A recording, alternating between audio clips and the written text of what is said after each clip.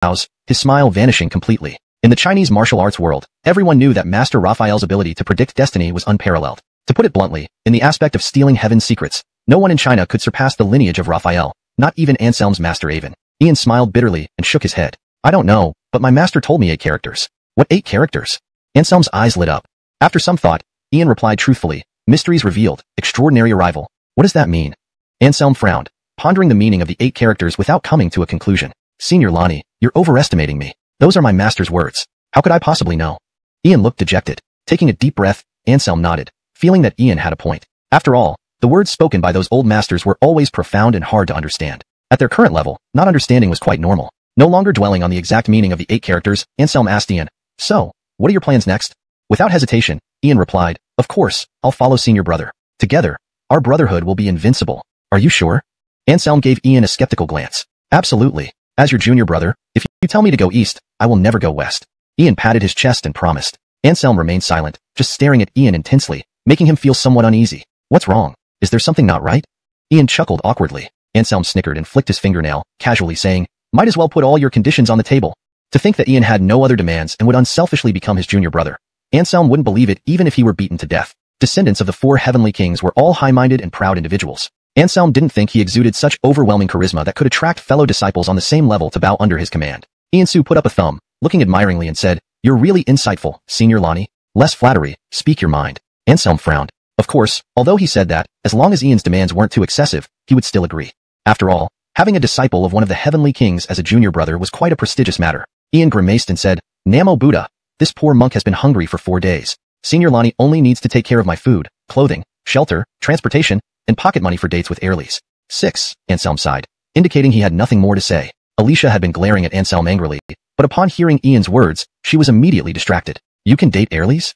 Alicia widened her eyes in disbelief, as if she had seen someone from Mars. Pearl covered her forehead and complained, oh my god, so the descendants of Abbot Raphael are actually flower monks. Lying beauties on the bed, Buddha in the heart. There's no conflict between them, Ian smiled. Bullshit. When you have beauties on the bed, can you still think about Buddha? Anselm sneered, ruthlessly exposing Ian's lie. The Raphael lineage, though ordained monks, fundamentally differed from mainstream Buddhist sects. They were closer to the followers of the blissful Buddha but were not entirely pure. They were truly eccentrics in martial arts circles. Abbot Raphael, Ian's master, himself had many close female friends, and naturally, his disciples inherited this admirable trait. Chapter 128 Lonnie, my love is gone. Ian's lie was exposed, and he looked dejected while the 3 Airlies giggled beside him. I have a few sisters who are not yet married. I can introduce them to you, little Augusta Iris suddenly said. She had her own thoughts. Although Ian was a monk, he was also a disciple of Chevy Chan. If her sisters could become his confidants, it would definitely be beneficial for them. Ian shook his head, hands clasped together in a resolute manner. Why? Pearl asked in surprise. After all, people tend to associate with those similar to themselves. Iris was cute and adorable, with an exquisite appearance. Her sisters wouldn't be much worse than her. This lecherous monk actually refused Iris's offer, which was quite puzzling for her. Maya women are fiery-tempered, while this humble monk is rather shy. It's unlikely we would get along well, Ian replied calmly. In reality, this was just an excuse. The real reason was that Ian didn't want to have anything to do with Maya women. The line of spirit masters was too mysterious, even they didn't know much about it. Himing with these Maya women meant constantly facing the risk of being cursed. Ian simply couldn't afford it. Are you saying our Maya Airlies have bad tempers? Iris frowned her cute little nose, looking somewhat displeased. What Ian said sounded nice, but it was essentially implying that Maya Airlies weren't gentle. Straight face, Ian's face stiffened. He rubbed his nose, feeling rather awkward. He hadn't expected this little Airlie to be so smart as to catch his implied meaning. At this moment, Anselm stepped in to smooth things over. All right, little Airlie, you've had your fill. This guy is still hungry. Let me take him to eat first. We'll discuss other matters after he's full. Iris immediately stopped talking. She nodded obediently and stepped aside. She herself had experienced hunger, and the memory was still fresh. So when she heard Anselm wanted to take Ian to eat, she didn't object at all. Long live my brother. Upon hearing Anselm inviting him to dinner, Ian couldn't contain his joy and cheered. Anselm smiled faintly and asked Ian, what do you want to eat? After seriously considering, Ian answered, 8 treasure wild duck, garlic sautéed young pigeon, golden thread crispy sparrow, milkfish slices. Anselm's face darkened instantly, and he scolded, get lost. These dishes are from a grand Manchuhan banquet. Don't be so unrealistic. No options? Ian looked innocent. Anselm's forehead veins bulged as he gritted his teeth and said, none available. You have one more chance. What do you really want to eat? French foie gras, caviar, abalone with shark's fin, king crab. Ian cautiously listed, fearing another scolding from Anselm. All right, these items are indeed available. Anselm nodded. As the disciple of a heavenly king successor, he naturally wasn't stingy with money. It was just that initially, Ian's choices were too absurd, making him lose control. The 3 Airlies covered their mouths and chuckled, thoroughly entertained by the 2 men's banter. They realized that this so-called heir of a heavenly king was not as formidable as they thought. Once familiar, He seemed like any ordinary person, very down to earth. Anselm turned around, greeted Alicia and the others, then left with Ian. Since the school cafeteria wouldn't have fancy French foie gras or such, they had to try their luck at various five-star hotels. The first place that came to mind was the Pearl restaurant where he had gone with Alicia before. Anselm remembered there were many high-end dishes there, perfect for Ian. Reaching the school gate, they hailed a taxi and headed for the Pearl restaurant. It was dinner rush hour. When Anselm and company arrived, the parking lot was full. With no choice, they got off far away and walked all the way to the restaurant entrance. Upon seeing Anselm and Ian appear, the doorman at the entrance paused in surprise. Having worked there for 5 or 6 years, he had never seen a monk dining at their establishment. This was certainly a rare occurrence. Although surprised, the doorman maintained professionalism and courteously invited the two inside. Are there any seats available? Looking at the packed hall, Anselm asked worriedly. The front desk checked the records and nodded. Sir, all private rooms are reserved, but there are a few empty tables in the hall. I will send someone to guide you there. Thank you. Anselm smiled. Soon, a sweet-looking waitress approached and politely led the two men to the vacant seats in the hall. Seeing the graceful waitress, Ian couldn't help but feel his eyes brighten, and he moved closer. Big Sister Hyman, you are so beautiful. Do you have a boyfriend? If not, would you consider me? Ian smiled and looked her up and down. The waitress was momentarily stunned, then she couldn't help laughing at the absurdity of it. She, with a bald monk for a boyfriend? Sorry, I already have one, the waitress said with a smile. Ian sighed deeply, his face clouded with worry. After a long pause, as if making a significant decision, he asked again, would you mind having one more? I can be the younger. At this, the onlookers' eyes widened in shock, their expressions peculiar as they glanced over at Ian. The waitress blushed furiously and spat silently to herself. After seating them, the waitress slipped the note into Ian's hand before quickly walking away without looking back. Ian smiled slyly and unfolded the note, but upon seeing its contents, he was utterly dismayed. Instead of contact information, the note depicted an enormous toad with a swan flapping its wings above it. Clearly, this was the waitress's way of ridiculing Ian for aiming too high. With his romantic endeavor failing, Ian felt an inexplicable sorrow. He looked at Anselm with a mournful expression and whined, Lonnie, my love is gone. Anselm's eye twitched. He had expected Ian to be troublesome, but not this much. Behave yourself. If you dare act out again, I'll castrate you, Anselm said coldly. His gaze was like a knife slicing through Ian's lower half, sending shivers down his spine. Lonnie, you wouldn't be that cruel, right? Ian said with a wry smile. Anselm's gaze was icy as he sneered. What do you think? Want to try your luck? I was wrong. I won't do it again, Ian immediately conceded, becoming docile. He dared not risk his future happiness by testing whether Anselm would follow through. The Fernan lineage was notoriously ruthless. If he messed up, and Anselm really did castrate him, there'd be no place for him to cry. Good to know. This is modern society. It's best to follow the rules, Anselm said coolly. I understand, Ian nodded vigorously. Chapter 129. What a big black pot. The surrounding diners were amused by the two men, this layman and this monk, who were indeed quite entertaining. Anselm took out his phone to scan and order dishes. Before long, their table was served with food. In the next moment, something even more astonishing happened. Everyone watched in shock as Woodyhammed couldn't wait. Even before the waiter had put the dish on the table, he rolled up his sleeves and tore off a piece of duck leg and started gnawing at it. Everyone's eyes nearly popped out of their sockets. This monk doesn't eat vegetables. He actually eats meat? Anselm was also stunned. He said irritably, Hey, you should mind your image. We're in a dining hall with many people watching. Upon hearing Anselm's words, Woodyhammed's expression turned serious. He sat up straight, looking like a dignified and enlightened monk. However, this did not last long. As one dish after another was served, Woodyhammed's mouth almost watered. His eyes bulged out, nearly touching the plate. Senior Lonnie, can I start eating? Woodyhammed swallowed hard, eagerly asking. Just go ahead. I've already eaten. But aren't you worried about gout from eating so much seafood? Anselm chuckled. Woodyhammed scratched his bald head, puzzled. Gout? What kind of wind is that? 6. Anselm was speechless. Woodyhammed laughed foolishly, showing no hesitation. Once Anselm gave permission, he began to eat voraciously. In less than half an hour, over 10 dishes, including a 15-pound king crab, were all devoured by Woodyhammed alone. Anselm stared at Woodyhammed, flabbergasted. His gaze made Woodyhammed look like a bottomless pit. 7/10 full, Woodyhammed said with a dejected look, patting his belly. Damn. Anselm almost fainted. With such a huge amount of food, even he might not have been able to finish it all. Yet Woodyhammed ate it all but was only 7/10 full. It was really too shocking. Since he had decided to treat Woodyhammed to dinner, he, as the senior brother, naturally had to make sure Woodyhammed ate until he was stuffed.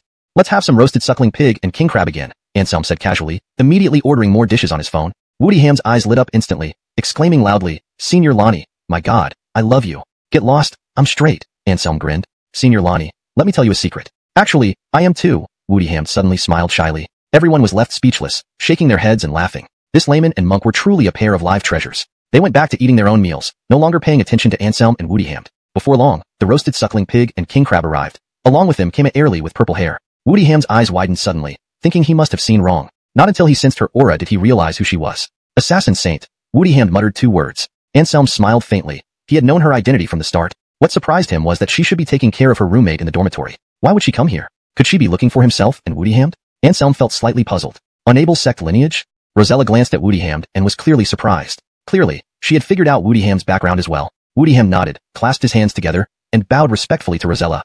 This humble monk, Woodiham, greets junior sister.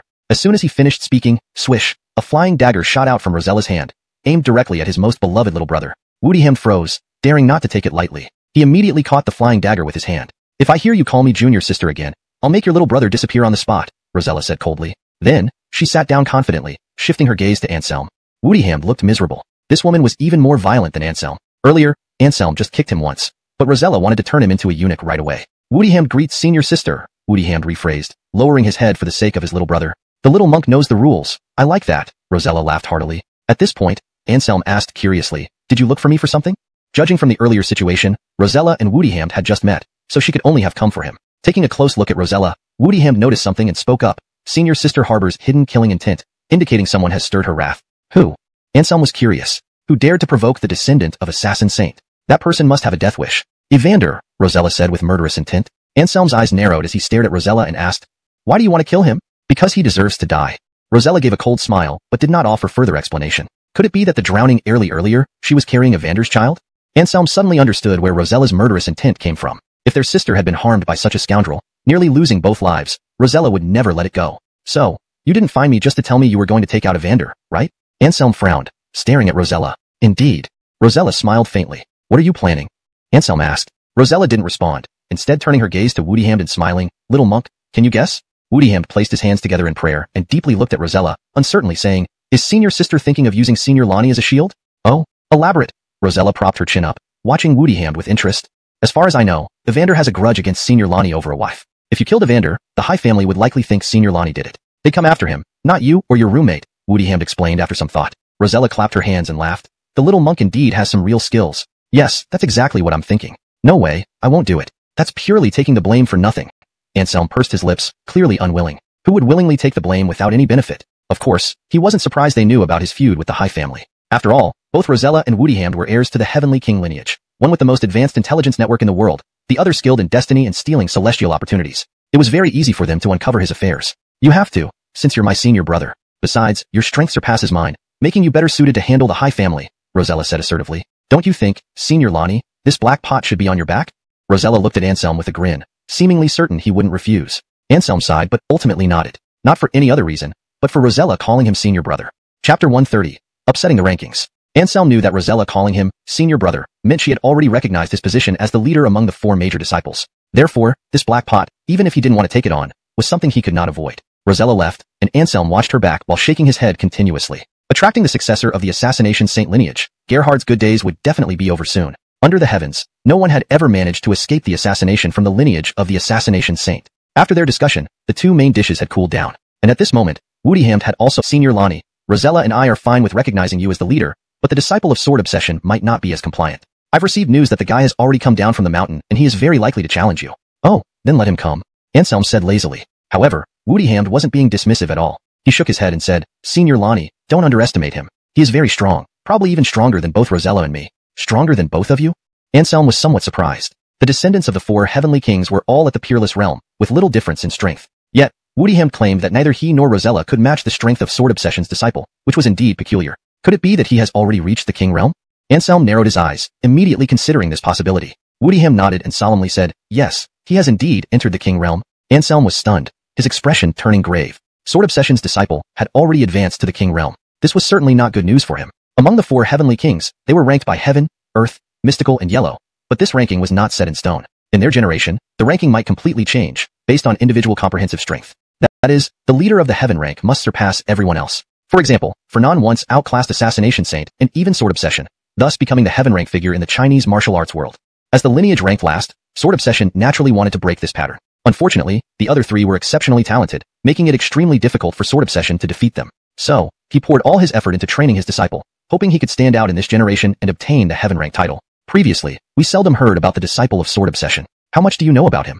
Anselm frowned. Not much, only that his name is Cosmo, with a cold personality who rarely makes friends, Woodiham pondered and replied. Anselm nodded. It seemed Woodiham didn't know much about the disciple of Sword Obsession either. The information provided was of no help to Anselm. We'll handle things as they come. I'm not afraid of him, Anselm said calmly, though his voice lacked confidence. The disciples of the heavenly kings all had similar potential, and no one could say they were stronger than the others. A difference in realm was hard to compensate for in terms of combat power. Buddha, there's still time. Maybe by then Senior Lonnie will also have stepped into the king realm, Woodiham smiled. Anselm nodded. Now he could only comfort himself with this thought. They hailed a cab and returned to their residential complex. Anselm's house was spacious, with many empty rooms. He let Woodiham choose one for himself, and together they cleaned up the chosen room thoroughly. Ba, I finally have my own place, Huineng said with excitement on his face. Just as they sat down on the sofa, preparing to take a rest, there was a sudden knock on Anselm's door. Anselm's expression changed slightly. Checking the time, he suddenly felt joyful in his heart. At this hour, it could only be Zinnia who would come to see him.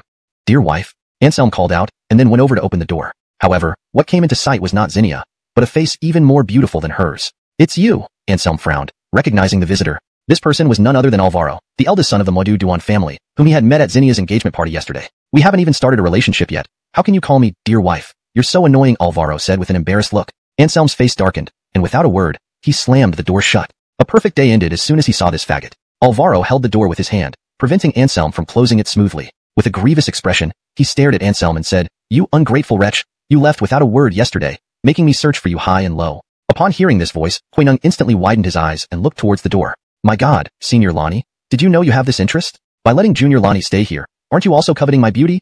Huineng suddenly said anxiously. His worried expression and terrified manner made Anselm's face even darker. Shut up. Anselm turned and glared at him. Simon hum. Huineng wanted to speak, but as soon as he opened his mouth, he was shocked to find that he couldn't make any sound. Anselm stared at him coldly and said, Don't waste your effort. I've poisoned you. If you want to speak, wait for 24 hours. Huineng instantly widened his eyes, pleading for help. Not being able to speak for 24 hours. Oh my God, just kill him now. Anselm remained unmoved and said coldly, This is the punishment for talking nonsense. Huineng showed an expression uglier than crying. Chapter 131. Need for protection. After struggling for a while, Ian had exhausted all his methods but still could not speak. With a sigh, Ian gave up and sat there listlessly, staring blankly at the ceiling. On the other side, seeing Anselm with a serious face, Alvaro felt somewhat depressed. However, he soon noticed Ian in the living room and his eyes lit up immediately. Oh my, what a handsome little monk. He left Anselm and walked straight into the living room, sitting down in front of Ian. Upon hearing Alvaro's words, Ian's eye twitched slightly. Why did this guy set his sights on him again? Little master, how old are you this year? Are you available?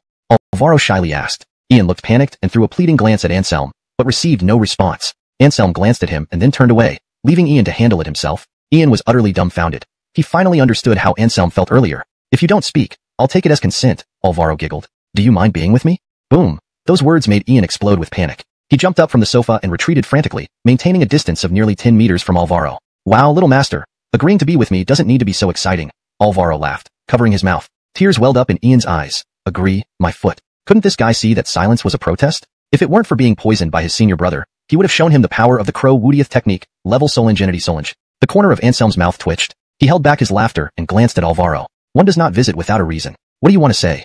Anselm suddenly said coolly. Hearing his words, Ian showed a grateful look. Truly a good senior brother. Knowing he couldn't withstand the gay banter, he came to the rescue immediately. Clearly, after all this fuss, Ian had forgotten who had poisoned him, making him unable to speak. Can I visit without any reason? Alvaro's eyes reddened, looking like he was about to cry. The next moment, swoosh, a ballpoint pen was pressed against his chest. With a cold expression, Anselm said, Don't force me to kill you. Alvaro stiffened. The moment his eyes met Anselm's, he shuddered. He had a feeling that if he kept acting flirty, Anselm might really lose control. Realizing this, Alvaro coughed dryly and became serious. I want you to protect me for some time. Reason. Anselm remained expressionless. You know I have some issues with the Crown Prince of Evil Capital, Cole. Now that I've left Evil Capital's territory, he's trying every possible way to get rid of me. I'm alone and weak, so I can only seek your help, Alvaro said angrily. Glancing at him, Anselm nodded slightly. All right, no problem. But what? Alvaro was taken aback. He naturally knew Anselm wouldn't agree so easily, but most requests were within his reach. 10 million per day, Anselm replied calmly. Alvaro's face changed but quickly returned to normal. Compared to his life, 10 million a day wasn't particularly expensive. At least 3 days, so here's 500 million. If it's not enough, I'll add more. How does that sound? Alvaro stared at Anselm seriously. This concerned his safety, and now he wore no trace of frivolousness. Deal. Anselm smiled faintly. Alvaro nodded and, without further ado, wrote out a check for 500 million and handed it to Anselm. Anselm took it, but then a sly smile appeared on his face. You're willing to pay 500 million without even knowing my background. Should I say you're bold or naive? I don't know your background, but judging by your attitude toward Cole, you must be very powerful. Otherwise, you wouldn't have been so calm facing 4 supreme martial artists yesterday, Alvaro replied with a slight smile. Though he seemed a bit effeminate, as the young master of the Duan family in Evil Capital, he was far from mediocre. His judgment was sharp. He had already noticed Anselm's extraordinary nature during the banquet yesterday. After all, who would dare not take the Crown Prince of Evil Capital seriously? Glancing at Alvaro in surprise, Anselm began to view this gay man with a bit more respect. Without mentioning other things, at least this guy has pretty good eyesight. As the successor of the 4 great celestials, how could he possibly fear a second-generation member of a secular family? Looking around the world, even if there were people who could match them, it would definitely not be someone like Cole, a spoiled brat. Your intuition is quite good. Since that's the case, you can stay here for a few days. However, I warn you, don't get too reckless. Otherwise, I might finish you off before Cole gets the chance, Anselm said. He gave a cold snort. The next moment, his finger pressed against Alvaro's temple. Alvaro's pupils contracted. With his peak-level strength, he hadn't seen how the other person had moved. He immediately realized that this monk had remarkable strength, at least reaching the supreme level, and had advanced quite far within that realm. Little did Alvaro know that each successor of the four great celestials was a supreme realm powerhouse. Even Cosmo, the successor of Simeonong Jianqi, had surpassed his predecessors and successfully entered the king realm. Chapter 132. Knowing the owner by the mask. What is your true origin? Alvaro stared at the two of them, Rambuchu curiosity. In his view, Anselm and Woodyham were extraordinarily strong, their power far surpassing what should be possible for someone of their age. Such prodigies emerging in China once a decade would already be astonishing. Yet here they were congregating in Nanjing City. How could Alvaro not be shocked? Don't ask. Anselm frowned. Why not? Can't you tell me? Alvaro's curiosity was piqued. Glancing at him, Anselm calmly replied, I can tell you, but I won't. Damn it. Alvaro rolled his eyes and flashed Anselm the middle finger. Anselm furrowed his brow, smacking him on the forehead. He coldly said, You dare to flip me off? Are you asking for a beating? No, no. Seeing Anselm's threatening gaze, Alvaro shuddered and immediately conceded. Even four top martial artists didn't faze this guy. If he decided to beat him up, it would happen in an instant. Thinking this, Alvaro turned his attention to Woodyham, suddenly sighed sentimentally, blushing shyly, and cooed, Little master is so good, not scary at all. My future safety depends entirely on you. As soon as he finished speaking, Woodyham couldn't hold back anymore and kicked him directly. Thud. Alvaro screamed and flew sideways. Seeing this, Anselm managed to intercept him mid-air with quick reflexes. Otherwise, he might have smashed through the window. I take it back. It's still you deadbeat that's better. This little master is too violent, Alvaro complained, looking about ready to cry. Anselm felt a mix of amusement and exasperation, regretting having intervened earlier. This weirdo deserved getting kicked by Woodyham. Glancing at Woodyham, Anselm threw him a pill, antidote. Then, he yawned and returned to his room to rest, leaving the two alone. I'm going to sleep. Try not to make too much noise. Woodyham nodded, swallowed the antidote without hesitation, feeling a pleasant sensation in his throat. He couldn't help but sigh. The feeling of being able to speak again is so good. The next moment, when he turned around, Woodyham saw Alvaro staring at him amorously. His expression changed instantly, and he warned, I warn you, I have no interest in men. If you dare to enter my room tonight, I'll destroy you. He made a throat-slitting gesture, his eyes filled with threats. Without waiting for Alvaro's reply, he turned and locked himself in his room with a slam. Alvaro stood there dumbfounded for a while before saying resentfully, Two bad guys. The night passed uneventfully. The next morning, Anselm woke up early. Glancing at Woodyham and Alvaro's rooms, their doors were tightly shut. They were still sleeping soundly. Anselm smiled faintly, left the house, and went to Zinnia's place. Zinnia's security door was still locked, but it was merely a decoration to Anselm. Casually picking a wire, he easily unlocked the door and walked in triumphantly. Upon entering the living room, Anselm almost bulged his eyes. Pearl had just finished showering and walked out of the bathroom, completely naked, giving Anselm a full view. Pearl also noticed Anselm, frozen in disbelief. Zinnia and Iris, eating breakfast at the dining table, stopped mid-action, staring at Anselm and Pearl as if time had halted. After a long pause, Pearl let out a scream, covering herself and hurriedly retreated into the misty bathroom. It was too late. Pearl's body had been seen thoroughly by Anselm. He even noted the moles on her buttocks. How did you get in here, you big pervert? Zinnia asked angrily, throwing something at Anselm. Anselm caught the object thrown at him and said proudly, Wife number one, don't you remember? Didn't I tell you I could unlock the whole complex with just a wire? Looking down at the object in his hand, he was surprised to find it was a pink bra. Sniffing it carefully, Anselm sighed. What a strong milk fragrance. This one should belong to the black wife.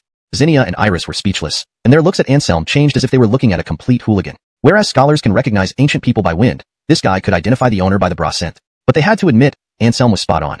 This pink bra indeed belonged to Pearl. Anselm, you bastard. I won't let you off, came Pearl's furious growl from inside the bathroom. Anselm threw his head back and laughed loudly, shouting, Black wife. Remember to teach big wife the god-slaying technique. Her internal energy is now abundant, but she doesn't know how to use it. I'm afraid she can't control her strength and will cause trouble one day. After saying that, Anselm turned around and left without any hesitation. He was quite satisfied with the view early in the morning. Staying any longer might bring more misfortune than fortune. Just as Anselm's figure was about to disappear at the door, Zinnia finally reacted. Remembering something, she shouted loudly, Anselm, give back Xion's bra quickly. However, the next second, bang. All she got was the sound of a door slamming shut. Zinnia felt like crying but couldn't, only able to watch helplessly as Anselm took away Pearl's pink bra. She thought of chasing after him, but he had already vanished. When Pearl was dressed and came out of the bathroom, Zinnia's face had returned to normal. Where is that lecher? Pearl said angrily, cold flashes in her eyes. Gone, Zinnia replied indifferently. Pearl snorted and rushed out, heading straight to the opposite apartment. Without any hesitation, she kicked the door open. It wasn't Anselm who opened the door, but a bald Yonatan. Pearl recognized him. It was Woodyham, the successor of Tian Wang and the disciple of Chan Chevy. She hadn't expected him to be staying with Anselm. Is that bastard Anselm here?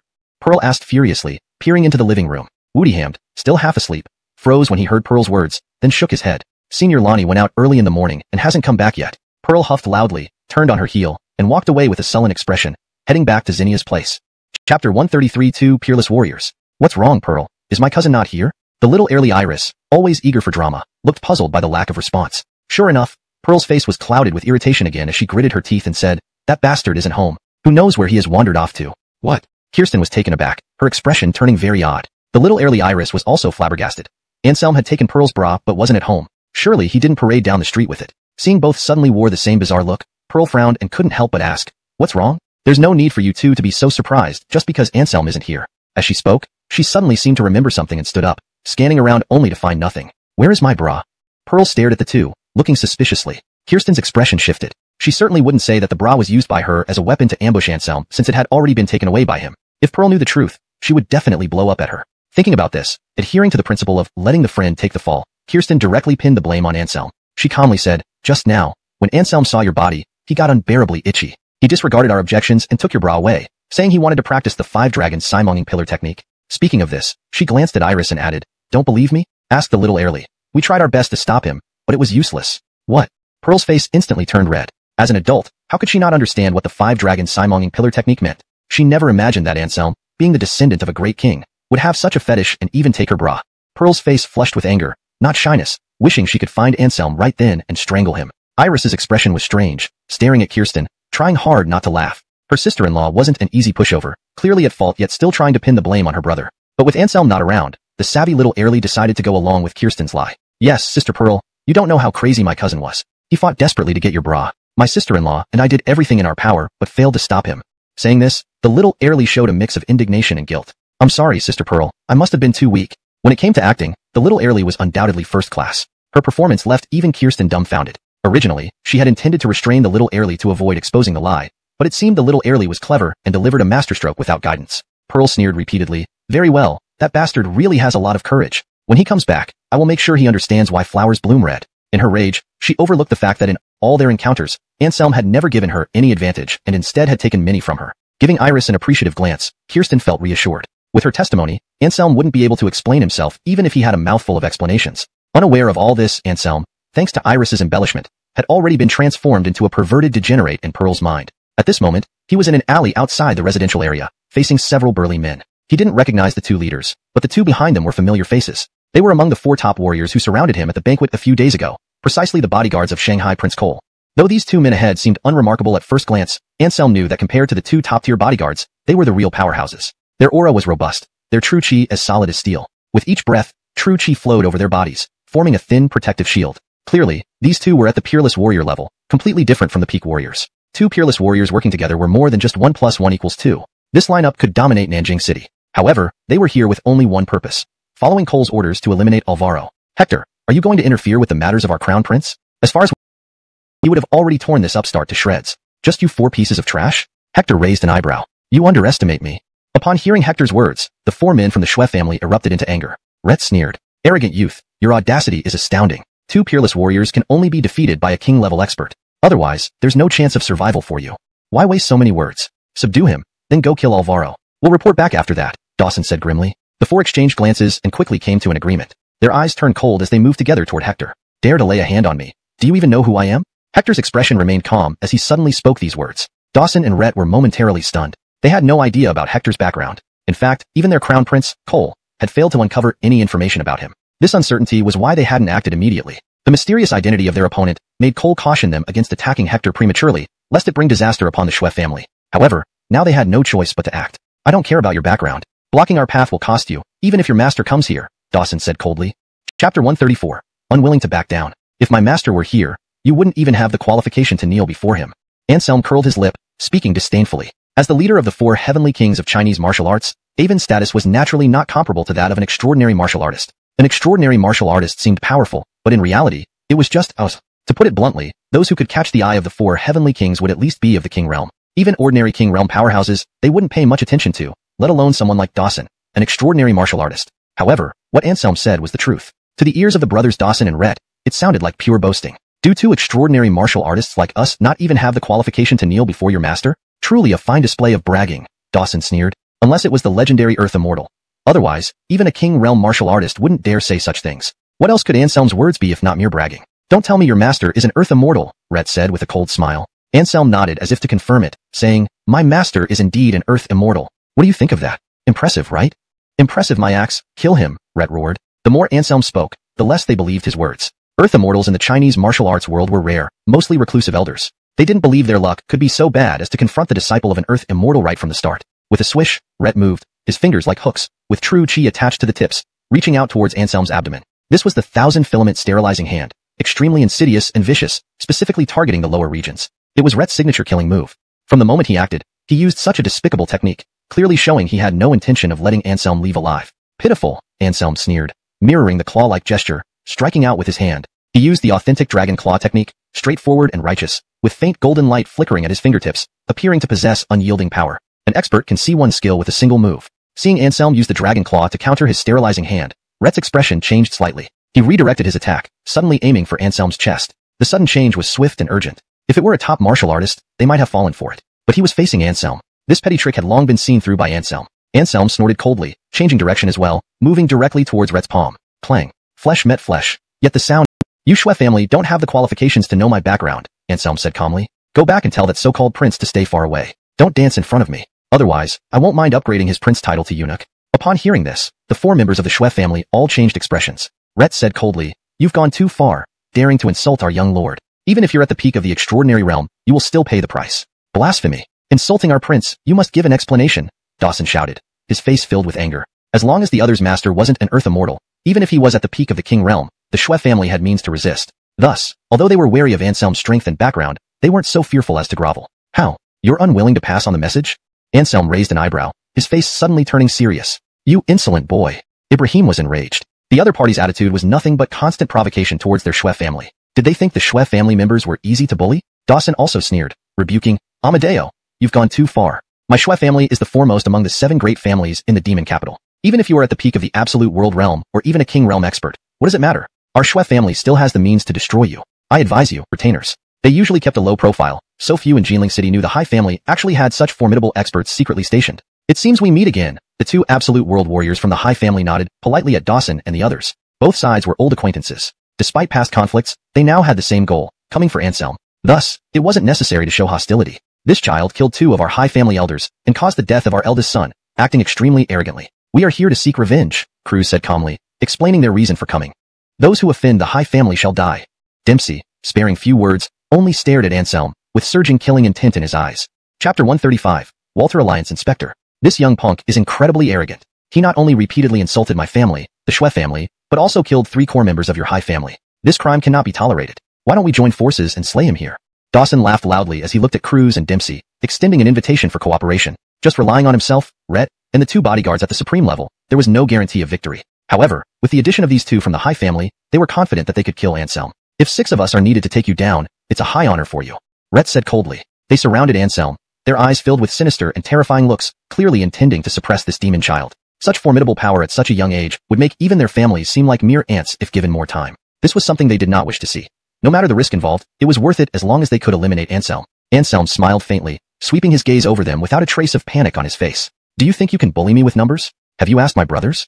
Anselm yawned lazily. What? Dawson and company were taken aback for a moment before a sense of foreboding rose in their hearts. A hint of disdain spread across Anselm's lips as he said calmly, little brothers and sister, come out and greet this bunch. As soon as he finished speaking, a youth wearing a gray monk robe and having a refined appearance jumped into the scene from behind the wall. He had a solemn look, appearing just like a compassionate monk. This was indeed Ian. Namasambadheya. This poor monk is Ian. Ian clasped his hands together in greeting. Almost simultaneously, Rosella appeared from another direction, her silhouette resembling a ghost walking in the dark night. I'm Rosella, she stated coolly, her eyes flashing with cold light as she scanned Dawson, Cruz, and others. These 3 youths, all about 20 years old, exuded such imposing auras that it made Dawson and his party change expression drastically. Haimeng top martial artists themselves, Dawson and his group naturally recognized talent when they saw it. They knew that these 2 men and 1 woman before them were undoubtedly peak world-class warriors. This realization chilled the spines of Dawson and the rest. Buddhist martial artists took until well over 60 years of age to reach the world-class level. Even those with better talent like themselves didn't achieve world-class status until their mid-40s. Where did these demons come from? Reaching this point by their early 20s, and 3 of them. Do you still plan to outnumber and overwhelm me? Anselm chuckled sardonically. Dawson and company exchanged glances, none answering him. If it were only Anselm, they would have dared to fight. But now with 2 more joining, they wouldn't dare move even if they had the heart of a bear or leopard. because a trio of peak world-class demons working together was enough to force any king-class warrior to flee in defeat. Senior brother, it's these good-for-nothings who want to deal with you? Should I send them to pay respects to the Buddha? Asked Ian. He stared intently at Dawson and the others, radiating murderous intent. Although monks were supposed to be merciful, Ian's sect was clearly different. Their murderous thoughts were stronger than those of ordinary soldiers. Rosella remained silent, simply watching Dawson and his companions while idly playing with a silver dagger that glinted sharply under the sunlight. Obviously, both of them were waiting for Anselm's command. They would attack immediately upon Anselm's nod. Not yet. We're still not complete. Anselm's lips curled upward slightly. He glanced towards an uninhabited area nearby. Come out. I've noticed you since a long time ago. Following Anselm's words, Adin draped in a black cloak appeared quite suddenly. There really is someone else? Ian and Rosella exclaimed, their faces turning unpleasant as they felt embarrassed by not noticing the person earlier. The cloaked man showed no visible emotion on his face, but drew immediate attention from Dawson and the others. Dawson and company revealed intense fear, feeling an inexplicable pressure emanating from this person that left them gasping for breath. This man was undoubtedly a powerful warrior, at least reaching the king-level realm. The Walter Alliance Inspector, interesting, Anselm said with a faint smile, identifying the newcomer. Upon hearing this, Dawson and his group changed color dramatically. The many martial arts factions and family powers in Simanaxia were not scattered. A supreme master had established the Walter Alliance, becoming the uncrowned king and leading the entire martial arts community of Simanaxia. And this man was the Atman. Under his command, there were many king-level powerhouses who were granted the position of inspector, representing the authority of the Atman and overseeing the supernatural powers in each city. Facing the Walter Alliance Inspector, Dawson and company naturally did not have any temper. The other party was a true king-level powerhouse who could annihilate them all with a wave of his hand. The Atman has ordered that in the city, no ultimate realm martial artists or above are allowed to engage in combat. Violators will be executed, the Walter Alliance Inspector said indifferently to everyone. Though Dawson, Cruz, and the others did not understand the reason behind it, they breathed a huge sigh of relief.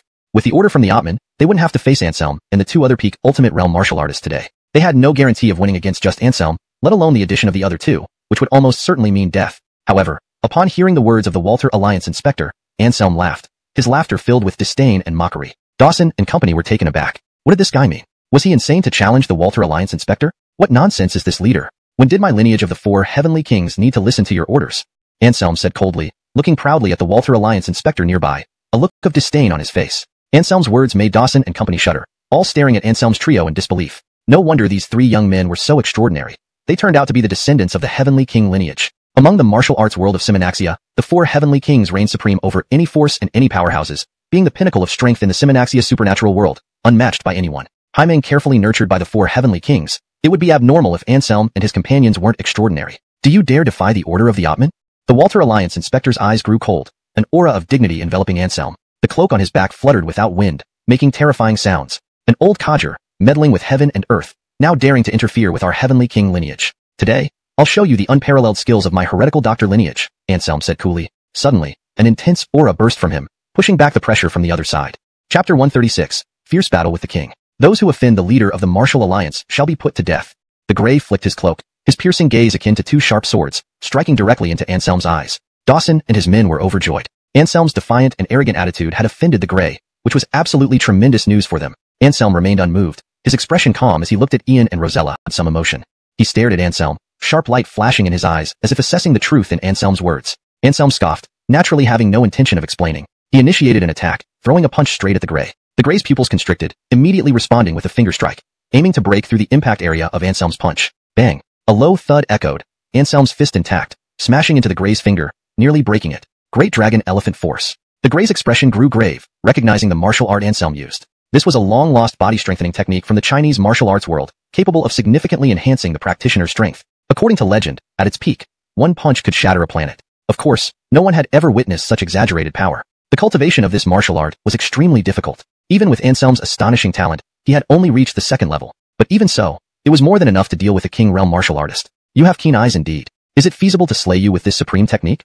Anselm's eyes burned with battle intent. After all, the Grey was a king realm expert, and the surprise on his face was fleeting, quickly returning to normal. He gazed at Anselm, coldly stating, "It's a good martial art." A fierce attack on Anselm. His palm descended, its ferocious pressure covering the entire sky as if cutting through everything in front of him. Anselm's eyes darted, retreating swiftly due to the terrifying might of this palm strike. Despite potentially being able to withstand it, Anselm wouldn't dare take such a risk. In a life-and-death battle, caution was of utmost importance. Although Anselm dodged, his expression remained calm, not as panicked as the Grey had imagined. The Grey's face was grim, and he couldn't help but feel somewhat surprised. Faced with his absolute heaven-dark palm, any other king realm martial artist would never have appeared so relaxed. Anselm's composure was too exceptional, almost to an abnormal degree. The Grey's face was icy cold, his gaze like steel knives scanning over Anselm, but soon he became reassured, because Anselm was a descendant of the Horus lineage. This was entirely different from ordinary martial artists. No one could predict what hidden tricks they might have. Just as the Grey felt extremely wary of Anselm, Anselm's eyes suddenly shot out a piercing light. In the next moment, a faint golden glow emanated from his body, attaching to his fist as he struck out. The golden light shimmered, not particularly noticeable in the daylight, but everyone present, being powerful martial artists, naturally sensed the peculiarity of this punch. A humming roar echoed between heaven and earth, the sound of air being cleaved. Clearly, Anselm's punch possessed extraordinary destructive power. Break! The Grey roared, channeling his true chi and slapping out a palm. Boom! Accompanied by a massive sound. Both of them flew backward simultaneously. Anselm fared better, steadying himself after retreating just over 10 steps. But the Grey continued flying until he smashed into a nearby tree. The tree was snapped in half, crashing down waist-high, sending up clouds of dust. Seeing this, Anselm couldn't help smacking his lips. Quite a mess, huh? In the next second, the Grey rushed out from under the broken tree. Blood trickled from the corner of his mouth, and his expression grew even more ferocious. Bastard! You made me look such a fool in public. I'll kill you. The Grey glared at Anselm, brimming with murderous intent. Making you look bad is nothing. I'm going to wipe you out. Anselm stood his ground, staring him down. He took the initiative, launching an attack with golden true chi enveloping his body as if he were encased in a golden armor, looking overwhelmingly majestic and awe-inspiring. Anselm held nothing back, his attacks now twice as powerful and imposing as before. Chapter 137, Not Falling Behind. The Walterming Inspector Brook also unleashed his full power. Facing Anselm's aggressive attack, he dared not be the slightest bit careless. Punches and kicks collided fiercely, occasionally bursting into thunderous roars. The cement ground beneath their feet instantly cracked under the impact of their forces, fissures spreading like spider webs in all directions. Great desolate palm! The Walterming Inspector roared, employing another even more ruthless martial art, striking downward towards Anselm's head with a palm. Anselm sneered, completely unflustered. He directly formed a fist seal to clash with the opponent. Once again, they faced off with brute force. Compared to the last time, since neither held back this time, the might was even more terrifying. A visible wave of air blasted outward from where their fists met, sweeping in all directions. The two top-tier martial artist bodyguards were hit by this shockwave, instantly spitting blood as they fell to the ground. Even Dawson, Cruz, and the others felt discomfort, their faces turning red, internal energy somewhat out of control within them. Ian and Rosella didn't feel much physical discomfort, but were inwardly astonished by Anselm's strength. High-Ming heirs of the Celestial King, they hadn't expected that Anselm would be so much stronger than them, holding an inspector at the Woodinarch level to a standstill. It was truly horrifying. After all, no ordinary person became a Walterming inspector at the Woodinarch stage. If not invincible among peers, at least undefeated. But today, facing Anselm, this Walterming inspector suffered significant losses. Namo, what a monstrous senior brother, Ian sighed skyward. Rosella remained silent, but her eyes sparkled, clearly sharing this thought. After clashing palms, both Anselm and the Walterming inspector flew backward. But in the next moment, stabilizing their figures, they charged at each other again. Anselm roared, soaring upwards like a young Darien Ping, challenging the Walterming inspector. Their duel quickly surpassed 200 exchanges. By the 300th move, Anselm suddenly shouted, "Enough!" He then executed the transforming Darien hand, gathering heavenly primordial energies and delivering a powerful punch. Back off! The Walterming inspector's face contorted with rage. Roaring, he punched back. With a loud boom, the ground couldn't withstand the force, caving in instantly, and he himself fell into the massive pit naturally. "I'll kill you!" The Walterming inspector roared, nearly losing his reason. As a Woodinarch-level martial artist being forced underground by an ultimate fighter, this was an unimaginable humiliation. Exploding with all his power, the Walterming inspector repelled Anselm, emerging from the deep pit. He was enveloped in a hazy purple glow, resembling an immortal on earth. However, his appearance contradicted this aura.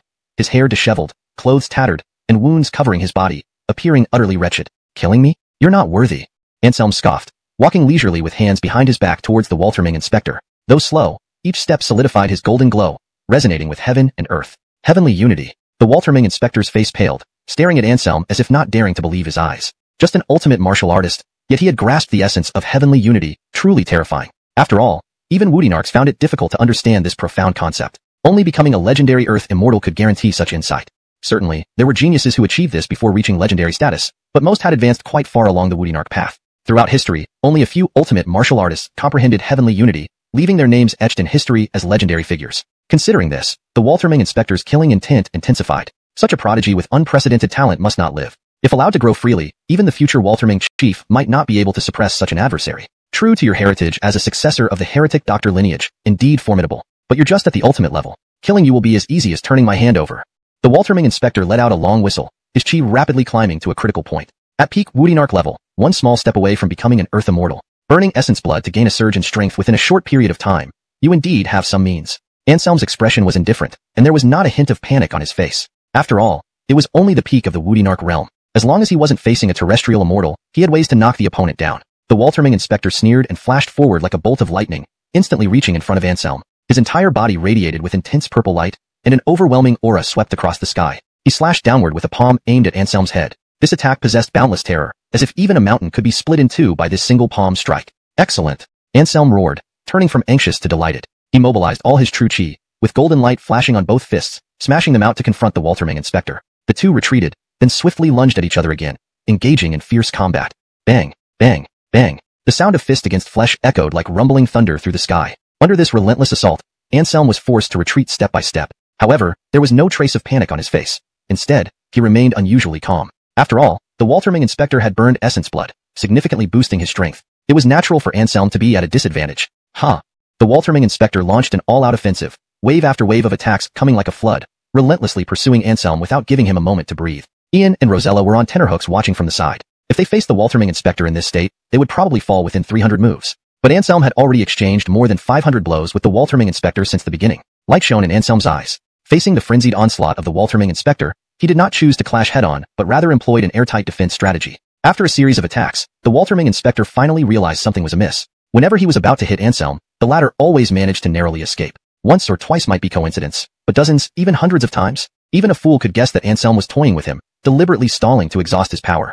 Thinking of this, the Walterming inspector grew increasingly anxious, striking out even more ruthlessly. Yet, Anselm maintained a faint smile on his face. Employing the Enalvis Taiji, no matter how ferocious the Walterming inspector's attacks were, Anselm could easily defuse them with just a gentle nudge. Chapter 138. Complete Annihilation. Time ticked by slowly, and Anselm gradually became bruised and battered. After all, a peak King Realm practitioner was practically a half-step away from the Lu Di Sunshan, Esmade God, realm. To resist such a formidable expert's full onslaught with an absolute world-class strength, what Anselm had achieved was already astonishing. It seems you've reached your limit. Sensing the weakening force of his opponent's attacks, a sharp gleam shot from Anselm's eyes. He knew the other party's time was up. The intensity of the attack had significantly decreased compared to before. How infuriating, even this cannot kill you. The inspector of the Martial Alliance showed an unwilling look, glaring at Anselm angrily. Just as Anselm had said, the strength boost brought by burning essence blood was very short-lived. Now that his peak period had passed without being able to slay Anselm, his fate was easily predictable. You underestimated me, and overestimated yourself? Anselm laughed heartily, starting his counterattack. Initially, he could fight the opponent to a standstill. Now that the opponent entered a weakened state, it was naturally impossible for him to contend with Anselm any longer. In less than 20 moves, the inspector of the Martial Alliance was struck between the eyebrows by Anselm's finger. A powerful surge of true chi rushed into his brain, instantly shattering his consciousness. The body of the inspector of the Martial Alliance trembled, his gaze becoming scattered, and he fell straight down, completely devoid of life. On the other battlefield, Dawson and his group were desperately defending against Woodyham and Rosella's attacks. When they saw the inspector of the Martial Alliance being killed by Anselm, their hearts sank deeply. They couldn't win against two young strong men. If Anselm were to intervene, they would have no chance of survival at all. As the saying goes, constant yearning will eventually receive a response. Indeed, after this thought popped into their minds, they saw Anselm, with a cold expression, walking towards them. It's your turn, Anselm said calmly as he joined forces with Woodyham and Rosella to launch an assault on these people. Dawson and his group immediately felt despair. They opened their mouths to beg for mercy, but Anselm didn't give them that opportunity. The lineage of the four great protectors never had the habit of letting tigers back into the wild. Dawson and the four supreme martial arts masters, along with the two top-notch bodyguards, were all killed without exception, not leaving a single survivor. Head, one on the body, and one on the feet is sufficient. Thank you, Senior Lonnie. Glad I got up early today to help you. Rosella laughed boisterously. Senior Lonnie, do you think it's necessary to warn the families of these people? Woodyham suddenly asked. Although these mortal families were not worth considering seriously, if they refused to stop and kept sending people to harass them, it would be quite annoying. It was hard enough coming down the mountain once. Woodyham certainly did not want his peaceful life disturbed by such matters continuously. Anselm thought for a moment and nodded. You're right. These blind families need a warning. Otherwise, people might think our lineage of heavenly kings can be easily bullied. Then let me handle this. Rosella took the initiative, giving a cold smile. In fact, among the three here, she was the most suitable. Jaime, the disciple of the world's top assassin, was no joke. Woody Rover, because of the incident with her dormitory roommate, she had been harboring resentment, and now it was the perfect time to make a scene at the High family and vent her anger. Don't harm innocents, Anselm instructed. Rosella nodded and left the place. At Zinnia's house, Pearl received the news of Gerhard's death. She no longer cared about her feud with Anselm and immediately called him. As expected, there was no answer. Where is this guy? He won't even answer a call. Pearl couldn't help but curse. It was clear she was genuinely worried. Gerhard is dead. Who did it? Was it Anselm? Zinnia learned this from Pearl and was also shocked. However, she had a premonition that Anselm wasn't responsible for this. The one who killed Gerhard was someone else. I don't know, but it must be related to Anselm, Pearl said with a frown. As they were curious about Gerhard's death, a faint sound of a door closing came from next door. The three women were no longer ordinary people and clearly caught this faint sound. Pearl had a hunch and went out, knocking on Anselm's door. With a creak, the door opened. Indeed, Anselm was back. Black wife, what do you want? Anselm smiled faintly and leered at Pearl up and down. He remembered the beautiful scene he saw in the morning and felt a surge of excitement. But unexpectedly, Pearl didn't get angry with Anselm. Instead, she looked serious and asked, "Gerhard is dead. Did you kill him?" Anselm was taken aback and then somewhat surprised by how fast Pearl knew. "Let's say I did." Anselm nodded without confirmation or denial. There was no real difference between Rosella killing him and himself doing it. Moreover, Rosella had explicitly said she wanted him to take the blame, so it was fine for him to admit it now. Trouble. The High family will never let this go. They will seek revenge for any slight offense. Pearl bit her red lips anxiously, worry evident on her face. Even a strong dragon does not suppress a local snake. The descendants of the four great protectors were formidable, but the influence of the High family in Jinling City could not be underestimated either. "Black wife, are you worrying about my safety because you love me?" Blinking his eyes, Anselm suddenly smiled and asked, "You? What nonsense are you talking about? I only consider you a friend, so I'm worried you might be harmed by the High family." Pearl's face flashed with panic, and she stammered. Chapter 139. Fearless of retaliation. "That's it. Then let the High family finish me off. Since you don't love me anyway, what's the point of living?" Anselm sighed, looking completely lost and dejected. Seeing his appearance, Pearl was momentarily stunned before breaking into a reluctant smile. She gently bit her lower lip, somewhat at a loss. "You already have Flora. Why would you need me to love you? Do you want us two women to share one husband? Why not?" Anselm touched his nose and retorted. Pearl was momentarily speechless. Then she remembered that Anselm's thinking was different from ordinary people. "You can only choose one of us. Hyming the third wheel is out of the question," Pearl said earnestly, with a decisive tone that left no room for discussion. "Well, being the fourth or fifth wheel would be fine then," Anselm muttered softly. There were still Christina, Kimberly, and other women who needed their turn. A third wheel position wouldn't be enough. "What did you say?" Pearl glared at Anselm, slightly angry. Though Anselm spoke quietly, she still heard him. Fourth and fifth wheels. Did he think he was an emperor collecting concubines? "I said if you don't want to be the third wheel, how about being the fourth?" Anselm restated bluntly, which thoroughly infuriated Pearl. She had seen many playboys, but this was the first time someone was so unapologetic about it. Sure enough, she had underestimated Anselm's shamelessness. Unwilling to dwell on this topic, Anselm changed the subject. "You don't need to worry about the High family. By the time you notify me, I might already be dead." "What do you mean?" Pearl was startled, now intrigued. "The High family visited this morning, but was already dealt with by me and Francisco," Anselm said casually. "Francisco? They were killed by you." Pearl was shocked, not expecting the High family to act so swiftly. She had just received the news, yet the High family's forces were already here. After examining Anselm closely and seeing he was unharmed, Pearl breathed a sigh of relief. Good riddance. Those despicable guys deserved a lesson. Zinnia walked over from next door with a faint smile. The little early Iris also followed Zinnia, her face filled with suspicion. She had sensed a strong aura fluctuation earlier, at least in the world-transcending realm. She opened her mouth to ask but, considering Zinnia and Pearl, didn't want to make them worried, so she remained silent. Losing two world-transcending martial artists, they should be more cautious now," Anselm said nonchalantly. Hearing this, all three women were dumbfounded. "The High family has world-transcending martial artists?" Pearl couldn't help asking. They had fought with the High family multiple times, but never knew they possessed such powerful figures, hiding them deeply. "Yes, but they aren't pure High family members. Likely they are hired mercenaries," Anselm thought for a moment and replied. Pearl nodded silently, admiring Anselm even more. Two world-transcending martial artists. This was a significant force in the Solangine provinces, and Anselm had taken them out without any fuss. Zinnia and Iris were equally astonished. They knew Anselm was strong, but not this strong. To kill two world-transcending martial artists together, how powerful must Anselm be? Had he reached the King Realm? "Have you already broken through to the King Realm?" Zinnia asked curiously. Anselm shook his head and smiled. "No, peak world-transcending realm, but my combat power is a bit stronger." The three women were speechless. A bit stronger? Without King Realm power, it would be extremely difficult to withstand the combined attack of two world-transcending martial artists, responsible for supervising supernatural strongmen in each region. Such a powerful figure, dying by Anselm's hand. They immediately realized the trouble would be huge. Walterming's Inspector General? What is Walterming? And what's an Inspector General? Zinnia asked curiously, looking rather bewildered. The Inspector General is not just anyone. He is the messenger of the Walterming leader, a true King Realm expert. You can think of the Walterming leader as the martial arts world leader, Pearl explained. King Realm expert, messenger of the martial arts world leader. Zinnia's eyes widened significantly. No matter how clueless she might be, she knew the weight of these titles. These past few days, Pearl and Iris had been constantly teaching her about the Simenaxia martial world, so she now had some understanding of the hierarchy of supernatural power levels. She clearly understood that the King Realm was above the world-transcending realm, while Anselm himself was only at the world-transcending realm. Moreover, the Walterming leader was likely even beyond the King Realm, needed to lead so many King Realm experts. Thinking about this, it scared her to death. The three women's faces turned pale instantly. What's there to fear? It's just one Walterming Inspector General. I wouldn't have dared kill him if I weren't fearless of retaliation from Walterming's experts. The four heavenly kings aren't just empty names. They have corresponding skills to live up to their title, Anselm said arrogantly. All right, you must be careful, Pearl warned, her gaze fixed on Anselm, worry still evident on her face. Anselm touched his nose, feeling somewhat frustrated. These women had no confidence in him at all. He didn't know what to say. But Anselm understood that the three women were concerned for his safety, which made him not annoyed but rather appreciative of this feeling. Don't worry. The four heavenly kings are so exalted that even the Walterming leader would not dare to provoke them easily, Anselm smiled, trying to reassure the women. Although the Walterming leader was formidable, he was definitely not a match for the 4 heavenly kings. With those old guys watching, the Walterming leader would most likely send subordinates to retaliate, not personally get involved. Fellow peers competing, the old ones would see it as a test of strength. But if someone tried to bully a junior, they would certainly not sit idly by, intervening immediately to crush that unprincipled person into dust. Chapter 140. Woodivements from all sides. In Jinling City, at the High family villa, an eerie silence had settled over the place. Gerhard, the eldest son of the High family, was killed under mysterious circumstances. The corpse stored in the main hall had been half corroded by an unknown liquid. Woodist infuriatingly, the perpetrator left a letter at the scene, showing off their bravado. To the High family scum.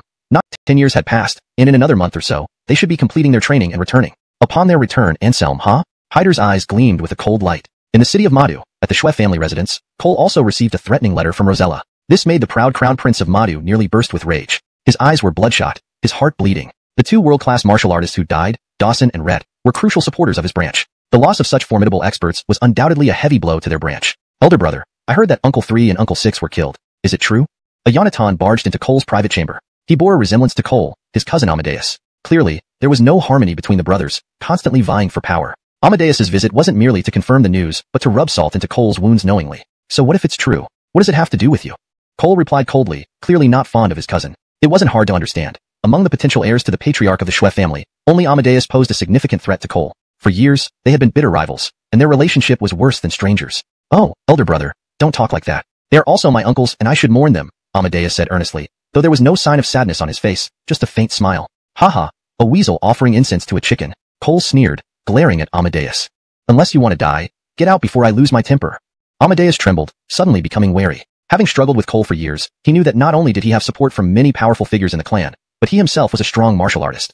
Alone here, facing an enraged Cole, Amadeus felt genuinely uneasy. Though the Xue family strictly prohibited infighting among siblings, this generation's top contenders for the leadership position were only him and Cole. If Amadeus were to be eliminated by Cole, given his knowledge of the Xue family, the higher-ups would not only not blame Cole but would likely confirm him as the heir. Such was the tragedy of being born into a prominent family. Family interests always came first, everything else second. Thinking of this, Amadeus's face darkened. He dared not confront Cole further and coldly returned to his quarters. Albert, find out who killed Dawson and Rhett. After years of endurance, I have a feeling that my chance may finally be coming. Back in his residence, Amadeus's demeanor changed entirely, no longer the meek cousin from earlier. At this moment, he exuded an aura of confidence, truly embodying the potential heir. Second Master, are you planning to ally with the person who killed Third Lord and Sixth Lord? Albert asked cautiously. Amadeus smiled faintly and nodded, saying, yes, that's exactly what I'm thinking. This person killed Dawson and Rhett, and has a reconcilable hatred with Cole. As the saying goes, the enemy of my enemy is my friend. It makes perfect sense for me to ally with this person. Besides, I heard that this person is only about 20 years old but can defeat Dawson and Rhett together.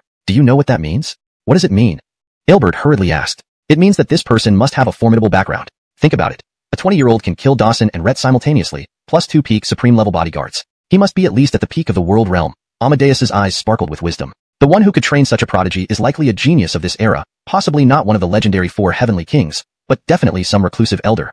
Albert trembled all over as he finally understood his second young master's plan, admiring him deeply in his heart. He knew that if his second young master's judgment were true, this would indeed be a great opportunity to topple Cole, with a very high chance of success. Second young master is indeed as wise as a demon. Compared to second young master, that Cole is just a pretender, completely insignificant, Albert flattered. Amadeus seemed to enjoy this kind of flattery. The corners of his mouth lifted slightly, and he said indifferently, go and find out more about his background. When the time comes, I will meet him personally.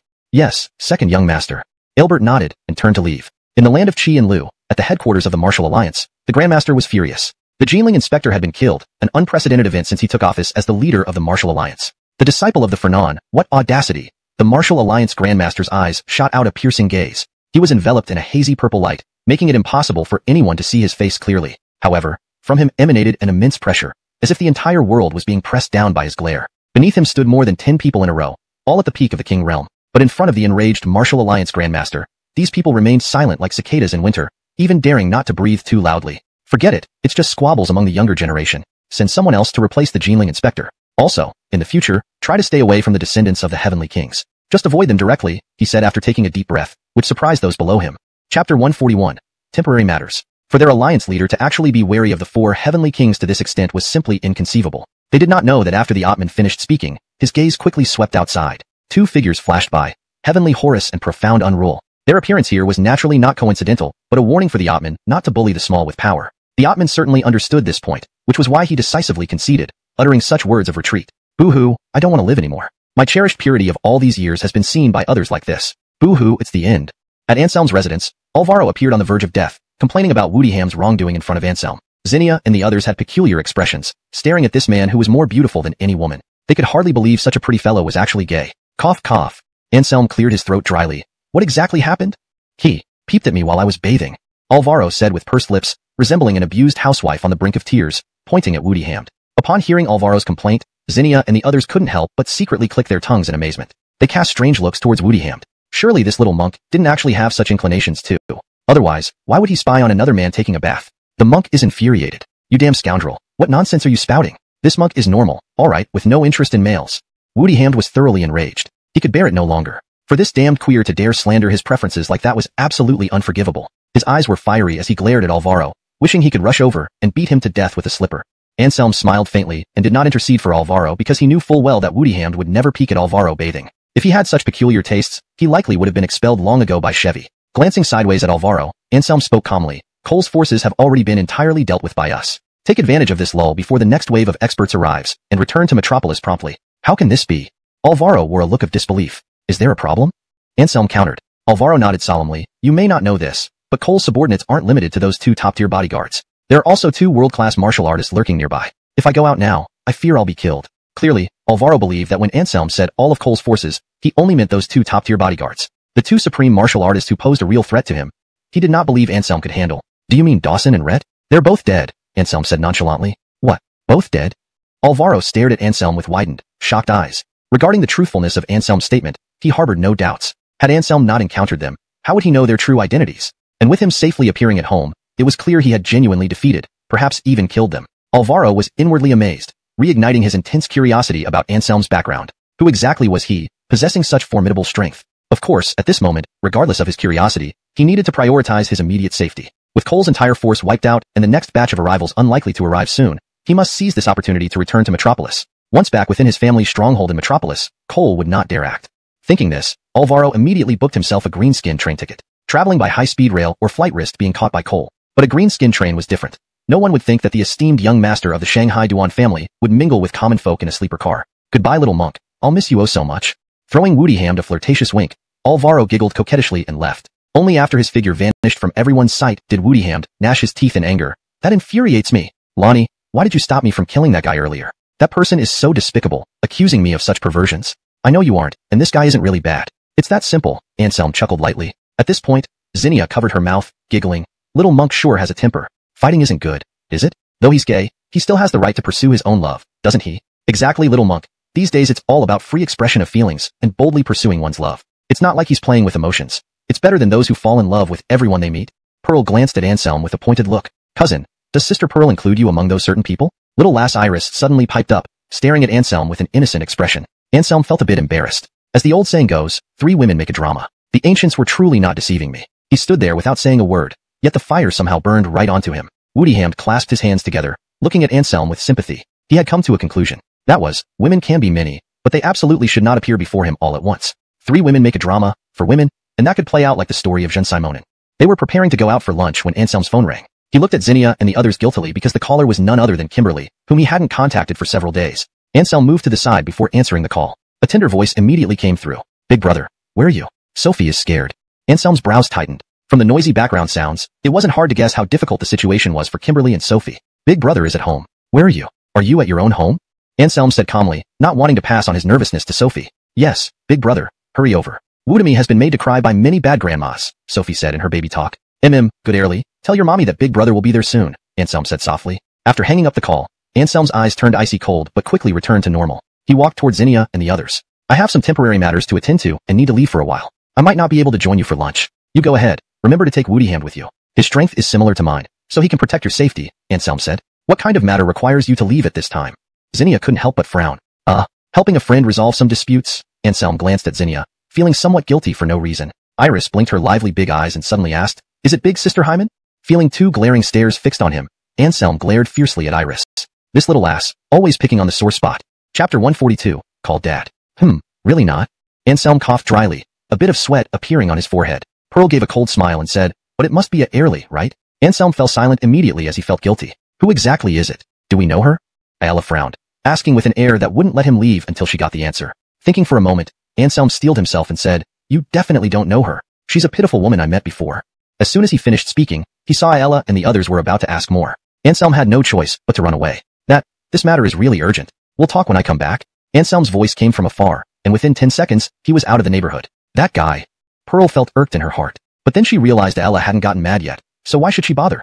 Namo Buddha, sisters-in-law. I bet half of you on that senior Lonnie has something going on with that woman. Ian suddenly spoke up. Please, if they didn't have something going on, the sun would rise from the west, Ella said coldly. After spending a long time with Anselm, Ella knew exactly what kind of person he was. If there wasn't any special relationship, would Anselm get so nervous just because of a phone call? Forget it. Let him be. Let's go eat, Ella snorted, ignoring Anselm and led Pearl, Iris, and Ian downstairs. As for Anselm, he was already in a taxi heading straight for Kimberly's neighborhood. At this point, Kimberly's home was far louder than a vegetable market. Several unexpected guests were gathered in the living room, talking nonstop to Kimberly. Kimberly sat on the sofa, holding Ariana, with a grim face and not uttering a word. These people included Kimberly's aunts and uncles, along with a man around 30 years old, dressed like a successful businessman.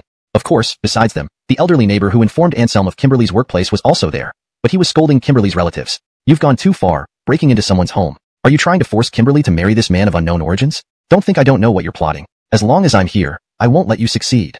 The elderly neighbor's voice was strong, glaring at Kimberly's relatives who suddenly appeared. When Kimberly's husband passed away, none of these so-called relatives showed up. Now they appear with a Yonatan who doesn't look like anything good. The elderly neighbor could see through their motives clearly. You old fool, what business is it of yours to meddle in our family affairs? Get lost, or else don't blame me if I'm not nice to you, said one of Kimberly's aunts, a middle-aged woman less than 5 feet tall, but with a fiercely outspoken personality, completely at odds with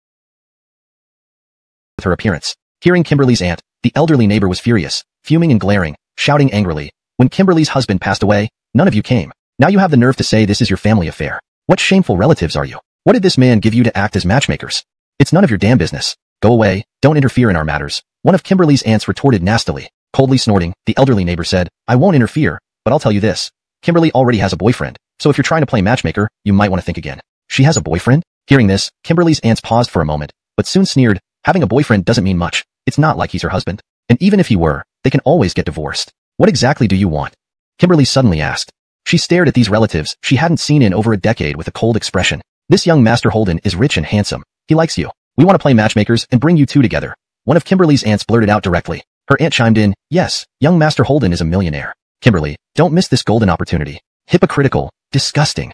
The elderly neighbor snorted disdainfully, looking down on these shameless relatives of Kimberly. Pretending to care for Kimberly and hoping she marries into wealth, they probably received some benefits from that young Master Holden behind the scenes. Woody Rover, if this young Master Holden were truly as great as they claimed, why wouldn't they try to match him with their own descendants instead of reaching out to Kimberly after so long without contact? If there weren't any ulterior motives here, he wouldn't believe it even if beaten by ghosts. What did you say? Old bastard, you're asking for a beating. Kimberly's Alexei seemed to have been stepped on her tail, instantly reacting aggressively. Eighth Annie glanced at young Master Holden, and Jamil understood immediately. He started walking towards the elderly neighbor, rolling up his sleeves and cracking his knuckles. Seeing him approach, the elderly neighbor showed no fear at all. Having lived for over 70 years, if he had been afraid of threats, he would have died long ago in some battlefield. Hit a nerve. Do you want to use violence to threaten me? The elderly neighbor said calmly. Jamil did not speak, nor did he stop his steps. He continued walking toward the elderly man. However, at this moment, Sierra suddenly struggled out of Kimberly's arms, her little face filled with anger as she stood in front of Jamil. You're all bad people, bullying my mom and Griffin. When Big Lonnie comes, he won't let you off. Miriam puffed out her cheeks, glaring at these people with tiny eyes full of hostility. Just a little brat. Who gave you the right to speak here? Get lost. Jamil flew into a rage, being threatened by a little Airly. How could he still face anyone in Jinling City if this got out? Though Ruora was smart, she was still just a little Airly. Haiming scolded by Jamil like this. She immediately showed a look of fear, trembling all over. Seeing this, Jamil looked triumphant. Just a little Airly, thinking she could stop him from getting the beauty? After finding out about that illness in the hospital, it had been a long time since he had touched such an attractive woman. Dare to scold Sierra. You deserve a beating. At that moment, a cold voice sounded, followed by Jamil feeling a fierce slap across his face. Clutching his face, Jamil stumbled back, looking in the direction of the voice with shock and anger. Big Lonnie. Miriam's big eyes sparkled as she saw Anselm appear. She jumped with joy and bounded towards Anselm. You got it wrong. You should call Dad. Anselm smiled faintly, scooping up Sierra and pinching her chubby little cheeks. Dad, Dad. The little Airly, naturally intelligent, immediately called out without hesitation upon hearing Anselm's words. Ruora had no resistance to this big brother becoming her father. Instead, she was very happy. Good Airly, give me a kiss. Smooch. Anselm laughed heartily, planting a kiss on Ruora's cheek. Ruora giggled and gave Anselm a smacking kiss on the face.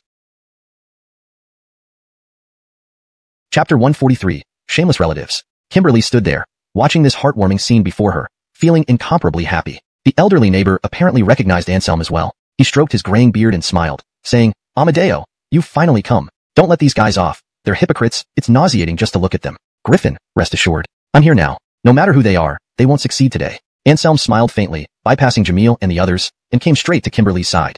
Throwing an apologetic glance at Kimberly, Anselm said softly, I'm late, which made you suffer. Not late at all.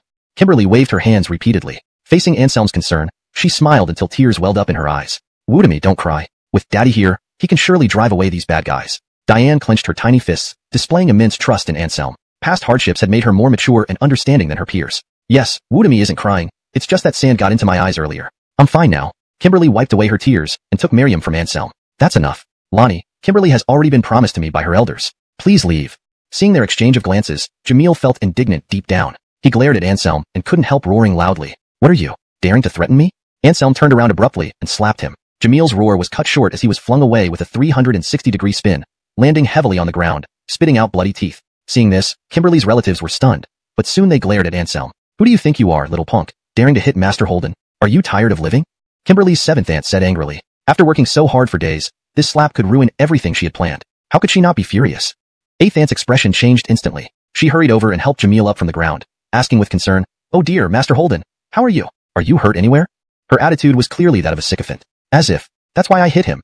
He dared to have designs on my wife. Not killing him is already being merciful, Anselm said coldly. With elderly neighbor and Miriam present, Anselm held back. Otherwise, based on what these people had done, none of them would be leaving here alive today. Do you know who Master Holden is? He's one of the prominent rich first-generation entrepreneurs in our Jinling city. If you touch him, believe me, he has 100 ways to make you regret living. Alexa sneered. I don't believe it.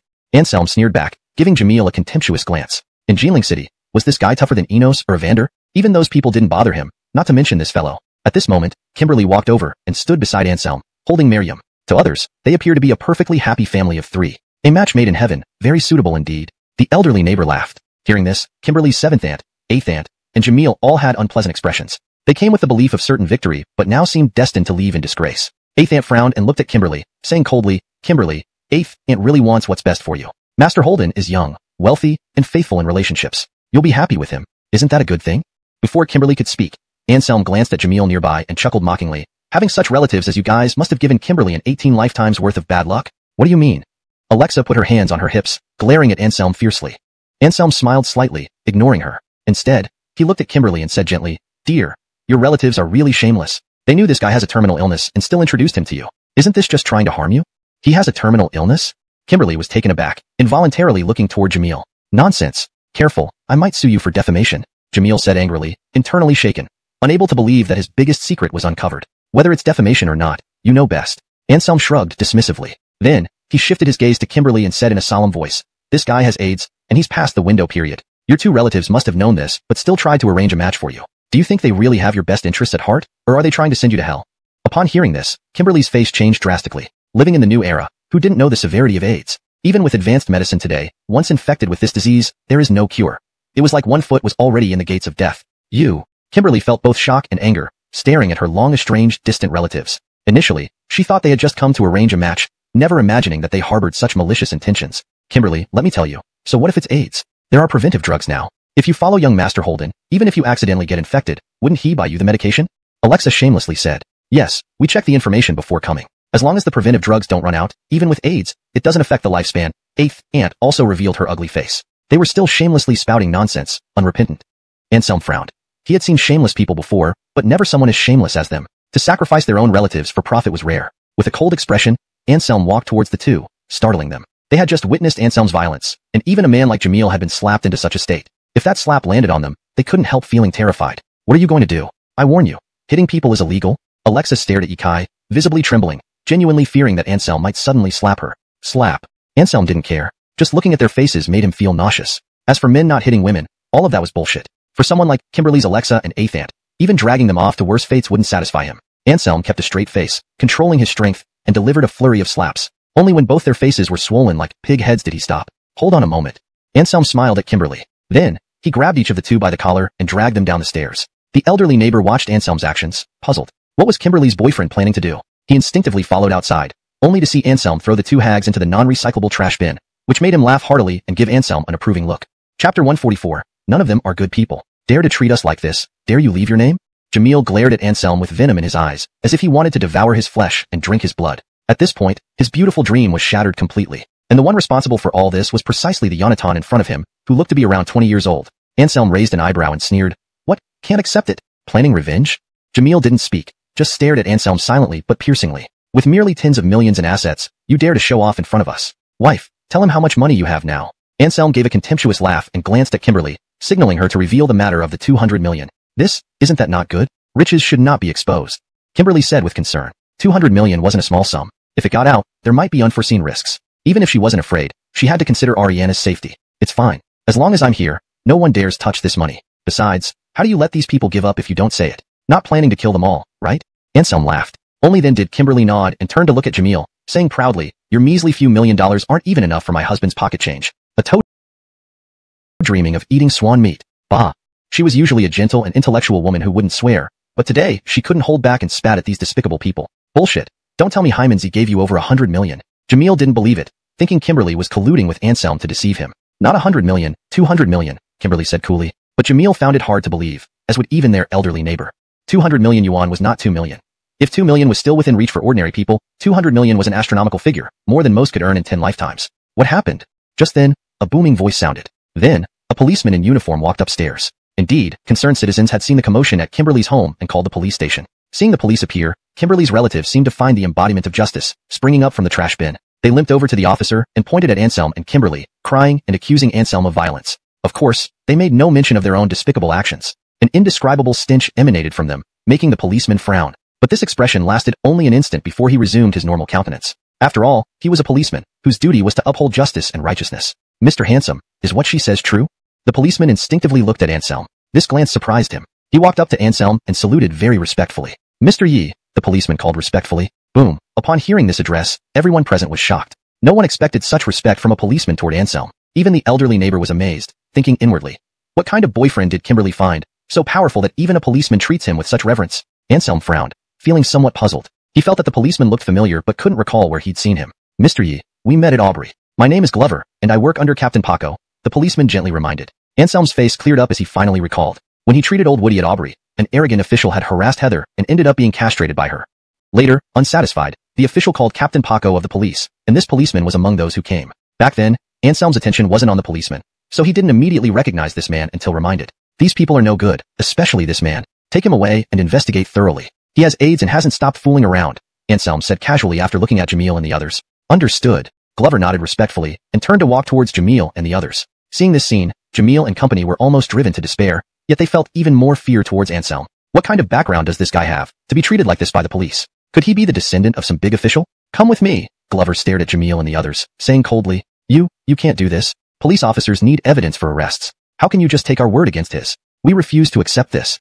One of Kimberly's relatives protested. We're not arresting you but taking you back to the station for a thorough investigation. If you are innocent, we will release you. Please cooperate with us, Glover said with a frown. Seeing that the policeman insisted on taking them away, Kimberly's relative was not pleased. She was already worried about her misdeeds being exposed. What would happen if they were investigated in the police station? If those wrongdoing were discovered, it could result in more than just a few days in detention. Thinking of this, she threw herself on the ground, wailing, Oh heavens, the police pick on the weak, arresting people without evidence. How wronged I am. Everyone was at a loss between laughing and crying. Even Kimberly had to admire her thick skin, actually causing a scene in front of the police. Simply unmatched. However, this commotion indeed put Glover in an extremely difficult situation. After all, he was not the captain and lacked the authority to handle such matters. Just as he was about to call Captain Paco for instructions, Anselm's icy voice echoed. Take them all away. Anyone who resists will be shot on the spot. I'll take full responsibility if anything happens. Anselm casually swept his eyes over Kimberly's relatives. His gaze wasn't sharp, but it felt like a bone-chilling knife, making them feel as if they were pierced through and through. Glover's heart skipped a beat upon hearing Anselm's words. He gritted his teeth and drew his gun from his waist holster. The barrel of the gun pointed at Kimberly's protesting relative, exuding an overwhelmingly terrifying pressure. Terrified, Kimberly's relative turned green in the face, scrambling up from the ground and trying to run down the stairs. Anselm let out a cold snort and before Glover could fire, he flicked a coin that struck her ankle, instantly rendering her immobile. Seeing the failure of their escape attempts, the other relatives and Jamil didn't dare to run anymore. They couldn't risk their lives betting whether Glover would shoot or not. If they guessed wrong, their lives would be over. Chapter 145. Christina's plea for help. Everyone dispersed, and Jamil and his group were taken back to the police station by Glover for further investigation. The elderly neighbor was greatly relieved, patting Anselm's shoulder with delight.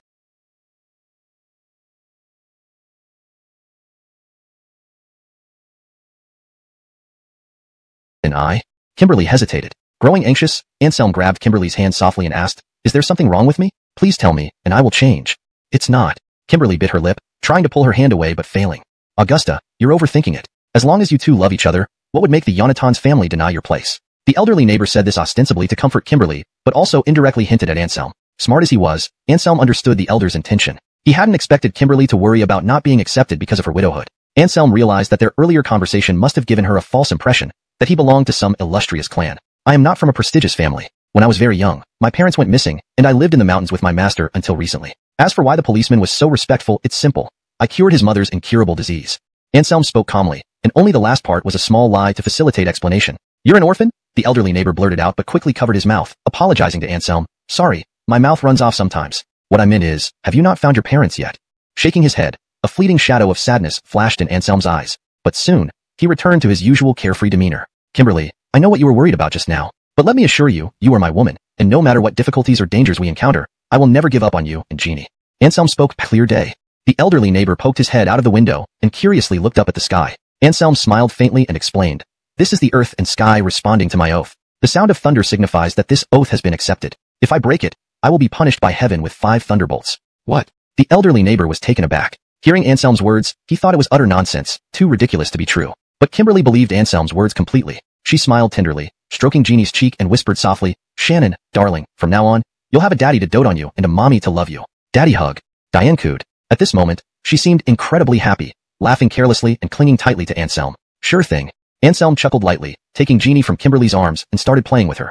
Since Kimberly's house wasn't very spacious, games like hide and seek were out of the question. After some thought, Anselm decided to use his special abilities to perform some small magic tricks to amuse the little heirly. Initially, Kimberly watched from afar, but soon she was captivated by Anselm's magic tricks. She couldn't figure out how Anselm managed these feats. To her, they seemed utterly impossible. Little did Kimberly know, Anselm was a superhuman with boundless powers. What ordinary people found astonishing were mere child's play in his hands. Just as Anselm finished his third magic trick, his phone rang abruptly. Apologizing to Jeannie with a look, Anselm took out his phone and glanced at the screen, surprised. It was Christina calling him. This heirly actually took the initiative to call him? Subconsciously, Anselm glanced outside the window.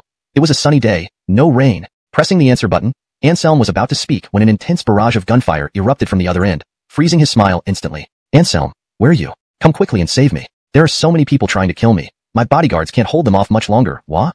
Chapter 146, Abandoned Hospital. Christina's voice carried a sob, and in this critical moment, she could only think of Anselm. Where are you now?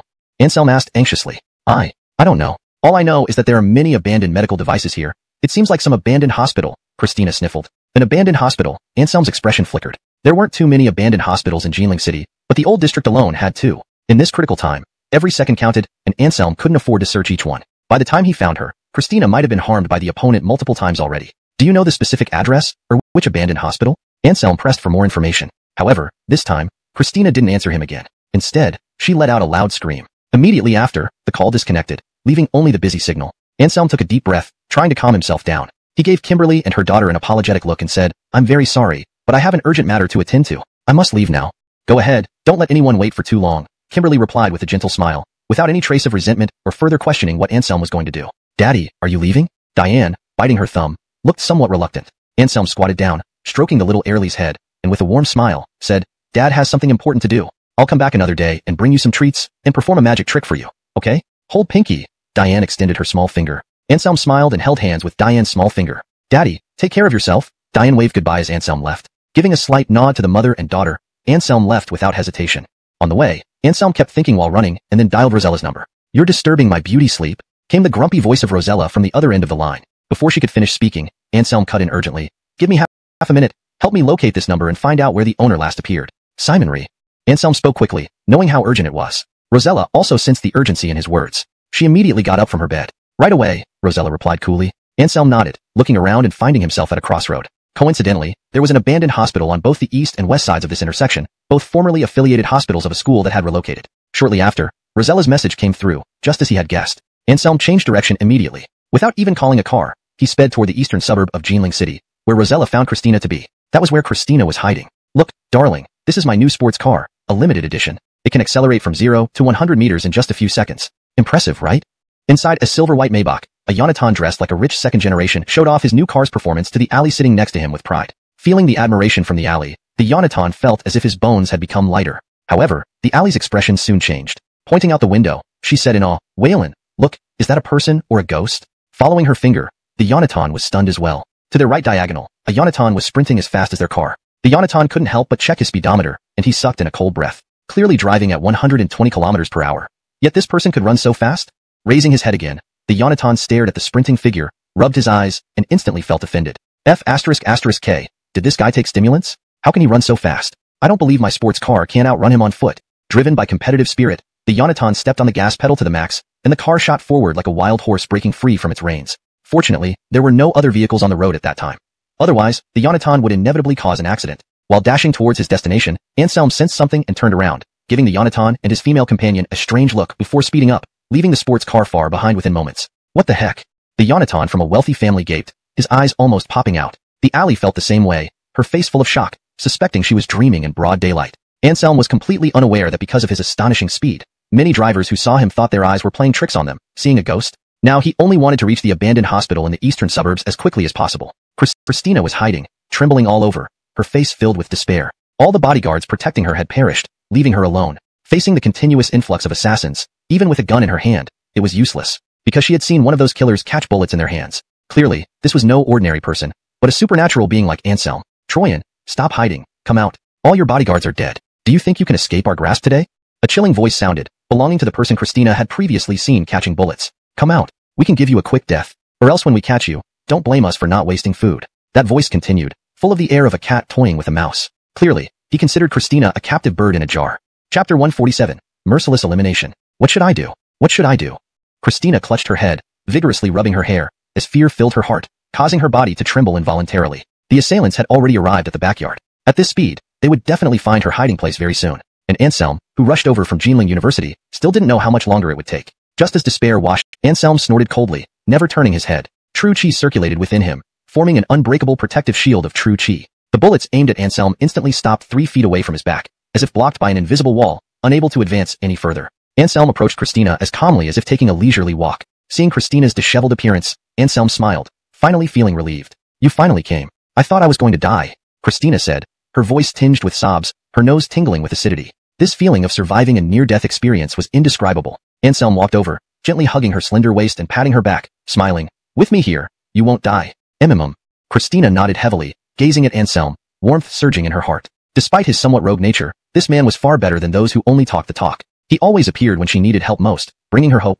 Who are you, and what is your relationship with Troyan? The lead killer asked coldly. Though he was shocked by Anselm's abilities, he wasn't overly frightened. After all, there were several top-notch experts among them, and working together, they could ensure their own safety even if they couldn't win. It doesn't matter who I am. What matters is that you dared to attack my wife. For her future safety, I must send you all to hell. Anselm's voice was abnormally icy, as if coming from the depths of hell. He stared at the black-clad killers, emitting a chilling aura that enveloped them, immediately altering their expressions. Though this youth stood alone, the pressure he exerted was unimaginable, even more terrifying than their own boss. Tell us your origin, and perhaps I can let you keep your corpses intact, Anselm said indifferently. Among these black-clad killers were many peak supernatural powerhouses, and the leader was at the pinnacle level. Anselm knew well that ordinary people could never commandeer such a group of experts. Could it be Renjian again? Anselm narrowed his eyes, sizing up the killers and promptly ruled out this conjecture. Not only had the Renjian base in Jinling City been dismantled, but the aura these supernatural killers gave off was entirely different from Renjian's. You'll never find out, the lead killer sneered. We act on our master's orders, targeting Troyan. Even if we fail, others will continue the mission. So, you have a master. Anselm's gaze turned cold. They were organized and premeditated against Christina. Even if he killed all these people, it would be futile. Unless he could protect Christina every single step of the way, which was impossible. He had other matters to attend to, and couldn't follow her around 24 hours a day. As Anselm pondered with his head lowered, the black-clad killers resumed their actions, grinning maliciously as they pulled the triggers aimed at Christina. It would be worth it for all of them to die here as long as they managed to kill Christina's intention. These guys were just minions. Whether or not they were killed didn't matter much. Finding the mastermind and eliminating them was the most important thing. Otherwise, killing these people would be futile. They would keep sending more to assassinate her. You're dreaming. The leader sneered, keeping silent without revealing any information to Anselm. Anselm wasn't concerned. Once he captured one of them, his methods as an evil doctor wouldn't fail to pry open their mouths. Just as Anselm was about to move to capture them, gunshots rang out simultaneously from various directions. A warning surged in Anselm's heart. Without hesitation, he stepped back and protected Christina. Cries of agony came, but not directed at them. Anselm instinctively looked towards the top-tier killers, and sure enough, their heads exploded, their eyes filled with reluctance as they fell to the ground. The Supreme Realm killer managed to dodge one shot, but with the next gunshot, he met his end. A sniper bullet mercilessly pierced his heart. He didn't even have time to groan before losing all signs of life. Chapter 148. Schemes against Rosella. Damn it. Anselm cursed. The enemy was too cautious. Having seen that these assassins were no match for him, They had feared that the killers might be captured and reveal the mastermind behind them. So they eliminated the assassins first. Such decisiveness and courage left Anselm somewhat stunned. To abandon 4 top-tier experts and 1 supreme expert like that clearly indicated that this hidden black hand belonged to a formidable force, certainly no less powerful than Aaron's organization. Let's go back. Putting aside these distracting thoughts, Anselm softly said to Christina. Christina nodded but then bit her lip and asked, will those guys still try to harm me? Yeah, but don't worry, I'll protect you. Anselm patted Christina's head and smiled. But I live in the Airley's dormitory. How can you protect me? Christina pouted with a worried expression. Without Anselm's protection now, she really didn't dare go anywhere. Even school felt unsafe. Anselm thought for a moment, then suddenly brightened up. I have an idea. What is it? Christina twitched her cute little nose, curious. I have a junior sister whose strength isn't much weaker than mine. She studies at Jinling University too, and should be staying in the same dormitory area as you. I can apply to Principal Jiang to change your dorm room, so you stay with her and travel with her. That will give you absolute peace of mind, Anselm smiled. Planning to use Rosella. At Jinling University, in the Airley's dormitory, Rosella sneezed loudly. She rubbed her nose and immediately felt puzzled. Logically, with her abilities, she shouldn't suddenly sneeze. It must be some handsome guy thinking about me again. Rosella thought narcissistically to herself. What she didn't know was that it indeed was a handsome guy thinking about her, but he wasn't just anyone. It was none other than her beloved senior brother Anselm. Junior sister? Christina asked dubiously. A woman's intuition told her that this junior sister of Anselm was definitely close to him. Yeah, though we don't have the same master, we are considered from the same lineage. With her strength, she could easily deal with today's assassins too. Anselm explained with a smile, assuming Christina doubted Rosella's capabilities. Christina said nothing more and followed Anselm out of the abandoned hospital. As they passed the entrance of the hospital and saw the corpses of the bodyguards, Christina's eyes turned red instantly. They all died protecting me. Christina sobbed, deeply grieved. Anselm sighed and gently stroked her back, saying, they are heroes, try not to be too sad. Originally, Anselm hadn't thought highly of Christina's bodyguards, considering them too weak and unreliable, but now he felt they were extremely noble. As bodyguards, they gave their lives to protect their employer. They fought fiercely and no one fled until the very end, which greatly moved Anselm. Sadly, these people had been dead for too long and their bodies were damaged to varying degrees. Otherwise, Anselm would have tried to heal them. Anselm, can you promise me something? Adeline suddenly turned her head towards Anselm. Anselm was taken aback, but soon nodded with a smile. Not just one, even 10 I would agree. Thank you. Christina smiled gratefully and then looked at the bodyguards. Can you help arrange for someone to bring these bodyguards back? I cannot bear to see them lying here unburied. Don't worry, I will take care of it. For the bodyguards who protected you and lost their lives, I will contact their families and provide some compensation, Anselm assured seriously. Afterwards, he took out his phone and called Pearl to send people over to transport the bodies of the bodyguards. Is there such a thing?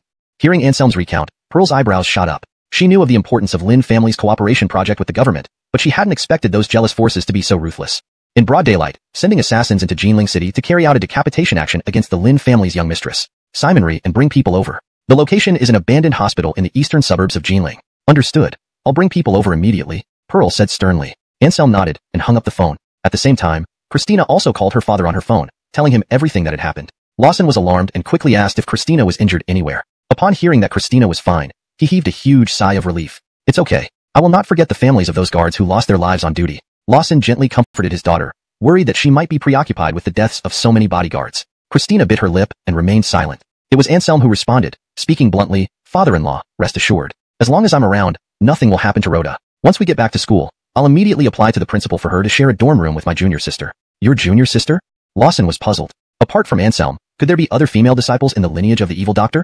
Yes, she is the successor of the killing saint. With her protecting Rhoda, you should feel reassured, Anselm said with a smile. Upon hearing this, Lawson's face lit up with joy. He laughed heartily and said, you really gave me a big surprise, son. This way, I won't have to worry about Rhoda's safety anymore. After hanging up the phone, Lawson clearly felt much better. What had initially been his biggest concern, Christina's safety, was now easily resolved by Anselm. With the successor of the killing saint guarding her, he no longer needed to worry about Christina's safety and could focus on more important matters. In a villa in California, USA, a Yonatan of Chinese appearance sat on the sofa, holding a blonde woman in his arms. In front of him stood 2 women. One was crouching, serving him orally. The other, a curvaceous figure, stood before the Yonatan with a sullen expression, reporting her work. You mean all the people we sent out are gone? The Yonatan couldn't help but fly into a rage after hearing the report. Dozens of assassins, including several supernatural experts, and they couldn't even take down one young lady from the Lin family? They were all lost in China. The curvaceous woman forced a bitter smile and nodded, saying, yes, at the last moment. The Lin family's young lady called for an extremely powerful person. He could project true chi to defend against bullets. Shadow and the others were no match. To prevent any leaks, I had to silence them. She could call such a strong expert? The Yonatan narrowed his eyes in contemplation. Could it be the same person who wiped out our Simian Man world base in Jinling? Suddenly, the Yonatan seemed to recall something, his expression changing slightly. Chapter 149 Boss, save me. The Yonatan's face was grim. The more he thought about it, the more likely it seemed. At this moment, the Catalina spoke again. I've been investigating this person's identity, but still have no clue. He seems to have suddenly appeared out of nowhere, with a completely blank past. Blank. The Yonatan paused for a second, then lowered his brows in deep thought. To say that a bulletproof individual could be unregistered, no way he'd believe it. We preliminarily suspect that this person is backed by an immensely powerful force, possibly officially supported by China, the Catalina said, frowning. Right, you're correct. Only an official action could thoroughly erase someone's records. The Yonatan nodded. What do we do next? Asked the Catalina. Find those guys from the human world and inform them of this person's whereabouts. I want to use them as pawns. The Yonatan's eyes glinted with shrewdness. Hearing this, the Catalina gave a bitter smile. I've already approached those guys from the human world, but they refused to act. Why? Keegan and Broderick should have been killed by this guy. There's no reason for those lunatics not to seek revenge. The Yonatan couldn't understand why Simian Man World, known for their ruthless ways, had become so cautious. It didn't fit their style at all. The Catalina sighed. King Wudillo said it was Murphy's order, forbidding their members from entering Nanjing City. Murphy's order. The Yonatan drew a deep breath, almost unable to believe it. Seeing that the Catalina didn't seem to be lying, he reluctantly dropped the idea. With a cold voice he said, since they won't move, let's find another organization. After all, there are many killers in the world, not just Simian Man World. Who shall we find? The Catalina asked. The Yonatan thought for a while and smirked. Isn't he in Nanjing City? I remember there's an assassination agency nearby whose strength isn't much weaker than Simian Man World's. The boss means Dark Hall of China? The Catalina asked in surprise. She knew of that place, but to say its power was comparable to Simian Man World, she doubted it. Yes, China's Dark Hall, full of experts. Getting just a few strong hands to assassinate him and Christina, I don't think they can handle it. The Yonatan grinned smugly. This was what he called using Chinese against Chinese. Brilliant, boss. The Catalina giggled, praising him. With a swift movement, the Yonatan kicked away the woman serving him and laughed heartily, pulling the Catalina into his arms, caressing her body. If you think I'm brilliant, stay tonight then. How annoying, the Catalina playfully hit the Yonatan's chest. After escorting Christina back to Jinling University, Anselm watched her enter the dormitory before leaving with peace of mind. In the university, she would be temporarily safe. Anselm could guarantee that. Though the assassins were bold, none dared to commit murder within the sanctuary of academia. That would be suicidal and likely bring trouble to their organization. Anselm left the Airleys dormitory and headed for the principal's office to discuss matters with Jeremy. He could call, but to show respect, he decided to visit in person. However, as Anselm passed the playground, a gentle female voice rang out behind him, sounding somewhat surprised. Oh, Anselm, how did you come to school today? Turning around, Anselm saw a vibrant figure running over. It was Layla, his classmate whom he had encountered at Chinda Square's parking lot days ago. Ah, Layla, shouldn't you be in class now? What are you doing on the playground? Anselm smiled and asked. I have PE class. Just happened to see you. Thought I might have mistaken someone. Layla said, slightly panting. Though September wasn't scorching, nearly half an hour of exercise still made Layla feel drained. Her cheeks flushed red, and sweat glistened on her forehead. Anselm smiled faintly and instinctively offered her a tissue. Here, wipe your sweat. Anselm smiled. Oh, thanks. Layla was momentarily stunned, absent-mindedly taking the tissue and roughly dabbing at her forehead. You go to class, I need to leave. Anselm gave Layla a brief smile. Clearly, he intended to leave since implementing Christina's dorm switch needed to happen soon. But just as Anselm was about to step away, another familiar voice came from beside him. Boss Lani, you finally came to school, please save me. Little fatty Irvin stumbled over as he ran towards them, his voice trembling with sobs. His eyes were red, as if he had seen a savior. Anselm's gaze was sharp and his brows furrowed slightly as he stared at Irvin, reprimanding him. What exactly happened? Why are you crying like this? Don't be such a coward. My sister was kidnapped by some bad guys. Lani, I beg you to save her. She is the only family I have left. Little fatty Irvin, tears streaming down his cheeks, pleaded desperately. Why didn't you report it to the authorities? Anselm was puzzled. He wasn't Bao Zhang, so how could he arbitrate in civil matters? Reporting won't help. The guy who took her is under Baihu District's boss, and even the police are too scared to provoke him. Irvin laughed bitterly. He cursed his lack of talent, having practiced martial arts for days without any improvement. If he had even a fraction of Anselm's strength, he would have stormed their hideout to rescue her. The boss of Baihu District, isn't that Gordy's subordinate? Anselm asked indifferently. Irvin hesitated for a moment before anxiously replying, that's what they said. Boss, do you know Gordy? Can you help me get my sister back? I'm afraid she'll be harmed by those scoundrels if we wait any longer. I do know Gordy, but I killed his eldest nephew, Gerhard. Do you think he would listen to me? Anselm retorted. Ah. Irvin felt a bit dazed. Gordy's eldest nephew, Gerhard. Wasn't he the eldest son of the high family in Jinling City? Anselm actually killed him and still lived, which was astonishingly powerful. Thinking of this, Irvin almost knelt before Anselm. Where did they take your sister? Anselm reached out and lifted Irvin up from afar, not letting him kneel. Irvin was overjoyed, realizing that Anselm had agreed to help him. Without hesitation, he replied, Adnan Tion Entertainment City. It's more than 10 kilometers away. Let me take you there. Let's go. Anselm led the way towards the school gate. Saving someone was like putting out a fire. Not a moment could be spared. As for discussing the dorm room switch with Jeremy in person, that was no longer possible. Anselm could only call him and state his requirements remotely. Jeremy naturally agreed. Not to mention Anselm being Lynette's fiancé. The benefits he owed the Fernan lineage alone meant he couldn't refuse Anselm's request. After all, changing dorms was trivial and not considered misuse of power. Chapter 150 The Demolition Crew. With Jeremy taken care of, Anselm's next move was to inform Rosella. Otherwise, moving to a new dorm wouldn't be effective if Rosella didn't help protect Christina. Is there any benefit for me? Rosella asked lazily. At this moment, she was extremely relaxed, lounging on the rooftop terrace of the dormitory building, basking in the sun with a mask on her face. I'll package myself and send you an absolute hunk, Anselm said shamelessly. Sure. I'd love to see what you're made of, came Rosella's lazy voice. What the heck? Anselm couldn't help but curse. What he thought was a joke turned out to be taken seriously by Rosella, who continued along his line. What chicken? Rosella chuckled, as if challenging him. As a man, he couldn't back down. Without hesitation, Anselm said, why would I be afraid? See you tonight. All right then, I agree to your request. With that, Rosella hung up. Anselm stared at his phone, dazed until Irvin dragged him into the taxi's back seat, snapping him out of it. He felt like he was dreaming. The heir of the holy killer actually threw herself at him? Oh, clearly my charm is just too much. Even a junior sister lusts after me, Anselm sighed, concluding narcissistically. Bro, what are you muttering? Little fatty Irvin asked curiously. Now sitting in the taxi with Anselm, Irvin felt relieved, no longer tense or anxious. It's nothing. Just thinking about how we're going to rescue your sister, Anselm replied, glancing at him. Hearing this, Irvin was moved. Indeed, his leader was deeply engrossed in solving his problem. 20 minutes later, they stopped at the parking lot of Cloud Heaven Entertainment Center. After getting out of the car, Anselm handed some red bills to the driver and hurried off. Here's your change, the driver yelled, honking repeatedly. Forget it, consider the extra as a tip, Anselm's voice floated from afar. The driver froze for a moment before breaking into a grin. Earning $500 for one trip, he felt incredibly lucky. Led by Irvin, Anselm quickly reached the entrance of Cloud Heaven Entertainment Center. Two muscular men guarded the door, stopping Anselm and Irvin and coldly asked, Hold it, do you have VIP cards? No, Anselm shook his head honestly. In that case, you can't go in. The two guards' faces turned stern. Customers were gods, but they had no patience for ordinary people without VIP cards. Plus, patrons here were either wealthy or powerful, worth at least millions. These two guys look like students, unlikely to afford anything here. I insist on going in. What will you do? Anselm raised an eyebrow, speaking coldly. Then don't blame us for being impolite. The two guards sneered, always eager to exercise their muscles on troublemakers. Anyway, with the boss covering for them, as long as nobody died, everything was fine. Just as they prepared to teach Anselm a lesson, two shoe soles flew out of nowhere, hitting the guards right between the eyes. A sharp sound echoed, the plastic soles slicing through the air. Struck by this, the two guards were sent flying without a sound, landing with bloodied heads. You! The guards glared. I want to help, but I can't lift these machines. Irvin couldn't help but chuckle bitterly. You won't know if you don't try. Stop making excuses, hurry up. The more we smash, the quicker they'll come down.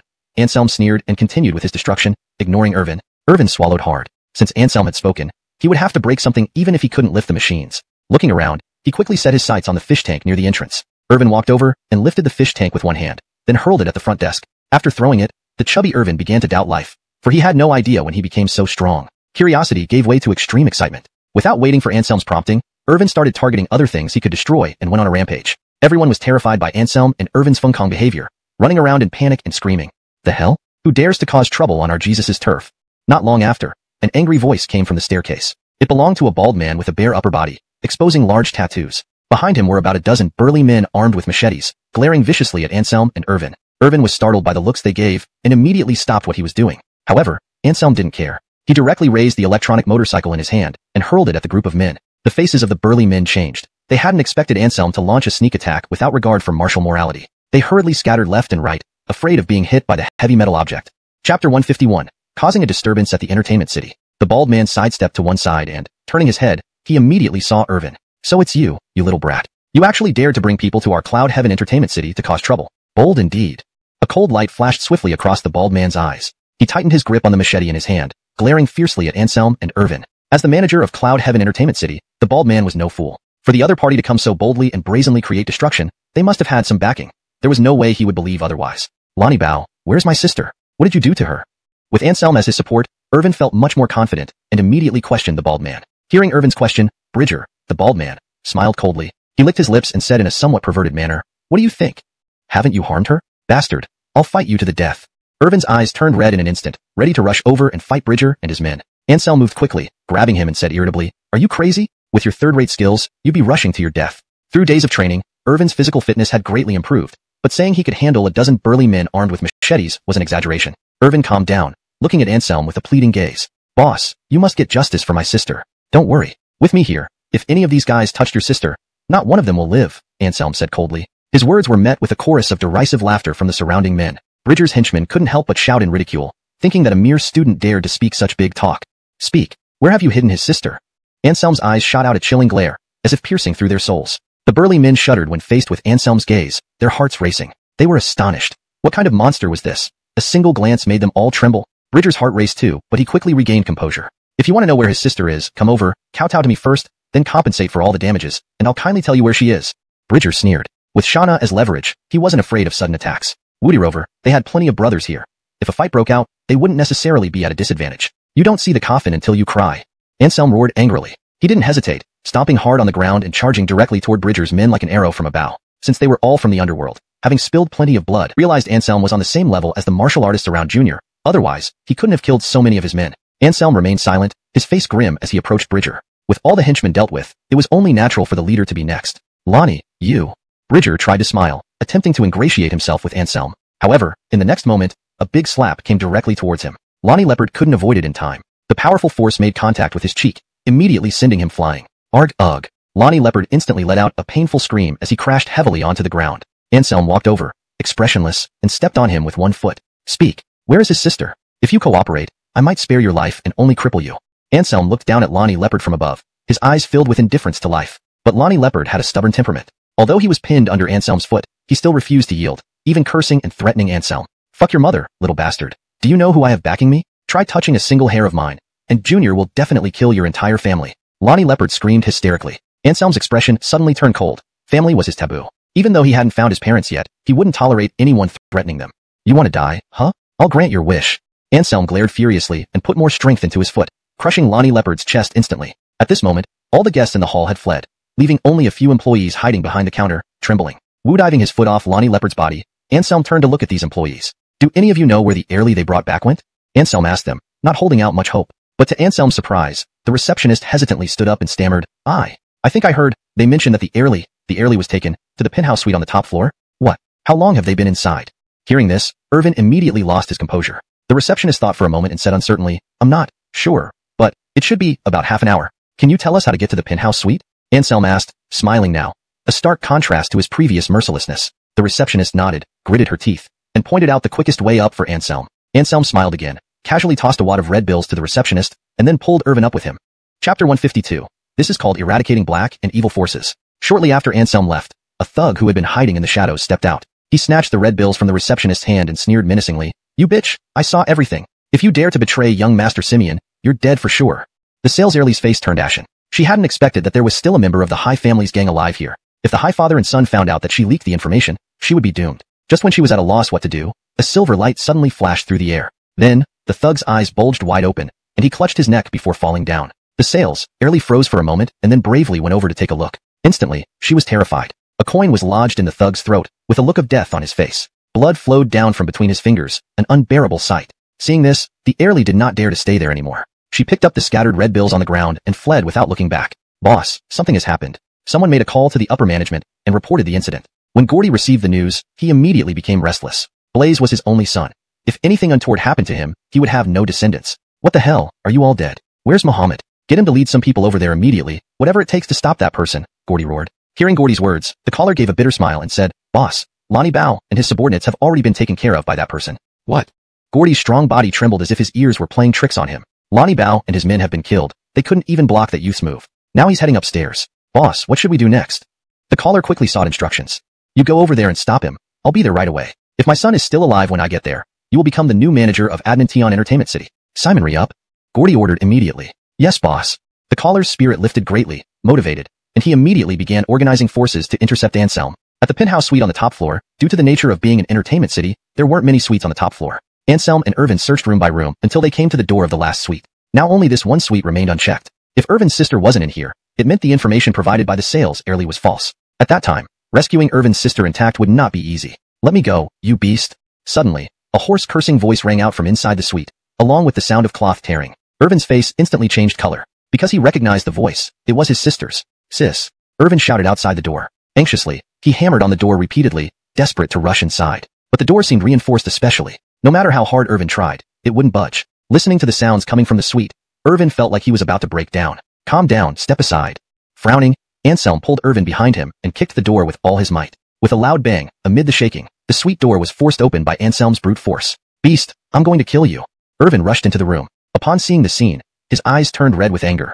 A woman around 25 years old was tied to the bed, disheveled and in messy clothes. Indeed, it was his sister, Goldie. Beside her, a youthful-looking Yonatan was staring in shock at Anselm and Irvin, who had just burst into the suite.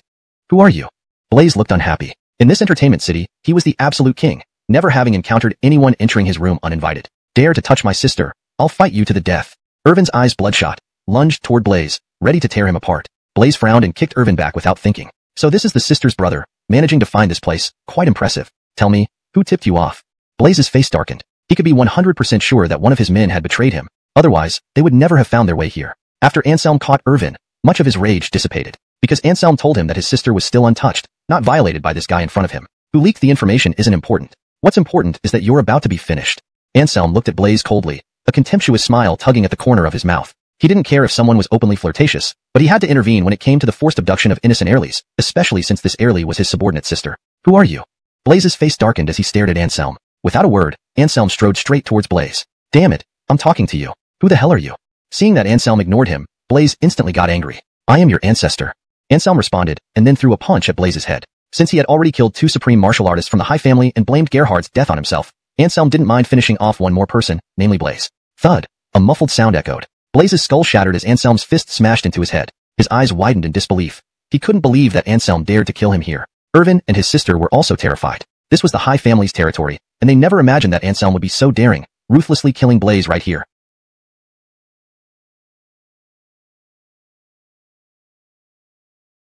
Wouldn't have caught the eye of the High family's young master, and none of this would have happened. All my fault. If only I had stayed home that day, Goldie muttered, lips trembling and face full of agony. Sis, it's not your fault. Don't blame yourself too much, Irvin said with a smile. At that moment, he appeared unusually calm and even tried to console his sister. Blaming the flower for hurting the hand that plucked it, while complaining about its beauty is unreasonable, isn't it? Goldie nodded, but still felt heavy-hearted. Seeing the siblings fare well, as if expecting their demise, Anselm couldn't help but laugh wryly. With an air of resignation, he said, You two have had enough. I've told you there's nothing to worry about. Xiao Pongzi, little fatty. Are you doubting your boss's authority? Ulysses, I didn't mean it like that, but...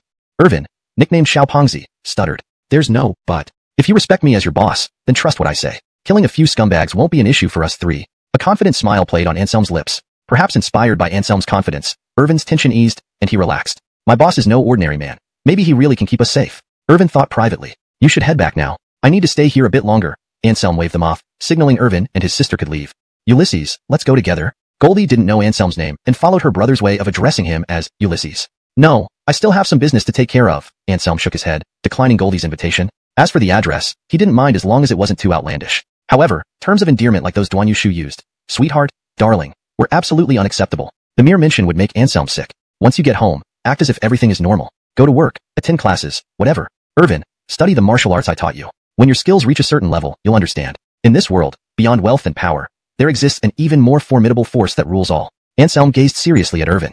Irvin nodded vigorously, understanding fully from Anselm's hints. Though laws and morals constrained the world, at its core, it was still a place where the strong preyed on the weak, where strength determined influence. Thinking this, Irvin secretly swore to work hard on the martial arts Anselm taught him. While he might never match Ulysses's prowess, he vowed to gain the strength needed to protect his sister. Just as they were about to leave, a group blocked the door. It was the person who called earlier, bringing a horde of thugs. Though they had witnessed Anselm's extraordinary skills, those armed underlings behind him drew their handguns from their waists and pointed them at Anselm from a distance. Indeed, I took care of him. You brought so many people to block my subordinate's way out.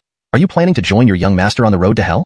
Anselm replied expressionlessly. Damn it, you dared to kill young Master Hai? Lonnie's, kill him. Take revenge for our young master. The leader roared. With Blaze dead, all his aspirations crumbled into nothingness. This hatred drove him to order his men to open fire and kill Anselm immediately. Anselm sneered and instantly flashed over to Irvin and his sister. He unfurled a taijutsu, deflecting all the bullets back. After the storm of gunfire, all but the one who had made the call were killed by their own bullets. Even the caller wasn't unscathed. A bullet pierced through his thigh, blood gushed out, and the intense pain contorted his face. How daring, committing murder in my territory. Just as Anselm was about to finish off this man too, an angry voice echoed. It was indeed Gordy arriving with a group of martial artists. However, they were too late to stop Anselm and could only watch helplessly as their subordinates were killed. It's you.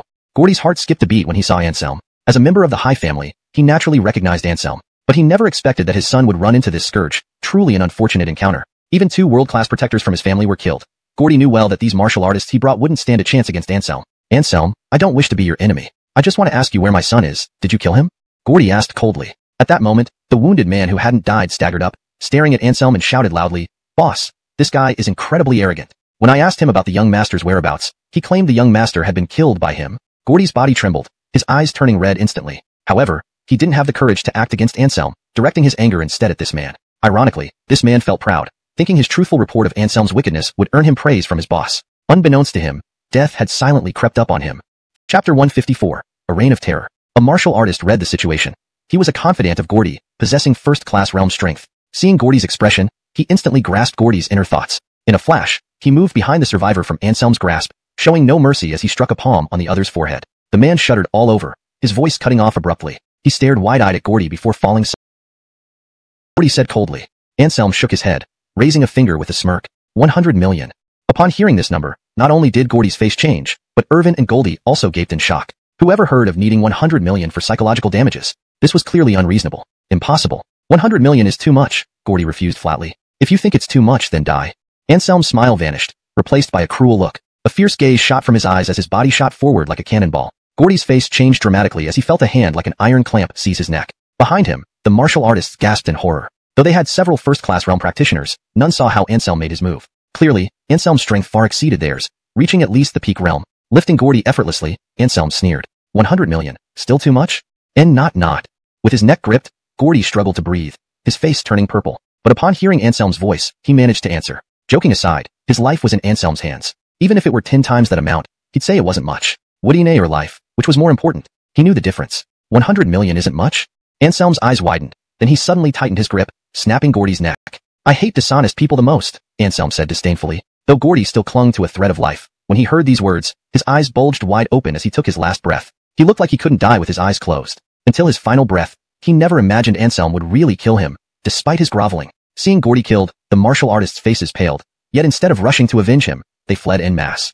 With their leader dead, staying here meant certain death. Lonnie, don't let them escape, Irvin shouted suddenly. Though kind-hearted, he wasn't naive, understanding the danger these men posed if they escaped. Anselm understood this well. With a cold snort, he flicked his wrist, sending dozens of silver streaks into the martial artists' bodies. The martial artists trembled, then froze as if paralyzed, standing motionless where they fell. What happened to them?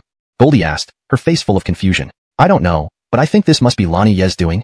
Irvin cast his gaze toward Anselm. Just as the siblings were puzzled, those martial artists finally moved. They collectively twitched and then fell straight to the ground. Clearly, all these people had been eliminated by Anselm without leaving a single one alive. This was intentional on Anselm's part. Although now Gordy was dead and Baihu district lacked leadership, some of the forces under him were still very powerful, especially these martial artists who would become even more terrifying after losing their restraints. In such a situation, it would be an impossible dream for Briar to unify Baihu district. Anselm getting rid of these martial artists was also to reduce pressure on Briar, since he now considered himself part of the team. After doing all this, Anselm dropped the combat knife instructor's ID in a conspicuous place in the room and left with Irvin and his sister. Lonnie Yi, my sister and I want to leave Jinling City, Irvin suddenly said. Turning to look at Irvin, Anselm asked somewhat puzzled. Both Gordy and his son are dead. Why do you still want to leave? Although Gordy and his son are dead, the underground forces in Baihu district still exist, and the territory they established remains. If they find out today's events involve my sister, they will definitely seek revenge against her. I don't want my sister to be in danger, Irvin frankly explained, truly thinking for his sister's safety. After all, Anselm couldn't always stay with them to protect them. Leaving for a while to avoid trouble, waiting until things settled down, or until his own strength grew, they could return to live in Jinling City. Goldie naturally understood what her brother meant. She bit her lip, though she felt unwilling, she didn't say anything. Because in her heart, all today's troubles stemmed from her. There's no need to leave. Rest assured, those guys won't have time to come after you, Anselm said indifferently coldly. Long before they left the Cloud Sky Entertainment Center, Anselm had already sent someone following them but did not know their origin. Once Irvin and his sister left, Anselm wasted no time and immediately brought this person out. He didn't expect that this person turned out to be a Dark Hall assassin, specifically after him. Seeing his cover blown, the young assassin attacked Anselm without hesitation in a suicidal assault. However, being at merely first-class level, he stood no chance against Anselm. The so-called suicide attack was just a joke. Anselm flipped his hand and subdued this man, paralyzing all his movements. Speak. Who hired you to kill me? Anselm hovered his palm over the assassin's forehead, ready to end his life if he wasn't honest. The assassin glanced at Anselm coldly and remained silent, saying nothing. Next moment, he bit down hard, as if crushing something in his mouth instantly, black blood trickling from the corner of his lips. Dead sky powder. The people from Dark Hall are truly ruthless, even to their own. Anselm gritted his teeth. However, he knew this was Dark Hall's standard practice. Once a mission failed, the assassin would commit suicide immediately to prevent revealing the identity of the employer. They were all rigorously trained soldiers, almost none of them cowards. Taking a deep breath, Anselm vanished instantly, leaving the scene. With the killer dead, he had to leave. Even with Zhandao's credentials, staying here any longer might still get him into trouble with the police. As dusk fell, Anselm returned home after a busy day and ordered takeaway for dinner. After quickly satisfying his hunger, Anselm took a shower and then drifted off to sleep happily. Today, he hadn't been idle for a moment. Now, relaxing, he felt a wave of intense fatigue. Not knowing how long he slept, in his daze, Anselm detected an unusual fragrance entering his nostrils. He opened his eyes abruptly, only to see a face he didn't expect. You? How did you come here? Anselm rubbed his eyes vigorously, thinking he was still asleep. What? Am I not welcome? Rosella asked with a half-smile. Of course you're welcome, Anselm snapped back to reality instantly and laughed. Rosella was undeniably beautiful. Her taking the initiative naturally made Anselm feel welcome. If you're welcome, then let's hurry up. You first, or me? Rosella asked. Her eyes glowed brightly, making Anselm suspicious. Whose advantage would it be after falling asleep? I'll go first, Anselm said nonchalantly, touching his nose. Actually, it didn't matter who went first. With his fighting prowess, the same position couldn't last until the end. Nodding, Rosella quickly stripped down and crawled into Anselm's bed. Anselm swallowed heavily, nearly mesmerized by the sight. Rosella didn't avoid his gaze, letting him see everything clearly. Junior sister, Big Lonnie is here? Anselm flashed a lecherous smile and lunged at her like a ravenous wolf. With such a forward woman, why wouldn't he accept? Unless he were a eunuch. The two engaged in passionate lovemaking, causing Ian next door to collapse in despair. It wasn't jealousy towards Anselm. It was those sounds that he, a virgin, found unbearable. Southwest Buddha. It's not that this little monk is listening through the wall, I just can't sleep. Ian sighed skyward, deeply distressed. Sleeping peacefully under such circumstances was a dream. Unable to sleep, Ian tossed and turned, finally deciding to go for a night walk around Jinling City alone. Inside the room, Anselm and Rosella were still entangled together. Both being martial artists with astounding physiques, it certainly wouldn't be resolved in just a few minutes. Anselm alternated between embodying an old man pushing a cart and a pile driver, relentlessly attacking Rosella. And Rosella did not dare to show any weakness either, showcasing her incredible skills one after another, making even Anselm marvel at how she looked like the goddess of mercy. Patted Ian on the shoulder, speaking in a deep, heartfelt tone. Ian, Lonnie knows you're a worldly monk, but you must learn self-restraint too. At your young age, take care of yourself more. Ian immediately looked depressed. He wanted to defend himself, explaining that his dark circles weren't from excessive indulgence, but from not getting any sleep all night. However, Anselm didn't give him the chance, glancing at him and then leaving the room directly. After going downstairs for breakfast, Anselm rushed straight to Jinling University. Due to traffic, it was already 9 o'clock in the morning when Anselm arrived at Jinling University. Anselm checked his timetable and found that Zinnia and Avianacia were both in class now. Having nothing better to do, Anselm found a stone bench by the playground and sat down, closing his eyes to rest. I've heard the assassins of the Dark Hall are out to get you. A woman's voice suddenly rang out. Without opening his eyes, Anselm directly reached out and pulled the woman into his arms. I've already encountered one, but it was just a small fry who committed suicide by poisoning after being caught. Anselm yawned casually. Students passing by saw Anselm and Rosella embracing closely and almost popped their eyes out. They recognized the two. One was the fiancé of the goddess teacher Zinnia, and the other was the school's notoriously violent top student. These two actually embraced openly on campus. This was world-shaking news. However, no one dared to secretly photograph them with their phones because Rosella's reputation for violence was well known across Jinling University.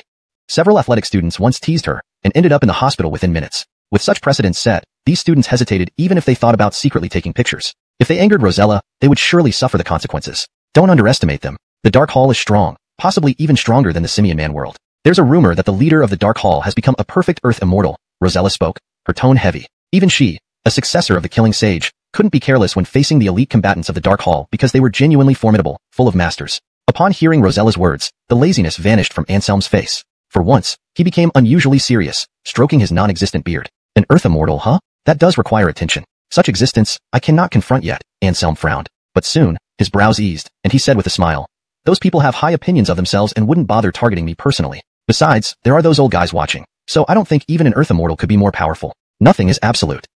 Don't rely too much on those old guys. Take extra care of yourself. I don't want to become a widow. Rosella gave Anselm a scowl, stretching, and then spoke earnestly. Anselm smiled faintly, holding Rosella's slender waist tightly, then said confidently, Earth immortal? Give me some time, and once I reach the sovereign realm, perhaps I can stand against it. His eyes gleamed, instantly surprising Rosella. You're breaking through? Rosella suddenly exclaimed joyfully, catching the meaning behind Anselm's words. Just a little more. Unfortunately, neither of us understands the art of Enalvis complementation. Otherwise, with all the times last night, our strength would have greatly increased. Anselm sighed regrettably. Had others in the martial arts world heard this, they would have laughed in scorn. In their view, strength gained through Enalvis complementation was weak and crumbled easily before opponents of the same level. Only people like Anselm and Rosella knew that everything in heaven and earth had its own path of Enalvis complementation. If they could find true superior Enalvis complementation techniques, it wouldn't weaken their foundations, but instead rapidly increase both parties' strength. Unfortunately, such methods were extremely rare, extinct in today's martial arts world. Even the lineage of the 4 heavenly kings did not possess such miraculous techniques. We'll take it step by step. Within 3 months at most, I'll also enter the sovereign realm. By then, I can help you fight the Earth immortal. Rosella thought for a moment and said. Anselm chuckled and nodded slightly, saying, that's excellent. With our combined forces and Ian's, when 3 sovereigns join hands, who would dare provoke us? Rosella's lips curved upward slightly, approving Anselm's statement silently despite not voicing it out. By the way, make sure your people keep an eye on the surroundings of Jinling City. I have a premonition that Jinling City might not be peaceful for long, Anselm said, his eyes flashing with a cold light. I get it. As long as there are killers from the Simian Man world or the Dark Hall, I will notify you immediately. Rosella nodded. She knew about Christina's attempted assassination yesterday, which had greatly shaken Anselm, so she had given orders early in the day. Of course, provided they don't send those top-tier assassins. Like the 2 divine kings of the Simian Man world, my people can't monitor them. Rosella furrowed her brows and added. Assassins whose strength has reached the ultimate realm were on a completely different level from others. Unless Rosella acted personally, her subordinates would never be able to detect their presence.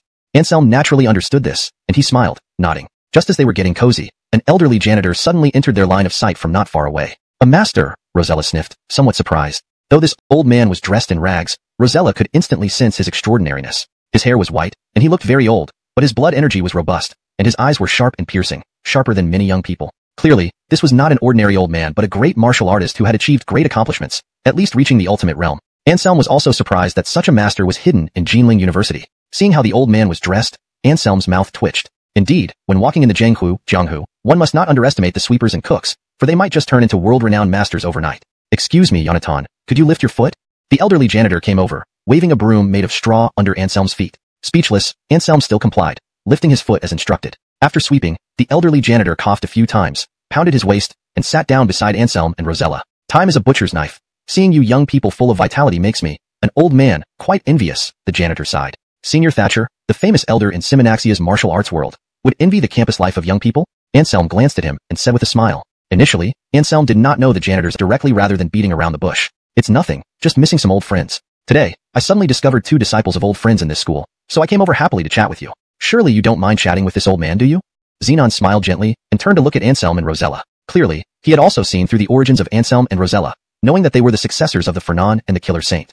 Of course we don't mind. The venerable senior is a master of the martial world, and every word and deed serves as inspiration for us younger generations, Anselm replied with a smile, showering him with compliments. But Rosella didn't spend much thought on it and asked directly, Senior, are you an acquaintance of our master? Indeed, long-time friends, Zenon sighed softly, a nostalgic expression appearing on his face. Anselm and Rosella exchanged glances, saying nothing. They knew that old friends among martial artists might not truly be friends, but perhaps fated enemies. After a long while, seeing Zenon still lost in reminiscence, Anselm couldn't help but call out, Senior, Senior. Zenon snapped back to reality, revealing an apologetic expression.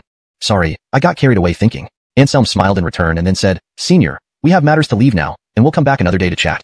Don't rush to leave just yet. I have a request for you. Zenon smiled lightly and stretched out his hand to stop Anselm and Rosella who were about to leave. What is it, Senior? Speak freely. If we can assist, we will definitely do so, Anselm responded. As a legendary figure in the martial arts world, whatever Zenon entrusted them with wouldn't be simple. Even Anselm dared not agree too casually. Otherwise, if it didn't succeed, wouldn't he damage the reputation of the Fernan lineage? The disciple of Chevy should also be stepping into the world like you. It seems China will soon see unrest. I've come to ask you to protect my 2 less capable disciples if you achieve great accomplishments in the future. Following his words, 2 men dressed as sanitation workers walked over from not far away. They appeared lethargic and careless, looking very lackadaisical. However, when Zenon glanced at them, they instantly straightened up, and even their aura changed significantly. 2 supreme martial artists? Rosella widened her eyes, feeling incredulous. This Jinling University must be filled with hidden dragons and tigers. Aside from the elder Zenon, there were 2 more supreme martial artists hidden here, whom she had never noticed before. Yes, they are indeed my 2 inferior disciples. From now on, you can use them as you wish, Zenon said lightly with a smile. Master! Master! Hearing Zenon's words, his 2 disciples were both displeased. After all, they were both supreme-level experts. How could they serve others as subordinates? Glancing sideways at them, Anselm interrupted, Senior Zenon. It's not that I am unwilling to accept your request, but I never keep idle hands around me. Your 2 disciples don't seem particularly competent either. Zenon chuckled, not getting angry, because he knew Anselm was deliberately undermining his disciples' pride. To reach the supreme level before the age of 30, during peacetime, they indeed had the capital to be proud. But the problem was that the Chinese martial arts world was about to descend into chaos. At that time, the supreme level simply wouldn't suffice. In this situation, if they still acted so arrogantly, they would surely suffer a great loss and might even pay with their lives. Therefore, when Anselm criticized his 2 disciples, Zenon remained silent without saying a word, tacitly agreeing. Don't have much skill? Hymanzi, you really have some guts to say that. One of them glared at Anselm, speaking with ill will. Indeed. Who do you think you are to give us orders? The other one sneered, filled with defiance, completely not taking Anselm seriously. Anselm smiled faintly, not minding their rudeness, but responded with a smile. How skilled you are can't be determined by talking. It needs to be shown. Here's the deal. You 2 fight together, and if you can withstand my 10 moves, then you've got real skills.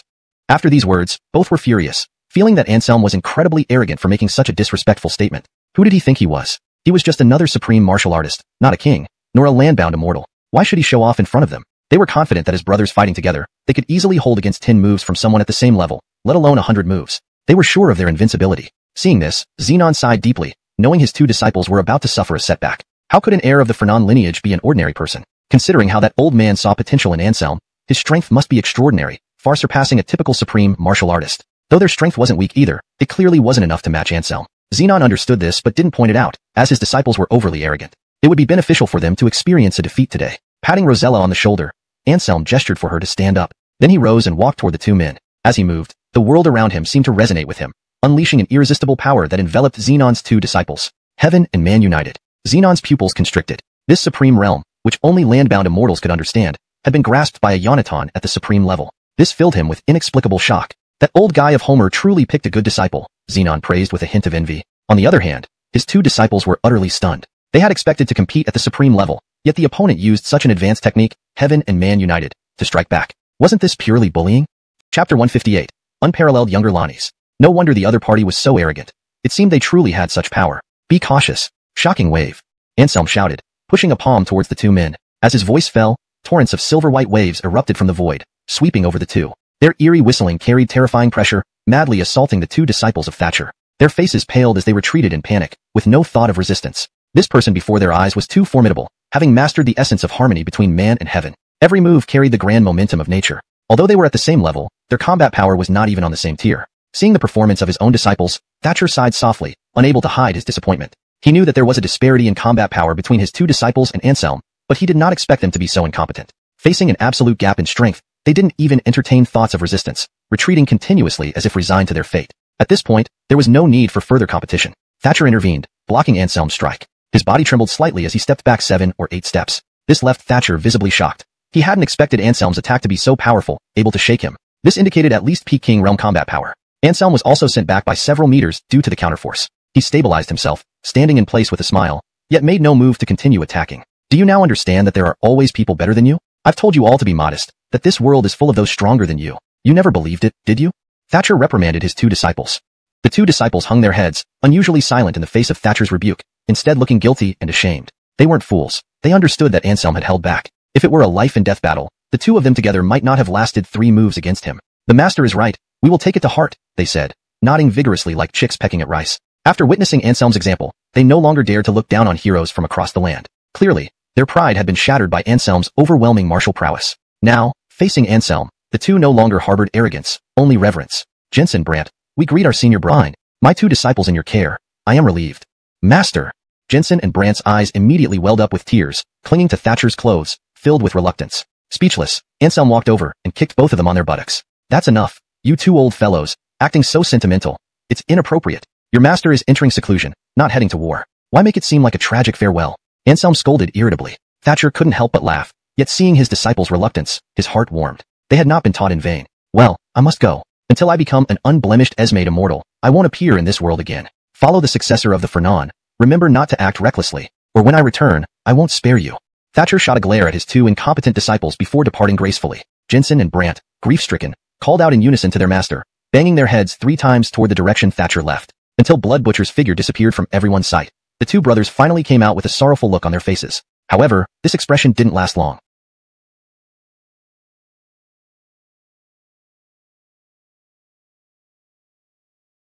Soon smiles appeared on their faces. Haha, 9 years old man, you're finally gone. This young master is free again. Yeah, brother, we can finally fly freely again. The two brothers cheered and jumped for joy, leaving Anselm and Rosella staring at them in disbelief. Anselm was speechless. These two were really good actors. They had even fooled him and Rosella. All that pretend reluctance and deep mentor-disciple affection. It was all nonsense. These two sure know how to be filial. I think you're being a bit too happy too early, Anselm said suddenly, staring at the two who were getting carried away, with an ill-intentioned smile on his face. The laughter of the two brothers immediately stopped. Their faces stiffened as they turned to look at Anselm. Boss, you won't take away our freedom, will you? Brandt asked with a woeful expression. Glaring at his younger brother, Jensen quickly added, what are you talking about? Of course, boss won't do that. Who is boss? He's a rare, outstanding man in this world, dignified and vigorous, far more enlightened than our rigid mentor. One played the fool, and one played the wise, just like performing crosstalk. This made Anselm and Rosella exchange glances, both speechless. Anselm thought for a moment, then spoke seriously. I won't limit your freedom, but you can't go overboard either. At least since your mentor has left, you must take on the responsibility of secretly guarding this school. Hearing what Anselm said, Jensen and Brandt let out a sigh of relief. Good, it was only about secretly protecting the school, which was not a difficult task for them. Go on. Seeing them agree, Anselm waved his hand to dismiss them. Anselm and Rosella also stood up, ready to head to the cafeteria for lunch. 2 top martial artists fall from the sky to be your juniors. Tell me, should I be envious? Rosella sighed, turning to look at Anselm. 2 supreme martial artists. Although their combat strength was somewhat lacking, when these 2 brothers worked together, they could proudly look down upon any martial artist below the King Realm. Of course, there was a condition. They shouldn't run into freaks of nature like themselves. Chapter 159. Club conflict. Stop talking nonsense. What's mine isn't yours. They are my juniors. Aren't they yours as well? Anselm gave a light smile and pulled Rosella's hand, both heading towards the cafeteria. It was nearly noon.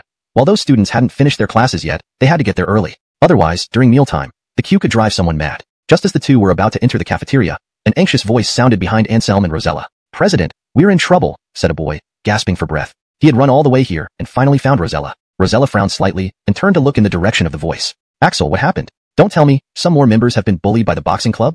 Rosella asked gravely. The boy named Axel nodded several times, but then shook his head abruptly. "What do you mean by nodding and shaking your head? Speak up quickly," Rosella said coldly, looking quite upset. "It's not just the boxing club, but also the karate club. They've teamed up against us, and we can hardly hold on," said Axel anxiously. "President, please hurry over." Rosella's expression darkened. She stared at Axel and asked curiously, "Isn't Dwight there? With his skills, he should be able to handle the boxing and karate clubs without any problem." "Vice President is indeed there, but he can't beat two new members from the karate club. They're very strong, and Vice President lost after one move," Axel replied with a bitter smile. "If not for that, why would he rush around like a headless fly to find Rosella?" Hearing Axel's words, a glint of coldness flashed across Rosella's eyes, and she said, "Let's go. I want to see how these little devils dare to be so arrogant." After speaking, she turned to look at Anselm and asked, "Do you come with me, or do you want to eat first?" Shrugging his shoulders, Anselm replied directly, "Of course, I'll go with you. Without you, even food tastes bland." "Even though I know you're lying, I like hearing it," Rosella smiled and nodded. Their conversation immediately surprised Axel. Their fierce President Rosella actually has a boyfriend? For a moment, Axel felt hollow inside, extremely disheartened. Though Rosella's temper was explosive, her appearance and figure were undoubtedly top-notch, making her the goddess in the hearts of many boys in the martial arts club. Seeing the object of his affection already taken, how could anyone not feel sad? "Where are they now?"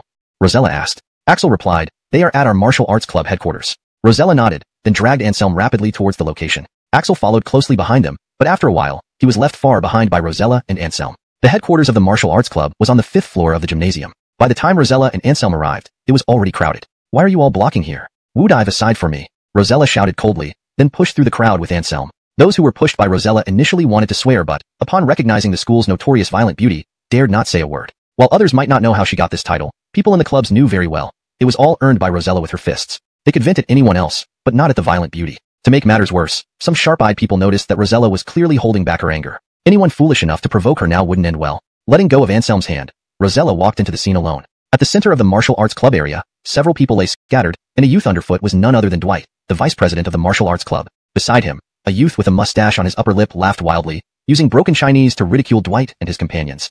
Clearly, this youth was not Chinese but from Japan. "Shut up, keep talking, and I'll send you to meet Eli." Rosella couldn't bear to listen anymore and stood out, saying coldly. Anselm muttered beside her, "Eli wouldn't take such a little devil. He's not even qualified to fertilize the underworld." Upon seeing Rosella appear, some students outside cheered loudly. "The president is here. Great. Go president. Beat these bastards. Take down these little devils, and let them taste our strength."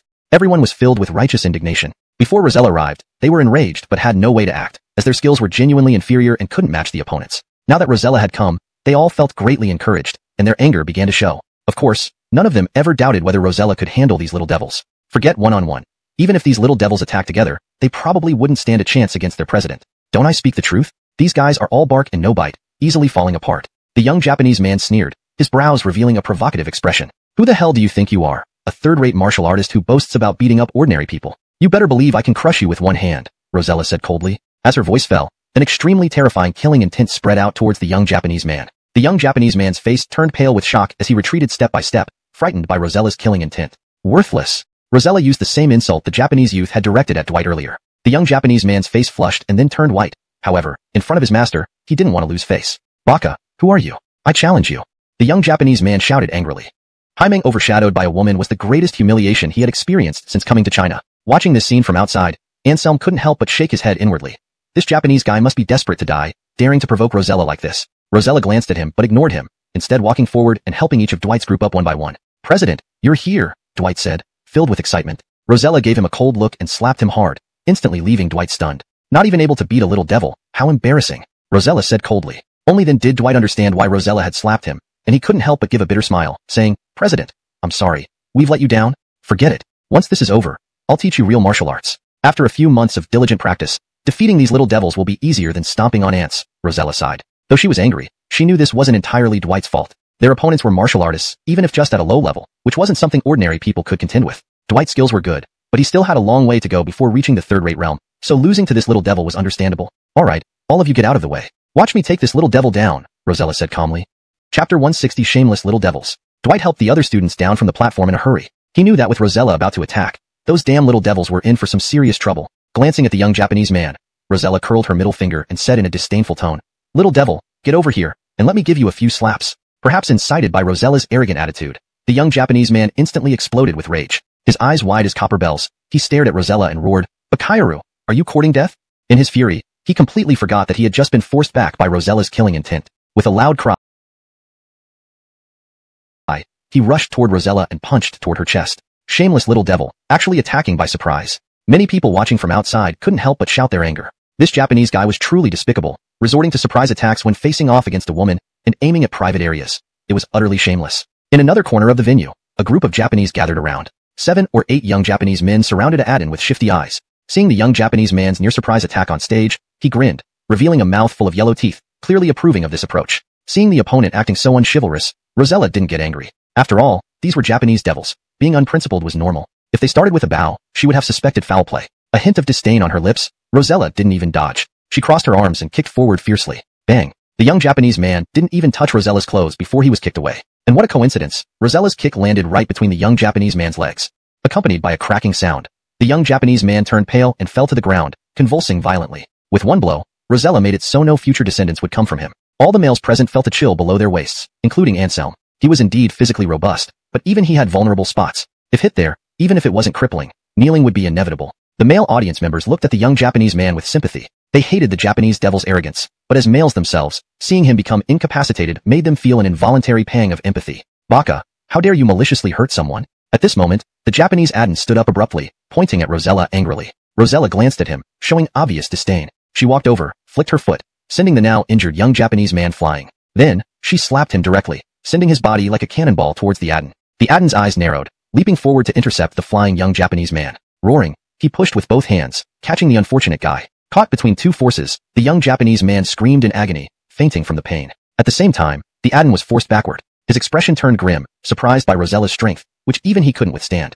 Fortunately, the gym walls were solidly built. The collision left only a slight dent, without knocking him out through the wall. But the impact still hurt the Aden, yet he wasn't injured. This made Anselm slightly astonished. This Japanese Aden was evidently a top-notch expert.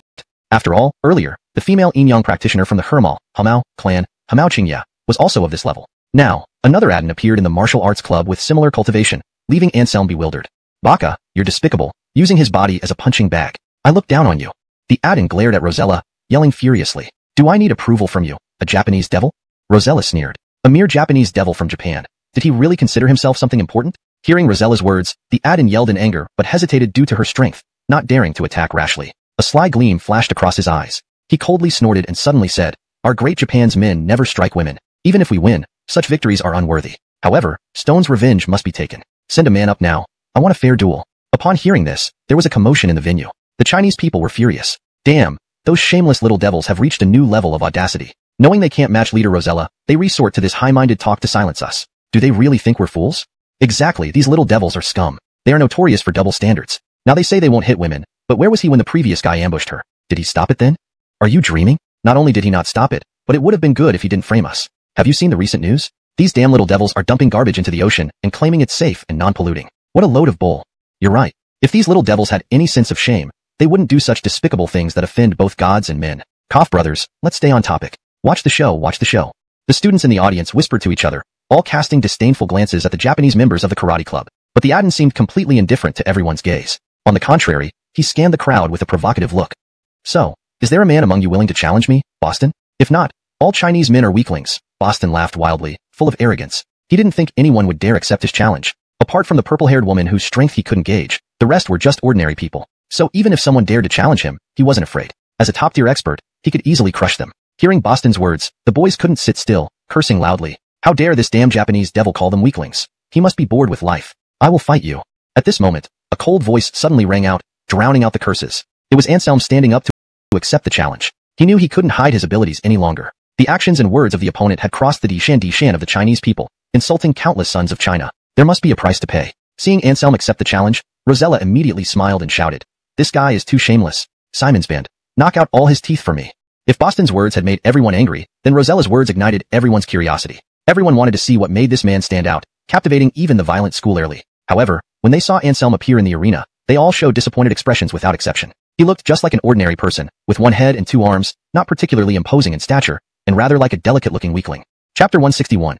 Afraid to kill you? Dash also furrowed his brows, not expecting that someone would actually dare to accept the challenge. He scrutinized Anselm for a long time, but never sensed any fluctuation of power from him. Dash soon concluded that this guy was just an ordinary person, not a supernatural powerhouse. This put Dash at ease. He glanced at Rosella and said arrogantly, "Someone like him, I could crush several with one hand." "Go ahead then," Rosella replied with a faint smile, stepping back to give up the space. Seeing this scene, Dwight and others were somewhat surprised. They could obviously tell that this Aden was even stronger than that Japanese youth from before. Wasn't President afraid that Anselm would be killed by this Japanese? Anselm sighed and suddenly said in a rather melancholic tone, I really don't want to fight you. Haha, so you know you're no match for me, right? You can kneel down, kowtow 3 times, and I'll let you go." Dash laughed smugly. Glancing at him, Anselm shook his head and said, "No, it's just that I don't want to fight people like you. It would lower my status. How can a human fight animals?" At this, Dash's smile froze, followed by rage. He roared, "Bakairu, what did you say? TSK TSK TSK, they say most Japanese are short and weak, but I didn't expect today's one to have bad hearing too. Quite amusing, isn't it?" Anselm smirked, never glancing at Dash. Hearing Anselm's words, the students burst into laughter, and even Rosella couldn't help but smile. "Asshole, I'm going to kill you. I'm going to kill you." Dash roared angrily, glaring murderously at Anselm. Anselm curled his lips, saying disdainfully, "Kill me? I doubt you have that ability. You little shrimp." He continued taunting, towering over Dash, who was barely 1.7 meters tall, while he himself was 1.85 meters tall. A veritable giant. Dash turned green with anger. His height had been his lifelong pain, and now Anselm was rubbing salt into the wound repeatedly. Enraged instantly, Dash forgot all about Bushido's spirit and punched straight toward Anselm's head. The punch was extremely powerful. If it hit, it would certainly leave Anselm with a shattered skull. What the hell? This Japanese is too ruthless. Yeah, he starts with a killing move. That's way over the line. Many students jumped up, angrily cursing Dash for breaking rules, trying to kill on school grounds. Members of the martial arts club, like Dwight, looked towards Rosella, hoping she would intervene and save Anselm. But Rosella only smiled, waving her hand. Standing there watching the scene without making a move to help, she stayed still, and thus the others in the martial arts club couldn't act either. Facing such a strong opponent, their intervention would be futile and humiliating. Anselm yawned, facing Dash's attack very calmly. Just as the fist was about to hit Anselm's head, Anselm moved. He flicked his finger. An invisible stream of air erupted from his fingertip, colliding with Dash's punch head-on. A gory splash burst from Dash's fist, and his face contorted with excruciating pain, almost making him faint. All students present stared in shock, completely baffled. How could Dash's fist be punctured? It was bizarre. Everyone's eyes turned to Anselm. They might not understand what happened, but deep down, they knew this Yonatan must be involved. Dash held his fist, cold sweat pouring down his forehead. He wasn't stupid. A single finger force from Anselm showed such strength that clearly his own capabilities were far inferior. This explained why he couldn't sense Anselm's power fluctuations. He was simply outclassed. "Weakling, Japanese are indeed garbage, only bullying weaker people," Anselm said indifferently. Furious but now knowing Anselm was stronger, Dash dared not react. "A bunch of weaklings, get down on your knees and kowtow 100 times. Shout 3 times that all East Asians are beasts, and I might let you go," Anselm sneered, staring at Dash. "Bakairu, you're dreaming." Dash roared. Forget shouting that Japanese were beasts. Even 100 kowtows were unimaginable for him. As a top-tier supernatural powerhouse, he had his own pride. Even if he feared Anselm, he would never degrade himself to beg for his life in such a manner, especially not to a Chinese person. It was even more impossible for him to submit. A flash of cold light appeared in Anselm's eyes. He slapped directly. Facing this unyielding thing, he wouldn't have any sympathy. "I think you haven't understood the situation. You are just an ant in my eyes. I give you a chance to kowtow and shout because I want to let you live. If you don't appreciate it, I'll kill you," Anselm said coldly. Dash shivered, but he still refused to submit. He glared at Anselm with venom and anger in his eyes. "You won't learn until you've shed enough tears." Anselm sneered and slapped again. Slapping the Japanese devil's face gave him no sense of guilt, but rather immense satisfaction. Dash roared wildly and tried to dodge frantically, but it was useless. Even without physical contact, he could still feel the burning pain on his cheeks. The ability to release true energy externally, causing pain without contact, made Dash's eyes turn red with fury. After a dozen slaps, half of his face was unrecognizable, swollen as if stung by hundreds of hornets. "Chinese pig, damn Chinese pig, I will kill you. I must kill you," Dash screamed hysterically. This derogatory term enraged all the students present. Eating the food of the Chinese people and calling them Chinese pigs was intolerable. Anselm narrowed his eyes, feeling a surge of anger inside but showing no change on his face. He stared at Dash with a chilling tone. "Do you think I dare not kill you?" As he spoke, a bone-chilling killing intent enveloped Dash. Dash felt icy coldness all over his body but still didn't yield. He stubbornly replied, "You wouldn't dare. We're in a school. Even if you had 10 times the courage, you wouldn't kill me here." Dash seemed resolute, confident in his judgment. Killing someone in broad daylight required someone to be insane, or a normal person wouldn't choose to do so, especially given his status as a Japanese person. However, the next moment, a flash of silver light emerged in Anselm's hand, revealing a dagger. Without hesitation, Anselm stabbed the dagger into Dash's thigh. "Don't I?" Anselm sneered, his face twisted with mockery. Chapter 162. Eastern Noble. "Aya!" Alan screamed in agony. The pain of having his thigh impaled was something that an ordinary person could hardly bear. Bright red blood gushed out from Alan's thigh like a fountain, quickly staining a large portion of the stage floor. The students in the audience were all shocked by this scene. Many airlies covered their eyes, unable to bear watching such a bloody spectacle. It had to be said, the Japanese temper was truly very stubborn. Anselm had never seen anyone as obstinate as a donkey before. For most people, one stab would have made them behave obediently, but Alan became even more frenzied instead. Bakairu. Despite his pale face due to pain and inability to speak coherently, Alan still kept repeating his national curse. Anselm gave a cold smile, certainly not indulging him. He pulled out the dagger and plunged it into the other leg, piercing it through as well. Alan's eyes bulged in pain. He struggled to lift his head, trying to see how Anselm dared to do this. But when he met Anselm's gaze, Alan shivered. There was no hesitation or fear in Anselm's eyes, only mockery and coldness. At that moment, Alan realized that this Yonatan did not care about his life at all, and really dared to kill him. Thinking of this, Alan finally felt fear. Anselm's decisiveness and ruthlessness were something he never imagined. Feeling the constant flow of blood from his legs, Alan submitted. As a top expert, he still had many years ahead of him. He naturally could not die here in China. Spare me. Fear flickered in Alan's eyes as he shakily spoke. As time passed, he could clearly feel his vitality slipping away. Even the strongest martial artists would be in danger if they lost too much blood. Spare you? Fine. But you have to shout 3 times that all Japanese are beasts. Anselm flicked his fingernails, maintaining his original condition. However, he no longer required the other party to kneel. After all, Anselm was a reasonable person. With both legs pierced, making Alan bow 100 times would seem unreasonable. This is unacceptable. Alan weakly shook his head. Even in the most dangerous situation, he remained stubborn and refused to say those words. Anselm gave a faint smile, standing still, not forcing him. He watched Alan struggle in the pool of blood with a mocking yet indifferent look. This cold-blooded calmness made the Chinese students uneasy. Though the opponent was detestable, he obviously did not deserve death. Moreover, since this happened on campus, if a death occurred in broad daylight, everyone might get involved. The members of the combat club couldn't stand it any longer because the karate club members were with them. If anything happened, they would certainly be implicated. A tall male student stood up and looked at Anselm, saying, "Student, mercy where mercy is due. He has been injured enough by you. Your anger should be appeased now. Let him go and avoid any fatal accidents." Anselm glanced at him and ignored him. When the Japanese insulted them as Jina pigs, these people didn't dare utter a word. Now, they tried to intervene and spare a Japanese, which was shameless to an extreme. Fortunately, it was a peaceful era.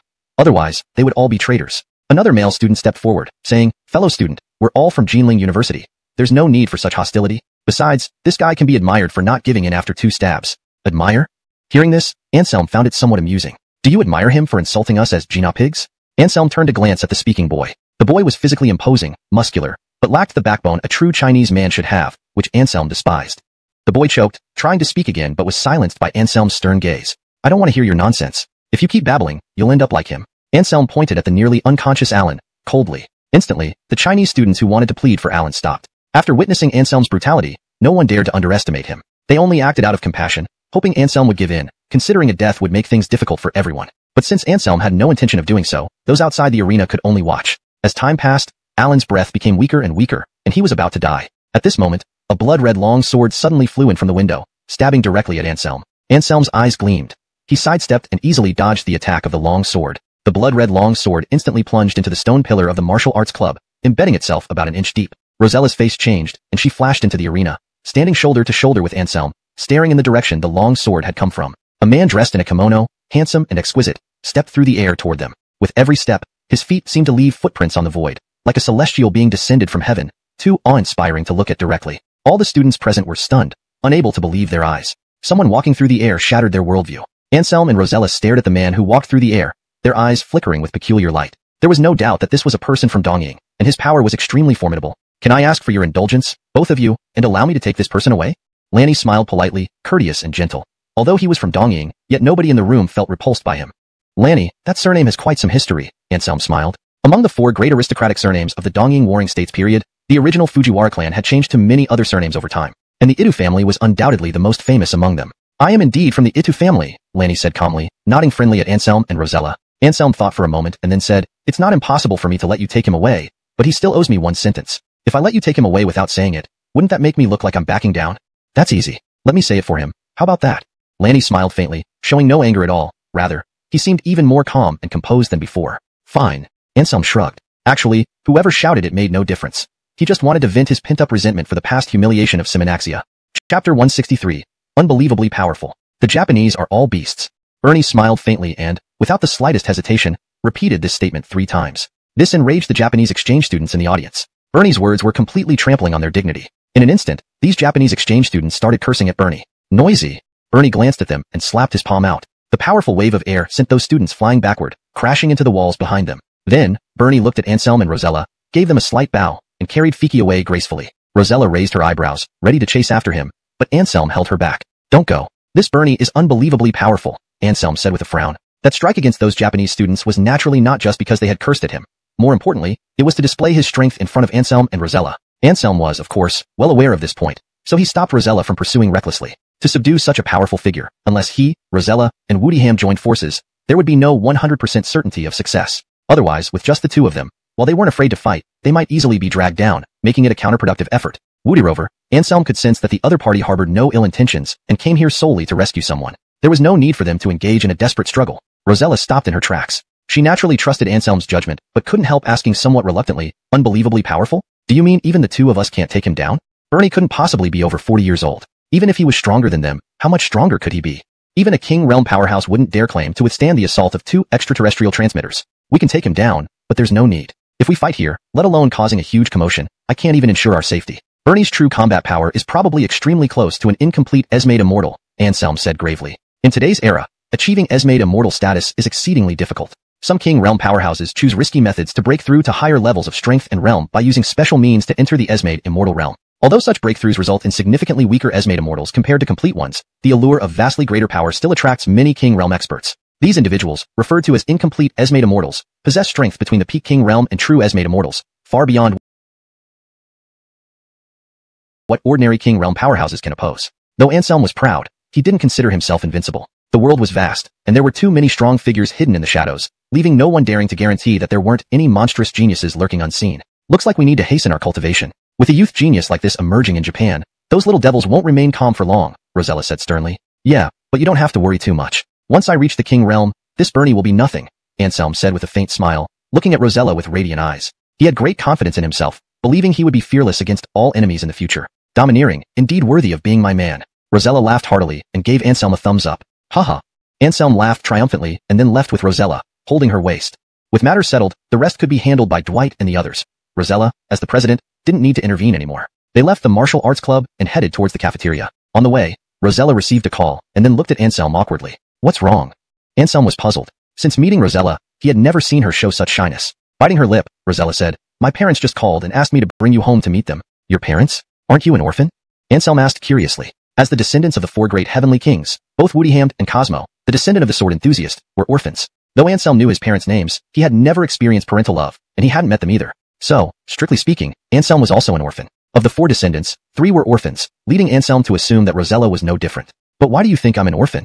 Rosella scratched her head, apparently also puzzled. However, soon her expression changed, clearly realizing the key point. Oh, you're so pitiful, Rosella sighed, suddenly looking at Anselm with sympathy. She stroked Anselm's cheek, and as they looked into each other's eyes, hers were filled with tenderness. Anselm stared at Rosella's flawless face, then suddenly leaned down and kissed her lips. Rosella didn't resist. Instead, she wrapped her arms around Anselm's neck. The two passionately kissed right there at the cafeteria entrance. The students passing by had initially intended to enjoy the scene, but upon recognizing the female lead as the school's notorious violent beauty, they immediately backed away. This kiss lasted for a long time, only stopping when a large group of students headed to the cafeteria for dinner.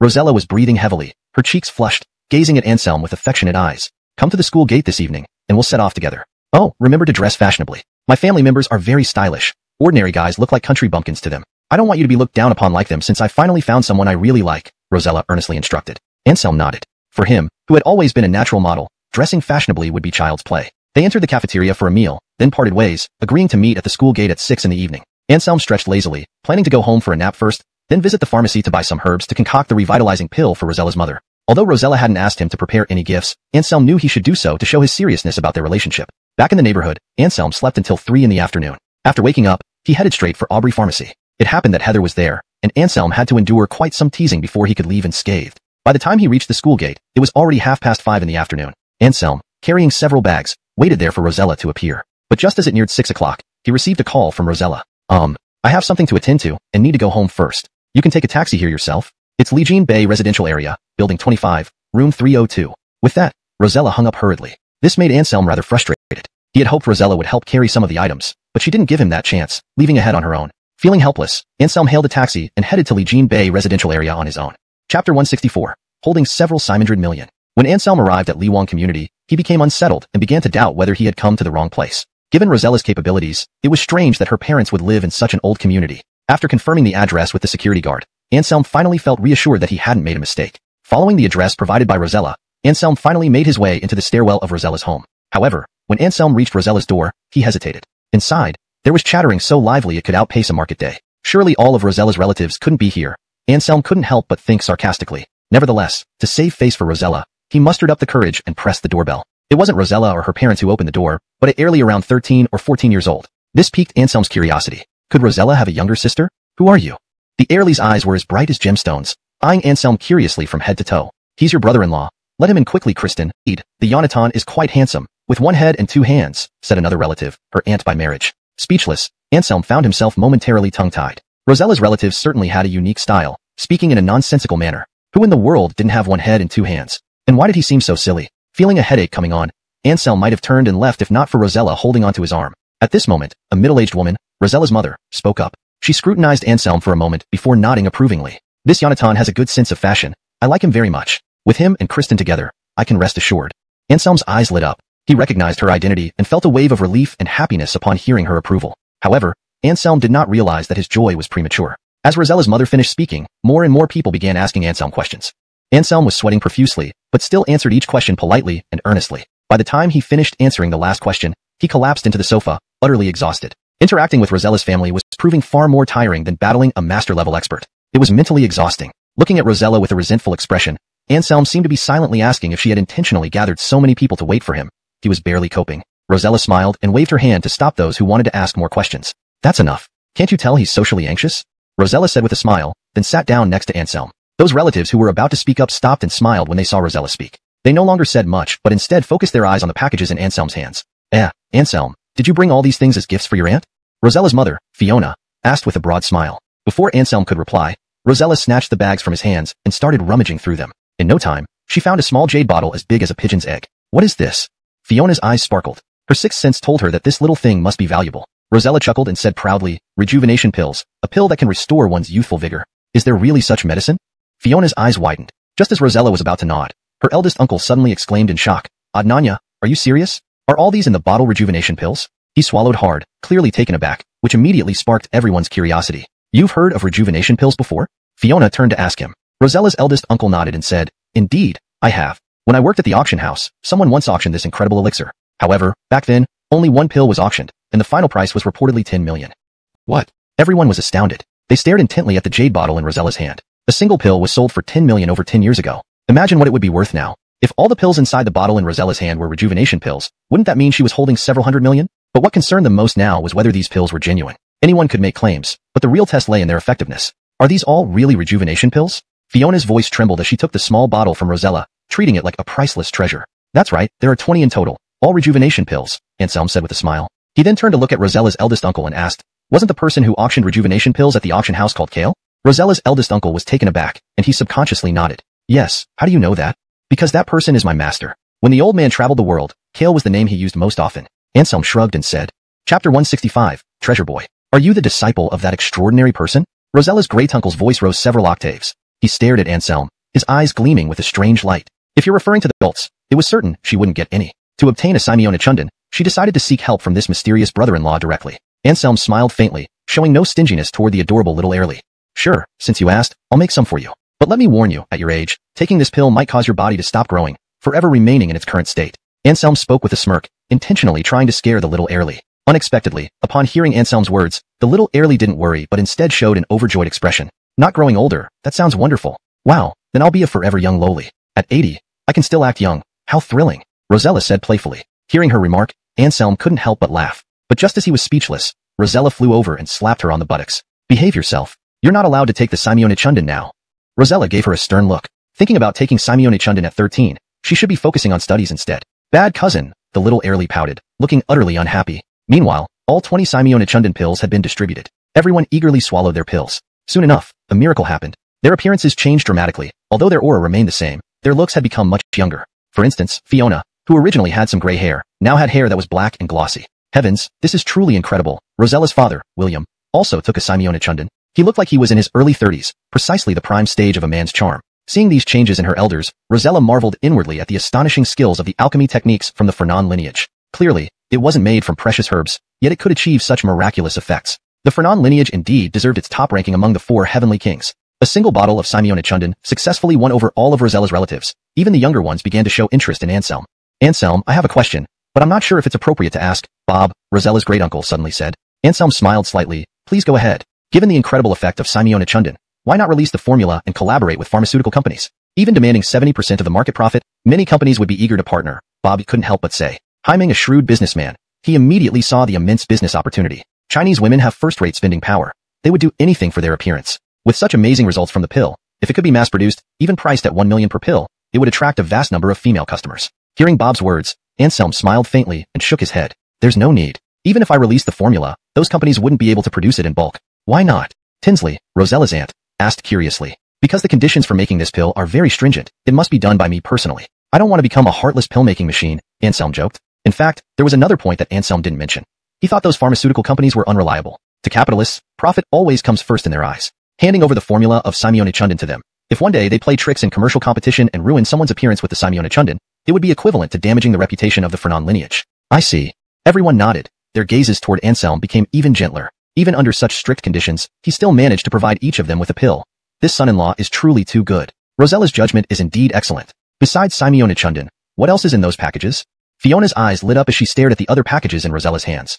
The others also cast curious glances at Anselm. Having tasted the benefits, they couldn't believe the packages contained ordinary gifts. Seeing their expressions, Anselm knew they were overthinking it. He couldn't help but smile wryly and said, those are just ordinary gifts, like tea, jade Buddhas, and such. As he spoke, Rosella opened the gift boxes and handed them over to Fiona and the others. Just as Anselm had said, they were indeed items like tea and jade Buddhas, not in large quantities, and compared to Simeone Chundan, these things seemed quite ordinary. But in everyone's eyes, these were all gestures of Anselm's heart, proving how much he cared for Rosella. Sitting in the living room chatting, from embarrassing stories to gossip, then from gossip to politics, they talked without any reserve in front of Anselm. Clearly, Rosella's family members had accepted Anselm and treated him like one of their own. Little Rosella and the other 2 kids kept staring at Anselm, calling him brother-in-law incessantly. Anselm laughed as he patted their heads, and while their parents weren't paying attention, he slipped them a stack of red envelopes, each containing more than 10,000 yuan. This gesture made the little ones even more attached to Anselm. Who could find such a handsome and generous brother-in-law? It wasn't until nearly 10 o'clock that this grand meeting of the prospective boyfriend came to an end. Anselm stood up, bidding farewell to Rosella's parents and relatives.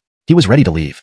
Chapter 166, Twin Killers. Fiona and the others nodded without trying to retain Anselm, not because they didn't want him to stay, but simply due to too many people around today, they couldn't manage it. To be honest, your performance today was a bit surprising. Truly impressive, Rosella said, following Anselm out of the community with a faint smile on her face, clearly satisfied with Anselm's day's work. So, should I get some reward? Anselm chuckled mischievously. Rolling her eyes at Anselm, Rosella retorted in poor grace. Reward? Every inch of me has been eaten by you. Isn't that what you should do? Hee hee. Anselm laughed awkwardly, recalling the intense encounter from the night before, which had been incredibly enjoyable. Let's find somewhere to talk about our dreams then? With ulterior motives sparking in his eyes after spinning this thought around. Get lost. My family is waiting for me. How can I explain going off with you? Rosella teased, glaring at Anselm. Oh, okay. Anselm sighed dejectedly, feeling somewhat down as he realized another night of loneliness awaited him. Seeing his dejected look, Rosella felt both amused and helpless. This guy had such thick skin, yet he seemed easily hurt. However, given Anselm's stellar performance today, Rosella decided impulsively. She lifted Anselm's chin and kissed him passionately. Anselm's eyes widened. He hadn't expected to be kissed forcefully by a woman. Unacceptable. He returned the gesture by wrapping his arms around Rosella's slim waist and retaliated. The two engaged in a fierce kiss, only stopping when Rosella's mother Fiona called. Okay, darling, consider this my reward for you. Go home now, and watch out for lady wolves on your way. Rosella pinched Anselm's cheeks and laughed. Feeling rather awkward, Anselm touched his nose, thinking how bizarre it felt like being treated as the little wife. Extremely uncomfortable. With that parting remark, Rosella headed home while Anselm shrugged and quickly left the scene. Instead of taking a taxi back, he chose to wander the streets of Jinling City. As the capital city of Jiangnan Province, Jinling enjoyed a rich nightlife. Despite the time approaching midnight, the streets were still bustling. Passing a barbecue stall, Anselm lit up and bought 10 skewers of grilled squid to enjoy. Damn devils dumped toxins into the ocean. These delicious seafood treats wouldn't be available for much longer. Taking advantage of the safety now, Anselm planned to indulge himself while he could. Eating as he walked, Anselm soon entered an empty alleyway. Himing far from the night market, the alley's lighting was sparse, leaving most places dark.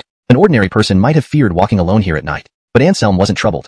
Confident and bold, he strolled leisurely forward while munching on squid. Suddenly, a shadow darted by a trash can. Thus, Anselm unknowingly dodged the woman's lethal strike once again. Seeing this, the woman was speechless, thinking, could this guy secretly knock on a wooden fish for luck every day? How else could he have such good luck? The woman's expression turned cold. Obviously, her competitive spirit had been aroused. She simply couldn't believe this misfortune and doubted that Anselm could dodge her attack a third time. However, just as she prepared for her third attack, another woman dressed almost identically to her quickly darted out from the shadows and pulled her back. At this moment, Anselm suddenly turned around, looking suspicious and muttered, "What was that quick flash? It must be a little mouse. Tiske. This little mouse is quite fast." Every word he said was heard by the assassin woman, standing not far away. Her face darkened, teeth grinding in anger. If her sister hadn't held her back, she would have rushed out to fight Anselm. How dare this detestable guy call her a rat? Did he think she was meek and gentle? Only after Anselm's figure disappeared did the two emerge from the darkness. "Sis, why did you hold me back? This was the best chance to kill him. Once it's daylight, it will be much harder to make a move," the earlier woman grumbled in dissatisfaction. Sighing, the second woman replied helplessly, "Don't you feel it, sis? That guy was deliberately playing with you. You know how the saying goes, 3 times is the charm. If you had attacked him for a third time, you'd definitely have been caught by him." The two women were nearly identical in appearance, even their voices barely differing. Clearly, they were twin sisters. "It's impossible, absolutely impossible. I followed him all the way, and he didn't notice me at all," the first woman, who was the younger twin, pouted stubbornly. "That's because he's confident and believes you can't harm him, so he doesn't bother paying attention to you. Think about it. A man who can take down someone like Aurelio and Keegan, how could he not sense you following him? Do you really think your skills can surpass theirs?" The older twin sighed bitterly, countering her sister. Chapter 167 Descendant of the Sword Obsessive. The twin sister was clearly left speechless by her older sister's soul-searching questions. Indeed, if she had managed to kill both Ernesto and Keegan, how could she possibly not notice someone following her? Also, do you really think one person can be so lucky as to dodge 2 of your killing blows in a row? Clearly this isn't just a coincidence, the elder twin continued. Upon hearing this, the younger twin's whole body trembled, finally coming to believe that Anselm had been toying with her from the start. However, instead of feeling fear, she looked furious, saying, "That guy. I won't let her off the hook. Fine if she toys with me, but calling me a little rat is just too much." Seeing her sister's puffed up look, the elder twin couldn't help but laugh bitterly. She knew all too well that her sister had a stubborn streak. She wouldn't turn back until hitting a wall. Sighing inwardly, the elder twin could only place her hopes on Anselm, hoping he would show mercy when encountering her sister in the future. The sisters left the area, unaware that Anselm hadn't actually gone far. After they were out of sight, he silently returned. With his capabilities, it was impossible for the twins not to notice him. Anselm's reason for returning was simple. It wasn't to eliminate the 2 Airlies, but to confirm something. Now, he had his answer. Anselm smiled, flashing away from where he stood. By the time he returned to the neighborhood, it was already past 2 in the morning. Anselm yawned, preparing to go upstairs to sleep. Just then, a figure suddenly appeared, blocking his path. "Get out of my way, or don't blame me for getting rough." Anselm glared at the newcomer, looking less than friendly. The man coldly laughed, not only refusing to move but taking a step forward. He gazed intently at Anselm, eyes gleaming with sharpness, yet soon sighed, shaking his head in disappointment before turning to leave. How odd. Pouting, Anselm didn't care to pay attention to him as he marched upstairs. As soon as he entered the house, Woodyham emerged from his room, a serious look on his face. He asked Anselm, "Did you confront that man downstairs?" "No, we just crossed paths." Anselm shook his head. His expression hardened. Woodyham followed up, "Do you know who this person is? Isn't it Cosmo, the descendant of the Sword Obsessive?" Anselm replied casually. Nodding, Woodyham then remarked curiously, "Indeed, it's him. Yet I'm somewhat surprised he held back today and didn't engage you. He didn't hold back to avoid fighting me but felt it would be unfair to challenge me from a higher realm. He wants a fair match once I reach the king realm." Anselm smirked, revealing the true thoughts of the Sword Obsessive successor. Badass. Woodyham gave a thumbs up, unsure what else to say. If it were him, he wouldn't have such principles about matching realms. Being at a higher realm itself symbolized greater strength on the extraordinary path. This guy seems pretty confident. Once you enter the king realm, I feel like you'll be stronger than an incomplete earthly immortal. Fighting him would be using a sledgehammer to crack a nut.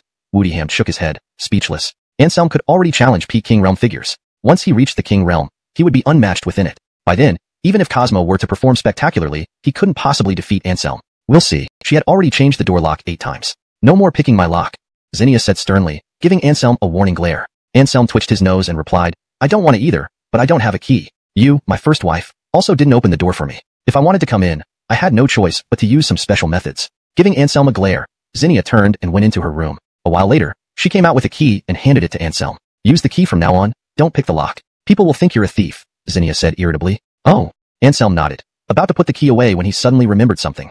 "Well, this key probably won't work either. I just picked this lock." Zinnia's face darkened. She had completely forgotten about that. "You broke the door, so you fix it. Got it?" Zinnia gritted her teeth. If this guy didn't do something to help, he would never know how troublesome changing a lock could be. "I'm going to school now. When I come back, if the lock is still broken, well?" Zinnia stared at Anselm and gave him a cold smile. After warning Anselm, Zinnia went downstairs, took her car, and drove directly to Jinling University. Touching his nose, Anselm felt somewhat helpless. It seemed he really needed to be more careful from now on, because if he wasn't careful, the consequences would fall right back on him. After carefully examining Zinnia's door lock, Anselm got to work like a locksmith. A simple door lock was nothing for Anselm. Within 10 minutes, the lock was back to its original condition. Anselm tried the key a few times and nodded in satisfaction. Finally, he could enter his first wife's house without having to sneak in. Locking up Zinnia's house, Anselm left the neighborhood. He found a specialty snack and enjoyed a hearty breakfast before heading towards Jinling University. Help! A scream echoed as Airlie suddenly ran towards Anselm. Stop right there. Behind the Airlie, a group of men in black were chasing her. They exuded a shocking aura, their gazes fierce and menacing, clearly intent on killing her. Some passers-by admired the Airlie's beauty and wanted to offer assistance, but upon seeing the group of black-clothed men behind her, they all shrank back and quietly retreated. Chapter 168. The Five Simondred Augusta. Their minds were clear enough. Only a fool would court danger for a beauty who wasn't his. Seeing the scene, the Airlie was immediately disheartened. She hadn't expected that despite her efforts to run to a crowded place, it would still be useless. There were so many people here, all just spectating, with not a single person willing to offer help. Desperate and cornered, the Airlie gritted her teeth and rushed into the crowd. It was clear that the Airlie was trying to rely on the congestion of the crowd to shake off these black-clothed pursuers. However, she had underestimated the arrogance of these black-clothed men. While she was cautious of bumping into others, these black-clothed men seemed fearless, crashing through the crowd without any regard. Many pedestrians were knocked down and groaned in pain. The distance between them closed rapidly. The Airlie was about to be caught. Just then, Anselm, who was watching from the side, suddenly smiled slightly, flashed forward, and blocked the path of these black-clothed men. What's a bunch of grown men bullying at Airlie for? Got the guts? Come at me, Anselm said indifferently. Taken aback by someone stepping forward, both the Airlie and the black-clothed men were stunned. But when the Airlie saw that it was Anselm who stepped up, a swift glint of intelligence flashed across her eyes. Big brother, save me. I can be your Airlie friend. The Airlie quickly ran behind Anselm, pulling at his sleeve with a pitiful expression. At this point, those black-clothed men came back to their senses. The leader, with a vicious look, stared at Anselm and sneered. Come at you? You think you're something? Get lost? Or don't blame my fists for being unreasonable. Smiling at the Airlie, Anselm turned to face the black-clothed man, frowning. Why are you chasing her? Why not just say what's going on? She owes our boss money. Can you pay for her? The leader coldly retorted. Sure, I'll pay. Anselm nodded, agreeing promptly. How much does she owe you? That black-clothed man froze, clearly not expecting Anselm's immediate agreement. He instinctively glanced at the Airlie. Hiding behind Anselm, the Airlie no longer acted timid. With a sly grin, she held up 5 slender fingers prominently for him to see. The black-clothed man instantly understood and shifted his gaze back to Anselm, declaring loudly, 500. Anselm. Augusta. Both were speechless. Anselm almost burst out laughing. Was this guy's acting really that bad? And did he seem a little slow? Clearly dressed in designer brands. How could she possibly owe just 500? Even if he said 50,000, no one would believe it. The Airlie couldn't help but roll her eyes inwardly, cursing that these half-trained thugs were unreliable and too stupid. As if completely oblivious to anything amiss, Anselm took out a wad of red bills from his pocket and threw it to the black-clothed man. She owes you 500. I'll give you 5,000. Is that okay? Anselm said calmly. Okay, sir, you may leave. The leading black-clothed man grinned ingratiatingly. He waved his hand, and his subordinates immediately made way for Anselm and the Airlie. Regarding the task the Airlie entrusted to them, it was long forgotten under the allure of the cash. The Airlie's face darkened. Running around for just 500, this would surely be another joke if word got out. Well, it's settled. You can go now, Anselm said with a faint smile, turning to leave. The Airlie panicked. Her mission wasn't complete yet. How could she let him leave like this? You can't leave. The Airlie feigned a pitiful demeanor, tugging at Anselm's coat hem softly. Anselm turned around, puzzled. What's wrong? Good deed done thoroughly. Let me follow you. Those guys are gangsters. They never keep their word. If you leave and they come back, what will I do? She pouted, tears welling up in her eyes, looking utterly helpless. You want to follow me? That won't work. I already have an Airlie friend. Anselm smiled wryly. The Airlie blushed and quickly responded. Then I'll be your secret mistress, as long as you don't kick me out. Upon hearing this, the surrounding male passers-by's eyes turned red with envy. Regret coursed through them. Why didn't they step forward earlier? 5,000 yuan. It was worth it just to have such a beautiful Airlie loyal to them. What a great deal. They must be keeping silent for a reason. Beautiful lady, he already has an Airlie friend, so you shouldn't force him. Why don't you come with me instead? I can divorce my wife right now. This came from a Adin with pockmarks on his face, looking at the Airlie with burning desire in his eyes. The Airlie pouted, glanced at him, and shook her head. Eat lotus root. Eat lotus root? The Adin was puzzled. Then a Yonatan beside him spoke up to explain. Say it together. Eat lotus root. Cho. The Adin widened his eyes, suddenly enraged. He glared at the Airlie and cursed fiercely. You little bitch. How dare you insult me? Bang. It was Anselm who couldn't stand it any longer. He kicked the Adin away with one foot. Clean your mouth, or else don't blame me for not being polite. Anselm's gaze was icy cold, piercing through the Adin like a bone scraper. The Adin shivered and swallowed all his curses back. The Airlie looked oddly at Anselm, confused. He clearly didn't want her to follow him, but he fought over this sleazy man's curse. What was he playing at? Let's go.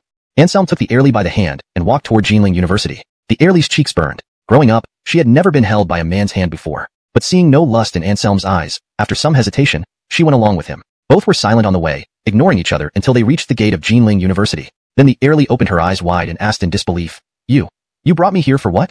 She was bewildered. Normally, wouldn't Anselm take her to a hotel? Why did he bring her to the university entrance? Did he have a special obsession with college students? Anselm glanced at her without speaking, still holding her hand, and continued walking in one direction. At the door of the principal's office, Anselm knocked politely, but pushed the door open before Jeremy responded. Jeremy was worrying about the next phase of planning. When he saw Anselm bringing Airly inside, he couldn't help but look surprised.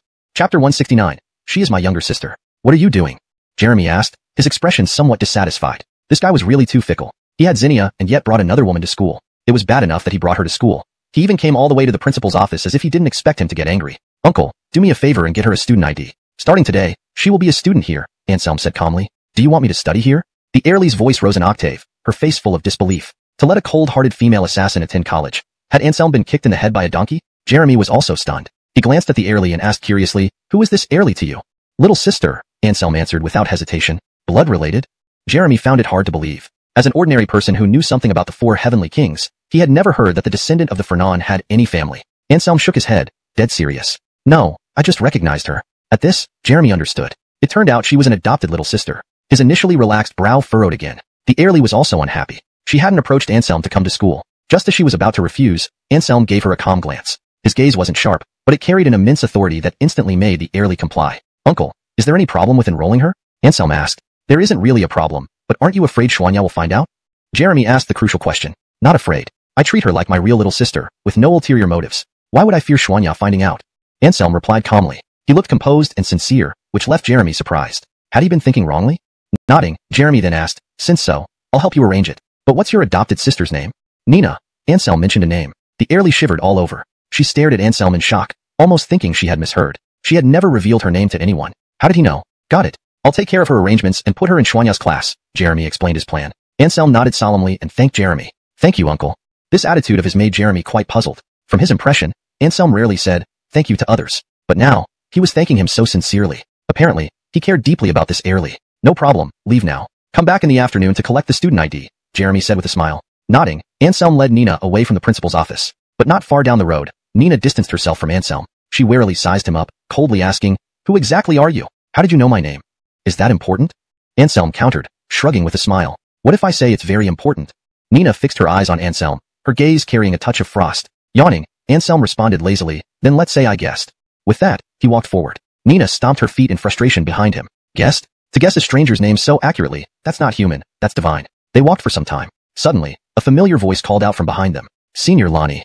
Turning around, Anselm saw Ian appear and run toward him. Ian looked anxious but brightened up when he saw Nina, saying, this beautiful lady, is she also a sister-in-law? No, she's my sister, Anselm replied indifferently. Ian's expression became extremely odd. They were both orphans. Where did Anselm get a sister? Frowning slightly, Anselm didn't wish to linger on this topic. He diverted, Ian, why did you come to school?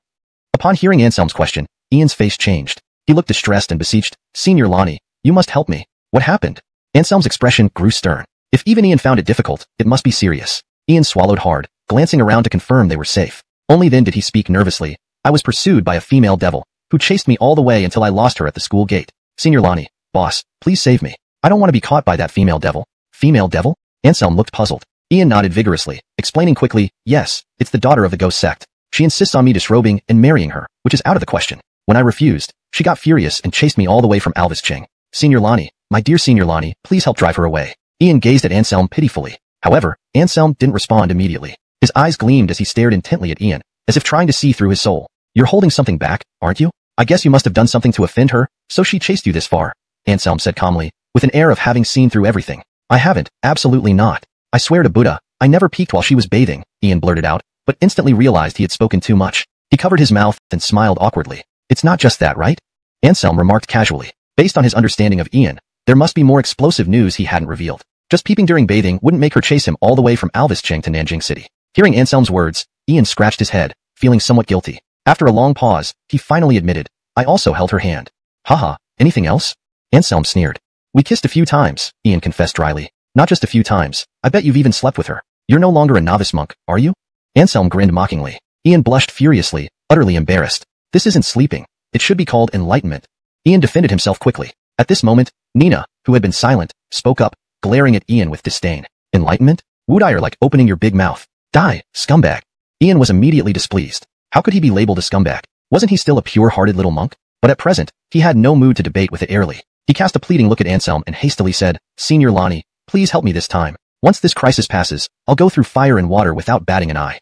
Chapter 170 Passing the Test. Alright, then go hide in the martial arts club. It's Rosella's territory. The female demon definitely wouldn't dare to come looking for you there, Anselm said nonchalantly. Yes, Senior Lonnie, you are truly brilliant. I love you so much, Junior Lonnie. Ian rejoiced, hurriedly thanked Anselm, and ran off toward the gymnasium. Seeing Ian leave, Krista felt rather angry. Pouting her lips, she glared at Anselm with intense anger and said, "How could you be like this? This monk couldn't control himself and wronged Sister Hymen. As his senior brother, not only did you not punish him, but you even helped cover for him. You're all bad." Krista had initially thought that Anselm wasn't as detestable as she imagined, but now she realized she had been overthinking it. This guy was indeed despicable, always helping his own people to deceive other heirlies. With this thought, Krista instantly felt no guilt at all. She secretly vowed that she would definitely make Anselm pay. "Aren't I always a villain in your heart?" Anselm replied calmly, suddenly revealing a meaningful smile. Krista was stunned for a moment, wondering if the other person knew her identity. But if he knew, why would he insist on calling her his sister? "If the female demon appears later, don't say anything. I have my plans," Anselm instructed. He had already sensed the rapid approach of a powerful female aura. Krista pouted her lips unhappily, but, since she was relying on him for shelter, she had no choice but to soften her attitude and listen to Anselm. Before long, a sizzling hot woman appeared, immediately attracting everyone's attention. She looked to be in her early 20s, with flowing silver hair and a silver and white floral dress that gave off an icy, indifferent vibe.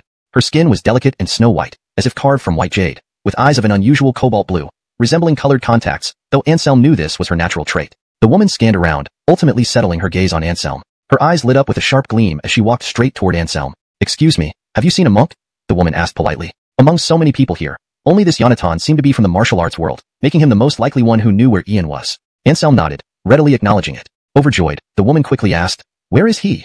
"That guy abandoned someone after seducing her and causing trouble for a decent lady. I've already dealt with him," Anselm answered casually. Upon hearing this, the woman's face darkened abruptly. Narrowing her eyes at Anselm, a tangible wave of murderous intent descended upon him. Even Krista, who was not under the direct target of this killing intent, could still feel an intense pressure, indicative of a peak-level expert. Anselm, being at the center of this oppressive killing intent, could be imagined to be under unimaginable pressure. Yet, just when Krista thought Anselm was surely doomed, he remained calm, seemingly unaffected. This left Krista astonished. Could it be that this annoying guy's strength was actually above this female expert's? Surprised as well, the Juliana was the daughter of Dominic Min's sex leader, widely recognized as the best disciple in Dominic Min for decades. Having surpassed 20, she entered the worldly class, showcasing remarkable talent. Ordinary experts usually couldn't withstand her killing intent, yet this Yonatan did so effortlessly. "Who exactly are you?"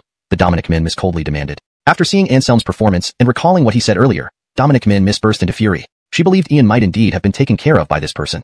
Thinking this, her killing intent intensified. Even if the person before her was also a worldly class expert, she resolved to kill him to avenge Ian. Her eyes flashed with a cold light, even preparing for the worst. She was ready to die with Anselm. However, just as this idea emerged, it was stifled. Suddenly, an overwhelmingly strong aura burst out from Anselm, suppressing her killing intent in an instant. This terrified the Dominic Min Mississippi, widening her eyes. Despair spread across her face. She knew this indicated an insurmountable gap in strength. Anselm's strength was undoubtedly far superior to hers. As Anselm's overwhelming power enveloped her, she involuntarily felt the urge to kneel and submit. To resist this psychological submission, the Dominic Min Miss decisively bit her tongue to endure excruciating pain and finally resisted the urge without kneeling down. "Do you think it's that easy to make me submit? Impossible. If you killed Ian, I won't rest until you're dead."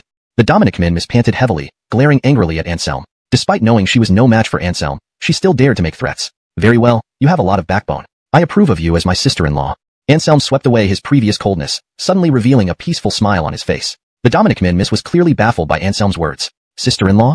Who? Could it be Ian? But didn't he just say that Ian had already been taken care of by him? After careful thought, the Dominic Min Miss finally realized that all this was part of a test set up by Anselm. "I believe you know Ian's true identity. I don't mind telling you that I am the successor of Fernan, the leader among the 4 Heavenly King successors.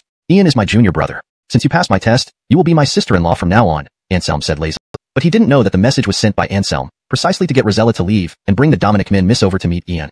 Chapter 171. Female classmate goes missing. "Aren't you afraid he will turn against you after this?" Krista blinked her eyes, clearly surprised by Anselm's actions. Initially, she thought Anselm would help Woody Hamd and make things difficult for the Juliana. But unexpectedly, he ended up siding with the Juliana. "Turn against me? Let him try. I won't beat him to death." Anselm sneered repeatedly. Despite his philandering nature, he had his own principles. In his view, as a man, one must take responsibility after sleeping with the heirly. Otherwise, what's the difference from animals? It's fine for a man to be sentimental, but not overly promiscuous, especially not bullying a heirly and then denying everything afterward. People really can't figure you out. By the way, why did you say that the monk was taken care of by you just now? It provoked that silver-haired heirly to attack you. What benefit is this for you? Krista asked curiously. "No benefits, just wanted to test her," Anselm said indifferently. He glanced at Krista, smiled slightly, and said, "We are the heirs of the 4 great protectors, looking powerful on the surface, but in reality, we are walking on thin ice. Once there's turmoil in the martial world, we will inevitably be targeted first. That woman wants to follow Woody Hamd. It's not easy. Besides having formidable strength, she must have genuine feelings. Otherwise, hesitating emotionally will affect cultivation and drag us back. Oh, but now the Chinese martial world is very peaceful. There's no turmoil. Krista pouted. Anselm smiled faintly. Remaining neutral, peaceful now doesn't mean forever. Your dark sect has been low profile for so many years and now reappeared. Isn't this the best proof? Hearing Anselm's words, Krista was impressed. She looked at him complexly. Indeed, this guy saw through her origin long ago. But she couldn't understand why Anselm still kept her around even though he knew everything about her. Wasn't he afraid she might harm him? Let's go to the gymnasium and watch the show. Anselm smiled slightly and led the way toward the gymnasium. Krista's expression was strange. She couldn't understand what Anselm was thinking. However, seeing that he didn't mind her identity, Krista didn't ask anymore and followed him toward the gymnasium. Not long after they left, a Airly who looked exactly like Krista appeared here, staring at the direction they went, completely confused. In the martial arts club, Woody Hand was suffering and rejoicing at the same time. He never imagined that Anselm and Rosella would betray him. It was bad enough that Anselm mercilessly revealed his hiding place to the female demon, and Rosella was even crueler, leading people right to him. By the time he realized he should escape, it was too late. Rosella and the female demon subdued him together. Ma'am, I'll never do it again. Please spare this little monk. So many people are watching, Woody Hand pleaded miserably, one of his ears pinched by the female demon, tears welling up in his eyes. Rosella stood nearby, completely ignoring his plight, offering no help. This made Woody Hand depressed. They were supposed to be fellow disciples, sharing the same spirit, but why did it not apply to him? Just when Anselm and Krista arrived, the Dominic Min heiress was about to leave, holding onto Woody Hand's ear. Seeing them arrive, she immediately showed delight, saying, "Thanks to Senior Lonnie for the information. Woody Hand and I have some personal matters to settle. Let's go." Then, she dragged Woody Hand away. "Ma'am, easy. My ear is going to fall off." Woody Hand's aggrieved voice echoed from afar, making Anselm and others unable to hold back their laughter. Serves him right. He deserves it. Rosella snorted, obviously thinking the same as Anselm. If Woody Hand could be so irresponsible, naturally, Rosella wouldn't let him off either. Alright, Scram 2. I need to teach them martial arts. Take care of this. Leave it to me. You go ahead, and I'll get back to you within an hour. Rosella nodded confidently. Gathering intelligence was a forte of her lineage. If they claimed second place, no one dared claim first. Anselm had full confidence in the intelligence-gathering abilities of Rosella's lineage. Seeing her agreement, he left without another word. At the school gate, Anselm hailed a cab and headed to the mall with Krista. This puzzled Krista. Why was Anselm taking her shopping? Soon, however, she understood. Looking at the packages Anselm carried, filled with beautiful clothes, shoes, and bedding, Krista felt a strong emotion. Her first taste of something called being touched. From as far back as she could remember, no one had ever treated her so well. Back at his place, Anselm prepared a room for Krista and placed the packages inside. From now on, this is your room, Anselm smiled. And what about you? Krista asked instinctively. Anselm paused slightly, then pointed to a nearby room, smiling. My room is over there. With other beautiful women, he might have taken some liberties verbally, but in front of Krista, he was exceptionally proper, with no thoughts of teasing her. Thank you, Krista thanked him, giving him a side glance, her expression complex. Anselm smiled lightly, waving his hand. You're welcome. This is all part of being a good brother. He emphasized the word sibling again, leaving Krista confused. Was this guy for real? Even immature kids don't insist on claiming a sister the first time they meet.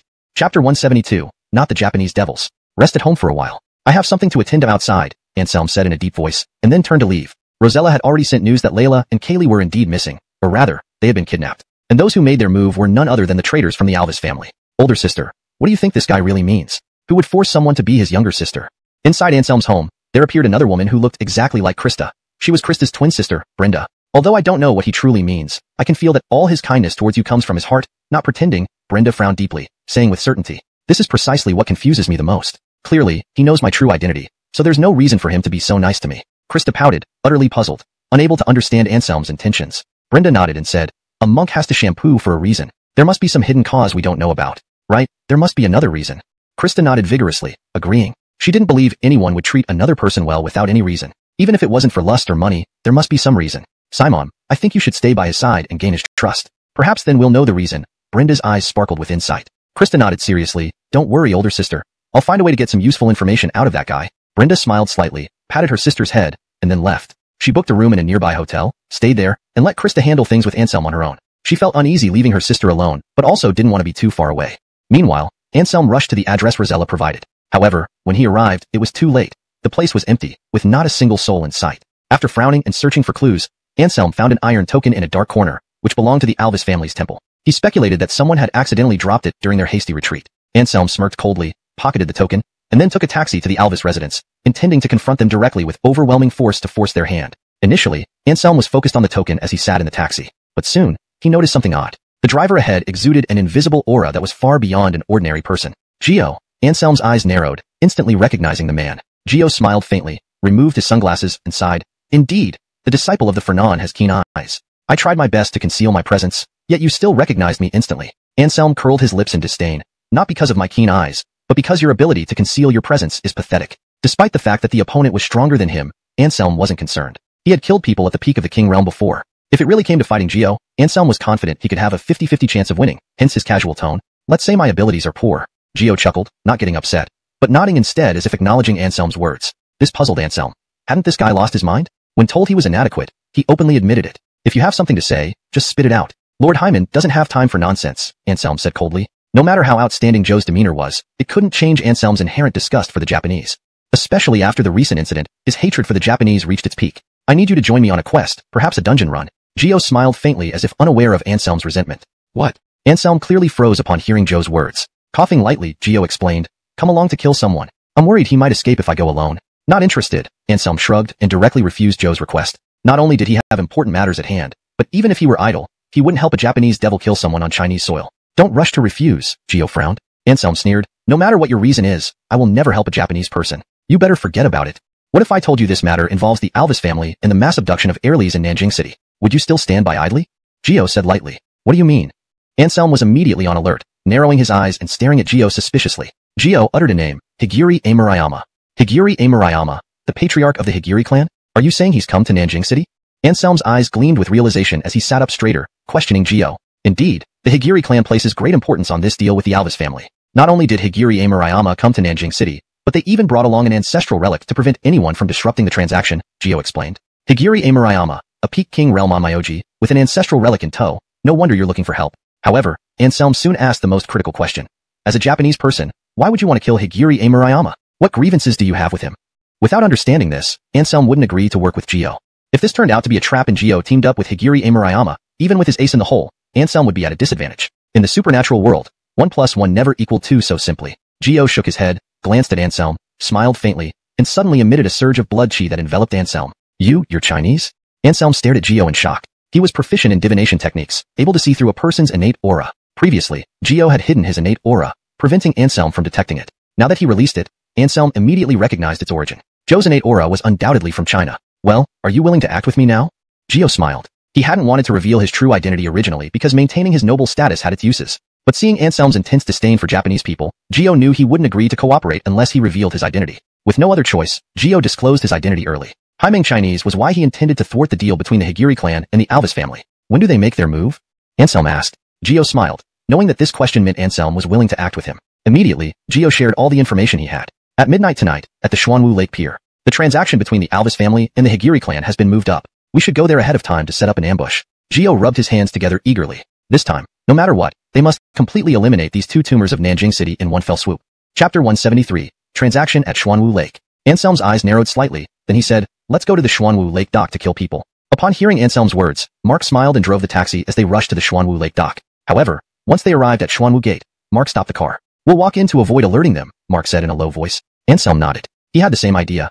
It was still early, and even if they arrived there immediately, it wouldn't help. They might as well slowly walk in and carefully survey the terrain for better action at night. As dusk fell, the outer area of Xuanwu Lake was brightly lit, but the small island in the middle of the lake was pitch dark. Anselm and Mark exchanged glances, and in an instant, they vanished into the darkness, waiting quietly for both parties involved in the transaction to arrive. Time ticked away, and midnight came. Sure enough, the forces from the Alvis family and the Horikawa clan all appeared. Behind them, a large number of people gathered, many of whom were supernatural powers, clearly dispatched by both sides to maintain order. However, the Alvis family ultimately miscalculated. While they had many experts, they lacked top-tier ones, let alone any at the sovereign realm, not even any at the world-class realm. In contrast, the Horikawa clan had their patriarch Fletcher, a grand expert at the sovereign realm, and even brought along the clan's ancestral artifact. Clearly, such preparation by the Horikawa clan couldn't be just for show. Lonnie Horikawa, we haven't met for years, and you're as impressive as ever, Fouise said with a smile, clasping his hands together as a greeting to Fletcher. Patriarch Alvis, please don't be so polite. This is our last transaction, let's hurry. Fletcher clapped his hands, and soon after, several young men carried wooden crates from outside.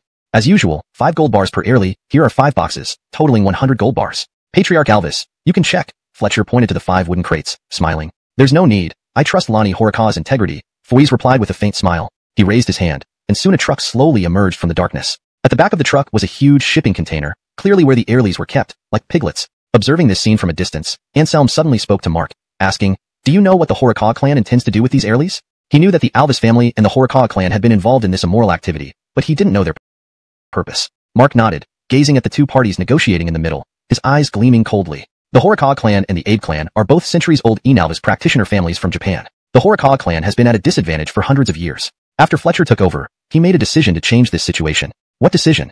Anselm probed. To use virgin blood to renourish the spirit they worship, Mark said coldly. Hearing this, Anselm's face changed drastically. If Mark was right, the Alvis family had likely stained their hands with countless innocent Airlie's blood over the years. But one thing was certain. The number wouldn't be small because Fletcher had already mentioned this would be the last transaction. In short, feeding the spirit had reached its final stage, requiring only this last batch of virgin blood to complete the process. Anselm's gaze turned cold as he stared at both parties, his eyes filled with killing intent. These people were beasts, all deserving death. It's time to act, Anselm said coldly. Without waiting for Mark's response, he rushed out alone, attacking both parties directly.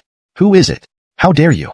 Both sides shouted and attacked Anselm without hesitation. Anselm sneered and immediately unleashed the Earth Transformation Hand, gathering elemental energy from all directions to deliver a terrifying strike against them. Boom. Everyone retreated, their combined efforts unable to match the intruder. It's you, Anselm. Fouise's face turned pale. He hadn't expected Anselm to be here. But quickly, he chuckled recklessly. Fletcher gave Vonda a cold glance. Yes, family head. Vonda nodded vigorously, and her gaze toward Anselm became filled with unprecedented apprehension. Even the invincible family head admitted that this Yonatan had the power to wipe out the Horikoff family. One could only imagine how terrifying he must be. It was laughable that she had even dared to confront him alone before. Surviving the encounter was simply a miracle. Hearing Fletcher's words, the other high-ranking Onmyoji of the Horikoff clan all showed drastically changed expressions. The renowned heavenly sword deceptive doctor from the global supernormal world, was this Yonatan before them? Woodist importantly, years ago, their family head had once fought against this person, suffering a great defeat and narrowly escaping after being pursued for thousands of miles. By the time Fletcher returned to the clan, he was almost incapacitated. It was during that period that Fletcher broke through adversity and successfully entered the world-class realm, becoming another generation of powerful Onmyoji in the Horikoff family. TSK. Years have passed and you, Fletcher, haven't progressed at all. All you can do is shout at your own people?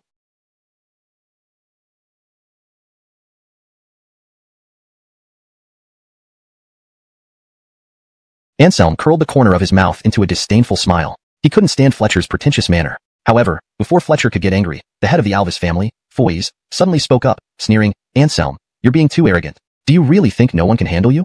Someone might be able to handle me, but it certainly won't be you. Wait and see. When I make my move, I will definitely wipe out your Alvis family first. I despise traitors most. Anselm pursed his lips and didn't even look at Fouise, as if looking at him longer would pollute his eyes. Attack. Kill him. Fouise's eyes turned cold, ordering his subordinates to take action. Martial artists launched attacks on Anselm together, while those who didn't know martial arts drew out their firearms and pulled the triggers at Anselm. Chapter 174.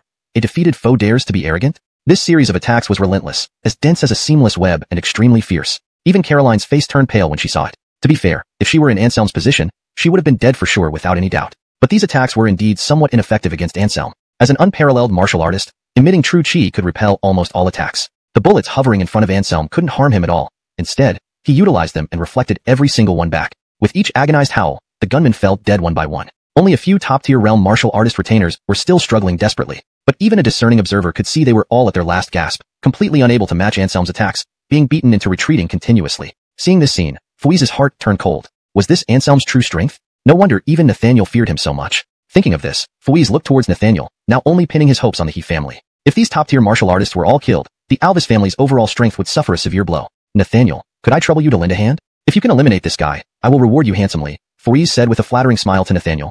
At this moment, where was the dignity of the dominant figure of Nanjing? He looked like nothing more than a sycophant, revolting to watch. Glancing sideways at Fouise, Nathaniel smiled coldly, unmoved. He actually hoped that all the members of the Alvis family would die. Anselm's actions saved him some trouble. For Fouise to ask him for help was simply wishful thinking. Once Anselm eliminated everyone from the Alvis family, he could then kill Anselm, gaining the virgin essence blood and recovering the gold, 2 birds with 1 stone.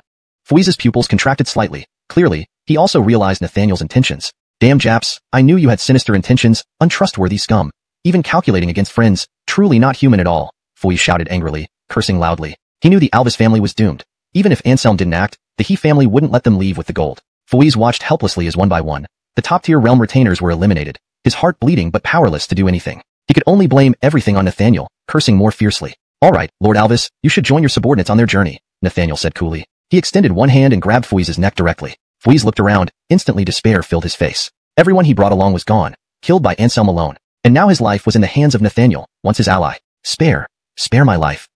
I am willing to give all of the Alvis family's wealth to you, Fouise struggled to say, feeling his breath becoming harder as the grip tightened. Nathaniel glanced at him and suddenly said coldly, Do I need you to give it to me? When you die, the Alvis family's wealth will still be mine. With that, he tightened his fingers sharply, and there was a snap as he broke Fouise's neck. Fouise's eyes were wide open, full of regret, saying you 3 times before losing consciousness. TSK. Looks like I really underestimated you. So ruthless towards your own allies, Nathaniel. You truly make me look at you differently, Anselm remarked with a sigh. He had taken out dozens of henchmen from the Alvis family, yet there wasn't a trace of blood on him. Walking leisurely and gracefully, he slowly approached Nathaniel. As for Christian, he remained hidden in the dark, not due to ulterior motives, but because he found it inconvenient to participate in the action against the Alvis family, fearing others might talk and affect his plans. However, during the siege of Nathaniel, Christian had no such reservations and could unleash his full power. Clearly, Nathaniel was unaware that besides Anselm, there was another King Realm Master, Christian, hiding in the shadows. He looked at Anselm and said with a cold laugh, "You've made mistakes many times. You never expected me to break through and become a King Realm expert when you allowed me to escape." Nathaniel's gaze was icy, looking down at Anselm with arrogance. Back in the days when they were both at the peak of the Supreme Realm, he had lost to Anselm. Now, after making steady progress, he had become an exceedingly powerful King Realm expert, while Anselm was still only at the peak of the Supreme Realm. The enormous gap in cultivation made Nathaniel feel extremely self-important, thinking that his former formidable opponent was nothing more than this. As if reading Nathaniel's thoughts, Anselm sneered coldly and said, "Advancing in realm doesn't mean anything.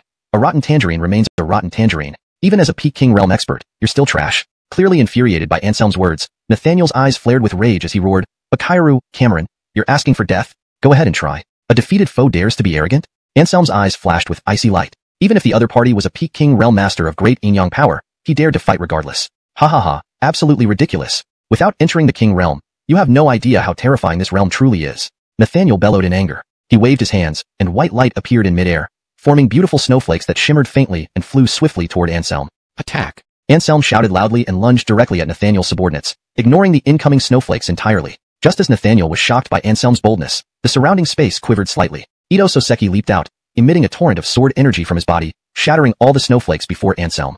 Meanwhile, Anselm had already engaged the other members of the He family. His strength was formidable, and within just 3 moves, he killed a peak Supreme Realm Yin-Yang Master. This person was Nathaniel's cousin and had a very close relationship with him within the family. Seeing his cousin killed, Nathaniel's eyes turned red, and he immediately rushed towards Anselm, intent on fighting to the death. But Ito Soseki wouldn't let him, blocking his path directly. Anselm moved back and forth 7 times, and with each movement, someone from the He family met their end. Blood splattered and bones flew, making the scene incomparably brutal. Seeing this, Nathaniel roared furiously, "Anyone who blocks me dies." He waved the flags in his hand, unleashing various powerful Yin-Yang techniques continuously, attacking Ito Soseki relentlessly. Ito Soseki remained calm, wielding a long sword. No matter how strong Nathaniel's techniques were, a single sweep of his sword could break through everything. "Who are you?" Nathaniel's face changed slightly. This was a formidable opponent, whose strength was on par with the Cameron. Ito Soseki didn't speak. Of course, he wasn't going to foolishly reveal his identity. His mission was to eliminate Nathaniel and destroy his spirit beast breeding plan. Chapter 175 Activation of the Ancestral Artifact. Nathaniel let out a long howl, unleashing the true power of a great Enalvist master. He aimed to resolve Adamir within the shortest possible time. Otherwise, the people under his command would likely not survive this day. "The bloom of my flower shall kill all others." As Nathaniel's voice echoed, countless light pink cherry blossoms suddenly fell from the sky, spreading a fragrant aroma and presenting an incredibly beautiful scene. Adamir's pupils constricted. He wasn't mesmerized by this beauty but instead became extremely solemn, for he recognized that this was a skill only a great Enalvist master could perform. The seemingly picturesque cherry blossom rain harbored terrifying killing intent. Each blossom exploding could critically wound an expert at the pinnacle realm. Daring not to be negligent, Adamir swept his long sword horizontally, instantly creating dozens of sword lights that clashed with the blossoms. Swoosh, swoosh, swoosh, swoosh.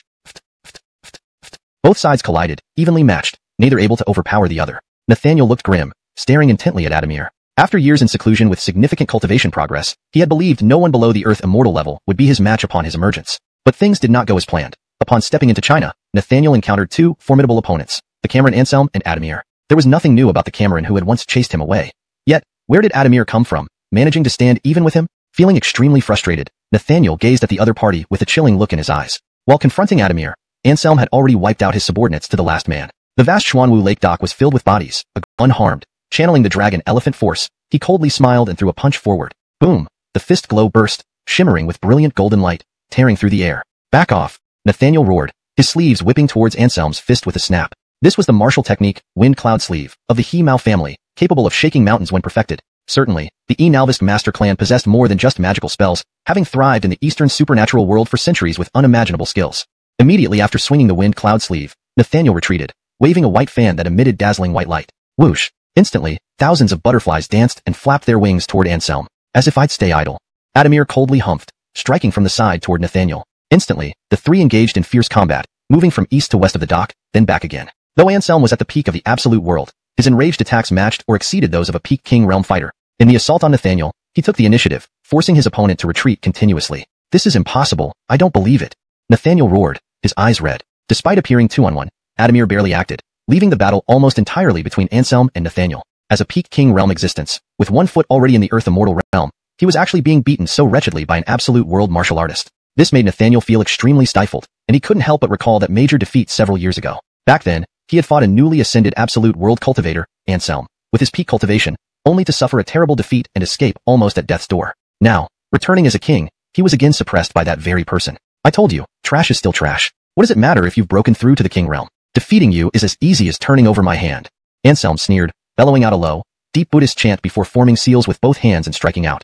Limitless treasure vase seal. Nathaniel trembled with shock, retreating rapidly without a second thought. The next moment, boom, a massive golden treasure vase formed from true chi crashed down, creating a deep crater where Nathaniel had just been standing.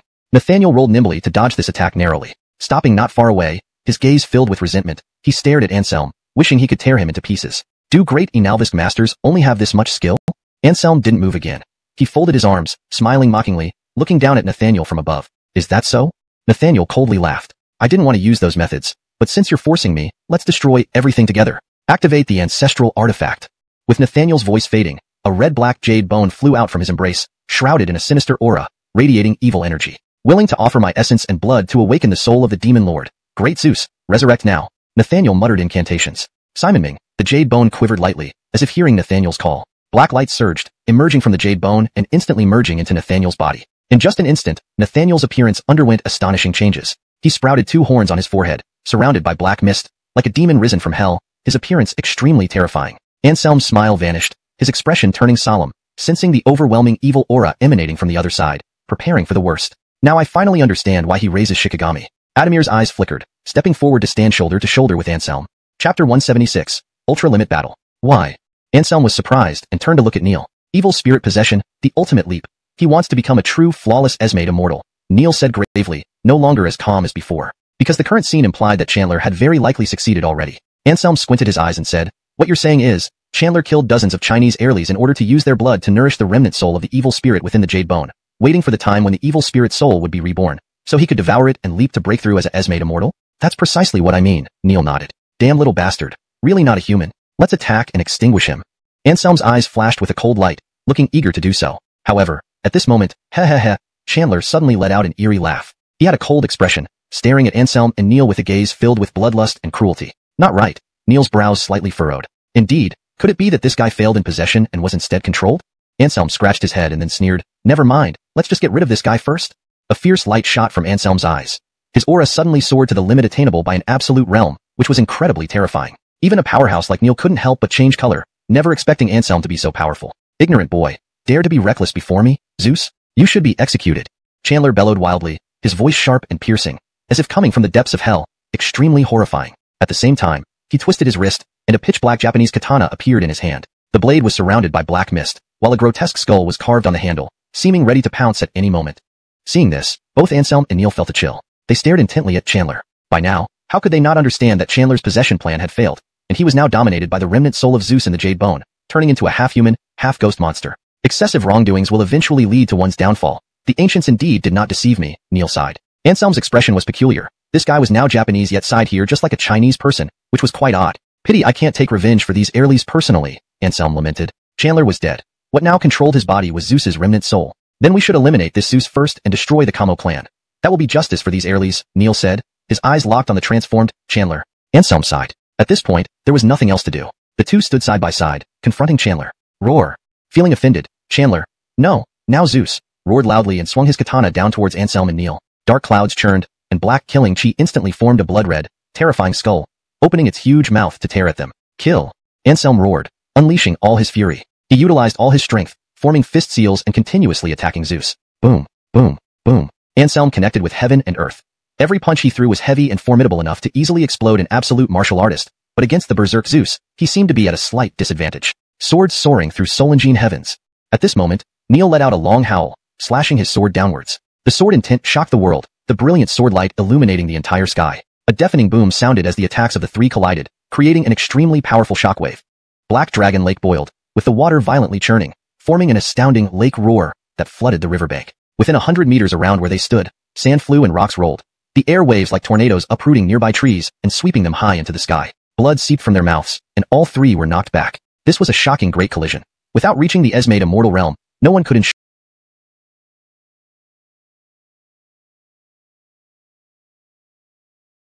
Although Zeus was only a remnant soul, once he occupied Chandler's body, his strength wouldn't be inferior to that of a flawed Esmate immortal. Thus, Anselm and the others wanted to kill Zeus without getting hurt themselves. It was like daydreaming. Zeus went mad, launching his final desperate counterattack. Even a trapped beast fights back. How much more so Zeus, the sixth demon king? Like a mad demon, he rushed at Anselm and Neil, his eyes burning with rage, even more brutal and powerful than before. Anselm and Neil weren't afraid but rather delighted.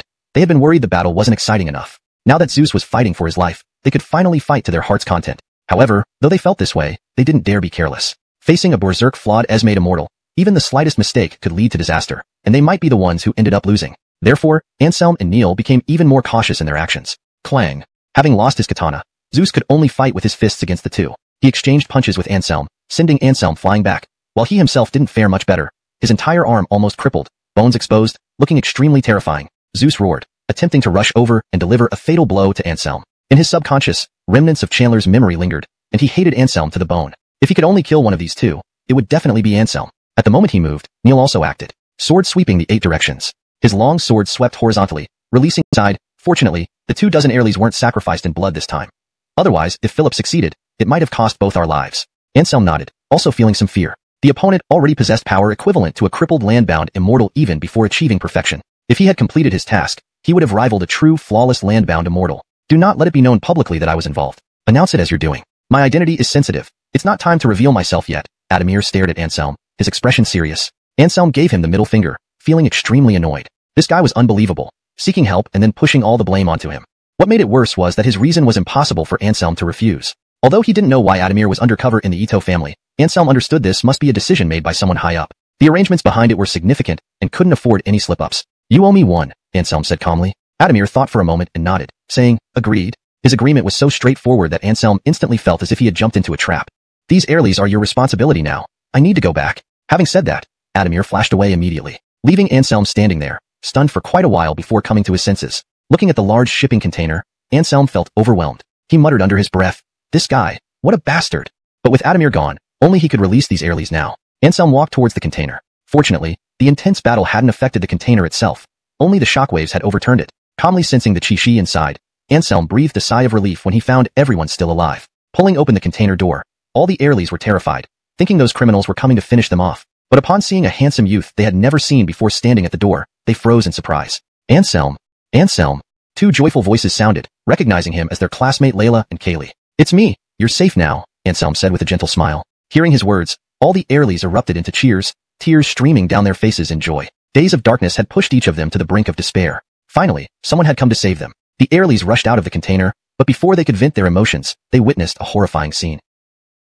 Bodies lay scattered everywhere, blood flowing freely, limbs strewn about, and brains splattered. Many people lay dead in terrible states. Some timid Airlies screamed outright, trying desperately to flee but found their feet heavy as lead, falling backward onto nearby corpses. This made their faces turn green. Several Airlies fainted from sheer terror. Yee, Anselm, what happened here? Why are there so many dead bodies?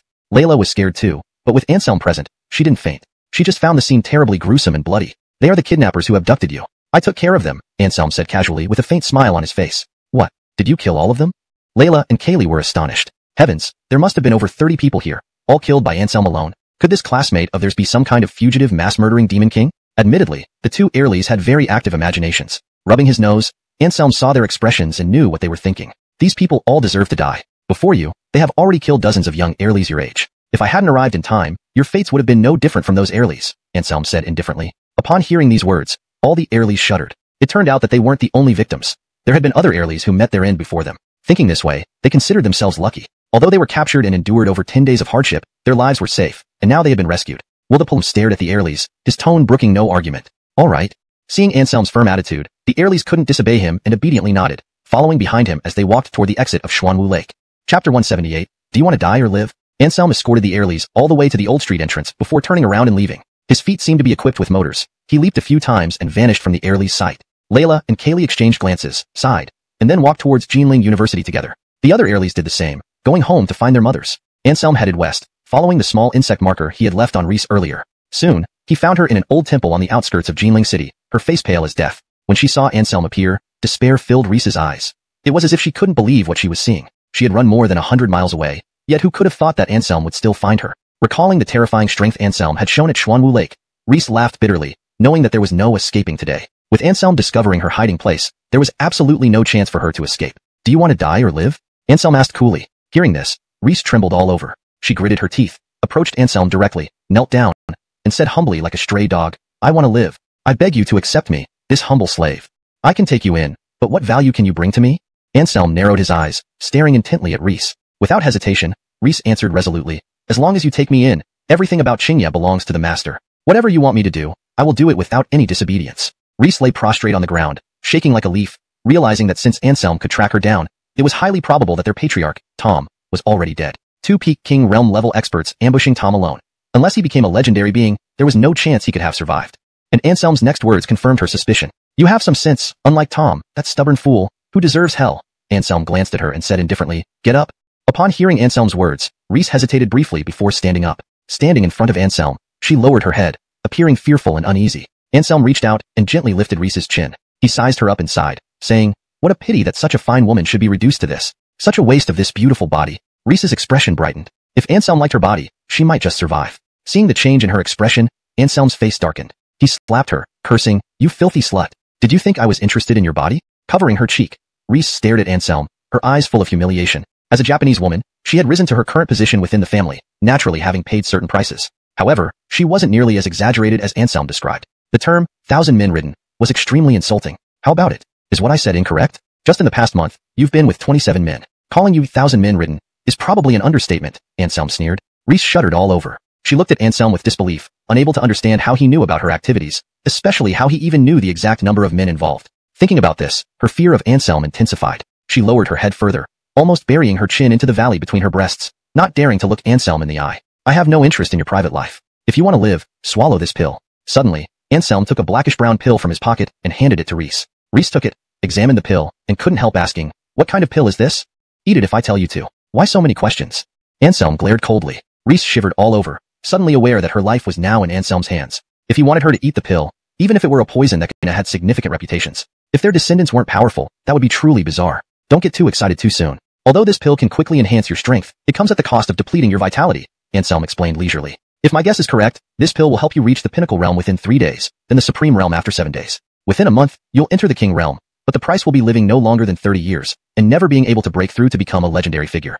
Upon hearing this, the smile on Reese's face vanished instantly. Knowing Anselm's background, she didn't doubt the authenticity of his words. Being unable to break through to become a legendary figure meant nothing much to her, but only living until the age of 30 was quite cruel for her. After all, she was already 27, leaving her with only 3 years until she reached the threshold of 30. 3 years might seem long, but in reality, it would pass in a blink, leading to her death. Clearly, this fact was difficult for Reese to accept. She still had many wonderful years ahead that she hadn't enjoyed. Master, please, I don't want to die so early, Reese pleaded tearfully. She knelt at Anselm's feet, with teary eyes that made her look pitiful. However, Anselm felt no compassion. In his eyes, Reese was just trash. If not for an impromptu plan that required her cooperation, he would have killed her without saying anything. The deaths of dozens of heirlooms must have been related to Reese in some way. Get up. As long as you perform well, I can prolong your life, Anselm said indifferently. What does Master need me to do?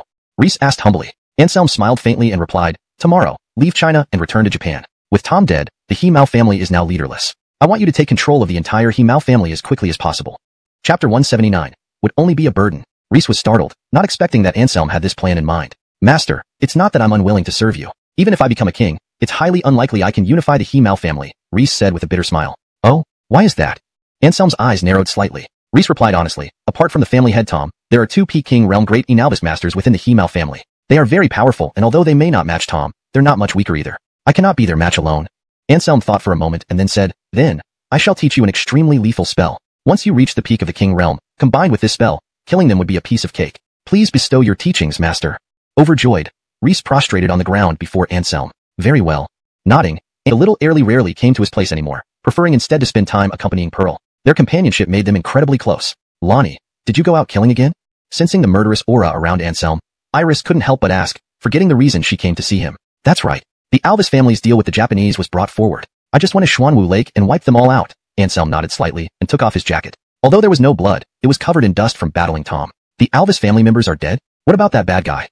Iris asked, her gaze fixed on Anselm. Looking at the little Airly, Anselm answered, I killed Fui's and several of the Alvis family's warriors and tributes. That playboy Enos should still be alive. I didn't see him at Xuanwu Lake. Can I go avenge my sister now?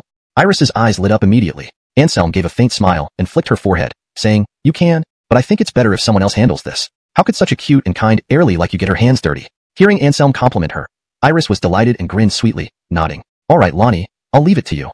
Not to me, but to someone else, Anselm corrected the little Airly's wording. Iris giggled, mischievously. Same thing, I won't do any killing anyway. I'm a good Airly now. After saying that, the little Airly suddenly pouted and asked shyly, Lonnie, I'm hungry. Do you have anything to eat here? You wait here, I'll cook for you. Anselm shrugged and headed into the kitchen. What else could he do when it came to his own cousin but indulge her? Yay, Lonnie is the best. The little Airly cheered. Having eaten takeaway with Pearl for so many days, she finally got to enjoy her brother's cooking again. Were Fui's and those Japanese guys all killed by you? As Anselm and Iris were enjoying breakfast, bang, the front door was kicked open and Pearl rushed in hastily. How did you know? Anselm was somewhat surprised. He had just returned, yet Pearl already knew this news. Rolling her eyes helplessly, Pearl walked straight in and turned on the TV in the living room. Under Anselm's puzzled gaze, she picked up the remote control and switched to Jinling City's exclusive news channel. The morning news was currently being broadcast on TV. At 6 o'clock this morning, our city police station received a report from citizens that a major murder case occurred at Xuanwu Lake Pier last night, resulting in 36 deaths. After thorough investigation by our city police station, it was found that all victims were related to the major cases of missing Airlies over the past 2 years, and further investigations are ongoing. After watching the news, Anselm was dumbfounded. He then had a bitter expression, realizing he had forgotten something very important yesterday. After rescuing those Airlies, he forgot to return to Xuanwu Lake Pier to dispose of those guys' bodies. So when dawn came, these corpses were discovered by ordinary people and reported to the police station. Why didn't you ask me to go with you when you went to Xuanwu Lake to stop the Alvis family and the Japanese from making their deal? Pearl was somewhat dissatisfied.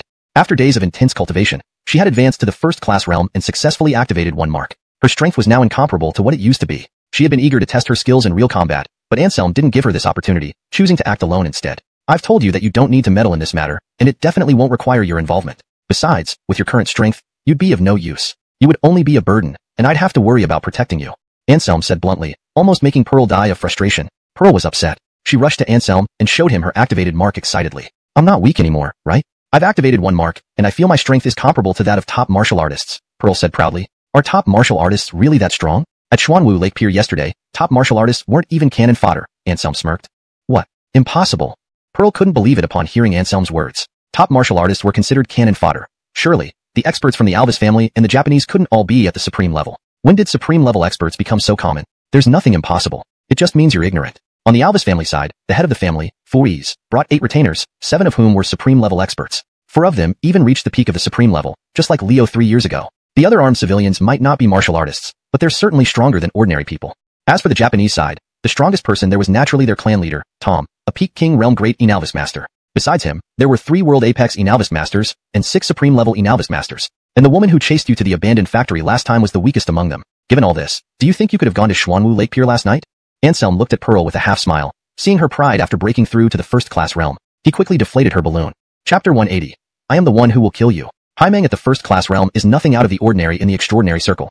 Even a martial artist at the peak realm can only be called an average expert. 1 king, 3 world-class warriors, and over 10 peak experts. Pearl opened her mouth but couldn't find any words to say. In this lineup, if she dared to approach, it was likely that today's news about victims would include one more person. His words were too terrifying. How much hatred would it take to do such a cruel thing? The head of that Enalvis family wanted to revive Zeus's lingering soul, so he secretly made a deal with the Alvis family, exchanging gold for our Chinese Airlies, using their virgin blood and flesh to nurture this ferocious demon. Anselm gritted his teeth as he spoke. These people are really heartless? Upon hearing Anselm's description, the 3 women couldn't help but shudder. They were shocked by the cruelty of the Alvis and the Japanese. Right? If tonight's Airlies had become the nutrients, the Japanese plot would likely have succeeded. Anselm nodded, speaking coldly. At this moment, little Iris, somewhat surprised, couldn't help but ask, Cousin. There were so many experts, including a Peak King level Enalvis master. How did you manage to kill all of them alone? This question hit the core. The women knew Anselm was a descendant of the Fernan, with extremely extraordinary strength. But even with that power, there must be limits. With so many experts around Xuanwu Lake, let alone Anselm being a world-class warrior, even a king might be besieged to death. Anselm shrugged, smiling faintly, and said, I killed them all myself, but I wasn't alone at the time. Someone helped me restrain that Peak King level Enalvis master. There's still such a powerful expert? To be able to hold back a Peak King level Enalvis master, that person must be at least Peak King level 2. Pearl's eyes lit up. If they could recruit such a great expert into their organization, it would be a huge success. Glancing sideways at Pearl, Anselm chuckled awkwardly and said, Don't think about it. That person will never join War Saber. Pearl frowned. Although she didn't speak, Anselm could see obvious dissatisfaction on her face. He is indeed of Chinese descent, but now he has the identity of a Japanese. Do you think he would join War Saber? Anselm countered. Damn, so it's a traitor. Anselm, how could you cooperate with someone like that? Pearl pouted, her gaze suddenly turning disdainful. In her view, as a successor to the Heavenly King and now chief instructor of War Saber, Anselm shouldn't have cooperated with the Japanese, especially such a traitorous big collaborator who should die. Ha ha ha ha. Anselm laughed heartily, tapping Pearl lightly on the forehead and then said with a smile, "Do you think I'm someone without principles? He used to be Chinese, now he's Japanese. Why don't you try thinking positively? Jumping straight to big traitor seems inappropriate, doesn't it?" Pearl paused, puzzled, and asked, "Not a big traitor, then maybe a spy?" Snapping his fingers, Anselm chuckled. "Bingo, you guessed it, he is indeed an and coming to a small alley, Anselm lazily said, "All right, come out, I know you're here." As he spoke, a pretty Airly appeared before him, her icy eyes fixed on Anselm. It was Krista. "You weren't at home all night last night," Anselm remarked, furrowing his brow. Obviously, little Iris was in the house early in the morning but hadn't mentioned Krista's existence, indicating that Krista hadn't been home all night. Otherwise, knowing how close Anselm and Iris were, if they had met face to face, Iris would have asked who Krista was when Lynette and Pearl were present. This little Airly loved stirring up trouble. If she had such a question, not asking it in front of everyone would be very strange. "I know you know my identity," Krista said coldly. Anselm responded with an "oh," then continued nonchalantly, "I know your identity. So what? I am the one who will kill you, not your sister." Krista stared straight at Anselm. After saying this, she clearly felt relieved. Chapter 181. A Simonge Misunderstanding. Anselm smiled faintly, but his eyes suddenly turned deep. He stood there without a word. Seeing Anselm remain silent, Krista sneered coldly and said in a mocking tone, "Do you still think I am your sister now?" "Of course, you are my sister. No matter who you are, this fact will never change." Anselm nodded firmly. Krista was taken aback by these words. Suddenly, an inexplicable sourness filled her heart. Her throat quivered. She wanted to say something but found herself unable to utter a single word. Everything happens for a reason. You met her by chance, not related by blood, yet you treat her so well. What is your true intention? At this moment, a voice came from beside her, almost identical to Krista's. Without turning around, Anselm knew who it was. It had to be Krista's twin sister Brenda. "You must be Krista's sister, Brenda." Anselm turned and stared at the newcomer. He suddenly sighed and said, "You two sisters resemble him so much." Hearing Anselm's words, the sisters were instantly shaken to their core. They had lost many of their memories, but could vaguely recall that they indeed had family in this world. However, fragmented memories failed to help them remember who that person was. Upon hearing such a statement from Anselm, the sisters weren't fools. They immediately realized that Anselm definitely knew the identity of the family member they dreamed of. "Do you know our background?" Brenda couldn't help but ask in delight. Anselm nodded and smiled. "Yes, I do know your background. And I also know your real brother. It was he who asked me to take care of you." "Our real brother? Where is he? What does he look like?" The sisters asked in unison. Their faces lit up with joy but quickly turned sorrowful. Why can't I remember anything about my brother?" Krista pounded her head in agony, looking utterly devastated. Anselm stopped her self-destructive behavior and sighed. "Perhaps you should ask your revered hall master. I believe it was him who sealed off your deep memories." "This can't be possible. Why would he do that?" Krista looked up at Anselm, disbelief clear on her face. She couldn't believe that the kind elder who taught them skills could be the one responsible for causing their memory loss. "What about our brother? Where is he?" Brenda couldn't help but ask. Compared to why the Dark Chamber Master erased their memories, she was more concerned about finding out what happened to her brother. "He has already passed away," Anselm sighed deeply. Upon hearing this, both sisters froze, feeling as if their hearts were being ruthlessly pierced. Even without any memories of their brother, the sudden news of his death brought uncontrollable tears streaming down their faces. "How did he die? Was he murdered?" Brenda looked at Anselm through tear-filled eyes. Anselm nodded and replied calmly, "Indeed, and the murderer is none other than the current Dark Chamber Master, Holden Mingyang." Boom. This statement from Anselm felt like an earthquake within the sisters' hearts. "Master killed our brother. How could this be?" The sisters' eyes widened in disbelief. Holden Mingyang, the master of the Dark Chamber, was their teacher, who usually cared for them dearly, loving, and kind. Yet, Anselm now told them that the very person who killed their own brother was their beloved master. "It's impossible. You must be making this up." Sowing discord, Krista glared at Anselm fiercely. Brenda stared intently at Anselm, trying to see any signs of lying on his face. But unfortunately, all she saw on his face was sincerity and honesty. "My sister told me you are the successor of the Fernan, with astonishing medical skills. Can you help us remove the memory seal?" Brenda asked while biting her lip. At this point, she realized that with Anselm's strength and abilities, there was no need for him to lie to them. A common assassin would have just eliminated the threat. But when faced with his sisters, he was very patient, even letting them go to college. If this were all a deception, it would be completely illogical. "Sure, removing your memory seals is nothing to me," Anselm smiled lightly. "What do we need to do?" the sisters inquired. Anselm shook his head and said, "Nothing, just come home with me." As he spoke, he reached out to hold the sisters' hands. The sisters didn't react in time and were caught by the hands. "Let's go back home," Anselm said with a satisfied expression as he walked into the residential area. However, just as he reached the door of his home, the smile on his face vanished. He was holding Krista and Brenda's little hands when he met Alicia's gaze, who had just returned from school. "Hey, my dear, how come you're back so early?" Anselm looked somewhat awkward, suddenly feeling guilty. Alicia snorted coldly, ignoring Anselm, and opened the door to enter the house directly. Touching his nose, Anselm wanted to explain but had other matters at hand, deciding to wait a bit before explaining to Alicia. Sitting pouting on the sofa, Alicia seemed to be watching TV, but in reality, she was waiting for Anselm to come and explain. But after waiting for a long time, Anselm never came. This made Alicia clench her teeth silently, vowing not to pay attention to that big flirt anymore. "Cousin-in-law, what happened to you? Why do you have such heavy resentment?" Little Iris came out of the room and curiously asked Alicia. "Nothing, just thinking about some unhappy things." As she spoke, Alicia's eyes suddenly lit up. She winked at Iris, gesturing her to come over. Confused, Iris still obeyed and sat beside her. If one day your cousin doesn't want me anymore, will you still call me cousin-in-law? Alicia suddenly asked. Iris was stunned. The little heirly wasn't foolish. She immediately realized why Alicia was harboring such resentment. She smiled sweetly, hugging Alicia's arm, and replied cheerfully, "Of course. But why would you say that, cousin-in-law? How could cousin not want you?" Sighing, Alicia looked waged, grieved, and said, "When I came back just now, I saw your cousin bringing 2 heirlies home, even twin sisters. Don't you think your cousin will eventually abandon me?" "Oh, it might be a misunderstanding," Iris tried to comfort her. Even she herself didn't fully believe what she said. "Can you help me with something?" After a moment of silence, Alicia asked, "What is it?" Iris scratched her head, curious. Taking a deep breath, Alicia pointed to Anselm's house next door and said, "Help me figure out what's up with those twins." "Okay, cousin-in-law, I'll go right away." Iris nodded consecutively. Regarding her cousin and cousin-in-law's relationship, she couldn't afford to be careless. Chapter 182, Memory Recovery. When Iris walked into Anselm's home, Anselm was sitting on the floor face-to-face with the sisters Krista and Brenda. "Cousin, what are you doing?" Iris asked curiously. Then she shifted her gaze to the 2 sisters and couldn't help but exclaim in surprise. "You have such intense killing aura." "We come from the Dark Hall," Krista said coldly. She glanced disdainfully at Anselm. This guy really had a lot of sisters, another cousin appearing now. Iris's expression showed understanding. So they were killers from the Dark Hall. No wonder their killing aura was so intense. "Do you know my cousin?"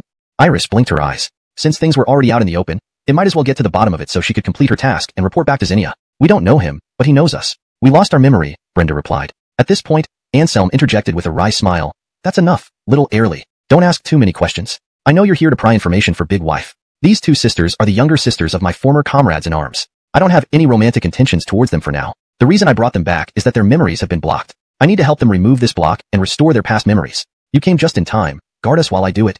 "Okay, cousin." Iris nodded vigorously and smiled. "Can I wait for a moment? I'll go inform cousin-in-law first. She's really upset right now." "Sure, go quickly." Anselm did not stop her. Letting Zinnia continue to misunderstand would not benefit him at all. It was better for the young heirly to go back and explain the situation, making Zinnia feel a bit more comfortable. Once matters here were settled, he would go over to properly comfort Zinnia, and she should be less angry. After returning, Iris informed Zinnia about what happened at Anselm's house and the identities of the twin sisters. Sure enough, Zinnia's expression softened considerably, no longer frowning as she had been before. "That's pretty much it, cousin-in-law. I need to go back to protect cousin while he performs his task." After saying this, Iris hurriedly returned to Anselm's place. "Once my spirit awareness enters your minds, remember not to resist. Otherwise, we 3 might become vegetative or worse, lose our souls completely," Anselm said very seriously. Removing memory blocks sounds easy, but it's extremely difficult and dangerous. Anselm needed to gain the trust of the 2 sisters to proceed. Otherwise, the consequences would be unimaginable. "What?" Both sisters exchanged glances, revealing expressions of worry. "As long as you follow my instructions, relax, and don't resist, everything will be fine." Anselm smiled faintly, comforting the sisters, assuring them there was no need to worry too much. "I understand. I will definitely cooperate." "Me too." The sisters nodded, indicating they would listen to Anselm throughout the process and wouldn't resist. Anselm sighed in relief. With everything ready, he began performing hand seals to remove the memory blocks for the 2 sisters. Their palms pressed together, forming a perfect circle. As Anselm chanted incantations, the 3 spirits instantly entered a strange world. It was bright and white, vast and boundless. Upon entering, Anselm immediately enclosed the spirits of the 2 sisters tightly. He saw an extremely dense black aura surrounding the spirits of the 2 sisters. Anselm knew this was the source blocking their memories. To eliminate this black aura, their memories would be fully restored. Without hesitation, Anselm controlled his spirit awareness to release waves of secret power to erode the black aura. In doing so, the spirits of all 3 intertwined completely. All their pasts and experiences were laid bare, with no secrets left. Soon, the black aura dissipated, destroyed by the secret power released by Anselm's spirit. The 3 opened their eyes simultaneously. Immediately, the sisters felt enlightened. Their past memories all returned, including those of 2 additional individuals. "Is that man our brother?" Brenda asked Anselm with tears in her eyes. From Anselm's memories, they saw their older brother, an extraordinary brave man who, during a mission, sacrificed himself to cover for his comrades, killed by their good master, the head of the Dark Hall. Anselm sighed and nodded, saying, "Yes, he is indeed your brother. It's just too bad. If he could have lived until now, he would likely be a powerful martial artist as well. That old man Holden Mingyang is truly despicable. I once respected him so much, yet he actually killed our own brother," Krista said through gritted teeth. Now, she felt nothing but boundless hatred towards the head of the Dark Hall, with no respect or gratitude left. "Why did he kill our brother? Only to adopt us and take us in as disciples to teach us skills?" Anselm shook his head and said helplessly, "I don't know either. Perhaps this old man had some ulterior motives." As he spoke, Anselm's expression turned serious, and he stared intently at the 2 sisters, saying, "I've returned your memories, and you now know who the true murderer is. I have only one request. You must not act on your own and go to the Dark Hall to take revenge on that old man." "Why?" Krista couldn't help but ask. Glaring at her, Anselm said impatiently, "With your current strength, going after that old man is simply asking for death. Don't tell me you think that old fool is only at the peak realm." Hearing his words, Krista came back to her senses. She felt somewhat embarrassed, having forgotten this crucial point in her anger. The huge gap in strength meant they had no chance of success at all. Unless they followed Anselm and relied on his strength and background for revenge, there was no possibility of success. In Luzhou City, the headquarters of the Dark Hall, inside a luxurious villa, an elderly man with white hair and a youthful face suddenly opened his eyes and spat out a mouthful of blood. Who undid my technique?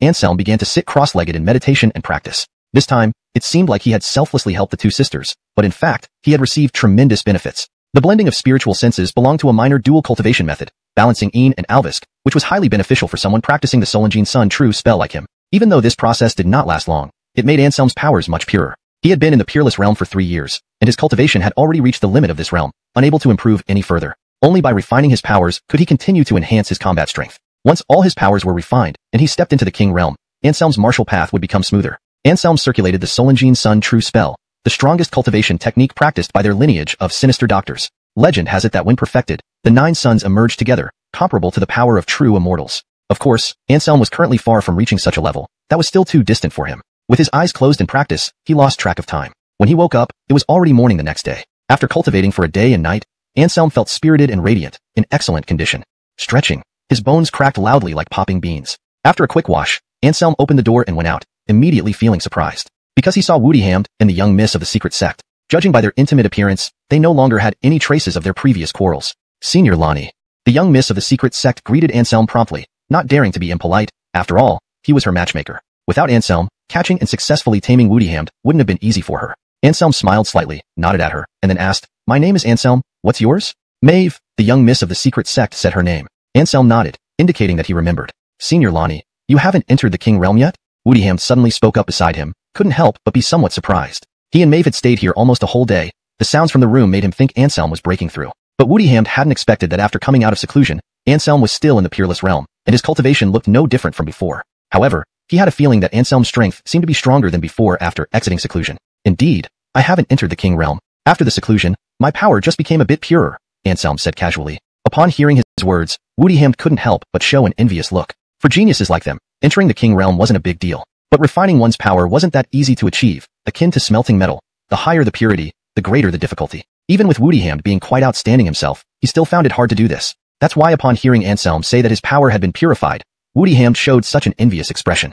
As they were talking, the front door of Anselm's house was opened, and 3 women walked in. "Wake up," Zinnia asked coldly. Anselm nodded, then instinctively glanced at Iris and Pearl behind her. He noticed that these 2 women were giggling behind their hands, clearly waiting to see his predicament. Anselm touched his nose, feeling a bit depressed because he felt he was innocent. If he hadn't worried about Krista and Brenda not wanting to come home with him, he wouldn't have taken the initiative to hold the Early's hand, and just happened to be caught by Zinnia. Of course, such excuses could only be. Note.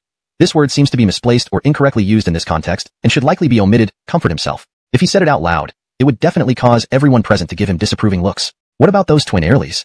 Zinnia asked abruptly again. Anselm was taken aback, then answered honestly. "They recovered their memories and went out to find housing. They don't live with you?"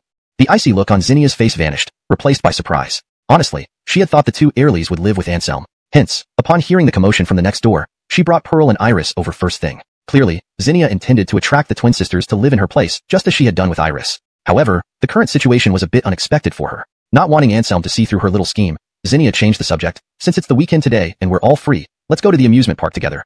Okay, I've never been to an amusement park before." Little Iris was instantly interested, raising her hand in agreement. "I can make it too. It would be like a day off for me." Pearl also nodded. Yesterday at the police station had been busy enough to make her feel more exhausted than a mission. This being the last day of her holiday, she wasn't going to work anymore. "We'll pass. We have some business soon." Seeing Anselm and others looking at them, Maeve smiled and waved, declining. She didn't want to be the third wheel with Ian, as even a fool could see that these 3 women were closely related to Anselm. Shrugging, Anselm showed indifference. If they wanted to go to the amusement park, he could join, as long as Zinnia wouldn't mention Krista and the others. Great.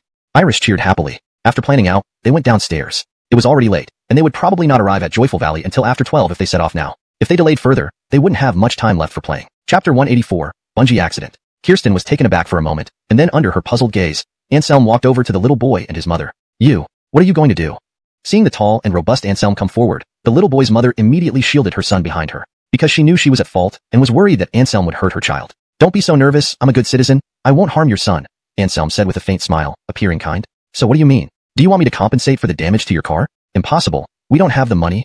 Seeing that Anselm wasn't as fierce as she imagined, the little boy's mother regained her confidence. Anselm chuckled. He wasn't angry at all. Instead, he He took out 500 yuan from his pocket and handed it to the little boy. Ma'am, your son has great talent in painting. We really like his works. This is a small reward for me. I hope he continues to excel and doesn't waste this talent. A faint smile appeared on Anselm's lips. Seeing this scene, Kirsten was first stunned, but she soon understood Anselm's intention and couldn't help but smile. Do you mean it? The little boy's mother was dumbfounded. Anselm nodded and smiled. Of course I mean it. Then, he squatted down, patted the little boy's head, and praised him in an admiring tone. You should always show more of your talent. I believe other big brothers and let someone else deal with him. After saying this, Anselm, Pearl, and Kirsten couldn't help but laugh together. Only Iris, the simple young heirly, didn't understand what they were laughing about. On the wide road, the car sped along. Soon, Anselm and the others arrived at the entrance of Joy Valley. Kirsten told Anselm to get off the car and buy tickets first while she found a hidden spot in the parking lot to park the car, avoiding any more trouble with mischievous kids. They quickly regrouped and entered the amusement park together. Have you decided what rides you want to try? Anselm asked lazily. He didn't mind. The decision was up to the ladies. Come on, Iris, what do you want to try? Kirsten and Pearl both turned to ask Iris. Iris tilted her head and thought for a moment, then started counting on her fingers. Roller coaster, bungee jumping, pendulum swing. The little heirly listed a series of extremely thrilling rides, making Kirsten and Pearl somewhat speechless. No way, no way. I'm getting old. I can't handle those rides. Kirsten shook her head quickly in refusal. She could still manage the pendulum swing, but the roller coaster and bungee jumping were too daunting for her. Pearl was also hesitant. She feared the worst. These extreme rides might not be entirely safe. If something went wrong, there would be no escape. On a roller coaster, martial artists like her were no different from ordinary people. Auntie, sister, please jump alone. You, protect Iris. Kirsten turned to look at Anselm. Shrugging, Anselm stepped forward and allowed the staff member to tie him and Iris together. His calm demeanor immediately surprised the staff member. Why aren't you nervous? The staff member asked curiously. Everyone who came here to bungee jump was usually as scared as dogs. It was the first time he had encountered someone as composed as Anselm. Of course, those who had suffered significant setbacks and lost faith in life were excluded. Why should I be nervous? Anselm glanced at him and countered. The staff member was clearly speechless for a moment. He shook his head, walked over, and carefully checked the ropes before signaling that Anselm and Iris could jump, confirming that the safety measures were fine. Anselm smiled faintly and immediately pulled Iris into the jump. Feeling the sensation of free fall, the little heirly screamed excitedly. However, her screams were instantly drowned out by the roaring wind. Anselm remained calm. For him, this height was nothing, let alone with the safety harness. They plummeted rapidly, reaching the bottom quickly and bouncing back a few times before safely returning to the ground. Iris's cheeks were flushed, and she looked like she wanted to try again. But Anselm ignored her. Kirsten and Pearl were still waiting above for their turns. Back on the platform, Anselm did another tandem jump with Pearl. Despite Pearl's apparent bravery, her screams were just as loud as Iris's during the jump. Finally, it was Kirsten's turn. Seeing that Iris and Pearl had safely completed their jumps, she even thought about jumping alone without Anselm. But as soon as she mentioned this idea, Anselm refused. He wasn't biased. He had jumped with Iris and Pearl, so how could he leave out his main partner? They fastened the safety rope and leaped off together. For some reason, either due to Kirsten's bad luck or the staff's negligence, a major mishap occurred this time. During the descent, Anselm was shocked to discover that Kirsten's safety harness had come undone, causing the nylon rope to snap back. Chapter 185, Trust in Science. However, it was very clear that Kirsten had not noticed this. It wasn't until Anselm held her and told her the rope had snapped that she realized what had happened. Kirsten's face instantly turned pale, and she clung to Anselm like a koala, letting out terrified screams. She hugged Anselm tightly with both arms, unwilling to let go for a moment. Holding the fragrant and soft body in his arms, Anselm showed an expression of ecstasy. After all, the last time he had been so close to Kirsten was in the hotel. Just as everyone thought the crisis was over, a dramatic scene unfolded. The only safety rope behind Anselm got stuck in the base of the bungee platform after bouncing back. Thus, the two were left hanging in midair, unable to go up or down. The onlookers who saw this scene were stunned, and the young people who were planning to try bungee jumping had second thoughts. The crowd watched in horror as Pearl and Iris felt their hearts clenching. Even though they knew Anselm was powerful, they couldn't help but worry. Many onlookers even turned their heads away, not daring to watch what would happen next. Dear wife, don't be afraid. How could I hurt you? Open your eyes and see. Seeing Kirsten trembling in fear, Anselm smiled and reassured her. Kirsten mustered her courage and opened her beautiful eyes. The sight beside her left her stunned, thinking she was dreaming. Similarly stunned were some tourists who hadn't closed their eyes. What the hell, is this kung fu? Wow, how did he do that? Damn, a martial arts expert? Real or fake? People gasped in astonishment. Anselm walked through the air and landed steadily on the ground holding Kirsten. This scene shocked everyone greatly. No way, this definitely isn't a martial arts expert. Who's ever seen such skills? In my opinion, this guy must be a cultivator. Cultivator, there really are cultivators in this world. My era is coming, ha ha ha. Some middle school youths who loved web novels began chattering. They looked at Anselm with bright eyes and involuntarily rushed towards him. Exchanging a look with Pearl and Iris, Anselm clearly didn't want to deal with these guys any further. He coolly left a message, don't speak nonsense, there's no such thing as a cultivator. We live in the 21st century. We should trust in science. Then, he lightly tapped the ground and gracefully leaped dozens of yards away, disappearing in an instant. What chow? Telling us to believe in science, where's the science in this? Heaven, so everything in novels is true? Indeed, art comes from life. Wooed him, I don't want to work anymore, I'm going to cultivate. Ba, truthfully speaking, I am a cultivator. Miss, you have a unique physique. Would you be interested in joining my sect? Guaranteed to improve your cultivation? A Yonatan clasped his hands together, seizing the opportunity to chat up a nearby stranger. What kind of sect? So powerful. The woman replied in surprise. Hahuan sect. The Yonatan pushed his glasses up the bridge of his nose and said with utmost seriousness. As soon as these words came out, everyone nearby shot him a disdainful look. Hahuan sect? Pfft, you could just as well be from the Five Fingers sect. Get lost, you damn smelly noodle. The beauty's face instantly turned, cursing loudly. Due to Anselm's miraculous performance, all present felt their blood boiling, as if they were witnessing an entirely new world beckoning to them. Hey, beauties, why aren't you surprised at all? This is a real-life cultivator, a pimply bespectacled man said with excitement. Glancing at this pimply man, Pearl calmly said, what's there to be excited about? In this vast world, anything can happen. Woody Rover, there are many records of immortals in historical documents. Having said that, Pearl took Iris and left gracefully, both of them looking perfectly calm, leaving the pimply man speechless. Dang, how come these beauties also seem extraordinary? He murmured to himself. After leaving here, Pearl called Anselm to ask where they should meet up. We're at the aquarium, come over here, Kirsten said. Given the recent events, Kirsten naturally dared not attempt any more thrilling rides. But going back directly would be a bit disappointing, so she thought about it and dragged Anselm to the aquarium instead. Watching marine animal performances was surely harmless. Soon enough, Pearl and Iris arrived, they bought tickets and prepared to go inside together. However, at this moment, Anselm frowned and suddenly glanced towards a spot not far away. What's wrong?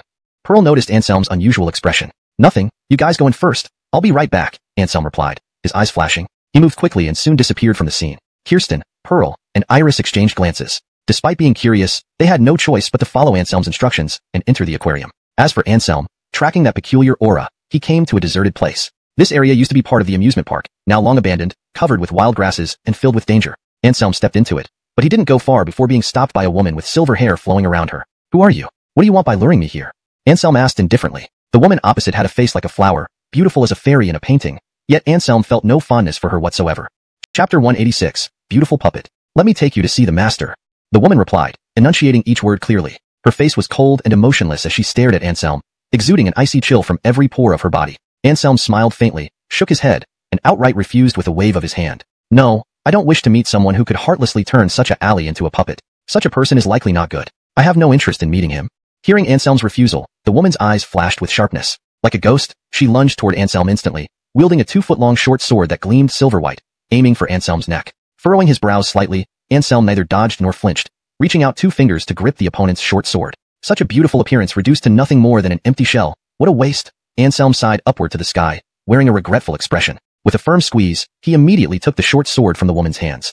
Clap, clap, clap. Behind Anselm, applause suddenly broke out. Then, a carefree voice of Aden sounded, impressive, truly worthy of being Eric's successor. Your skills are indeed unparalleled. Upon hearing this voice, Anselm stiffened but then sneered, hurling the short sword forcefully towards the chest of the Aden. You're not holding back at all, are you? The Aden remarked in admiration. He lazily reached out, catching the short sword, and returned it to the Juliana. Deputy leader of Walter Meng, the last descendant of the Xinyuan family, Alric, why are you here? Anselm frowned, revealing the identity of the Aden, and inquired about his purpose sternly. How about we do some business? Alric said leisurely. No. Anselm declined without hesitation. Max's strength far surpassed the realm of kings. What problem could require him to seek help? Anselm's mind flickered as he recalled a rumor circulating within the martial world. You didn't even let me explain the deal before refusing, Alric pouted, somewhat helplessly. It's probably just about getting me to kill the Walter Meng leader, right? Apart from that, I can't think of anything else that would be difficult for you, Anselm said indifferently. Snapping his fingers, Alric laughed. You're smart, guessing my intentions so quickly. So, will you agree? Alric smiled warmly, gazing at Anselm expectantly. Anselm's face darkened as he bluntly replied, Are you mad to ask a peerless martial artist like me to assassinate the Walter Meng leader? Rolling his eyes, Anselm turned around and walked away without a pause. Given Anselm's current strength, 10 people like him bound together might still not be a match for the Walter Meng leader. To ask him to kill the Walter Meng leader would be quicker, if he were to bash his own head against a tofu block instead. Ridiculous. How dare you show disrespect to the master? The Juliana spoke icily. Nothing, my fault for not explaining clearly enough, Alric chuckled, waving his hand dismissively. The Juliana shuddered and mechanically stepped aside. Tisk, TSK, TSK. This puppet really listens well, Anselm mused, watching the Juliana and shaking his head slightly. What, interested in her appearance? Alric asked, smirking, as if seeing through Anselm's thoughts. Himph, no interest. A lifeless puppet like her. Touching her would probably feel cold, Anselm retorted disdainfully. Alric was momentarily speechless, finding himself caught between laughter and frustration, never expecting Anselm, a descendant of the evil physician, to speak so crudely. Cut the nonsense, do you want this puppet or not? Alric glared at Anselm expressionlessly. Scratching his chin, Anselm assumed a thoughtful look. Honestly, he had no initial fondness for the female puppet, but now, he felt a bit tempted. Not because of the Juliana's beauty, but due to her extraordinary constitution, 1 in 10,000. If properly utilized, it would be a significant asset for him in the future. Standing beside, the Juliana remained motionless like an ice sculpture. Their conversation did not stir any unusual emotions within her, as if they were discussing something entirely unrelated to her. I do want it, but I fear you're setting me up to die. Anselm stared at Ulrich, unhesitatingly expressing his concerns. While he could acquire the beautiful puppet, making him kill the Waltherming leader was absolutely unacceptable. Why would I set you up to die? Ulrich scratched his head, looking puzzled. You want me to go and kill the Waltherming leader? That's just sending me to my death. It's obvious he's a terrestrial immortal. How could I possibly be his match? Anselm said, at a loss for words. I do want you to help me take out the Waltherming leader, but I didn't say you had to do it now. Ulrich also felt speechless. You're only at the peerless realm now, not even able to beat me. I'm not crazy, so why would I ask you to kill the Waltherming leader right now? So what do you mean? Anselm narrowed his eyes. It's simple. Once your strength catches up and you become a terrestrial immortal, then help me take out the Waltherming leader. Ulrich smiled faintly, explaining his plan. Benefits. Anselm's expression remained calm. He didn't agree immediately, nor did he refuse directly. Instead, he reached out his hand to ask Ulrich for benefits. Glancing at the Juliana, Ulrich said lazily, this puppet. Not enough. Anselm shook his head. Facing the Waltherming leader, he would have to take on significant risks. One beautiful puppet was clearly not worth such risk. After some thought, Ulrich sighed and said helplessly, I don't really have anything else of value. How about this? You agree to my request, and I'll give you this puppet. In addition, I can promise you that before you become a terrestrial immortal, if you encounter problems you can't solve, you can come to me for help, and I won't refuse. An empty promise is meaningless. How do you prove you won't renege on your word? Anselm pursed his lips. An unverified promise was nothing. Believing it would make him a fool. I can swear by the ancestors of the Xinyuan family, Ulrich said with a serious face. As the last descendant of the Xinyuan family, Ulrich wouldn't joke around with the family's reputation. Hearing this, Anselm immediately felt reassured. Tell me about her background. Anselm's eyes flickered as he pointed at the Juliana. She used to be the one I loved most, but she was killed by someone. To have her accompany me forever, I had no choice but to refine her into an emotionless puppet, Ulrich sighed. Anselm furrowed his brow and asked curiously, if she was the one you loved most, she should be like a pearl in your palm. Why are you giving her to me? What puzzled Anselm the most was that despite staying with Ulrich for so long, this Juliana was still a virgin. This was truly bizarre. Not answering Anselm immediately, Ulrich walked to the Juliana and gently stroked her cheek. After a long pause, Ulrich let out a long sigh and said, ultimately, I loved that woman who had blood, flesh, and emotions. Now, although she looks the same as before, she is no longer the same person. Chapter 187. Am I that kind of person? Anselm shook his head, indicating he couldn't understand Ulrich's way of thinking. If it were him, even if it was just the lifeless body of his beloved, he would cherish it dearly. There's no way he would give it away or use it as a bargaining chip. Of course, for Anselm, obtaining such a beautiful puppet could only be considered good news. After all, this puppet wasn't weak. It had peak strength. Woodest importantly, once it recognized its master, it would be more loyal than anyone else. Your request, I can agree to, but definitely not now. I'm not ready to die, Anselm said indifferently. This was his well-thought-out reply, a conditional agreement. The Atman harbored great ambitions, always wanting to suppress the four heavenly kings and become the true supreme ruler of the martial world. Therefore, it was absolutely impossible for the Atman and their heavenly king lineage to become friends. Naturally, Ulrich was overjoyed. He extended his hand, saying happily, let's seal this deal with a handshake. A gentleman's word. Anselm clapped hands and said, a whiplash. Good. This puppet is yours. Ulrich laughed heartily. Anselm shrugged, glanced at the Juliana, then turned and left. At that moment, the Juliana also took a step, following closely behind Anselm as they left together. Watching the two figures gradually disappear into the distance, a smile full of hidden meaning slowly crept across Ulrich's lips. Walking one after the other, Anselm and the Juliana almost reached the entrance of the aquarium when Anselm turned his head and couldn't help asking out of curiosity, what's your name? 1. The Juliana replied coolly. Anselm was speechless. 1? What kind of name is that? It sounded more like a code name.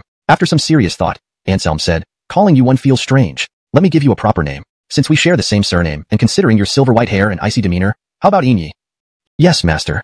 Gwyneth responded coldly, her tone still devoid of any emotion. Anselm felt a bit chilled to the bone. He hurriedly added, don't call me master. We are equal individuals. Even though you have been refined into a puppet, you still have human rights in my eyes. The term, master, seemed far too ambiguous in modern relationships. Zinnia and the others would be coming out of the aquarium soon, and Anselm didn't want to risk any misunderstandings. Understood. The flicker of surprise in her eyes vanished instantly as Gwyneth stiffly nodded. By the time they returned to the aquarium, the show had already ended. Zinnia and the others had already exited the building. When they saw another coldly alley following Anselm, their faces each flashed with an unnatural expression. Seeing their reactions, Anselm knew they were misunderstanding. Don't jump to conclusions. There's nothing between us, Anselm said straightforwardly. Glancing at Anselm, Zinnia feigned indifference. So what if there's nothing? It's none of our business. Though her voice remained calm, anyone could sense the jealousy radiating from her. Clearly, she did care. Who is she? Pearl shot Anselm a meaningful look, urging him to explain quickly. Didn't he see a big 2 tanzuk jar of vinegar here? Understanding the hint, Anselm smiled and hurriedly explained. She's the mysterious person who led me away earlier. Actually, she can't quite be called human. What do you mean? Zinnia frowned. She's an emotionless puppet. Although she looks like a normal person, she has no feelings, no joy, no anger, no sorrow, Anselm said calmly, his face sincere. Puppet. Upon hearing Anselm's words, Zinnia and the others were all taken aback. Anselm nodded. Indeed. She used to be Vice Leader Alric's lover. Due to an accident, she died and was transformed into a puppet. Just now, I made a deal with him, and he gave me this puppet. Vice Leader of the Walter Alliance. Pearl and Iris exclaimed in unison. In their minds, he was an existence comparable to the Atman. For Anselm to have met him and made a deal was indeed shocking. What deal did you make with him? Can you tell us?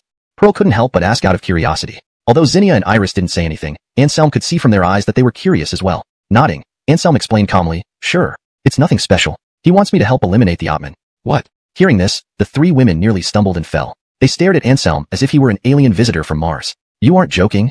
Pearl pouted, clearly disbelieving. The Atman is one of the greatest experts in China's martial world, second only to the four heavenly kings, a true terrestrial immortal. Although Anselm was formidable, it was absolutely impossible for him to be able to take down such an existence. Below the terrestrial immortals, all were ants. This widely circulated saying in the martial world was certainly not just empty words. Of course not. Didn't you see he gave me his puppet? Anselm glanced at her and smiled slightly. Pearl opened her mouth, eager to call him crazy, but she swallowed the words back. She knew Anselm's character well enough. If he had made this deal with the other party, there must have been some unknown reason. You wouldn't have agreed to his request just for this beautiful puppet, right? Zinnia suddenly asked with suspicion. Anselm was taken aback, but quickly sensed something different, and he hurriedly patted his chest and declared sternly, of course not. Do I look like that kind of person? Kind of. Zinnia, Pearl, and Iris nodded simultaneously. Damn, am I that big of a pervert in your eyes? Seeing all three women nodding, Anselm felt quite depressed. Yes. They continued to nod. Anselm. He couldn't respond, feeling deeply hurt inside. In the minds of these three women, he, the esteemed heir of Horus, had such an image. Okay, seriously, why did you agree to the deputy leader's request to kill the Atman? That's pushing you into a fiery pit, isn't it? Pearl asked gravely. Sighing, Anselm looked helpless and said, what can I do? Who makes enemies like these? The Alvis family, Hai family, Shui family, and the Hemus family, etc. I'm not afraid of them, but what if they take action against you one day? Your strength is so weak. If you get targeted, what will you do in danger? Fortunately, Alric wanted to make a deal with me, and the price was this obedient beauty puppet. So, I came up with a perfect plan. What plan? The three women asked. I agreed to Alric's request to help eliminate the Atman. In return, I got this beauty puppet to serve as your bodyguard. At the Peak Realm, she can handle most emergencies. Even if someone stronger tries to harm you, she can protect you and help you hide for a while, Anselm explained calmly. His earnest expression immediately stirred a wave of guilt in Zinnia and the others. What a responsible man, facing the Walter Alliance deputy leader, yet still thinking of them, even willing to take risks for their safety by agreeing to such a dangerous task. Zinnia looked at Anselm with eyes filled with water, her face brimming with gratitude. Chapter 188. Revenge on Society. Seeing Zinnia and the others' expressions, Anselm knew that his words had worked. Though the three women did not say it out loud, they were undoubtedly deeply moved. Anselm secretly rejoiced and quickly seized the moment to say, as long as you are safe, I would risk everything, even my life, let alone just agreeing to someone's request. With a wave of his sleeve, he took on an air reminiscent of a warrior setting off on a perilous journey. Wah, cousin, you're so kind. Iris's eyes reddened, with tears welling up. Zinnia and Pearl felt the same way, their gazes at Anselm filled with tenderness. Return this puppet to its owner. We don't need protection, Zinnia said softly. Clearly, she didn't want to be a burden to Anselm and certainly did not wish for him to make decisions detrimental to himself because of their safety. That's right, Anselm. You don't have to do this. How can anyone possibly assassinate the leader of the Walter Alliance? Pearl also tried to dissuade him, let alone that the Walter Alliance leader was a legendary Earth immortal. Even his subordinates, the inspectors, would be enough to put Anselm in great trouble. No matter how powerful the successor of the Horus was, he was still within the peerless realm, while those inspectors were genuine kings. Even if only a few of them acted, even Anselm might only be able to flee. Anselm smiled and waved his hand, saying, don't worry. He didn't ask me to act immediately. Instead, he agreed that after I become an Earth immortal, I will then find trouble with the Walter Alliance leader. Oh, I see. Zinnia nodded, feeling greatly relieved. As long as it wasn't sending Anselm to certain death now, the future could wait. Earth immortal. That's probably quite difficult. Pearl couldn't help but sigh. Peerless martial artists were rare, and king-level experts could stabilize one area. To become a legendary Earth immortal was no easy feat. At least for now, apart from the four heavenly kings and the Walter Alliance leader, Pearl had never heard of any other Earth immortals. For others, it may be difficult, but for cousin, it's nothing. Iris grinned, looking naive and innocent. Oh, why is that? Little Airly, you have such confidence in me? Anselm asked with a faint smile. He reached out and patted Iris's little head, his eyes full of indulgence. Why not? Excellence comes from diligence and surpasses diligence. I believe that in the future, you will definitely surpass the predecessor of the Horus. Iris giggled sweetly, clenching her tiny fist and placing it before her chest. Encouraged by Iris, Anselm felt much better and led everyone away with a grand gesture. Since it was still early, they naturally couldn't return home like this. Following their original plan, they enjoyed water slides, Ferris wheels, pirate ships, and other attractions before finally leaving Happy Valley satisfied. When they exited the amusement park, it was almost 6 o'clock. After discussing it, they ate at a street stall and then prepared to go home. However, at this moment, a series of terrified screams suddenly came from a short distance ahead. What's going on? Almost everyone in the street stall had the same question. But soon, they knew what was happening. Because many people ran over from the front, shouting, "Murder! Murder!" They fled in panic, looking terrified as if they had encountered something particularly horrifying. Influenced by these people, many diners at the street stall, though unaware of the situation, also fled quickly. "Let's go check it out," Pearl said sternly, her expression serious as she walked forward. The words, "murder," appearing in a peaceful era, clearly indicated that something serious was happening ahead. "We'll go too." Concerned that Pearl might encounter danger, Zinnia hastily said, glancing at Anselm. "There's a faint smell of blood in the air. If I'm not mistaken, there should be someone severely bleeding ahead," Anselm said, lowering his eyelids. He led the way following Pearl, with Zinnia, Iris, and Gwyneth closely behind. Sure enough, when they arrived at the scene, they were all shocked by what they saw. An ordinary-looking man, not very tall, was wielding 2 kitchen knives, frenziedly hacking at a man lying motionless beneath him, drenched in blood. Near this man, there were 7 or 8 others lying on the ground, similarly covered in blood. Judging from their silhouettes, they all seemed quite young. Anselm noticed that one of them appeared to be an underage high school student. "Stop!" Pearl shouted at the assailant. The perpetrator shook violently, instinctively raising his head to look toward Pearl. "Still have someone who's not afraid of death? Kill all of you." The assailant sneered, leaving the motionless man under him and raising his knife to chop at Pearl. His attack was vicious. He aimed straight for Pearl's neck, clearly intending to kill her with one strike. "Be careful," Zinnia couldn't help but warn. Seeing the cleaver swing towards Pearl's neck, her heart leaped to her throat. "Do you need me to intervene?" Marcy Puppet Gwyneth spoke coldly. Surprised, Anselm glanced back at her, a flash of brilliance crossing his eyes. He smiled slightly, shook his head, and said, "No need, just an ordinary person. Hey, Laupa can handle it." Just as Anselm finished speaking, Pearl gave a cold snort and kicked out directly. Bang! The assailant couldn't evade in time and was hit squarely in the chest by Pearl, flying backward in a wide arc before landing heavily on the ground. Ah!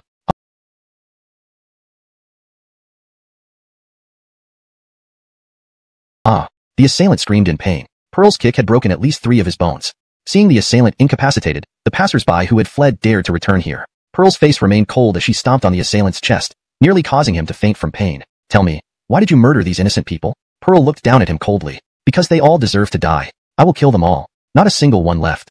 The assailant howled hysterically, his expression manic, glaring fiercely at the people returning. As the crowd met this gaze, they all involuntarily took a step back. But they quickly regained their senses and began cursing the assailant. "Enough, be quiet." Pearl frowned and gave the noisy crowd a disdainful look, which quickly silenced them. "You killed so many people. Aren't you afraid of retribution?" Pearl asked coldly, staring into the assailant's eyes. Ordinary people without professional training couldn't hide their emotions in their eyes, allowing one to largely judge whether they were telling the truth. The assailant held her gaze for a long moment before suddenly sneering, his eyes filled with despair. "Retribution? I have nothing left. Why should I fear retribution? Since society wronged me, I will repay it. Why do they live so well while I suffer so much? Killing one doesn't make me lose. Killing 2 is a great profit. Anyway, I'll die. Dragging others with me makes the afterlife less lonely." Saying this, the assailant laughed insanely. Pearl was stunned. She had imagined many motives for the killings, but never thought it was societal revenge. This motive was simple yet cruel. 7 innocent lives, lost just like that, truly tragic. While Pearl was lost in thought, the assailant suddenly glared and grabbed the cleaver from the ground, slashing toward Pearl's ankle. Chapter 189. Prefers to speak with facts. London, be careful.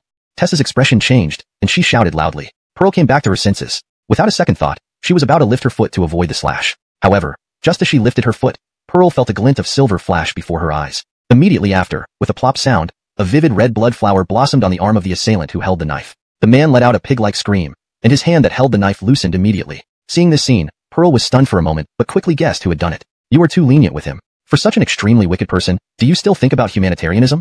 Anselm walked over with a cold face, rebuking Pearl mercilessly. As a member of Warblade, her performance just now was indeed quite unworthy of her reputation. Scolded by Anselm, Pearl felt somewhat aggrieved. She wanted to speak up in her own defense, but upon meeting Anselm's gaze, she dared not say anything. Anselm's current eyes were incredibly sharp, completely different from his usual jovial demeanor, filled with the authority of a superior. Even their captain of Warblade, Leo, might have less presence. Pearl wasn't afraid of the jolly Anselm, but at this moment, Anselm truly made her feel intimidated. "Alright, Anselm, don't blame London anymore. Let's solve the current situation first. How should we handle this assailant? And the victims, go check if any can be saved," Tess suddenly said. At this point, more and more people were gathering, blocking the place so tightly that ambulances and patrol cars would find it hard to get through anytime soon. Anselm's medical skills were extraordinary, and he might be able to save 1 or 2 lives before the ambulance arrived. With a nod, Anselm walked toward the assailant. In front of everyone, he coldly stepped on and broke all 4 of the man's limbs. Quick, accurate, ruthless, everything done without delay. Pearl's eyes lit up, and she seemed to understand something, revealing a thoughtful look. After doing all this, Anselm walked towards a nearby victim as if nothing happened. Checking the man's breath and pulse, Anselm shook his head. He had already passed away. Unless Anselm used powerful means and did not fear consequences, there was no way to save him. But Anselm, having no kinship with the man, clearly wasn't willing to pay such a price. After examining 7 victims, 5 were completely dead, leaving 2 survivors, an underage high school heirly and the man who was slashed fiercely when they arrived. It must be admitted that this man was very resilient. When Anselm examined him and saw his shocking wounds, he once thought there was no saving him. However, after injecting a bit of true energy, the man showed obvious signs of response. Similarly, the underage high school Airly, with fewer and less severe wounds that avoided vital areas, was fortunate to survive. Anselm treated them with the Solangine reversal needles, pulling them back from the brink of death quickly. Who are you? What are you doing here? Just as Anselm was about to withdraw the needles, a loud voice suddenly came from the crowd. Indeed, it was the tardy police officers and paramedics who finally arrived after dispersing the crowd. Seeing the gruesome scene, they fell silent. Even the elderly police officer who spoke up appeared stunned. Having worked for over 30 years, he had never seen such a bloody and terrifying crime scene. Don't move, hands up. The old police officer drew his gun from his waist, pointing it directly at Anselm. Clearly, he mistook Anselm and his group for the terrorists who committed the violence. Anselm had no time to deal with him. He turned to Pearl, giving her a glance, then continued treating the two victims. Hands up, don't move. First warning. The old police officer shouted sternly. Put your gun away. We're not criminals.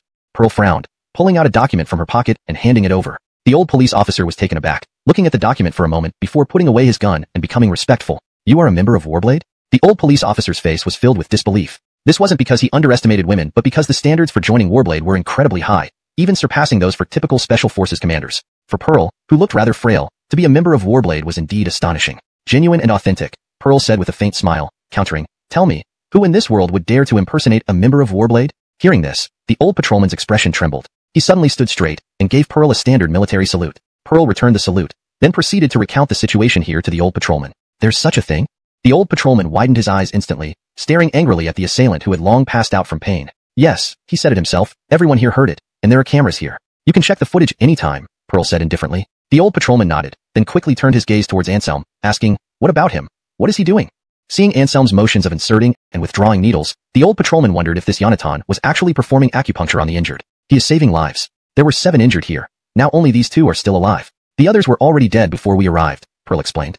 Saving lives? Are you kidding me? With so much blood loss, how can acupuncture do anything? A Yonatan in a white coat sneered. Born into a medical family, he was sent abroad for education at a young age, claiming to have mastered the most advanced medical techniques. He dismissed acupuncture and cupping as pseudoscience. Miss, does your companion have a medical practice license? If practicing without a license causes trouble, it could result in jail time. Another middle-aged male doctor kindly reminded her, trying to be polite due to Pearl's distinguished appearance. However, before Pearl could respond, Anselm withdrew all the silver needles and interjected. Having a medical license doesn't mean you're a miracle doctor. Conversely, some skilled physicians may not have a license but possess incredible medical skills far surpassing those who only have the certification but lack true abilities. So much talk. It all boils down to no license, right? The Yonatan in the white coat sneered. Anselm smiled slightly and snapped his fingers. In the next moment, something astonishing happened. The 2 critically injured patients, who looked near death, miraculously came back to life. They opened their eyes, appearing extremely weak, yet clearly they had been saved. I generally prefer to speak with facts, Anselm said indifferently. After saying this, he glanced at Tess and the others, then turned around and left, leaving behind only a dashing and mysterious figure. Chapter 190. Another big client. Damn, he's so handsome. I want to have his babies. As if, didn't you see the women around him? Each one is more beautiful than the last. With your crooked melon appearance, you wouldn't even be qualified as a maid for them. You fake sister. Why do you always tear me down like this? The onlookers murmured among themselves, and quite a few people took out their phones to record the scene, then posted it online. Especially Anselm's back view instantly attracted countless fan-Airly's admiration. Oh my god, Lonnie Hyman's back is so handsome. Give us a front view photo. I'll pay $5 for Lonnie Hyman's contact information. $5? Cheapskate. I'll offer $10. Unbeknownst to Anselm, he became famous online because of this. Fortunately, no one captured his face. Otherwise, his future life would have been difficult. Anselm left gracefully, but the Yonatan in the white coat was unhappy, looking at those starry-eyed Airlys, feeling that his limelight was stolen. Damn it, don't let me catch you. The Yonatan in the white coat gritted his teeth and cursed silently. Everything is settled here. Take this man back and deal with him as you see fit. Also, take those 2 survivors to the hospital for further examination, Pearl said sternly. Understood. We will handle it seriously. The veteran policeman gave another salute, then ordered the young policeman next to him to escort the assailant into the police car. Given the severity of the matter, none of them dared to be careless. After bidding farewell to Pearl, they immediately returned to the station and started investigating the man. The ambulance also left, taking away the 2 lucky survivors who Anselm had saved. As for the bodies of the other 5 victims, they were taken away by authorized personnel. Big Sister Pearl, can we go back now? Iris yawned. She had been there for a long time and felt a bit sleepy. Of course, let's go. Pearl smiled faintly and led the way toward the food stalls at the rear. Marie's car was still parked there. They needed to drive it back home. Did we forget someone? As the car sped along the road, Pearl suddenly asked, Forgets who? Iris lay half reclined on the back seat, lazily responding. Rolling her eyes, Pearl speechlessly replied, Anselm. He came with us, and he doesn't have a car. How is he supposed to get back? Isn't Cousin Yi here? Iris suddenly sat up straight from the back seat, sticking her little head forward curiously. Sure enough, the passenger seat was empty, with no sign of Anselm. For Iris's lack of awareness, both Marie and Pearl were speechless. They had already driven several kilometers, and this little Airlie hadn't noticed Anselm's absence? Incredible. Should we go back to pick up Cousin Yi? Iris said sheepishly. Marie thought for a moment and shook her head. No need. If he wanted to go with us, he would have waited in the car earlier. Iris nodded. Since Marie said so, she relaxed and laid back on the seat again. Marie didn't slow down, and soon they arrived back at the housing complex. As for Anselm, he originally intended to wait inside the car with them. However, a phone call changed his decision. The call was from Martin Jovan at Jinling City Hospital, requesting Anselm to come over as they had another tough case that they couldn't handle. Initially, Anselm wanted to refuse, but when Jovan mentioned it was a big client, Anselm immediately changed his mind and decided to take a look. After all, in these times, one shouldn't offend money. Woodyrover. The money he got from Enos had almost run out. He hailed a taxi on the roadside and headed straight for Jinling City Hospital. Jovan was already waiting at the hospital entrance. Seeing Anselm, his eyes lit up, and he greeted him immediately. Divine Dr. Hyman, you finally made it, Jovan said excitedly. Nodding to him, Anselm glanced at the several men in black suits standing beside him. These bodyguards were tall and muscular, lined up wearing dark glasses, clearly accompanying their VIP. Anselm smiled. Someone who could afford so many bodyguards must indeed be a big client. Jovan guided Anselm inside, with the bodyguards following closely behind in silence. There were no emotional fluctuations on their faces, as if the scene before them was unrelated to them. Jovan led Anselm to a private surgical ward on the 9th floor. This special single room was usually reserved for high-ranking officials, dignitaries, or wealthy merchants. Just as Jovan was about to knock on the ward door, a man wearing wire-rimmed glasses happened to walk out. Both sides froze momentarily when they saw each other. President's son, you're back? Have you found the miracle doctor? The man in wire-rimmed glasses immediately asked with an inquiring look. His voice was soft and delicate, almost not sounding like a man's. Found him. He is the miracle doctor I told you about. He can definitely cure Miss Shuga's illness, Jovan assured with a pat on his chest, very confident in Anselm's medical skills. After carefully scrutinizing Anselm, the man in wire-rimmed glasses suddenly lit up his eyes and giggled, saying, what a handsome Yonatan who also knows medicine. How rare. Come here, let Big Brother take a good look at you. As he spoke, his hand instinctively reached out toward Anselm. Anselm instantly broke out in goosebumps. He finally understood where his discomfort originated from. What the hell, queer? Keep away from me.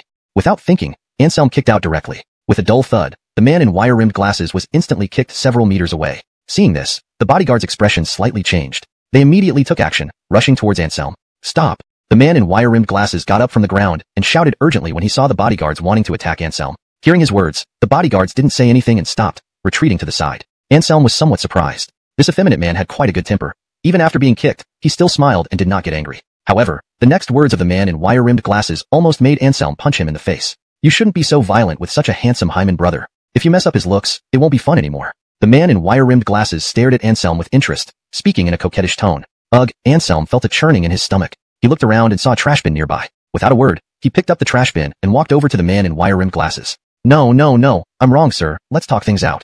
Seeing this, the man in wire-rimmed glasses quickly lowered his head and begged for mercy. He was a man with obsessive cleanliness. If he got these filthy trash on him, he would go ballistic. Chapter 191.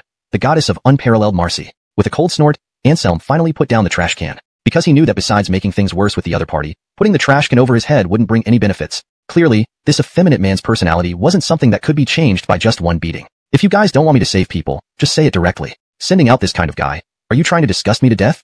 Anselm said unhappily. Giving Anselm a look of helplessness, Jovan indicated that all this had nothing to do with him. The other person's orientation was plain for everyone to see, not something he could influence. However, Jovan did feel deep sympathy for Anselm being targeted by a gay man.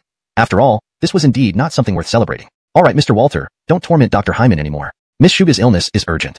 Jovan coughed dryly, reminding the bespectacled man not to go too far so as not to anger Anselm and make him walk away. Hearing Jovan's words, the expression of the bespectacled man turned solemn instantly. He looked grave and said apologetically, sorry, I lost my mind due to her charm. This divine doctor is simply too attractive, I couldn't resist. Anselm's forehead veins bulged as he no longer hesitated, but picked up the trash can and threw it beside the bespectacled man. With a clang, the trash can was embedded directly into the wall. If you keep jabbering on like that, speaking those disgusting words, I'll take care of you, Anselm said coldly, his eyes giving a warning. Everyone revealed surprised looks, especially the bodyguards who became visibly shaken and could no longer remain composed. They were discerning individuals and naturally knew how terrifying the skill Anselm had just displayed was. Not to mention they were only 5 or 6 people here. Even if their number doubled, they might still not be a match for the youth in front of them. Wiping the cold sweat off his forehead, the bespectacled man shut his mouth resolutely. Now, even if given 10 lives, he wouldn't dare tease Anselm again. Good-looking men might be nice, but one needed to live to pursue them. I was only joking. Please don't be angry, divine doctor, the bespectacled man said formally. Then he turned and knocked on the ward door. Come in.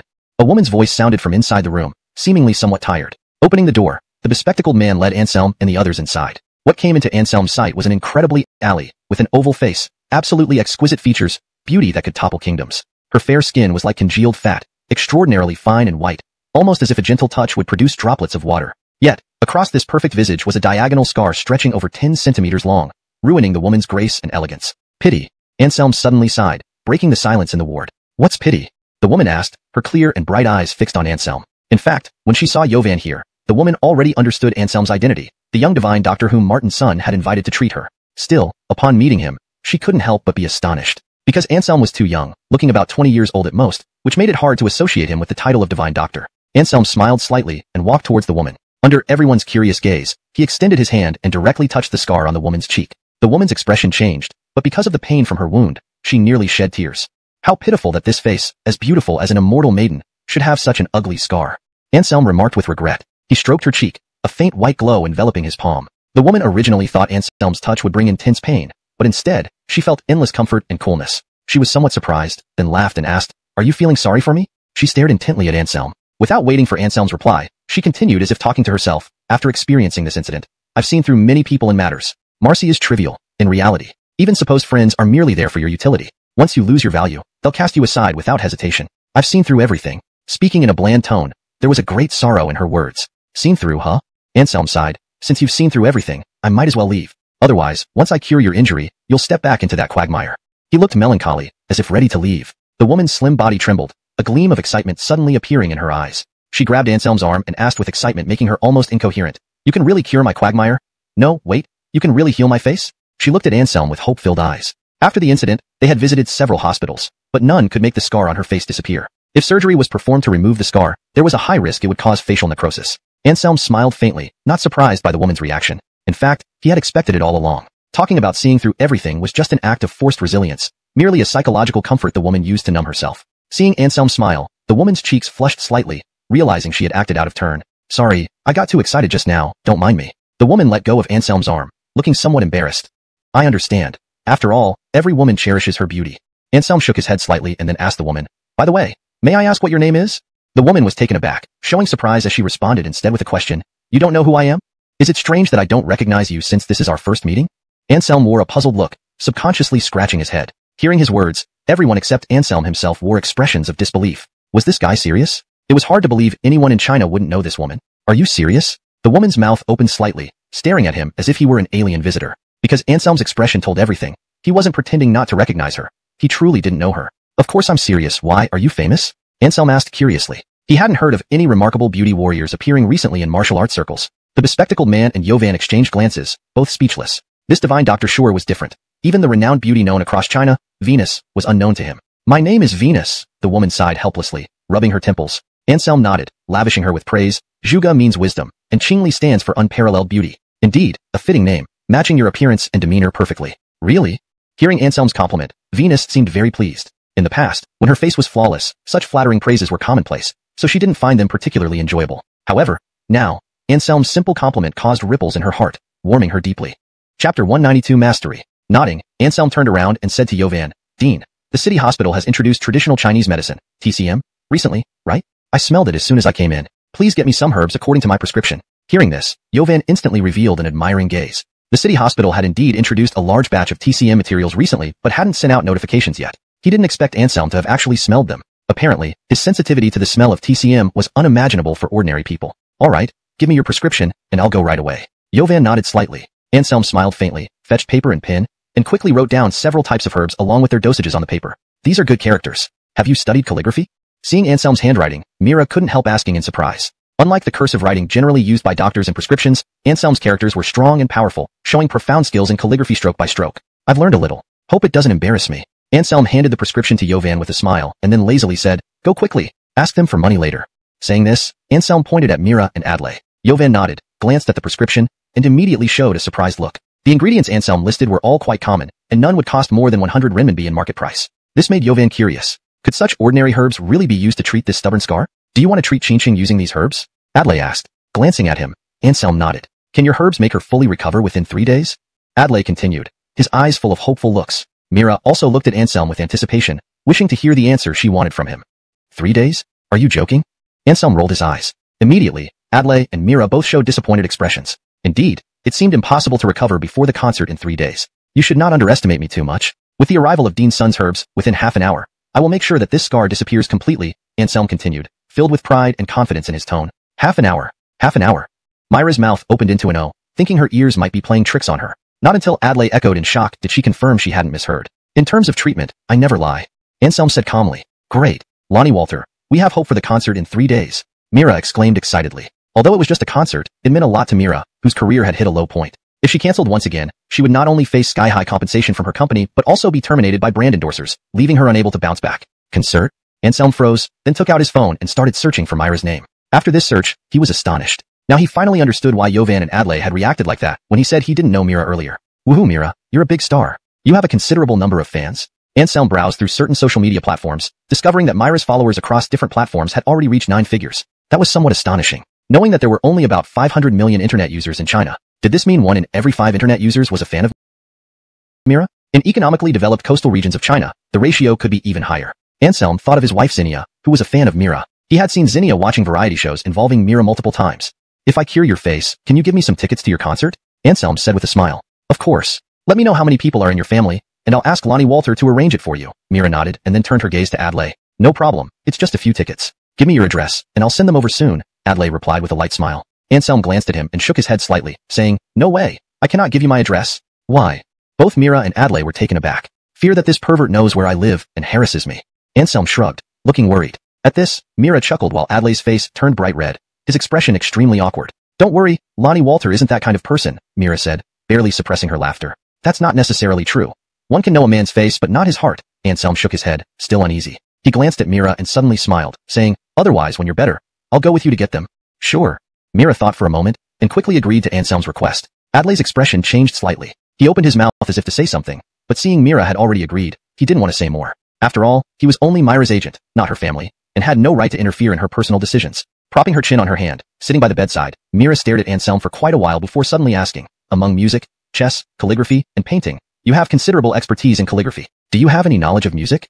She was now very interested in Anselm, not just because Jovan spoke so highly of this Yonatan, but also because there was an indescribable aura about him that intrigued her. I've learned a little. My skill level is similar to my calligraphy, Anselm modestly replied. Mira giggled, covering her mouth. If his musical skills were at the same level as his calligraphy, they certainly wouldn't be low. Can you play a tune for me?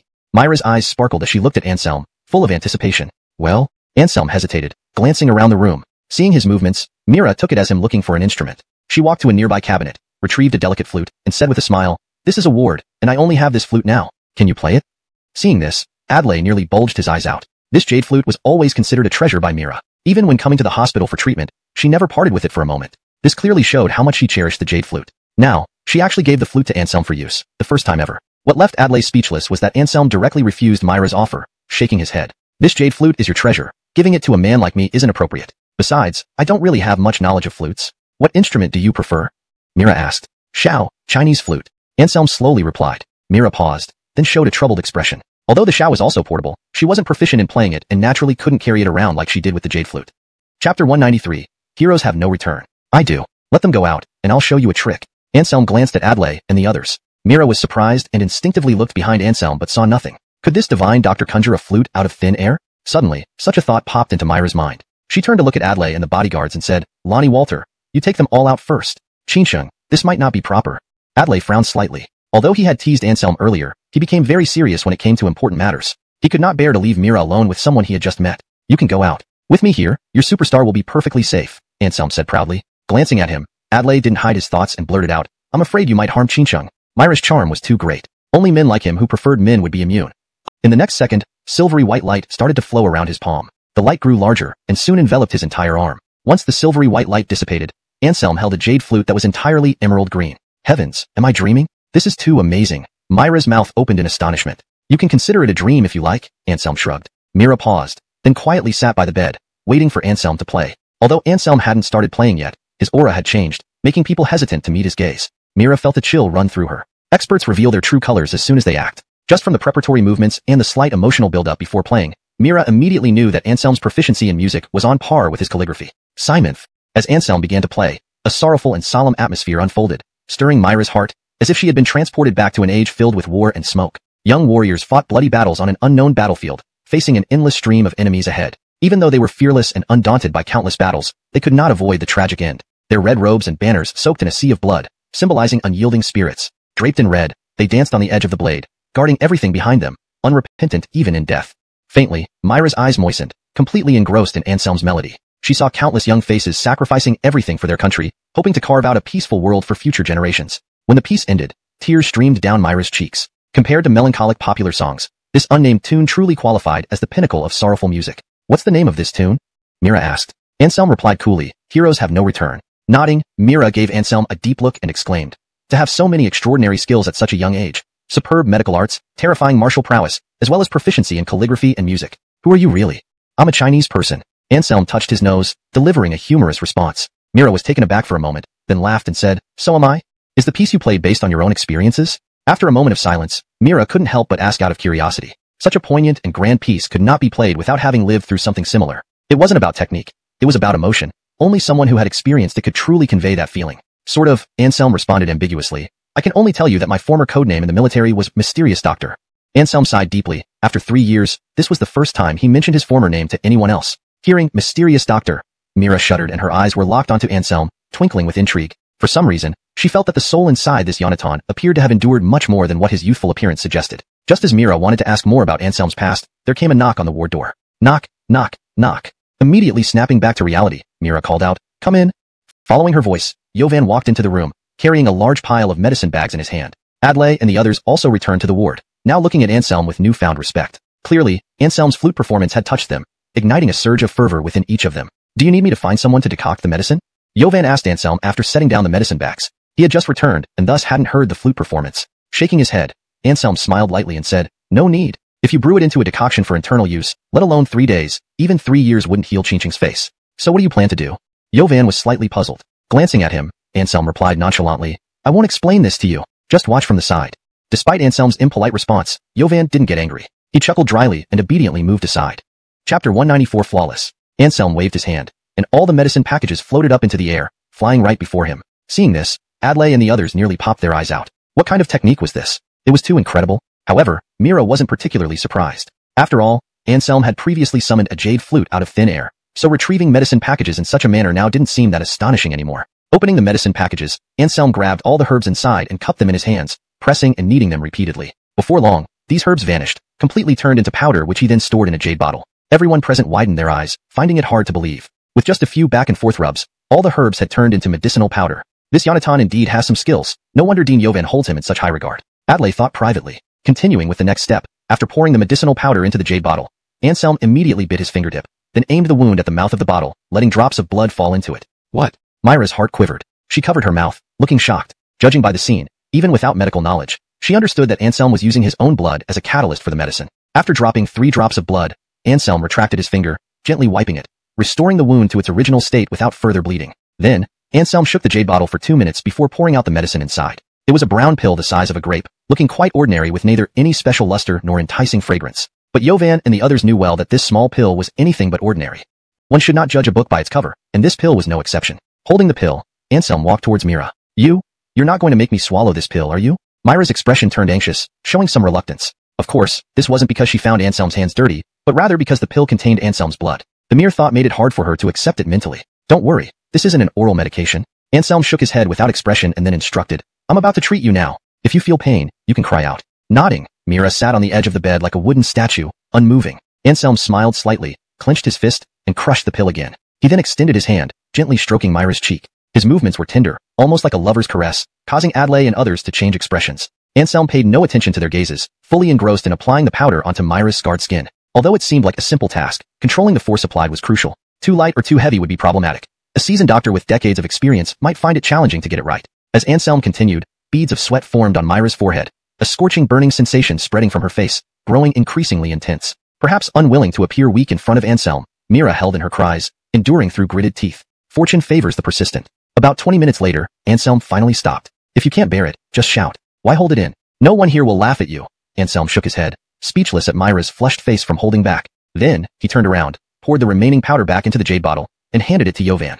"Take the leftovers," Anselm said generously. Yovan carefully accepted the jade bottle, treating it like a precious treasure. With this powder, they wouldn't have to worry about patients with severe external injuries anymore. Though the amount of powder in the jade bottle was little, Yovan wasn't worried. The hospital had the capability to replicate this powder based on their current medical expertise. Seeming to read Jovan's thoughts, Anselm chuckled and said indifferently, "Don't think about replicating this powder. Without my blood, no matter how much you try, it won't work." Upon hearing this, Jovan's face fell instantly. Well, that was a disappointment. This powder was still a limited edition. Is Miss Suga's face healed now? Jovan couldn't help but ask. He put away the jade bottle. Even if they couldn't replicate it, something was better than nothing. At Jovan's words, everyone present cast curious glances towards Anselm, including Mira. As for why they couldn't tell if Shuanga Qingqing's face had healed or not, it was because after the application of the medicinal powder, half of her face was covered by a layer of brown paste, obscuring the condition of the scars underneath. Only Zhuge Qingqing herself could feel the tingling sensation that followed the waves of pain. Her wounds are completely healed, Anselm said lazily. When can I wash off the powder? Zhuge Qingqing asked softly. Checking the time, Anselm smiled and replied, right now. He walked up to Zhuge Qingqing and suddenly lifted his hand, peeling off the hardened brown paste from her face. Instantly, everyone's gaze was fixed on Zhuge Qingqing's face. My God, there's not even a trace left, Adlai exclaimed with wide eyes, utterly astonished. There was no sign of any scar on Zhuge Qingqing's face. The skin that was once injured now gleamed bright and white, as flawless as white jade. Amazing, Jovan couldn't help but exclaim, even though he had already witnessed Anselm's miraculous medical skills before. In less than half an hour, Anselm had effortlessly solved a major problem that had stumped their entire hospital. The heir of the Solengene Needles technique indeed lived up to his reputation. Seeing everyone's expressions, Zhuge Qingqing knew Anselm's treatment had been successful. She couldn't suppress her joy and excitement, subconsciously reaching out to touch her cheek. Anselm took out his phone, considerately turned on the selfie mode, and handed it to Zhuge Qingqing. Oh my! Zhuge Qingqing covered her mouth, her eyes welling up with emotion. No woman is indifferent to her appearance. If there were any, they would be pretending. Looking at the flawless face on the phone screen, Zhuge Qingqing felt an urge to kneel before Anselm in gratitude. This perfect restoration of her looks meant more to her than a second chance at life. Suddenly, Zhuge Qingqing stood up and rushed to Anselm. Before Anselm could react, she cupped his face and planted a kiss on his lips. This scene left everyone in the room stunned, their minds collectively blank. Chapter 195, A Kiss to Seal Love. Anselm was also somewhat dazed. His eyes widened. He could hardly believe that he had just been taken advantage of by a woman. Seeing Mira about to retreat after a quick kiss, Anselm was not willing to let her go. He immediately turned passive into active, wrapping his arms around Mira's slender waist. Then he aimed at her lips and kissed her deeply. Mira had originally felt ashamed of her bold action. But who would have thought that Anselm wouldn't follow the usual script and instead took control, making an even more intimate move towards her. Mira wanted to struggle, but soon got lost in the kiss, intoxicated by the manly scent coming from Anselm. Gradually, she started to respond to Anselm's kiss. Damn, what's going on? Adlai clutched her head, feeling somewhat frantic. A match made in heaven. Let's get out of here. Jovan's eyes gleamed as he hurriedly urged. Adlai's face darkened, not very pleased. After all, Mira was famously known for maintaining a clean image in the entertainment industry and had never been involved in any scandals with male stars. Yet now, she was passionately kissing a man she had only known for less than 2 hours. If this news got out, it would undoubtedly be a huge blow to her public image. Adlai wanted to stop this, but swallowed her words when they reached her lips. Just kidding. She had witnessed Anselm's methods. If she dared to speak one extra word, she might end up being eliminated by the angry Anselm. Therefore, when Jovan pulled her out, she tactfully gave herself a way out. It wasn't that she didn't want to stop it, but rather she was powerless. Glancing at the bodyguards, Adlai spoke coldly. Forget everything you saw just now. No one is allowed to mention it or discuss it privately. If I find out anyone has violated this rule, it will be treated as a breach of contract, and you'll spend the rest of your life in prison. We understand. Don't worry, Lonnie Walter. We still have our professional ethics, the bodyguard said in unison. Nodding, Adlai looked back into the ward and finally sighed with relief. Just relax. Male and female affection is natural. Two excellent people attracted each other and came together. Isn't that normal? Jovan smiled slightly and patted Adlai on the shoulder. Adlai looked miserable and sighed. You don't understand. This isn't just about affection. Qingqing's persona is based on being a young and pure heirly. Once fans discover she has a partner, it will definitely cause a big stir. What's so serious? Many stars' images have collapsed recently. Woody Rover, Miss Suga is only dating. It's not that dramatic. Fans who truly like her should wish her happiness, right?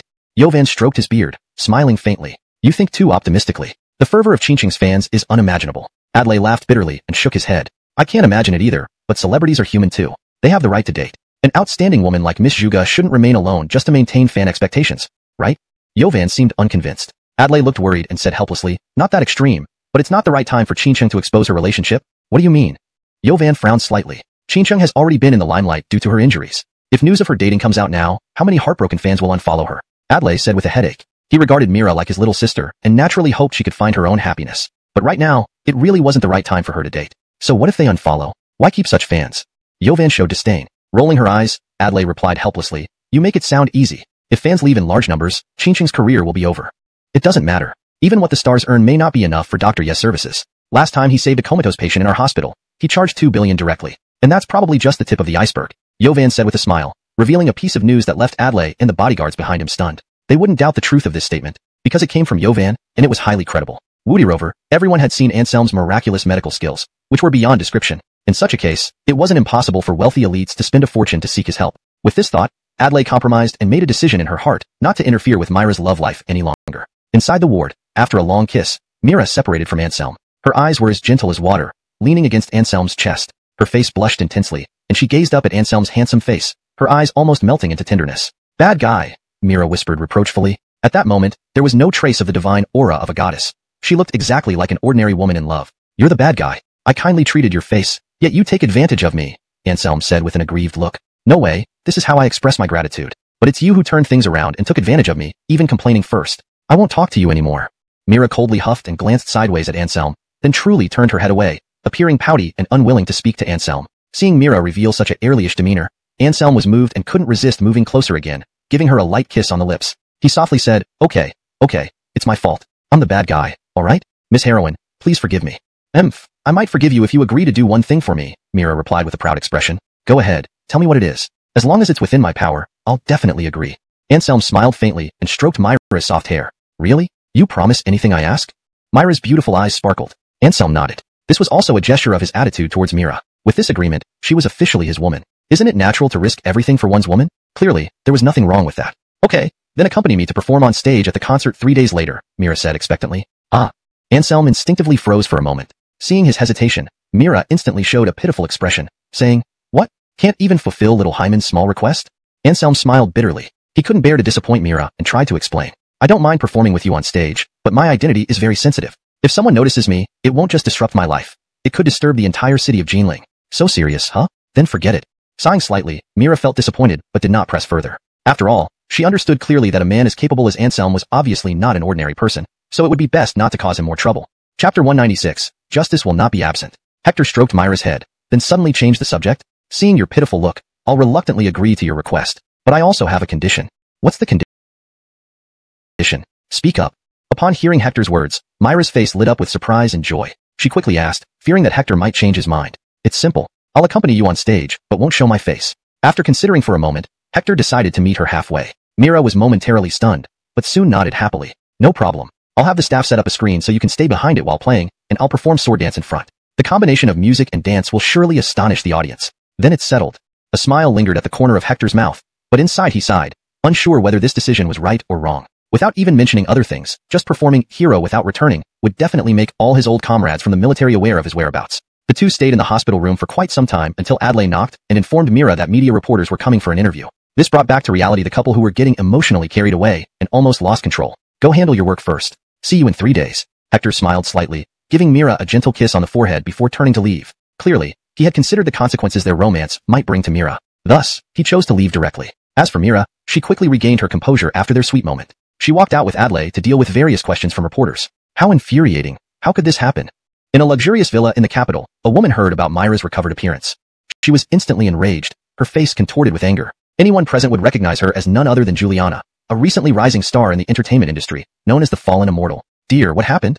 At this moment, a man in a bathrobe emerged from the bathroom, concern etched on his face. With a cold flash in her eyes, Juliana sobbed, "Simon's band. Someone is trying to harm me. Sniff, sniff. You must protect me." Who dared to provoke Jerry's woman?" the man thundered. "That bitch Mira." Juliana gritted her teeth. Startled by her words, the man asked in surprise, "Her face is fine?" "Yes, the reporter I sent saw it with his own eyes. No scars at all," Juliana said with resentment. Jerry squinted his eyes, saying meaningfully, "It seems this little slut has found someone powerful." "Don't worry, I won't let her off easy," Jerry sneered coldly. Relieved by his promise, Juliana threw herself into his arms, cooing, "Xian-gu, you're so good. Let me serve you properly." With a shy blush, she buried her head down. Clearly, the so-called Fallen Immortal was nothing more than a plaything in certain eyes. After leaving the Nanjing City Hospital, Hector did not return home but took a taxi straight to the Alvis family villa. Now that Fuiz was dead, the living martial arts practitioners serving the family had left out of fear of being implicated. The once bustling Alvis family villa now stood eerily empty, occupied only by Enos and his mother Simone. Hector intended to visit them and settle matters, providing closure to the Airleys and their families who suffered due to the trafficking. Whether Enos and his mother were involved in the trafficking case didn't matter. What mattered was that they enjoyed the luxurious life provided by Fuiz through trafficking, and they must bear the corresponding responsibility. When Hector arrived at the Alvis family villa, he saw a group of police officers guarding outside. The police needed evidence and couldn't compare to Hector, who acted freely. Since there was no direct evidence against Enos and his mother, the police could only survey the exterior of the villa for useful clues. "Excuse me, this area is cordoned off, civilians are not allowed to approach. Please go back." A police officer noticed Hector, mistaking him for a visitor, and immediately asked him to leave. Hector smiled faintly, calmly pulling out his military ID from his pocket. After discarding the ID at Adnan Entertainment Center, it was respectfully returned to him by the police the next day. There was nothing surprising about using it now. Taking one glance at the ID, the officer was startled. Without a word, he hurriedly removed his cap and saluted Anselm. As members of the police force, they had naturally heard of the organization Warblade and knew it was a special unit in China with many privileges. Ordinary policemen and soldiers all took pride in being accepted into Warblade. To think that this Yonatan in front of them was actually from Warblade. This made the policemen instantly show great respect to Anselm. The thought of whether Anselm's identification might be forged did not even cross his mind. After all, in such a vast country like China, surely no one would have the audacity to forge such an ID. You stay here. I'll go inside and finish resolving the Xuanwu Lake incident, Anselm said indifferently. Understood.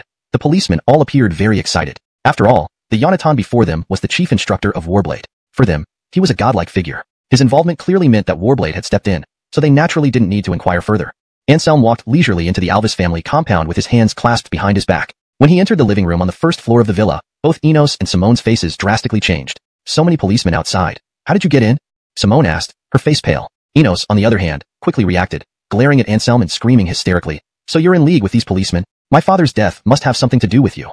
In the blink of an eye, the Alvis family had been destroyed. Those who were supposed to leave left, and those who were supposed to die perished. Apart from this villa, the Alvis family now had nothing left, which made Enos hate everything. Seeing Anselm appear before him, his hatred towards his enemies surged up. You're not stupid, but your father didn't die by my hands. He died by the hands of those little devils. In fact, I killed those little devils, so I can consider that as avenging your father. Anselm chuckled and sat down on a sofa. He looked relaxed and carefree, completely not taking Enos and his mother seriously. This gay, tiger skin sofa, you really know how to enjoy yourselves. Anselm clicked his tongue and couldn't help but shake his head with a sigh. His eyes were half closed, and his voice turned cold. But what a pity. You are all heartless creatures. Every time he thought of those dozens of innocent heirlies who were brutally killed, rage swelled up inside Anselm. He wished he could flay the entire Alvis family alive to quench his anger. One cannot get the cub without entering the tiger's den. To achieve wealth, one must have a ruthless heart, Simone sneered. At this point, there was no need for them to hide anything. Moreover, it was clear that Anselm did not come here with good intentions. A bunch of animals worse than pigs and dogs, you all deserve to die. I've come today to send you to reunite in hell, to repent.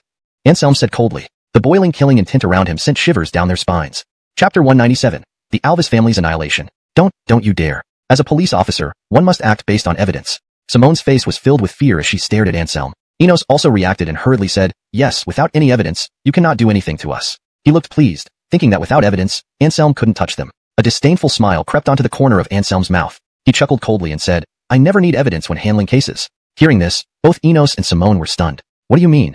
Simone suddenly had a very bad feeling. After investigating me for so long, didn't you know I am now one of the Warblade organization? Anselm tapped his fingernails mockingly. What? Simone shuddered all over. She didn't expect Anselm to be a member of Warblade, which meant her son and herself might be in great danger today. Enos sneered, even if you are from Warblade, so what? You still have to report to your superiors if you want to kill us. I don't believe an ordinary member can make such life or death decisions privately. Who told you I'm an ordinary member? Excessive. Having said this, Anselm walked towards Enos and Simone, ready to take action. Do you think killing us will be easy? At this moment, Simone roared loudly. Her aura suddenly surged, instantly reaching peak condition. Wooed him, you. Enos was stunned. Even he never knew his mother was a martial artist. TSK, who would have thought you're also a martial artist? Quite well hidden indeed. Anselm rubbed his chin, showing great interest. It seems the family behind you has considerable power, surpassing my expectations. I'll kill you first before you get a chance to kill us. Simone's eyes turned bloodshot, charging directly at Anselm. She was squeezing her own life essence to forcibly enhance her martial arts prowess, intending to fight Anselm to the death and buy time for Enos to escape. However, she underestimated Anselm's abilities. With a single palm strike, Anselm sent Simone flying, coughing up large amounts of blood. She landed heavily on the ground, twitched a few times, then fell silent. Wooed him. Seeing this scene, Enos was overwhelmed with grief. But at that moment, all thoughts of avenging his mother vanished. Because with his mother dead, he was next. Thinking about it, Enos wished to flay and disembowel Anselm but instead fell to his knees pleading. You killed my mother. Let me go. I won't seek revenge. I can do good deeds to atone for my sins. Please spare me this time. Enos trembled violently. Glancing at him, Anselm said indifferently, spare you? Who will spare those innocent heirlies who died at your hands? And even if I agreed, the young lady Maya you harmed wouldn't agree either. What? Hearing Anselm's words, Enos felt utterly hopeless. On your way. Remember to be a good person in your next life. Anselm flicked his finger lightly, releasing a gust of energy. Instantly, Enos's head burst like a watermelon, spewing red and white matter everywhere. After killing the two, Anselm felt no psychological burden whatsoever. On the contrary, he felt relaxed, finally giving a proper response to the victims. Walking out of the villa, Anselm instructed the patrol officers to go inside and clean up the mess, and he, whistling a little tune, left the place. Soon, Pearl learned about this news from Keenan, the chief of the patrol house. She couldn't help but frown. Anselm's killing instinct was too heavy, and there was not a moment of rest. The Adnan Tian Entertainment City incident last time and yesterday's Xuanwu Lake incident had not yet completely faded away in influence. Who would have thought that Anselm actually rushed into the Alvis family villa to kill again? Although those killed were some conscienceless beasts, if the matter got out, it could also easily cause a negative impact. Pearl thought for a moment and then said, just say that Anselm is a special agent sent by higher-ups to solve the major case of missing Airlies. In addition, send some people to warn the underground forces in White Tiger District not to stir up trouble anytime soon. I know, I'll notify them right away. Keenan nodded and hung up the phone. Simon, detestable fellow, do you think I'm specially here to cover your mess? This time, you must stand forward as our pillar of peace. Pearl murmured to herself. The annihilation of the Alvis family and Gordy's death, either event alone was enough to shake Nanjing City. Two events happening together. Surely the legal and illegal factions of Nanjing City will soon experience intense upheaval. Pearl must push Anselm forward to stabilize the situation to ensure Nanjing City's tranquility. After all, no foolish family or force would dare provoke someone who has consecutively exterminated Gordy and the Alvis family. Anselm came out after shopping at the supermarket and strolled leisurely back home. However, before he walked far, he was intercepted by an acquaintance. Great, Anselm, please help me block him. This guy is crazy and has been chasing me for almost 2 hours. The man was none other than Ito Shiseki, a Chinese impersonating a Japanese. At this moment, he had completely lost his previous superiority, with a panicked look on his face. Anselm couldn't help but glance behind him and saw a cold-faced youth in a white robe following closely behind. It's him, Anselm. You have to bear witness for me. I told him I am Chinese, but he just doesn't believe me and insists on killing me. Ito Shiseki looked mournful, hiding behind Anselm, clearly using Anselm as a shield. Wu dive aside, this has nothing to do with you. The cold-faced youth said expressionlessly. Don't tell me it's none of my business, Cosmo. Why are you chasing him without any reason? Anselm asked in annoyance. He was a bit surprised. The descendant of sword enthusiast had come across Ito Shiseki, and judging from the appearance, they had already fought, and it was clear that Ito Shiseki had suffered greatly. Chapter 198. Approved to chase Augustus. Those little devils are all beasts. They all deserve to die. Cosmo said with murderous intent. He pointed his long sword at Brad, who was behind Anselm. The sharp blade emitted a chilling coldness. Clearly, he had not abandoned his intention to target Brad just because of Anselm's interference. The opponent was very powerful and came from the East Sea. If he were allowed to grow without restraint, he would certainly become a huge threat to Simenaxia in the future. The lineage of the 4 great kings could not tolerate such an occurrence. What you say is correct. The little devils indeed all deserve to die, but you cannot kill this Brad. Anselm said indifferently, his tone very firm. You want to protect the little devil? Cosmo's eyes flashed with cold light as he directed his sword towards Anselm. Rolling his eyes, Anselm replied irritably, Nonsense. Who told you he's a little devil? He is a true Simenaxia person. What? That's impossible. Cosmo was taken aback, shaking his head to show that he did not believe Anselm's words. It was only after seeing the other party's credentials that he chased him down. How could he possibly be mistaken? He comes from Simenaxia. Under the instructions of his superiors, he has been planted inside the Yito family of the East Sea. If you kill him, aren't you afraid of the big boss behind him going berserk? Anselm pursed his lips. Cosmo fell silent, narrowing his eyes, but still unwilling to put down his sword. Do you not believe what I say? Seeing Cosmo's reaction, Anselm frowned. After a moment of silence, Cosmo snorted coldly, be cautious, and then turned to leave. Finally convincing this guy, Anselm sighed in relief once Cosmo left. While protecting Brad, he did not wish for friction with Cosmo either. Both descendants of the Great King, their potential was about the same. If it were to come to blows, battling Cosmo, who was at the Supreme Realm, Anselm would surely suffer a great loss. He's gone, now get lost, hurry up and fully turned him. If Jane could smoothly take over the Hatsumori family, it would indeed be far more useful than its destruction. After all, the Hatsumori family held considerable influence, having rivaled the renowned Abe family for centuries, enough to illustrate its glory. Even if that brilliance no longer existed today, Anselm's secret control over the Hatsumori family would still plant a lethal seed within the supernatural world of the East Sea. I can help, but this Jane seems to only possess top-notch abilities. Does she have the capacity?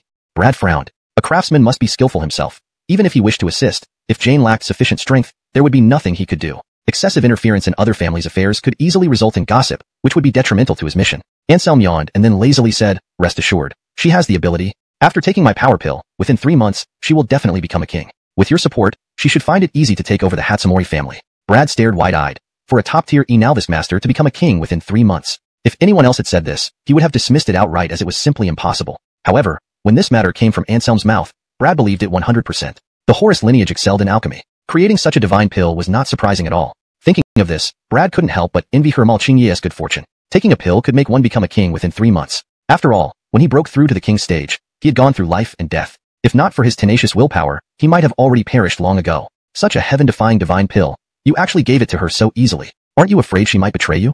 Brad couldn't help but say. He wasn't trying to sow discord. He was reminding Anselm so that he wouldn't fail to outwit the Hermal family and end up being manipulated by those little devils. Anselm waved his hand and said with a faint smile, rest assured, she doesn't dare.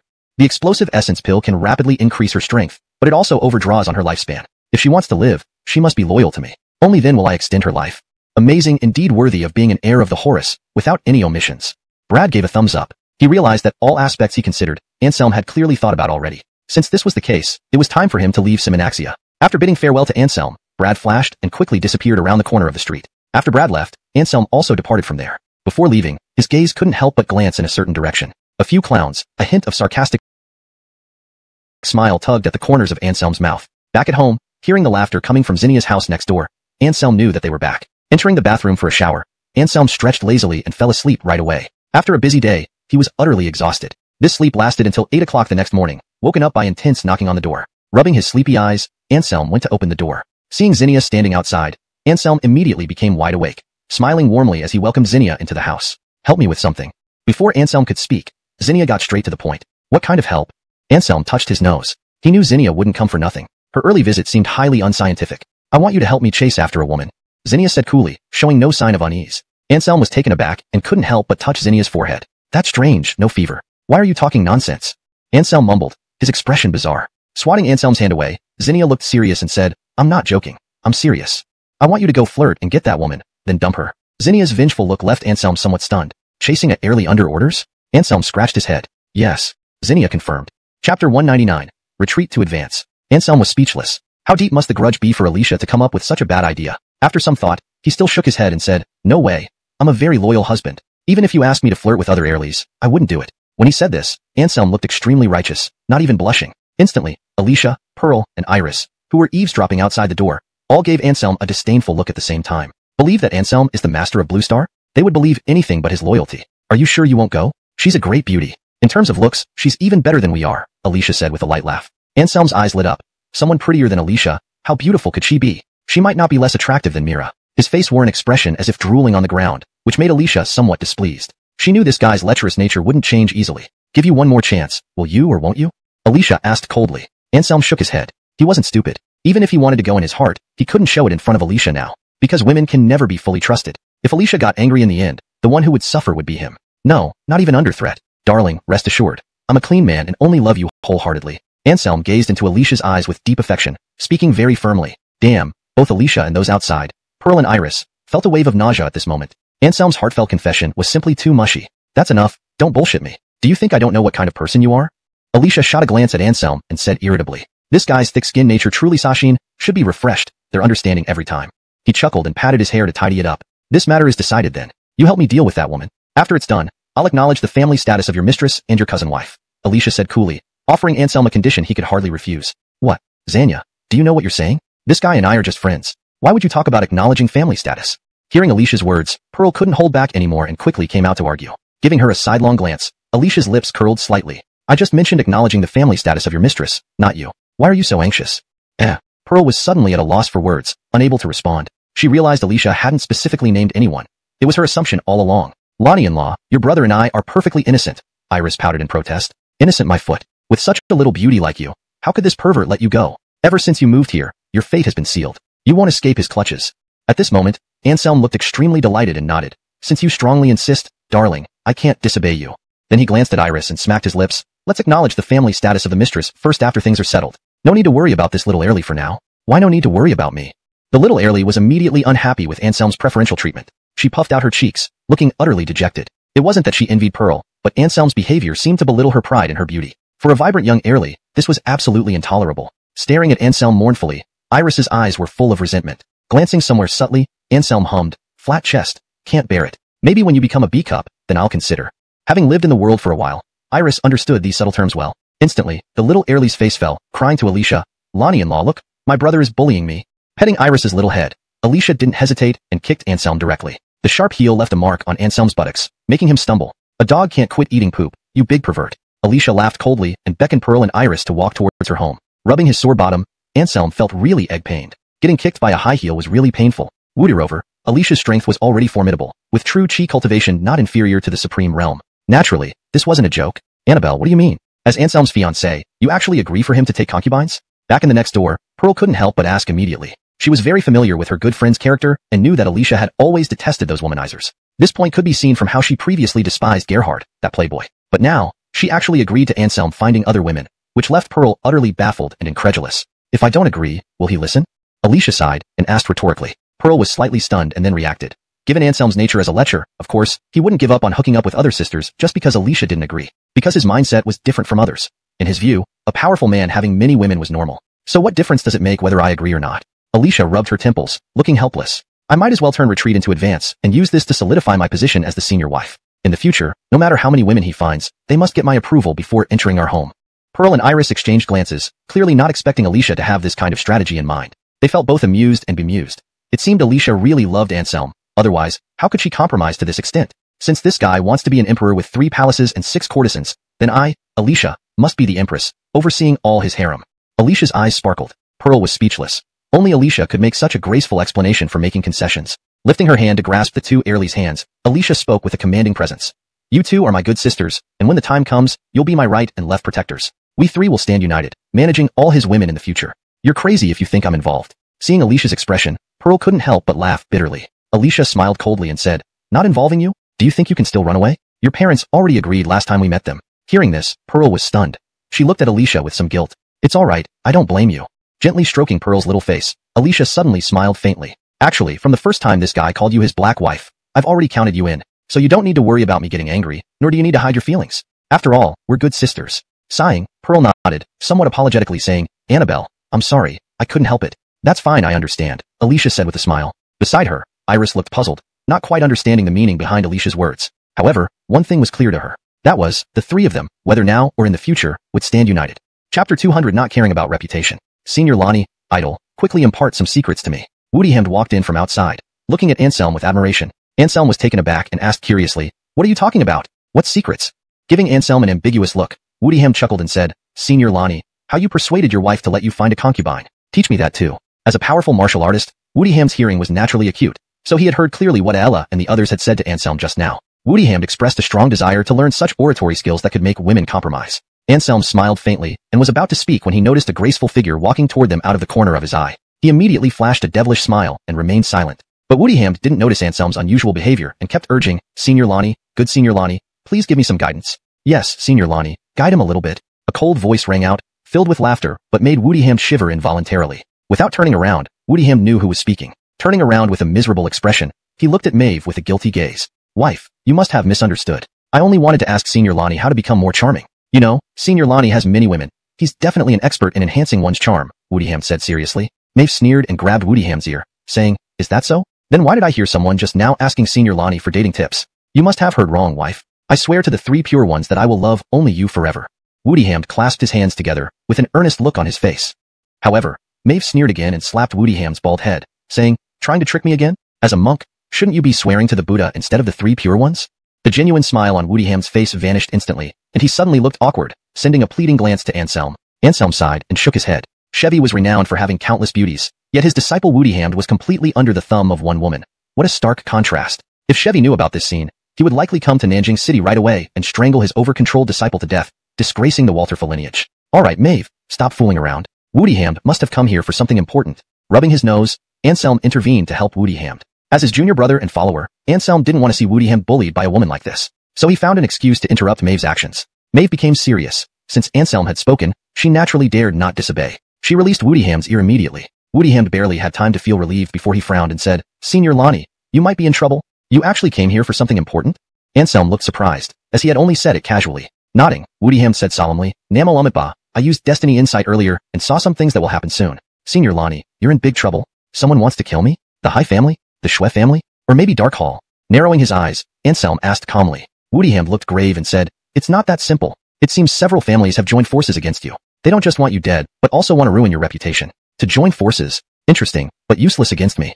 Anselm's eyes flashed with cold light. At this moment, Maeve interjected, Senior Lonnie, you still shouldn't underestimate them. Although they're nothing more than small fry to you, united they might cause some trouble. Thank you for the reminder, sister-in-law. I understand. If they want to kill me, they should act directly. Playing tricks and trying to ruin my reputation.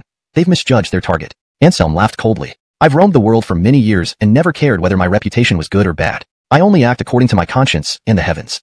He truly didn't care about so-called reputations, as those were precious only to scoundrels. Just like Japan and the United States, no matter how much they cherish their reputations, it doesn't change their predatory nature. Senior Lonnie, be careful. I'm worried they won't dare to act against you directly, but might target Zhang Dao instead. For instance. Woodyham hesitated. Play some tricks and kick me out of Zhang Dao. Anselm finished his thought, his face cold. Nodding slightly, Woodyham immediately wore a disdainful smile. A bunch of fools, without the constraints of Zando, we are actually more at ease. Indeed, no need to worry. The principle remains. I won't offend if not offended. But if someone offends me, I will eradicate them root and branch. Anselm sneered, not taking those people seriously at all. Nodding again, Woodyham turned to leave. He had come only to inform Anselm. His mission completed, he needed to return. Where are you going? Anselm snapped back to reality and asked curiously. Ever since this guy started hanging out with Maeve, he never came back to live here, which was clearly unusual. Lulu has an apartment in the neighboring complex. I moved in with her, Woodyham replied. The two walked arm in arm, one in front of the other, leaving the place. Anselm watched in amazement. Their actions could make anyone think they were brothers. Ring ring. Just as Anselm was dazed, his phone in his pocket suddenly rang. He hurriedly answered it, but couldn't identify the caller. It's me, Layla. And me, Kaylee. Two different voices came from the other end of the line. It's you. Why did you call? Anselm smiled slightly, finally recognizing who was on the other end. Classmate Anselm, do you have time today? We'd like to invite you for dinner to express our gratitude. If not for your rescue, Wen and I might never see our parents again, Layla said softly. Anselm thought for a moment, realizing he indeed had nothing planned for today. So he said, sure, I'm free. Shall I meet you at school? Upon hearing Anselm's agreement, both Airlies were overjoyed. Layla excitedly said, no need, just tell me where you live, and I'll pick you up right away. Shrugging, Anselm gave his address and hung up. Since he was going on a date with the two Airlies, he certainly couldn't go looking shabby. Anselm entered the bathroom to groom himself. Half an hour later, he emerged from the bathroom. He had changed into a new outfit, a black and white checkered shirt with loose light brown trousers, giving him a very boyish look. This was the result of his careful consideration. After all, he was going out with classmates, and dressing too formally or too sharply would be inappropriate. Only such casual attire was most suitable. Waiting for Layla's call, Anselm then went downstairs to leave with them. Chapter 201, Haunted House Adventure. Dimenxiang City, a large mall as famous as Jinling City's Chinda Plaza, was where Layla drove to. Are we eating here? Anselm asked in surprise. He glanced around and noticed that while this place was indeed a mall, most of the stores were play areas for children, with very few functioning restaurants. Buddhist people would choose Chinda Plaza for a meal due to its abundance of dining options, rather than this Dimenxiang City. Layla's choice puzzled him greatly. There's a pretty good hot pot restaurant here with a high cost-performance ratio, Layla said, suddenly sounding somewhat guilty. Anselm was speechless. There were plenty of hot pot places with good value, but what mattered was the taste. Woodyrover, looking at Layla's expression, Anselm would have been a fool not to realize she had other intentions. There's a new haunted house that just opened. Why don't we go check it out after dinner? Kaylee suggested, sneaking a glance at Anselm, revealing Layla's unspoken plan. Anselm instantly understood. These two Airlies had invited him to dinner as an excuse to get him to accompany them to the haunted house. I'm fine with it. Anselm, can you come with us? We're too scared to go alone. Layla stammered nervously. Anselm smiled faintly and nodded. Sure, I have nothing else to do this afternoon. It'll be fun to challenge the haunted house and pass some time. Great. The two Airlies cheered upon hearing Anselm's agreement. The three walked towards the hot pot restaurant, intending to fill their stomachs before venturing into the haunted house. Otherwise, if they were to get hungry during the scary experience, it wouldn't be pleasant. When they reached the hot pot restaurant, Anselm rubbed his nose, feeling slightly embarrassed, because he discovered that this hot pot restaurant wasn't just any ordinary place. It was Dalila, Hai Di Lao, which had thousands of outlets across China. But saying it had a high cost-performance ratio was really giving it credit. However, since they were already there and the options for dining were limited, they decided to just make do. There weren't many customers in the restaurant, most of whom were parents bringing their kids to play, while those who specifically came for a meal were few and far between. After ordering their food, the hot pot base and dishes arrived fairly quickly. Despite the few patrons, the efficiency was surprisingly high, unlike at the restaurant in Chinda Plaza where you could wait forever without even seeing a server. Feeling the emptiness in his stomach, Anselm didn't hold back and started eating right away. He quickly finished a plate of tripe, leaving the two Airlies staring at him in disbelief. Feeling a bit embarrassed under their gaze, Anselm glared at Layla and Kaylee and snapped irritably, "What are you looking at? Eat." Layla and Kaylee snapped back to reality, their faces turning slightly red as they hurriedly lowered their heads to cook their food. Compared to Anselm's hearty indulgence, the two Airlies ate much more politely. They chewed slowly and calmly, unaffected by how delicious the hot pot was. However, with Anselm, the big eater, around, they still finished the meal relatively quickly. In less than half an hour, nearly 400 yuan worth of food had vanished. Seeing Anselm's unsatisfied look, Layla's lips twitched but she still took out her phone and ordered a few more dishes for him. "You're considerate," Anselm chuckled. The three continued eating, but Anselm clearly slowed down, accommodating the Airlies' eating habits so they wouldn't be too hungry when they entered the haunted house later. It took them almost 2 hours to finish the meal. After settling the bill quickly, the two Airlies dragged Anselm straight to the long-awaited haunted house. Of course, this haunted house wasn't actually inside Dimenxiang City, but located in a psychiatric hospital across the street from it, transformed from an abandoned institution. The sky over Dimenxiang City Square was clear and blue, but when they arrived at the psychiatric hospital, the sky turned a bit grayish. This sudden change immediately put Anselm on alert, though the two Airlies didn't seem to notice anything unusual. "Are you sure this is the haunted house?" Anselm asked them, turning his head. "Yes, we saw it on Douyin and have wanted to try it for a long time, but we never had the courage," the two Airlies replied, somewhat embarrassed. "Why didn't you team up with others?"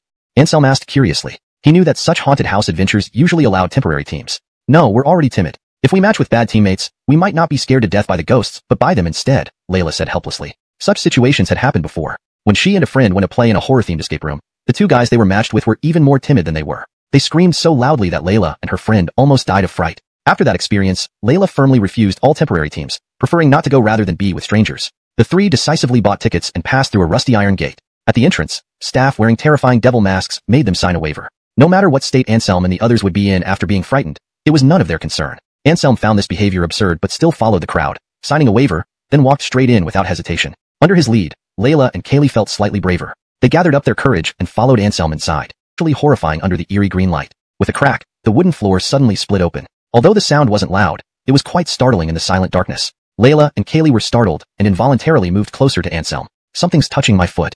Layla couldn't help screaming, her face turning pale. Anselm frowned, looked down at her feet, and saw a skeletal hand stiffly tugging at her pants. "Don't be afraid. It's just a mechanical toy, nothing serious," Anselm comforted softly as he kicked the skeletal hand away. "Oh." Layla laughed awkwardly, feeling her face burning. Just a fake skeletal hand nearly scared her witless. Her performance was really subpar. Chapter 202, Escape Room. However, Kaylee had no time to mock her, as she also suffered the same fate. A ghostly hand reached out from the shadows, extending toward her jade-like neck. Anselm saw this and couldn't help but let a sinister smile curl at the corner of his lips. Obviously, the staff hadn't realized that there was someone in the group who could cheat. He could see in the dark, defying scientific norms. Just as the ghostly hand neared Kaylee, Anselm suddenly moved, pulling her back slightly. Though it was only a small retreat, it was enough to avoid the grasp of the black hand. The owner of the ghostly hand was taken aback but quickly regained composure, ready to try again. However, at that moment, he suddenly found himself mysteriously suspended mid-air. This bizarre scene caused his heart to race in terror. Of course, driven by professional ethics, the staff member initially remained silent, until he discovered his body uncontrollably flying toward the coffin. Finally, he couldn't hold back. "Holy crap, there really is a ghost here. Help." Clearly, this staff member was young, just around 20 years old. Terrified and close to tears, he almost made Anselm lose his composure and laugh out loud. With a sly smile, Anselm withdrew his palm, reeling back the chi he had extended. Instantly, the staff member plummeted from the air, landing on his buttocks. But now, he didn't care about the pain, immediately scrambling up and screaming as he fled for his life. "What's going on?" The other staff members looked at each other in confusion. In the next moment, an eerie red glow filled the room. Then, under their bewildered gazes, the lid of the coffin abruptly popped up, spun 180 degrees in midair, and landed back on the coffin. Dust flew around, a cold wind swept through, and the candles at the four corners extinguished simultaneously. The staff members, upon witnessing this, were frozen in dead silence at first. Then, they erupted in screams like pigs being slaughtered. One by one, they panicked and fled, leaving Anselm and the others inside the room completely ignored. All they wanted was to quit and escape as fast as possible. Why risk their lives for a job that paid less than $5,000 per month? "Anselm, what was that just now?" Layla's face was pale. Clearly, she too was shaken by what just transpired. "The haunted house is terrifying. I'm scared," Kaylee said with a woeful expression. "Ahem." Anselm coughed dryly, unsure how to respond. He had been so focused on his prank that he forgot about the two timid Airlies beside him. "That scene earlier must have been a mechanical trap," Layla said shakily, looking to Anselm for reassurance. "It wasn't a trap," Anselm shook his head. At these words, both Airlies paled. If it wasn't a trap, then, the more they thought about it, the more panicked they became. But then, Anselm rubbed his nose and spoke up. "Sorry, the commotion just now was caused by me. Didn't mean to scare you guys. Sorry." "What?" Layla and Kaylee were dumbfounded. They were already timid, and Anselm deliberately created trouble. Did he want to scare them to death? "Be careful next time." "Be careful," Anselm chuckled awkwardly. Seeing that Anselm wasn't trying to scare them intentionally, the two Airlies huffed but forgave him. "You, lead the way. We don't want to stay here any longer," Layla said irritably. Anselm quickly agreed. He grabbed both Airlies by the arms and led them out of the memorial hall. The group continued forward in the dark, the path relatively wide but damp air making the two Airlies uncomfortable. "What's that smell?" "It's awful," Kaylee muttered. "Yeah, it's unbearable," Layla frowned. Both Airlies looked at Anselm expectantly. Rubbing his nose, Anselm explained. After all, he was the only one who could clearly see everything here. "It's the smell of blood. There are hidden channels on both sides of the corridor. To enhance the horror, the red liquid inside is likely pig's blood." Layla and Kaylee felt relieved but urged Anselm to move faster. Even though it was just pig's blood, the overwhelming stench still made them uneasy. Anselm shrugged and sped up. Before long, they arrived at another room. The scene inside was an enclosed classroom, dim yellow lights adding an unsettling ambience. At the exit door hung a padlock. Obviously, to leave this place, they needed to solve the password. "I got it. This level is an escape room." Layla was surprised. Then she hopped and skipped off to search for clues. "I'll help you." Kaylee also walked over. The atmosphere here was a bit eerie but not terrifying at all. With Anselm around, they summoned enough courage to act on their own. Otherwise, if it were the previous memorial hall, they would have clung to Anselm, let alone leaving him to find any clues. Soon, Layla found some cards under the desks and placed them on the lectern. Following that, Kaylee also had success, pulling out a dull globe. After 10 odd minutes, all the clues in the lectern and desks were found. Layla frowned, feeling these clues were still insufficient. She walked to the wall, continuously tapping it. Clearly, she believed the walls might also hold valuable clues. As Layla felt along the wall, a piece of wallpaper near the blackboard suddenly turned transparent from white. Suddenly, a horrifying ghost face appeared on it, with bulging eyes and an extremely long tongue, looking terrifyingly ghastly. Layla let out a scream and fell back, sitting down hard on the ground. There's a ghost. She trembled all over, her expression filled with immense terror. What happened? Anselm rushed forward, helping her up from the ground. I saw a ghost, Layla said. A ghost? Anselm was slightly taken aback. He instinctively looked in the direction Layla pointed. However, everything there seemed normal. The wall was intact, no ghost in sight. Are you sure? Anselm turned to ask. Layla nodded heavily, but when she herself looked there, she froze. Why is it gone? Layla was bewildered. She had clearly seen it. Could it be that, due to her nerves being on edge, came in to scare them? But fortunately, after so many times, they became immune. Half an hour later, they finally gathered all the clues. The two of them pieced together the clues and started deciphering the puzzle. I think it might be like this, and then this. Layla rubbed her forehead hard. Analyzing the code was truly mind-boggling for her. Kaylee shook her head and pointed at the lyric sheet, saying, your explanation has a big loophole. Isn't there an obvious hint on this? You do have a point. Layla sighed and quickly turned her gaze to Anselm, seeking help from him. Anselm touched his nose, saying somewhat helplessly, though I've never played such escape rooms, I also know that every clue here should be used to get accurate results. Right? Both Airlies realized. They slapped their foreheads and immediately took action, no longer sticking to conclusions derived from single clues. However, almost an hour passed, and the two Airlies couldn't figure out the correct answer. Glancing at these clues, Anselm couldn't help but shake his head, thinking how true it was that college students were just jabbering, and now it was indeed the case. The door code was almost spelled out, yet the two Airlies still hadn't figured it out after so long. How much progress have you made? Anselm chuckled, asking despite knowing the answer. Upon hearing his voice, the two Airlies immediately complained. Feeling depressed without getting the answer, if they wanted to leave the room, they would have to seek help from the outside staff. If a person can't do it, don't blame the road for being uneven. Let me give it a try. Anselm shook his head slightly. Do you know the answer?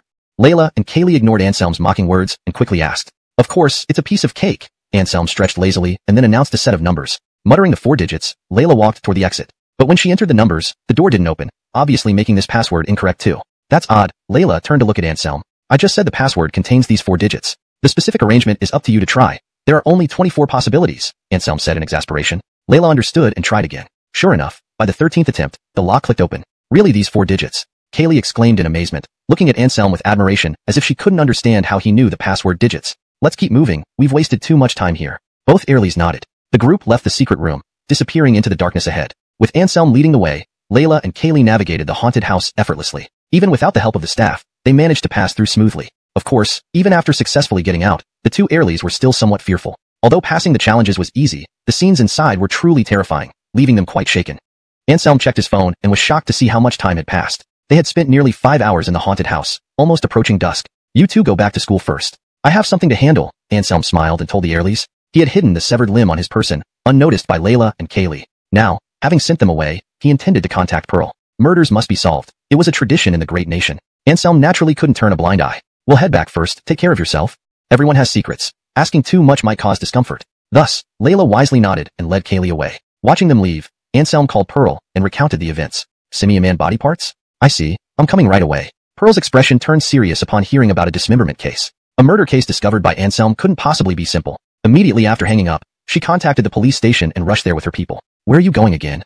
Noticing something off about Pearl's expression, Kirsten couldn't help but ask. Anselm found a dismemberment case at the haunted house next to Big Dream City. I need to get there as soon as possible to handle it, Pearl said gravely. Kirsten was slightly stunned, asking in puzzlement.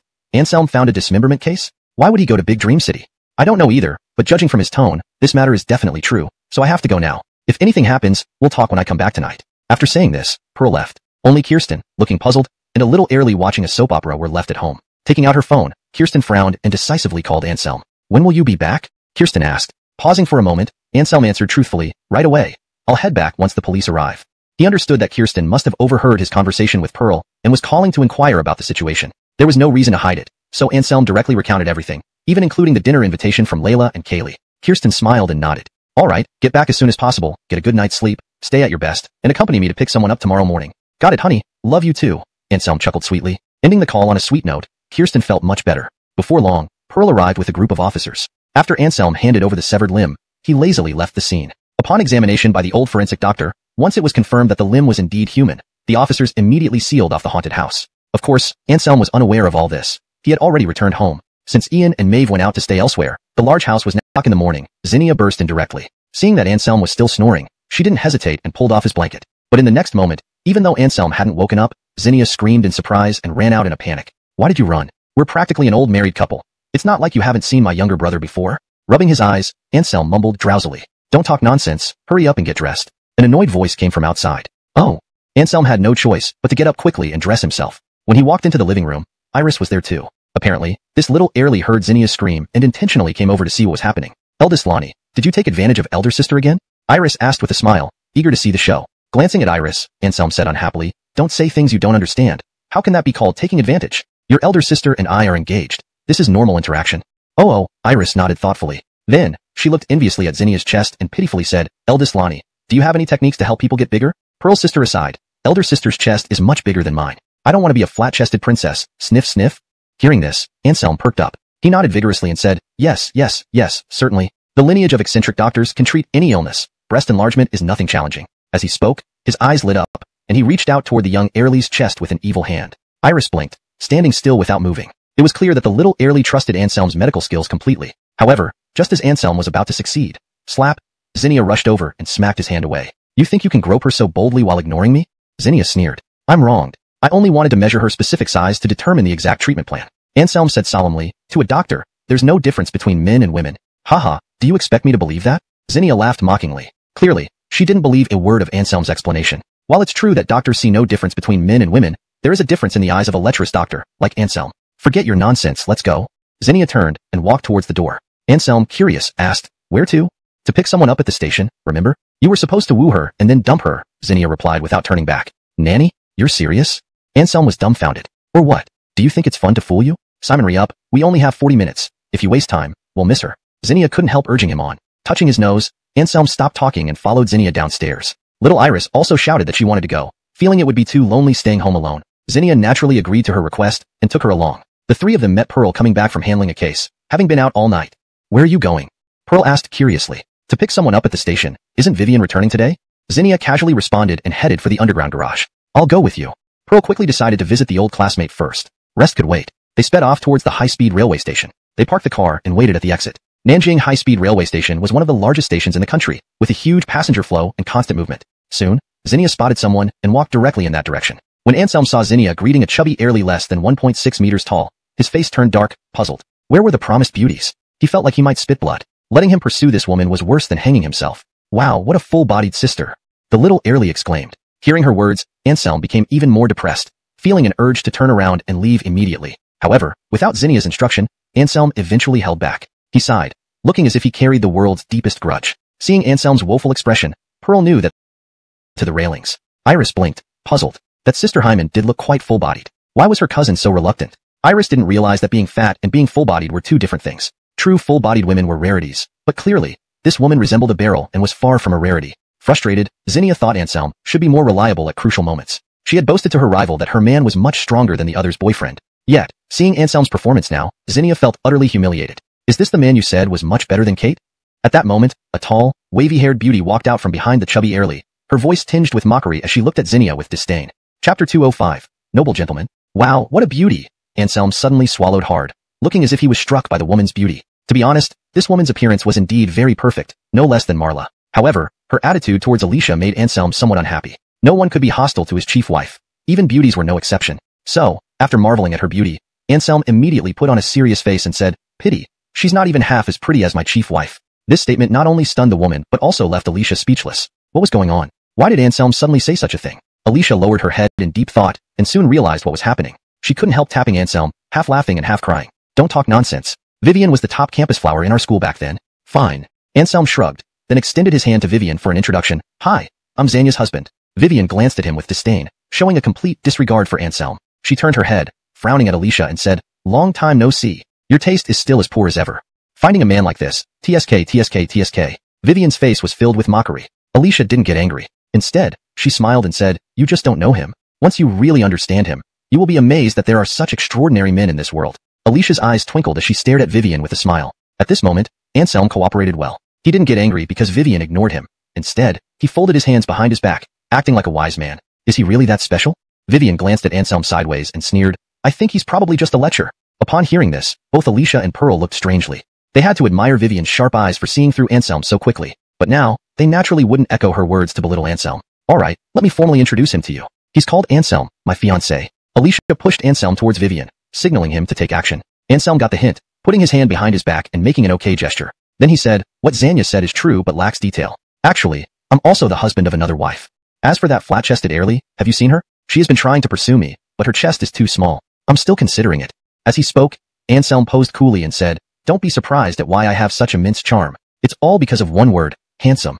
Anselm's sharp self-introduction instantly left the women flustered. Little Iris became furious. When had she ever pursued Anselm? And it wasn't her fault that she had a small chest. Why bring it up repeatedly? Handsome? Like a cricket, right? Vivian pouted and snickered. She stared at Anselm with disdain. Even as a rival, she couldn't deny Alicia's excellence. Proud as she was, how could she share a man with anyone else? Therefore, this must be Anselm's nonsense, and Vivian didn't believe a word of it. However, the next moment, Anselm proved his words with actions. First, he pulled Alicia into a passionate kiss. After the kiss, he moved on to Pearl. Despite Pearl's preparedness, it was futile against Anselm. She was dragged back by Anselm and given a proper scolding. Jeez. Vivian widened her eyes, standing frozen in place, unable to speak. The truth was more convincing than arguments. At this point, she couldn't help but believe. Iris watched Pearl and Anselm passionately kissing. Her heart raced wildly. When they finished, would it be her turn? Her cheeks flushed red as she indulged in her wild thoughts. Should she submit or refuse when it came to her turn? After letting go of Pearl, Anselm's gaze indeed landed on her. The little Airlie's face turned even redder, appearing embarrassed. Just as Iris was about to lower her guard and comply with Anselm, he glanced at her and sighed. "Never mind, Princess Taiping can't be kissed," Anselm muttered. Hearing his murmur, Iris nearly bulged her eyes out. She gritted her teeth and whipped out her phone, smashing it over Anselm's head. Snap! The phone shattered, revealing how much force Iris used. Clearly, she was genuinely enraged by Anselm. If an ordinary person received such a blow, they'd need hospitalization. But Anselm simply scratched his head, completely unharmed. Seeing that Anselm was unharmed, the little Airlie clearly felt more aggrieved. She had red eyes, looking pitiful. "Bad cousin, you broke my phone?" Hearing her words, Anselm couldn't help rolling his eyes. This was a classic case of crying wolf before the bite. He was the one who got hit, but was now being accused of breaking her phone. Looking up at a 45-degree angle to the sky, Anselm let out a long sigh. Who broke the phone didn't seem to matter. What mattered was that the little Airlie's phone was indeed broken. Replacing the phone would definitely cost him money. Thinking about this, Anselm touched his nose, feeling a bit depressed. Why do you like him so much? At this moment, Vivian couldn't help asking. Haiming loved by both Alicia and Pearl, it was clear that the Yonatan in front of her wasn't ordinary and must have his own special qualities. "They love my strength and handsomeness. Want to give it a try?" Anselm raised an eyebrow, revealing a devilish smile. "Not necessary, you're not my type," Vivian refused without hesitation. Feeling dejected, Anselm smacked his lips and said, "That's too bad." "What's too bad?" Vivian frowned. "It's a pity you missed out on a world-class handsome guy. And I promised my chief wife to pursue you, and then dump you. But you said I'm not your type. How am I supposed to act now?" Anselm sighed, with a look of regret on his face. 3 black lines appeared on Alicia's forehead. She wished she could strangle Anselm. If he couldn't act, just don't do it. Why did he have to say it out loud? Alicia cursed silently, feeling that Anselm was indeed a legendary weak link. Vivian was stunned for a moment, then looked at Alicia. She sneered, "Long time no see. It seems you still can't get over what happened back then." "Forget it. I'm magnanimous and won't hold it against you," Vivian sighed shortly after. She turned around and waved her hand, and a fair-skinned, blue-eyed blonde foreign man suddenly walked over from the crowd. "Let me introduce you. This is my boyfriend, Angus, the top campus flower and star of Alveston University." Vivian wore a satisfied expression. This perfect boyfriend was the reason she could keep Alicia at bay. "Greetings, friends. I'm Vivian's boyfriend, Angus. Pleased to meet you all." Angus wore a well-tailored suit, spoke politely, and truly lived up to the title of a gentleman. His every move exuded an aristocratic demeanor. Just based on appearance, he indeed seemed far superior to Anselm. Chapter 206, An Order of Spicy Hot Pot. But the question is, can men judge by appearance alone? Obviously not. How about this? Let me tell you a secret. Wyatt is actually an earl. Vivian wore an expression of satisfaction as if Wyatt's status as an earl also brought her glory. An earl? This title caused Lynette and the others to be somewhat taken aback. One must understand that in the West, titles above baron could only, and from her understanding of Anselm, this guy wouldn't just speak without reason. He had definitely noticed something suspicious and chose to bring it up indirectly. "You're good." Vivian raised her eyebrows, flicking her fingers toward Lynette. She then turned back to Wyatt, flashing a smile. "Wyatt, haven't you always wanted to try Chinese cuisine? Now's your chance." Upon hearing there was food to enjoy, Wyatt quickly dismissed his annoyance. "Really? I've heard that Chinese food is the best in the world. I must experience it properly." Wyatt was instantly filled with excitement, looking eagerly forward to the experience. Leaving the station, since 2 more people had joined, Lynette's car couldn't fit everyone. With no choice, Lynette asked Anselm to help hail a taxi for Vivian and herself. Then she had Iris and Pearl accompany Wyatt in the cab. As for Vivian, Lynette asked her to sit in the passenger seat beside her. Anselm had no choice but to sit in the back. The car started and sped down the road. Listening to the 2 women chatting up front, Anselm felt somewhat surprised. It seemed that Lynette and this woman weren't like mortal enemies. Rather, they resembled old friends who hadn't seen each other in a while. "Vivian, how long have you known this Wyatt?" Anselm yawned, seeming to ask casually. "About 9 months, less than a year." "Why?" Vivian countered. "Nothing much," and wanted to say something in Anselm's defense. However, at this moment, Anselm spoke first with an apologetic smile on his face. "Sorry, I didn't mean to upset you. I was just curious about some things in the West. After all, having lived for so long, I haven't met many foreigners." Hearing what Anselm said, Vivian gave a cold snort, but her expression softened considerably. She couldn't help but shake her head and sigh. How did Lynette end up with such a man who hadn't seen much of the world? A beautiful flower truly was stuck in cow dung. The car arrived at Tienda Plaza, still at the usual spot where Lynette parked her car. Then they went to the entrance of the mall, waiting for Pearl and the others to arrive. Taking advantage of Vivian playing with her phone, Lynette nudged Anselm's arm secretly. She whispered, "Is there something wrong with that, Wyatt?" Anselm was taken aback for a moment and shot Lynette an appreciative glance, nodding.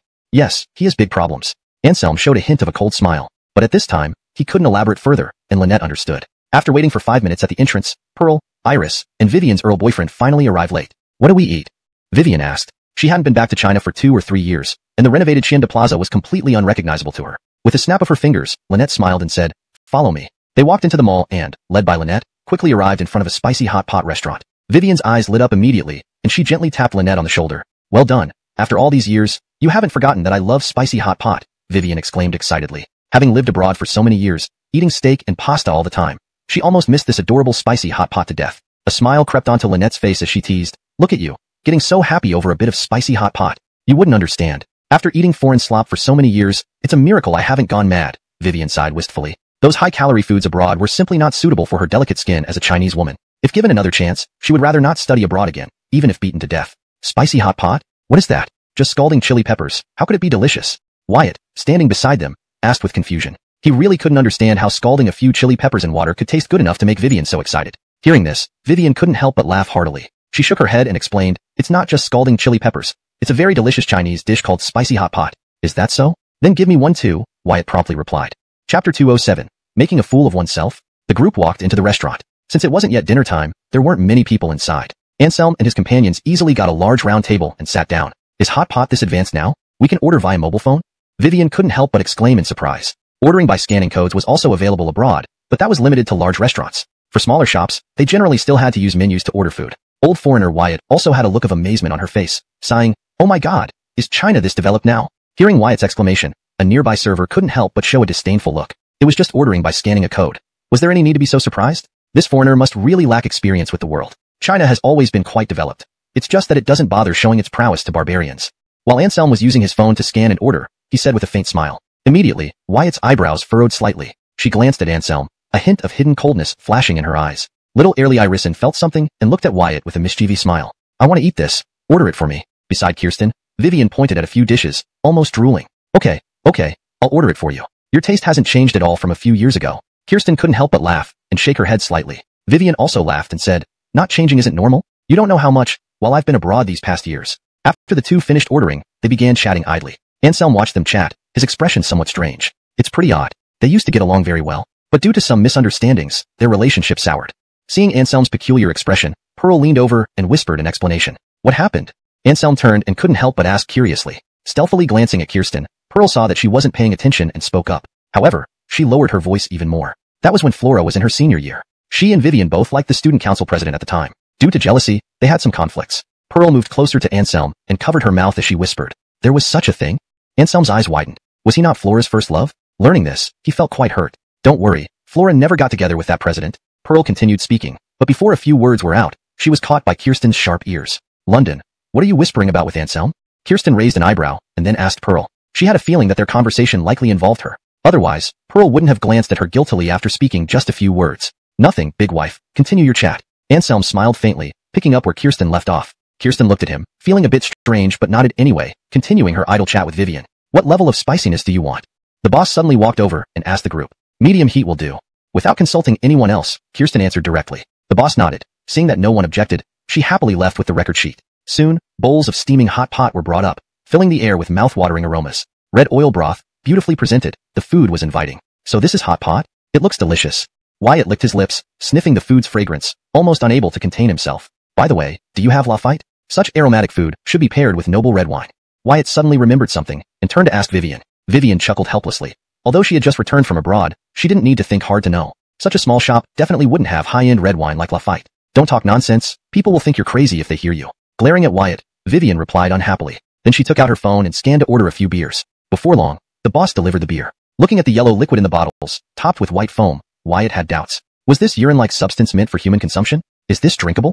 Wyatt couldn't help but ask. "Of course, it's a spicy antidote. Let's eat quickly," Vivian urged, diving into the meal eagerly. At this moment, nothing was more important than eating. Come, quick. "Wyatt, it's your first time in our country, don't be shy. Make sure to eat more." Anselm smiled warmly, looking every bit the hospitable host. This made Kirsten couldn't help but be taken aback, unsure of what Anselm was up to. Thank you, then I won't hesitate.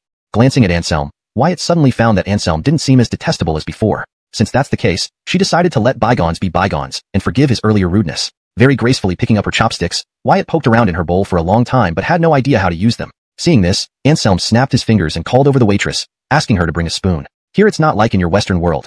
There are no forks in restaurants, only spoons. You'll have to make do with it.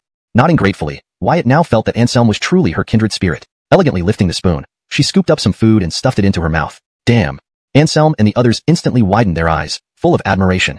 This foreigner is impressive, actually unafraid of spiciness, swallowing both soup and food in one gulp. However, before Anselm and the others could remain shocked for long, Wyatt's face changed, visibly turning red. As the spiciness exploded in her mouth, her entire body stiffened, feeling like a ball of fire was burning inside her. Damn it, is all Chinese cuisine this spicy? Sweat dripped down, Wyatt's cheeks twitched. She was almost unable to bear it. So, how does it taste?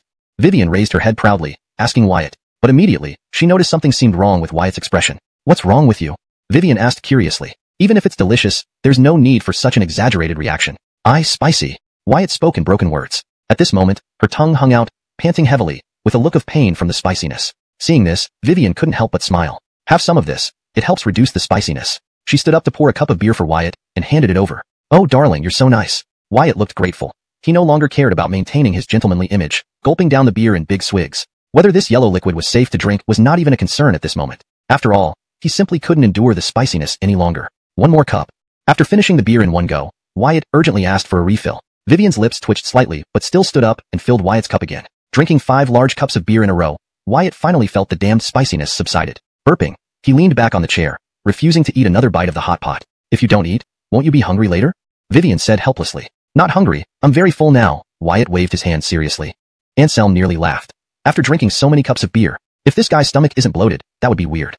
Chapter 208. Inspectorate envoys arrive. Zinnia and the others also wore smirks that bordered on mocking Vivian's taste. Her so-called excellent man. How could he be just like a reckless fool? Feeling somewhat ashamed and angry under Zinnia's gaze, Vivian shot Wyatt an intensely fierce glare. All because of this guy, it was as if she had completely lost face. Having successfully outdone Vivian, Zinnia felt incomparably delighted. Then she lowered her head and began to eat spicy hot pot. Anselm and the others also started, everyone indulging in their feast with delight. One bite of spicy hot pot, one sip of beer. It was nothing but refreshing. To own 3 shops in Chinda Square, one can only imagine how good this spicy hot pot tasted. It must have been top-notch. Even the little Airly, who usually had a discerning palate, was praising it non-stop at this moment. Seeing everyone indulging in the not at liberty to disclose, the leader said coldly. Anselm laughed, a derisive laugh. If you want me to go with you but won't say what's up, then you're just dreaming. Anselm sneered dismissively. Upon hearing these words, the 3 men from the inspectorate immediately changed their expressions. Anselm, don't force us to make things difficult for you. The leader's expression turned cold, his eyes piercing and oppressive. At this moment, nearby diners also sensed the tense atmosphere and turned around one by one. But when they saw the scene before them, they all turned their heads away again, not daring to look any longer, for fear of getting involved. Sitting aside, Wyatt stared at the 3 men, full of apprehension. He naturally sensed that these 3 men were all stronger than him. If they combined forces, even as a viscount, there would be no way for him to escape. Carefully concealing his aura, Wyatt was worried that the other party would detect his abnormality. Fortunately, now all 3 men's attention was on Anselm, and they hadn't noticed Wyatt's unusual state. You want me to go with you? You have to tell me the reason first. Anselm said indifferently, but with a firm tone. Hearing Anselm's words, the 3 men from the inspectorate exchanged glances. Then the leader stood up and said with a sneer, someone reported that you're suspected of colluding with the Japanese. If you have anything to defend yourself, you can talk once you return with us. Upon hearing this, everyone murmured in surprise. Some of the onlookers glanced at Anselm with looks of disdain.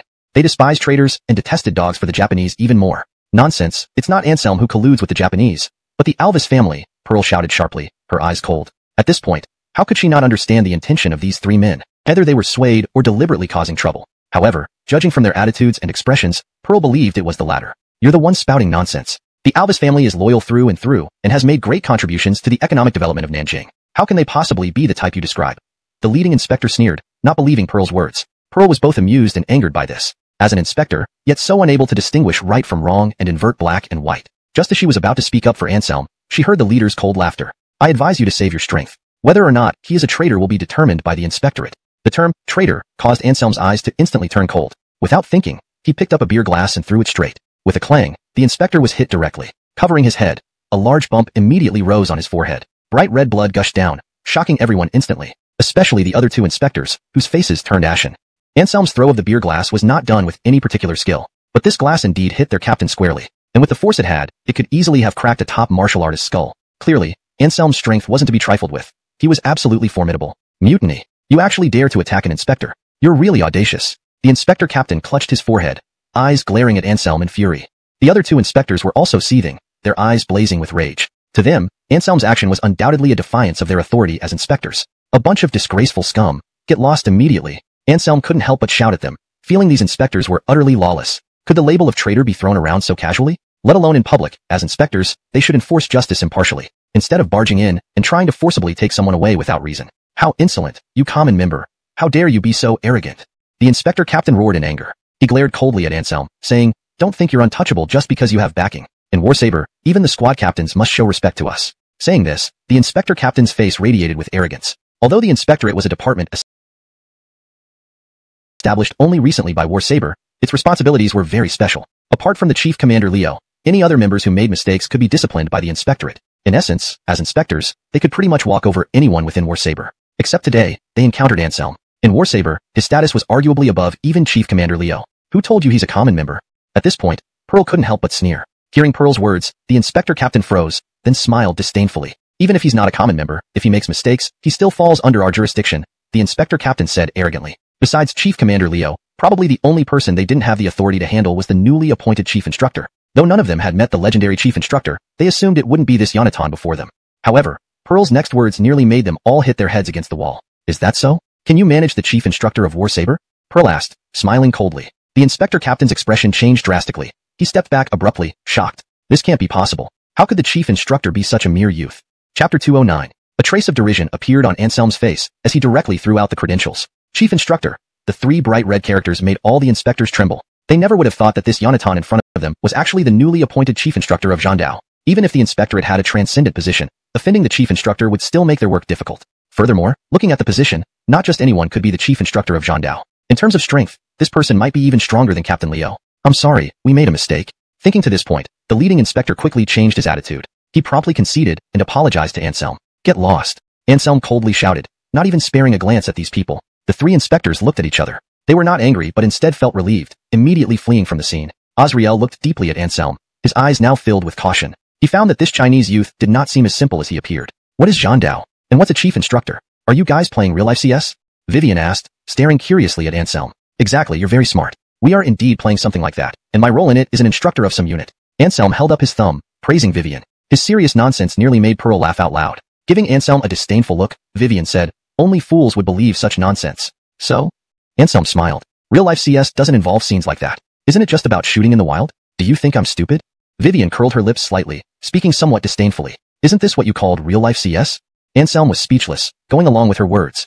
And what that guy mentioned about traitors, it sounded so official, not at all like a game. Vivian muttered, staring at Anselm as if daring him to fool her. Anselm remained silent. The existence of Zhandao wasn't entirely top secret, but there was a foreigner present and worse, a legendary vampire count. Discussing China's supernatural military force here was clearly inappropriate. Everyone has secrets, Vivian. Don't dig too deep. Glancing at Vivian, Zinnia casually remarked. Pausing, she added, actually, knowing Anselm's secrets is quite simple. How so? Vivian asked. Hyming with Anselm naturally gives you the right to know his secrets, Zinnia said calmly. Vivian was stunned. Isn't he your boyfriend? Why are you suggesting I be with him? If you have that intention, I won't oppose or mind it. Shrugging, Zinnia said indifferently. Vivian couldn't help inwardly scoffing. She suspected something was wrong with Zinnia's mind. Otherwise, how could someone like her say such nonsensical things? Forget it. I already have Azrael. Only a man like him can attract me. Waving her hand, Vivian firmly rejected Zinnia's suggestion. As for excellence, your foreign boyfriend probably isn't even fit to carry shoes for my cousin. Suddenly, Kathleen spoke up, defending Anselm. There are many excellent men in the world, but none could match Anselm. Aside from being a little heartless, Anselm was absolutely unparalleled in other aspects. Indeed, Pearl also nodded in agreement. This remark left Vivian astonished. She and Pearl used to be friends, and she knew that Pearl never exaggerated. Now she agreed with the Airlie's view. Does this mean that Azrael really isn't as good as Zinnia's little man? Feeling uncomfortable, Vivian glanced at Azrael, feeling somewhat disappointed. If it weren't for his previous embarrassing performance, she wouldn't feel so stifled now. Let's stop talking nonsense and eat, Zinnia laughed, trying to divert everyone's attention from Vivian's awkwardness. The meal passed relatively harmoniously. However, inside, Anselm sneered, his eyes cold. To think that members of a team like Zhandao could still be manipulated in this way, truly unexpected. Anselm was furious and gained a deeper understanding of the shamelessness of certain individuals. After the meal, the group left the hot pot restaurant. Just as Vivian was about to leave with Azrael, Zinnia called her back. Then, she took Vivian's hand, and the two of them walked to one side. If you consider me a friend, remember every word I'm about to say. Zinnia's gaze flickered as she looked at Vivian, her tone unusually serious. Seeing her grave expression, Vivian naturally didn't dare to be casual. I'll listen carefully, Vivian nodded. You haven't shared a room with Azriel yet, right? When you take him home this time, remember to keep your distance. Glancing at Azriel from afar, Zinnia said in a solemn voice. Vivian was taken aback and immediately asked, why?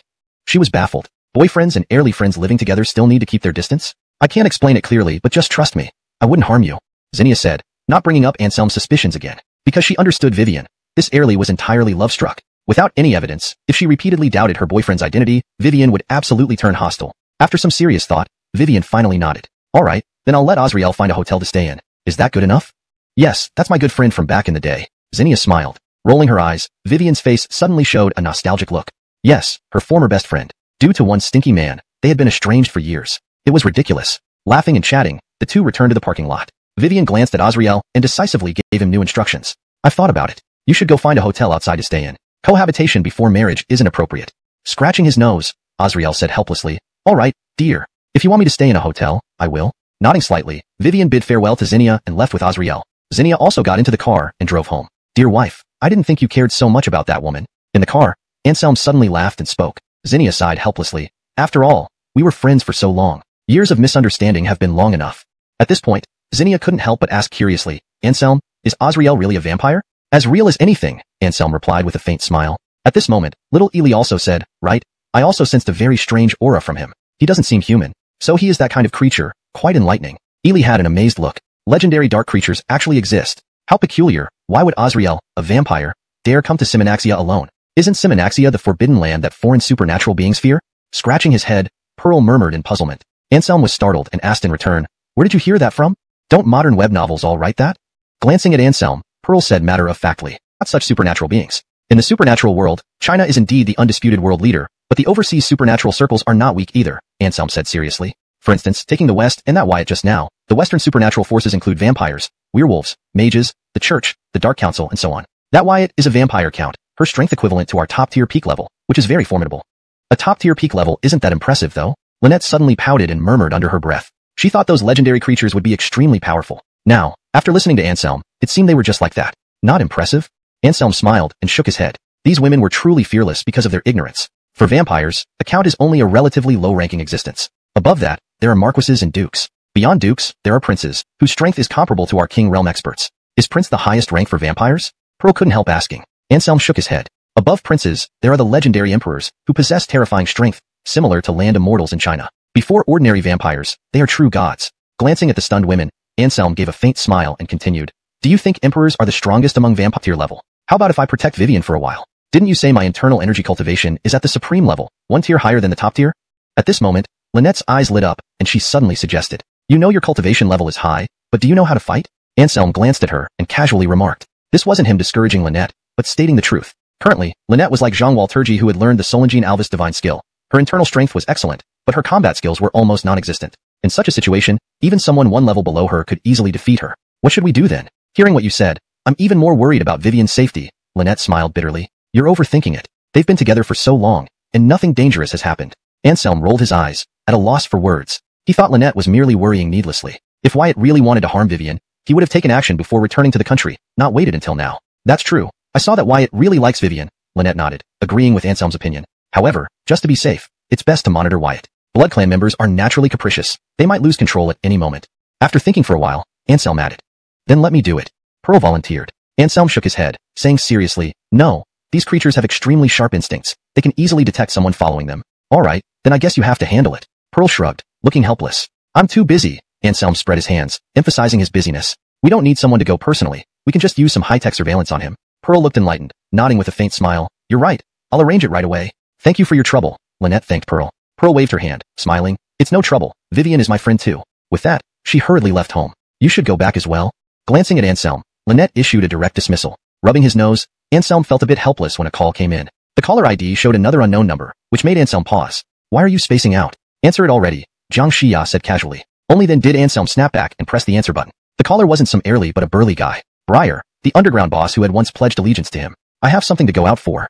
After hanging up, without waiting for Lynette to speak, Anselm turned and walked out of the door. He took a taxi straight to the agreed location. In the Tsangxian tea house, Briar sat alone. Tall and robust, he seemed somewhat uneasy at this moment. Before long, Anselm arrived. Seeing him, Briar immediately stood up and approached. This scene surprised the tea house owner. He knew Briar's identity and was already puzzled that the latter didn't bring any lackeys today. Now, an even more shocking event occurred. Who was this Yonatan? How could he make Briar, the famous underground boss of Baishu district, personally come forward to welcome him?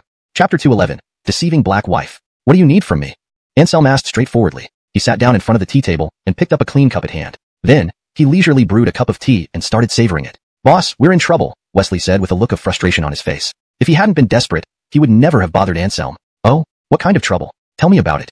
Anselm said this nonchalantly, without pausing in his tea-tasting actions for a moment. Here's the situation. After Boss took care of Gordy, we seized the opportunity to take over much of his operations. But recently, somehow the underground forces of Xuanwu district got wind of this and extended their hands here. There are many martial artists among them, against whom we can't fight, and countless brothers have died or been injured, almost unable to hold on. Wesley's expression was filled with reluctance. Success was just within reach, but due to this interference, they were about to fail at the last moment. Among them is a man named Dali Quanwang Iwan, who has extremely terrifying strength. Dozens of our brothers couldn't even touch his clothes before they were all beaten up. He also made threats, demanding that we get out of the Baihu district underground circle or be killed. Iwan.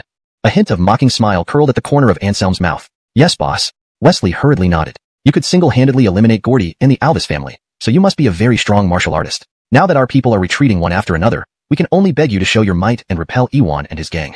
Wesley looked full of hope. Originally, Anselm was quite calm, but upon hearing Wesley's words just now, he became uncomposed. Eliminating Gordy and exterminating the Alvis family. How did Wesley know about these? Could it be that this news had already spread outside? How do you know that the destruction of the Alvis family and Gordy has anything to do with me? Anselm frowned and quickly asked Wesley. Wesley was taken aback and responded with a puzzled look. Boss, this is already common knowledge in the underground circles of Jinling City. What? Anselm clenched his fists, feeling his blood pressure rise sharply. He had tried hard to keep this secret to avoid unnecessary troubles. But now, it turned out that everyone in the underground world knew, which clearly indicated someone was deliberately spreading the word. Who leaked this information? Anselm asked through gritted teeth. Shrugging his shoulders, Wesley answered, business. I will send it to you immediately. No, I have no interest in those businesses. You can keep them yourself. Anselm waved his hand dismissively. Ah. Wesley was shocked. Gordy's business was worth hundreds of billions. For Anselm to say he wasn't interested, it was astonishing. Supporting you as the boss means you should be responsible for your subordinates. Giving you these assets will help you expand your strength rapidly. Finding such a compliant person in the underworld was rare, and Anselm found it admirable. Therefore, he had an idea. He intended to support Wesley to become the sole leader of Baihu district, or even the entire underground world of Jinling. But these are ultimately your spoils of war. Wesley was fully aware of his place. Some things he could handle, but touching certain others might lead to irreversible doom. After thinking for a moment, Anselm said seriously, you can keep everything. If you wish, you can donate some to the poor who can't even afford medical treatment. Wesley was slightly taken aback. To have someone from the underground circle support poor people who couldn't afford medical treatment seemed odd. However, Wesley also understood that Anselm was deliberately testing him. Wudas leaders were often unfeeling and self-serving, and clearly, Anselm did not wish for him to become such a person in the future. I understand, boss. I will definitely hold on to my true self, Wesley promised. He looked at Anselm with utmost respect. Satisfied that his meaning was instantly grasped, Anselm nodded approvingly. This guy had pretty good insight. Indeed, he was a moldable talent. It seemed his choice was right. Since it's settled, I'm off. Anselm yawned, stood up, and walked toward the exit. By the time Wesley reacted and wanted to chase out to see Anselm off, Anselm had already vanished. Damn! Wesley slapped his thigh, feeling rather frustrated. He had been so engrossed in thought that he hadn't even offered to escort Anselm out, which was truly unacceptable. Little Kurt, who was that person just now? The tea house owner came over to refill their tea and couldn't help but ask out of curiosity. He's the new boss I recognized recently, Wesley replied casually, still wearing a worried expression. The tea house owner chuckled. Haimeng wise from years of experience, he could easily tell what Wesley was concerned about. With a smile, he said, Little Kurt, don't worry. Your new boss seems very laid back, with no airs at all. He definitely wouldn't mind if you didn't see him off. You're right. What I should do is not focus on these surface formalities, but live up to my boss's expectations. Unify Baihu district as soon as possible, and build him a peaceful underground world. Wesley's face showed determination, his eyes gleaming. With Anselm's help, perhaps he could achieve a height even more terrifying than Gordy. Stepping out of the tea house, Anselm immediately called Pearl. At this moment, she had just finished arranging the surveillance on Wyatt, and was about to head home to rest. Black wife, you mischief maker. Wait until you get home, and see what I'll do with the family discipline. Anselm growled. After saying this, Anselm hurriedly hung up the phone. On the other end, Pearl stared at the disconnected call, completely baffled. She couldn't figure out where she had wronged Anselm this time. Chapter 212, The Marcy Contest. Woodham, let me introduce you to my boyfriend Anselm. A somewhat familiar voice came from behind, and Anselm sensed that his arm was being held by someone. Anselm frowned. This scene felt oddly familiar. Unable to resist turning his head, he saw none other than Kimberly's former colleague Stella clinging onto his arm. It's you? Anselm was taken aback, but quickly frowned again. Because he heard what Stella had just said. She was obviously using him as a shield. Oh, Dolores, this is your boyfriend?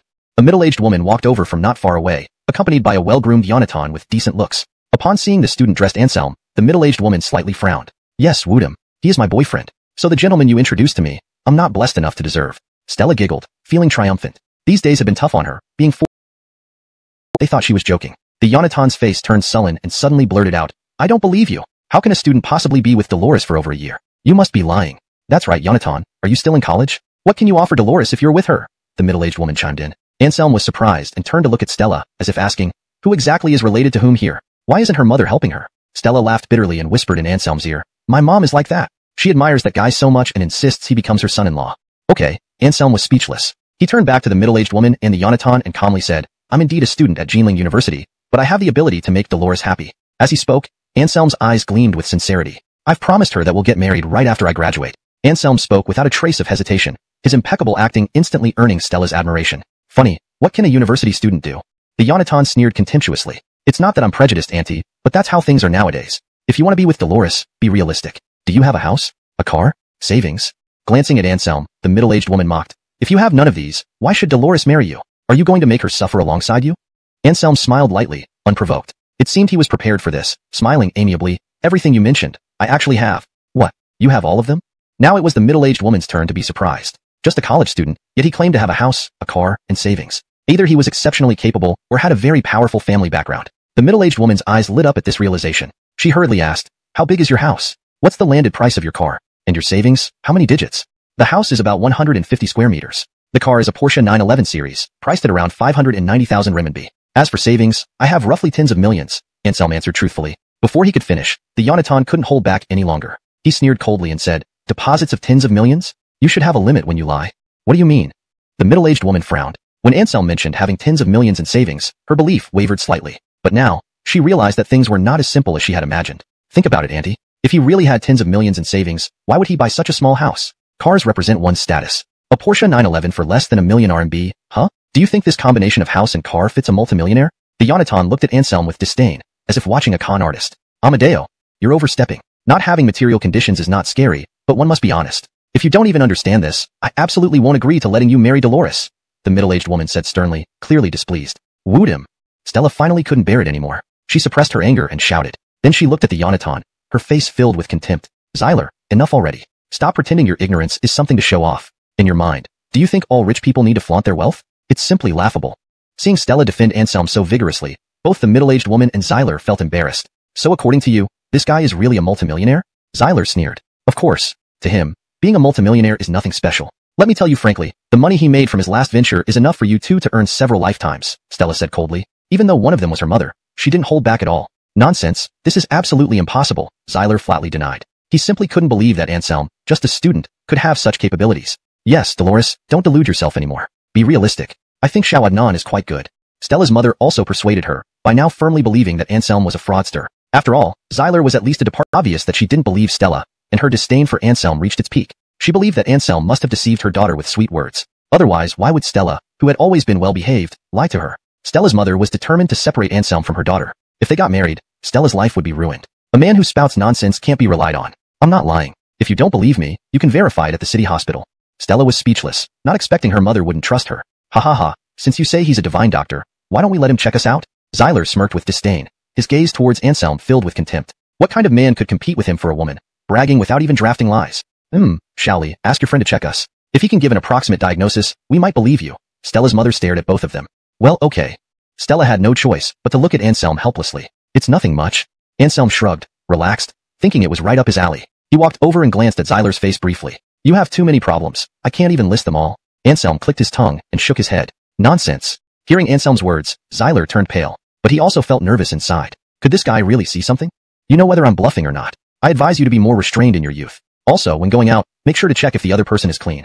Anselm patted Zyler on the shoulder and sighed. With his regretful expression, Zyler felt uneasy. Zyler hesitated, wanting to say something. Anselm ignored him and moved on to Stella's mother. Compared to Zyler, Anselm was much more polite to Stella's mother. After all, this was the closest person to Stella, and he was nominally her boyfriend. It wouldn't be right to be rude to this middle-aged woman. Heartfire exuberance, spleen deficiency, looks like you enjoy drinking and eating seafood. Anselm smiled faintly. Hearing his words, both Stella and her mother were stunned. Then Stella looked surprised and asked, Anselm, how do you know my mother likes drinking and eating seafood? Stella's mother also stared at Anselm in surprise. Anselm smiled mysteriously and said, the 5-organ chi is out of balance, which may cause health problems. Auntie, please extend your hand. Stella's mother subconsciously extended her hand. Anselm smiled and took it to feel her pulse. The pulse is somewhat unstable, consistent with my earlier analysis. Anselm rubbed his non-existent beard, murmuring softly. Anselm, what are you mumbling about? How's my mom's health? Seeing Anselm's serious expression, Stella felt a bit. You treat her for my sake? Stella looked at Anselm with pleading eyes. Anselm was somewhat surprised, but then shook his head, saying, I'm afraid not. Why? Stella's mother immediately became anxious. Because I'm a fraud. What if I make it worse for you? Anselm spoke casually while fiddling with his fingernails. Stella's mother was speechless. She was the one who called Anselm a fraud earlier, and now using this excuse, she had no counter-argument. Helplessly, she could only turn to her daughter for help. Anselm, please treat my mom. She was just confused for a moment. Stella pleaded. She almost ruined you. Yet you still want to help her? Anselm frowned. You might not know, but that guy has several infectious diseases. Getting any one of them would pretty much ruin the rest of your life, Anselm said coldly. Regardless of whether Stella's mother knew about it, her pretentious matchmaking still irked Anselm. What? Both Stella and her mother were shocked. Yes, didn't you hear me? This guy has all sorts of issues like syphilis, HIV, etc., but since they're in the latent stage, they can't be detected yet. Anselm stood with his hands behind his back, speaking calmly. Upon hearing this, both the mother and daughter were visibly shaken, especially Stella's mother, who looked utterly incredulous. But seeing Zyler's ashen face, she could only believe. As an elder, and since Dolores is my early friend, treating you both to dinner is quite appropriate. Anselm gave a faint smile and turned to walk outside. Stella was surprised. Is this guy serious? I just wanted him to be a shield. Stop daydreaming. Little Yi wants to treat you to dinner. Why aren't you following? Though the misunderstanding between the mother and daughter had been resolved, Stella's mother hadn't changed her tendency to take advantage of situations. Hearing Anselm's words made her feel justified. After all, since her daughter and he were supposedly dating, eating a meal and asking for help afterward didn't seem out of line. However, when she saw Anselm didn't drive his car but instead hailed a taxi, Stella's mother couldn't help but wonder, Little Yi, didn't you drive your car here? My car was lent to someone else. I usually enjoy walking, but considering you might not be used to walking, I called a taxi for you. Anselm smiled and let Stella and her mother sit in the backseat before sitting in the front passenger seat himself. He told the driver, to Purple Woodyawn building. Sure thing. Buckle up and we're off. Clearly, the driver was also lively, instructing Anselm and company to fasten their seatbelts before starting the ride. Purple Woodyawn building? Isn't that a 5-star hotel? Little Yi, can you afford it if you treat us there? Stella's mother asked anxiously. Don't worry. I have money. I won't need your financial support, Anselm replied with a smile, instantly reading her thoughts. It seemed like she was thinking about his well-being. But in fact, she had ulterior motives. She was afraid he wouldn't be able to pay, leaving her footing the bill in the end. No, that's not what I meant. Stella's mother quickly shook her head. Such a golden son-in-law shouldn't be labeled as materialistic. But it turned out that her concerns were unfounded. Anselm didn't care at all. After all, their relationship was fake, just to deal with Zyler. Welcome, please come in. Upon arrival at Purple Woodyawn building, they were warmly greeted by the receptionist who ushered them inside. A private room, please. Anselm confidently instructed the front desk clerk. Sure, sir. Please wait a moment. The front desk clerk picked up the walkie-talkie and called over a pretty waitress. Please follow me. The waitress smiled sweetly and led the three towards a private room. At this moment, the hall manager approached. Anai, where are you taking them? Aren't all the private rooms fully booked? The hall manager looked puzzled, but immediately became alert upon seeing Anselm's face. It's you.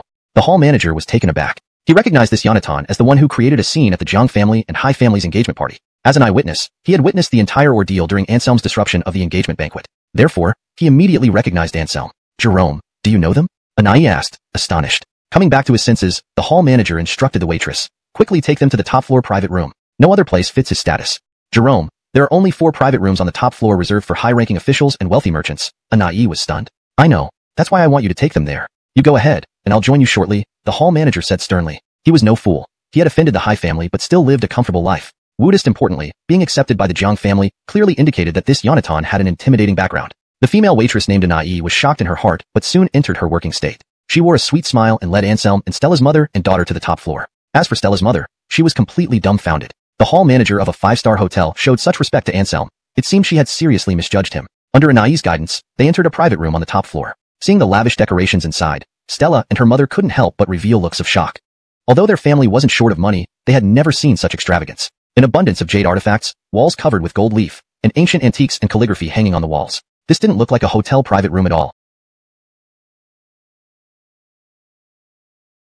Calling it a treasure vault wouldn't be an exaggeration. The manager said he would come over to serve you personally soon. I'll leave first. The waitress Anai quickly found an excuse to leave. Anselm didn't stop her either. After sitting down, he leisurely picked up the menu. What exactly is your background? Stella's mother asked in surprise. I'm just an ordinary person. Auntie, please don't hesitate. Order whatever you like. Anselm smiled faintly without revealing the truth. Soon after, the door to the private room opened, and the hall manager came in with a smile. I find it strange. We've never met before. Why do you show me such respect?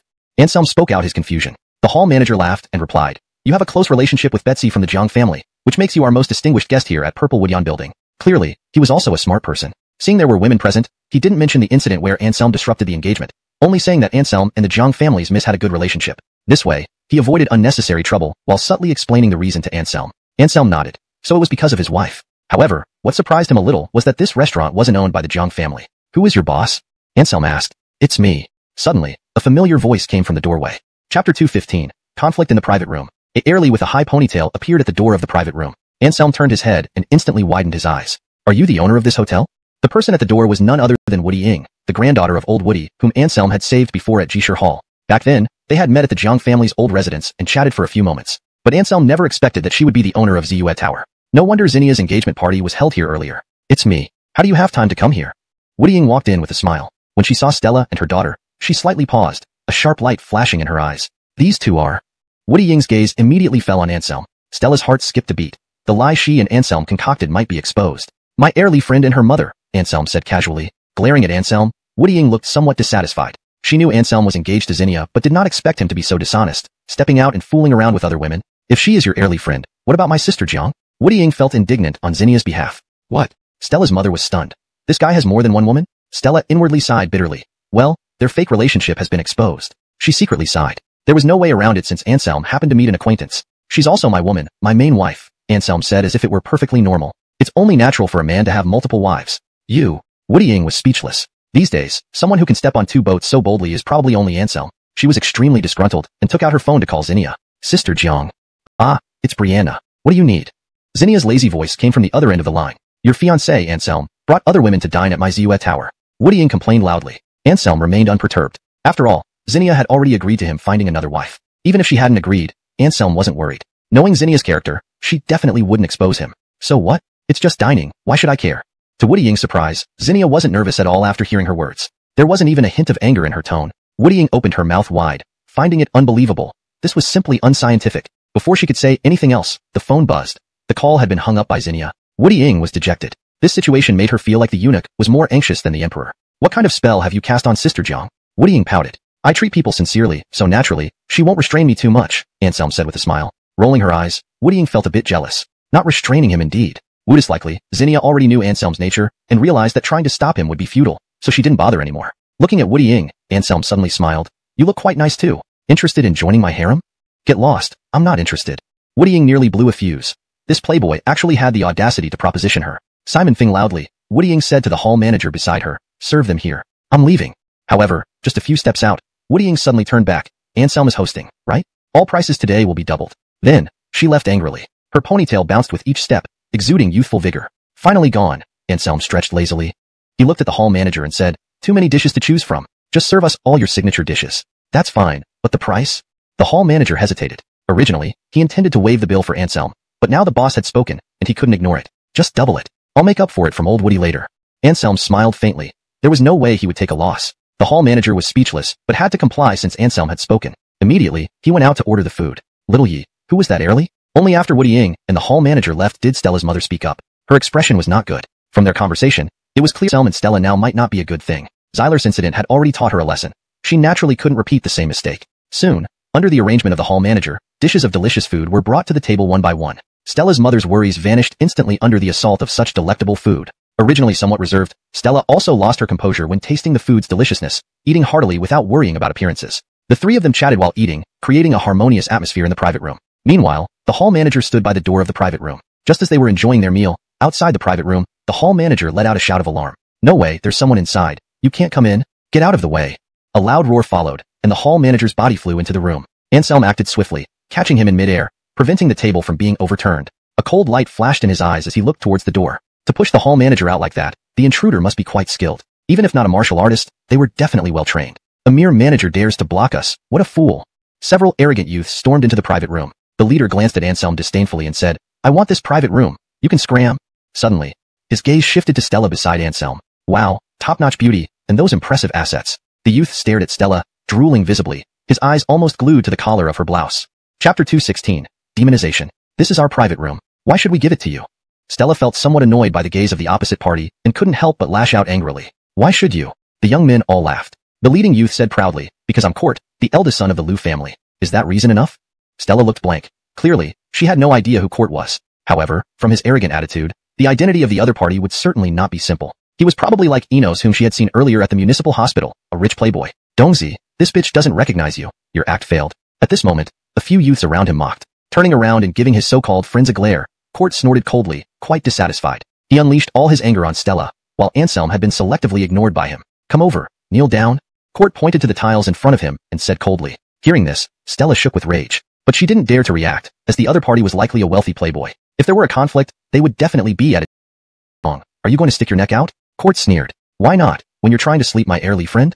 Anselm looked at Court as if he were a fool. His contemptuous look instantly enraged Court. What he hated most was this kind of scornful look, which made him lose control every time. Some people might die if they meddle too much, Court said, barely suppressing his anger. Some women are trouble too. Meddling with them might get you killed. Anselm chuckled mockingly. He had never been afraid of anyone when it came to bantering. You're asking for death. Court roared and threw a punch directly at Anselm. The youths beside him did not move. They watched quietly from the sidelines. Anselm was slightly surprised. This guy was indeed too impulsive. After a few words, he directly started fighting. Which prestigious family would cultivate such an impulsive lunatic? Wasn't he causing trouble for his family? Smiling coldly, Anselm without hesitation slapped back. Slap. A clear and loud slap resounded. Anselm's palm struck Court's face first. This made the opposing youths collectively dumbfounded, as if they couldn't believe what they saw. Court's body flew sideways, smashing into the gilded walls behind him, breaking several expensive jade ornaments. The hall manager's lips twitched. This collision cost you a building at least 30 million yuan. No skills yet you copy others' acts. Beating you is justified, Anselm said indifferently. Getting up from the ground, Court's eyes were bloodshot, almost maniacally glaring at Anselm. Seeing this, those youths all retreated. Oh no, Dongzi is demonizing again. One of them whispered softly. Anselm's heart stirred. Demonizing? This description was indeed fitting. Besides the dead, no one can insult me. Court roared, rushing madly at Anselm. There was a faint red glow swirling around him, carrying an evil aura. Has his strength escalated from the third-rate realm to the top-tier realm? Anselm was somewhat surprised. To instantly enhance one's strength by 3 levels. This demonization was a bit bizarre. He slapped again, sending Court flying once more. Then, with a flicker of movement, he appeared right in front of Court. His speed was so astonishing that everyone present was left speechless. Court growled and tried to get up to fight Anselm desperately. But Anselm wouldn't give him the chance, directly sealing all his ability to move. That's odd. There is no sign of physical or spiritual erosion. Anselm stroked his chin, continuously examining Court's body. The behavior was bizarre. It was obvious that his consciousness had been controlled. However, strangely enough, after checking thoroughly, Anselm found no trace of manipulation. Anselm turned his head, shifting his gaze to Court's friends. Perhaps these guys might know something. Tell me, what exactly is this demonization thing? Anselm's expression was calm, and though his gaze wasn't particularly piercing, it carried great authority. These young men, usually arrogant and haughty, turned into obedient babies the moment they met Anselm's eyes. We don't know either, a buzzcut youth said sorrowfully. He was the third son of the Qin family from Alvis Qing, who had specially come to Jinling City for a gathering with friends today, not expecting such an event. Don't look at me, we don't know either. The other youths also shook their heads. Though they seemed close to Court, in reality, they didn't have much interaction, so they couldn't possibly know his secrets. Anselm didn't push, turning his gaze to the last person. If Anselm hadn't misheard, the term demonization came from this person. My name is Barnabas, from Luzhou City. Dongzi used to be my best friend. Used to? Anselm's eyes flickered. He was good at catching keywords. Yes, used to. The current Dongzi looks the same as before, but his personality has changed, Barnabas said with a grim face. Oh, how did it change? Tell me specifically, I want to see if it relates to the demonization you mentioned. Barnabas sighed and nodded, then began recounting everything he knew. As Barnabas spoke, Court became even more frenzied. His crimson eyes glared at Barnabas as if he wanted to tear him to pieces. That's how it is. Whenever I mention these matters in front of Dongzi, he always goes crazy. As for the term demonization, Dongzi mentioned it himself after losing control once. Anselm nodded slightly. He was now 100% sure. This court was possessed by an evil force, and this evil force was extremely hidden, so hidden that even Anselm couldn't detect it. Glancing at the ferocious-looking court, deciding how to handle him became a dilemma. Chapter 217 Interrogation. Anselm thought for a moment, then acted decisively. He struck the man's dantian directly with one palm, completely nullifying his entire strength. Then, Anselm formed a finger seal and pointed out. A beam of golden light appeared, mysterious and powerful, instantly merging into Court's third eye. Instantly, the ferocity in Court's eyes dimmed. The young men watching beside Anselm dared not even breathe heavily. This scene made them almost want to kneel and submit. Alright, I'm broad-minded and don't bother with you rich kids. You each give yourself 10 slaps, then get lost. After doing all this, Anselm said indifferently. You want us to slap ourselves? Barnabas's face turned grim. As wealthy heirs, slapping themselves was too demeaning. If it got out, not only would he lose all face, but it would also bring shame to his family. Aren't you willing? Anselm cast a calm glance at him. Sergio's expression froze, finally reacting. This person before him could easily subdue an enchanted court. Handling them powerless aristocrats would be nothing to him. Thinking about this, Barnabas no longer hesitated and started slapping himself on the spot. The other young men watched dumbfounded but didn't move. What, do you need help? Anselm coldly scanned these people. The young men shivered, then followed suit, slapping their own faces like Barnabas. Since Court's strength was ruined, he passed out from weakness, avoiding this self-inflicted punishment. Slapped enough? Can I leave now?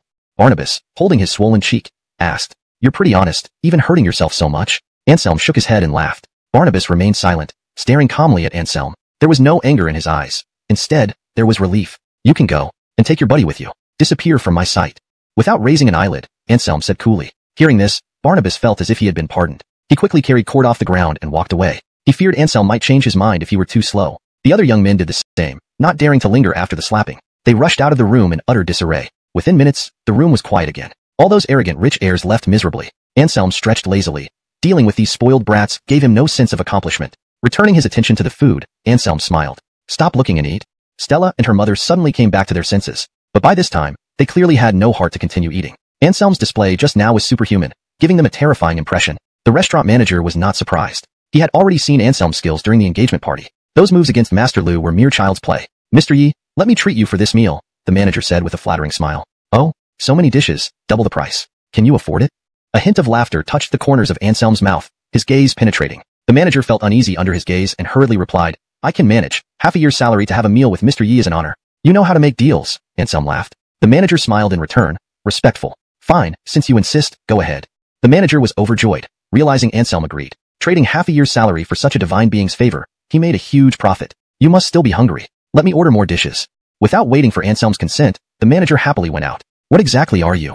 Stella's mother asked in shock. Originally, she thought Anselm was just a somewhat skilled Yonatan. Now, it seemed this youth had some incredible background. At least his mysterious ability was not something ordinary people could possess. Stella did not press further. After all, she and Anselm were just pretending to be a couple. Not being real lovers, why should she pry into Anselm's past? Just an ex-soldier. Anselm replied indifferently. What kind of soldier is so powerful? Stella's mother was amazed. She gave her mother a speechless look and then pinched her. Wooed him, don't ask anymore. Everyone has their own secrets. It's not right to pry. Stella gave her mother a meaningful glance. Couldn't she see that Anselm didn't want to talk about it? Hey, oh, all right. Stella's mother managed an awkward smile, nodded, and stopped asking. Soon, the manager brought additional dishes to the table. Since it wasn't coming out of their pockets, Anselm dug in without restraint, eating heartily. Seeing Anselm's impressive appetite, Stella's mother's expression changed. How could someone eat so much? But thinking about his earning ability and speed, she immediately calmed down. No matter how much he ate, it wasn't from their pantry. After the meal, the manager escorted Anselm and the others out of the hotel. Of course, he was also happily given Anselm's private number. Anselm promised to fulfill one request for him. Whenever he encountered trouble, just call this number, and if Anselm was available, he would come to solve it. Wooed him, go back first. I'll walk around with Anselm, Stella told her mother. Do you need me to leave the door open for you? Stella's mother asked with a smile, clearly implying something. Stella naturally caught the hidden meaning and blushed, glaring at her mother in embarrassment. Then she grabbed Anselm and hurriedly left. So, how was my acting? Only when they were nearly a kilometer away from Z-Adnain Tower did Anselm lazily speak up. Great, thank you for today. Without you, I would have been doomed, Stella said gratefully. Recalling Xyler who had all those diseases made her shudder. My pleasure, my name is Lei Feng. Anselm shrugged, saying seriously. With a giggle, Stella was clearly amused by Anselm's humor. They walked side by side along the bustling street. Suddenly, Stella's face turned serious as she stared at Anselm. By the way, what's going on with your fiancé? What do you mean what's going on? Anselm stopped and looked puzzled at Stella. You have a fiancé, why are you still pursuing Kimberly? Don't you know she is very pitiful? Stella stared at Anselm, her eyes filled with intense dissatisfaction. I know. Anselm nodded seriously. You know yet you still play around. Kimberly looks strong on the surface, but is actually very fragile inside. She can't take any more severe blows. Stella stood up for her friend. Hearing this, Anselm's expression turned serious. I won't let her down. Only by following me can she find true happiness. Anselm gazed into Stella's eyes, speaking earnestly. What about your fiancé? Stella questioned. She will naturally be my woman too, Anselm replied matter-of-factly. Chapter 218, Death with One Sword. Simon. Stella gave a cold laugh. Obviously, she was very dissatisfied with Anselm's philandering and felt that her friend didn't deserve this. Anselm was unwilling to explain further to her. He glanced at her, and then directly left by taxi. Having played the role of a shield to this extent, Anselm had done all he could. Now that the matter was resolved, for the other party to start nitpicking about his love life, it was natural that he wouldn't be happy. But thinking of Kimberly, Anselm realized that he indeed hadn't seen her for many days. Checking the time, it was already late in the evening, so he decided to visit her another day. At another corner of Zue building, Barnabas gathered with a group of second-generation rich kids in a secluded area. What? Lonnie Solanjang, are we just going to let this slide? I can't agree with that. If we tolerate this quietly, laughed. After he became more open-minded, he no longer harbored animosity towards Anselm and Alora's romance. Anselm nodded slightly, sorted the tickets delivered by Adlai, and placed them in a drawer. Considering Tasha and others' enthusiasm for Alora, these tickets would likely prove useful in 2 days. Well, the mission is complete. I've finished my tea, so I'll take my leave. Adlai drained his cup and stood up, bidding farewell to Anselm. Anselm did not try to keep him. Knowing Adlai was busy as Alora's agent, coming here amid his busy schedule already showed respect. Yawning, Anselm returned to his room to rest. Shortly after Adlai left, a large group of black-clad figures suddenly infiltrated the residential area. They stood in the dark, suppressing their auras. If there wasn't light shining on them, no one could discover their existence. Just then, A youth appeared in the residential area. A sneer curled at the corner of his lips. With one sword stroke, he killed all the black-clothed men. Finishing this, the youth glanced in the direction of Anselm's home and disappeared immediately. In the bedroom, Anselm, who had been sound asleep, suddenly opened his eyes, a slight smile curling on his lips. Nothing noteworthy happened throughout the night. The next morning, the sanitation workers in the residential area found the corpses and quickly dialed the police. The police arrived swiftly without delay. In Luzhou City, within a villa at Jinyang Simianayuan, the head of the Dark Hall, Holden Mingyang, sat in a room, listening to subordinates' reports. Hearing that the dispatched assassins had been completely wiped out, Holden Mingyang flew into a rage. His face darkened as he questioned the person before him. Are you all idiots? So many people, and you couldn't even take care of one junior? The admin before Holden Mingyang was nearly 50 years old, holding a high position in the Dark Hall, second only to Holden Mingyang. But now, scolded by Holden Mingyang, he dared not utter a word. No matter how strong he was, if Holden Mingyang wished to kill him, it would only take a wave of his hand. It's rumored that they didn't encounter the junior. Instead, they were killed by someone else, the admin said nervously. Really? Besides the successor of the Devil Doctor, there's another expert in that residential area? Holden Mingyang squinted his eyes. We're not sure yet, but I think it's likely. All the people we sent were killed with one sword stroke. Such power is beyond what an ordinary top martial artist can achieve, the admin said in a deep voice. One sword stroke, fatal. Holden Mingyang's eyes gleamed. It seems the successor of swordmen must be the one who did it. Only they possess such masterful swordsmanship. Hearing this, the admin felt a chill run down his spine. That neighborhood was quite terrifying. Two successors of the four heavenly kings had actually appeared there. You go this time, bring more people. I don't believe we can't kill him. Holden Mingyang sneered. Anselm, the successor of the Devil Doctor, had disrupted his decade-long plans, effectively blocking his path to power. This hatred could only be washed away with blood. As for why he didn't act himself, the reason was simple. With the four heavenly kings watching from the shadows, he didn't dare to bully the young. The admin accepted the order and withdrew to formulate a more meticulous plan. At 6 o'clock, Anselm was awakened by an annoying knock on the door. He rubbed his eyes and got up, quite dissatisfied, and opened the door. Outside was a group of detectives. When they saw it was Anselm, the lead detective paused in surprise. Mr. Yi, it's you? Recognizing the familiar voice, Anselm also came to his senses. He looked at Paco outside the door and asked curiously, Captain Liu, what brings you here so early in the morning? There are 7 corpses downstairs in your complex, all decapitated. We received a call from the public and came to investigate, Paco said solemnly. Do you suspect me of being the murderer? Anselm said with a faint smile. Paco shook his head. No, we're investigating each household. We've just come to your place. I see. Anselm nodded seriously. Did you hear anything unusual last night? Paco asked. Scratching his head in confusion, Anselm replied, No, I went to sleep before 9. Just as Paco was about to ask more questions, Tasha's door opposite opened. Pearl walked out, having heard the commotion and curious to check what was happening. What's going on? Seeing a group of detectives at Anselm's door, Pearl was instantly surprised. Could it be that Anselm had committed another murder and was caught again? Recognizing Pearl, Paco immediately saluted her. Then, with a serious expression, he said, Captain Zhou, 7 corpses were found downstairs last night, all decapitated. We came to investigate. Hearing Paco's words, Pearl was taken aback and instinctively looked at Anselm. Why look at me? I didn't do it, Anselm muttered. He was unhappy. Not only had his sweet dream been disturbed, but now his wife was even suspecting him of being the murderer. How unjust. Take me down to have a look. Pearl went back to her room to get dressed, put on her uniform, and then followed a detective downstairs. Chapter 219. Won't be fooled twice. After answering some of Paco's questions, Anselm also came downstairs. At this moment, Pearl was working with several patrol officers to examine the bodies of these black-clothed men. Their capacity to investigate. After Paco finished questioning the neighbors upstairs, Pearl solemnly told them. Involving the mysterious supernatural world sent chills down Paco's spine, so without a word, he led his men away. He knew supernatural matters were managed by specialized agencies. Ordinary people like them should not overstep their bounds to avoid trouble. You don't need to get involved either, it has nothing to do with you. After the patrol officers left, Anselm spoke seriously to Pearl. Why? Pearl asked, puzzled. Though the Dark Hall is relatively unknown, its strength surpasses the human world. Wudire importantly, their headquarters is right here in China. If you get involved, you'll be targeted. What do you think the consequences would be? Anselm glanced at her and said calmly. Chilled by Anselm's words, Pearl couldn't help feeling uneasy. She had experienced the terrifying nature of the human world firsthand. Even with her years of combat experience, she hadn't gained any advantage. If the Dark Hall was even more terrifying, it was easy to imagine how insane the killers inside must be. If the Dark Hall is so powerful, why was it crippled a few years ago? Pearl wondered aloud, quickly realizing this critical point. An organization stronger than the human world and headquartered in China would undoubtedly be immensely powerful, on par with the most elite clans and sects. Who could have the capability to cripple such a formidable killer organization? It was the Imperial forces. The people there have the capability to do so, Anselm said proudly. Back then, he was part of that force and one of its top members. Which place? Pearl felt a stirring in her heart and couldn't help asking. Since Leo had arranged for Anselm to receive the chief instructor's credentials, Pearl had suspected that a more powerful unit might exist within the War Sabers. Today, she finally confirmed this from Anselm. That place really did exist. Do you want to know? Anselm raised an eyebrow, a mischievous smile appearing on his face. Yes. She was now intensely curious about the place Anselm referred to, eager to learn everything about it. Despite knowing Anselm's intentions, Pearl nodded resolutely. She was certain that the members of that organization were incredibly powerful, far surpassing their war sabers. Otherwise, they wouldn't have been able to dismantle such a terrifying killer organization. Not impossible to find out. Give me a kiss first and then, Anselm grinned, pointing to his mouth. Before he finished speaking, Pearl lightly kissed his lips. Since they had kissed multiple times before, this request was no challenge for Pearl. Done. Now tell me, Pearl said triumphantly, trying to stump her with that. Impossible. She was determined to uncover all of Anselm's secrets today. I haven't finished talking yet. Actually, what I mean is, if you kiss me, I'll consider telling you. Anselm blinked his eyes and looked at Pearl with an innocent expression. Damn it. Hearing this, Pearl was taken aback for a moment, then she gritted her teeth. This guy was too wicked. He must have intentionally played tricks on her. However, she was still a little hesitant, so she asked slowly and clearly, so, what did you consider? Her tone was calm, but anyone with keen eyes could see that Pearl was suppressing a surge of anger inside. Glancing around, Anselm chuckled and said, I've considered well, if you give me a good kiss, I will tell you. Really? Pearl doubted. Wood eye reeled in Pearl's. Anselm patted his chest to guarantee. This time it was absolutely true. Okay.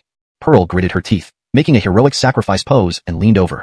Anselm giggled, also closed his eyes and moved his face closer. He had the look of enjoying waiting for a sweet kiss. But in the next moment, instead of a sweet kiss, Anselm received a punch. Ouch! Anselm cried out in pain and squatted down, holding his bruised eye. You think I'm a fool? I won't fall for the same trick twice. Pearl pouted, snorted coldly, then went upstairs without looking back. Feeling embarrassed, Anselm, who had always been shrewd, couldn't believe he was tricked by a Airly, which would be extremely embarrassing if spread out. Simon, I'll punish you in the future. Grinding his teeth, Anselm decided to get even with Pearl one day. Leaving there, just before he went, Anselm recalled the bodies of the killers taken away by the patrol officers. Cosmo, huh?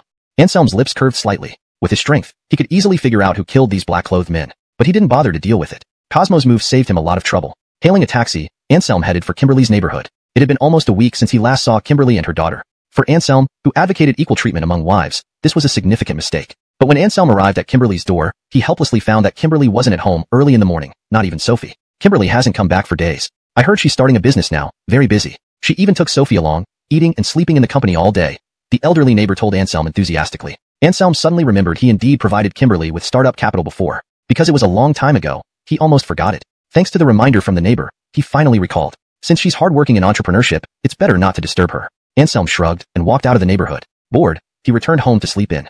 Chapter 220, too weak. However, he was ultimately unable to return peacefully. A group of people appeared and stopped him. Anselm, right? The leader of the group stepped forward, eyeing Anselm arrogantly. And you are?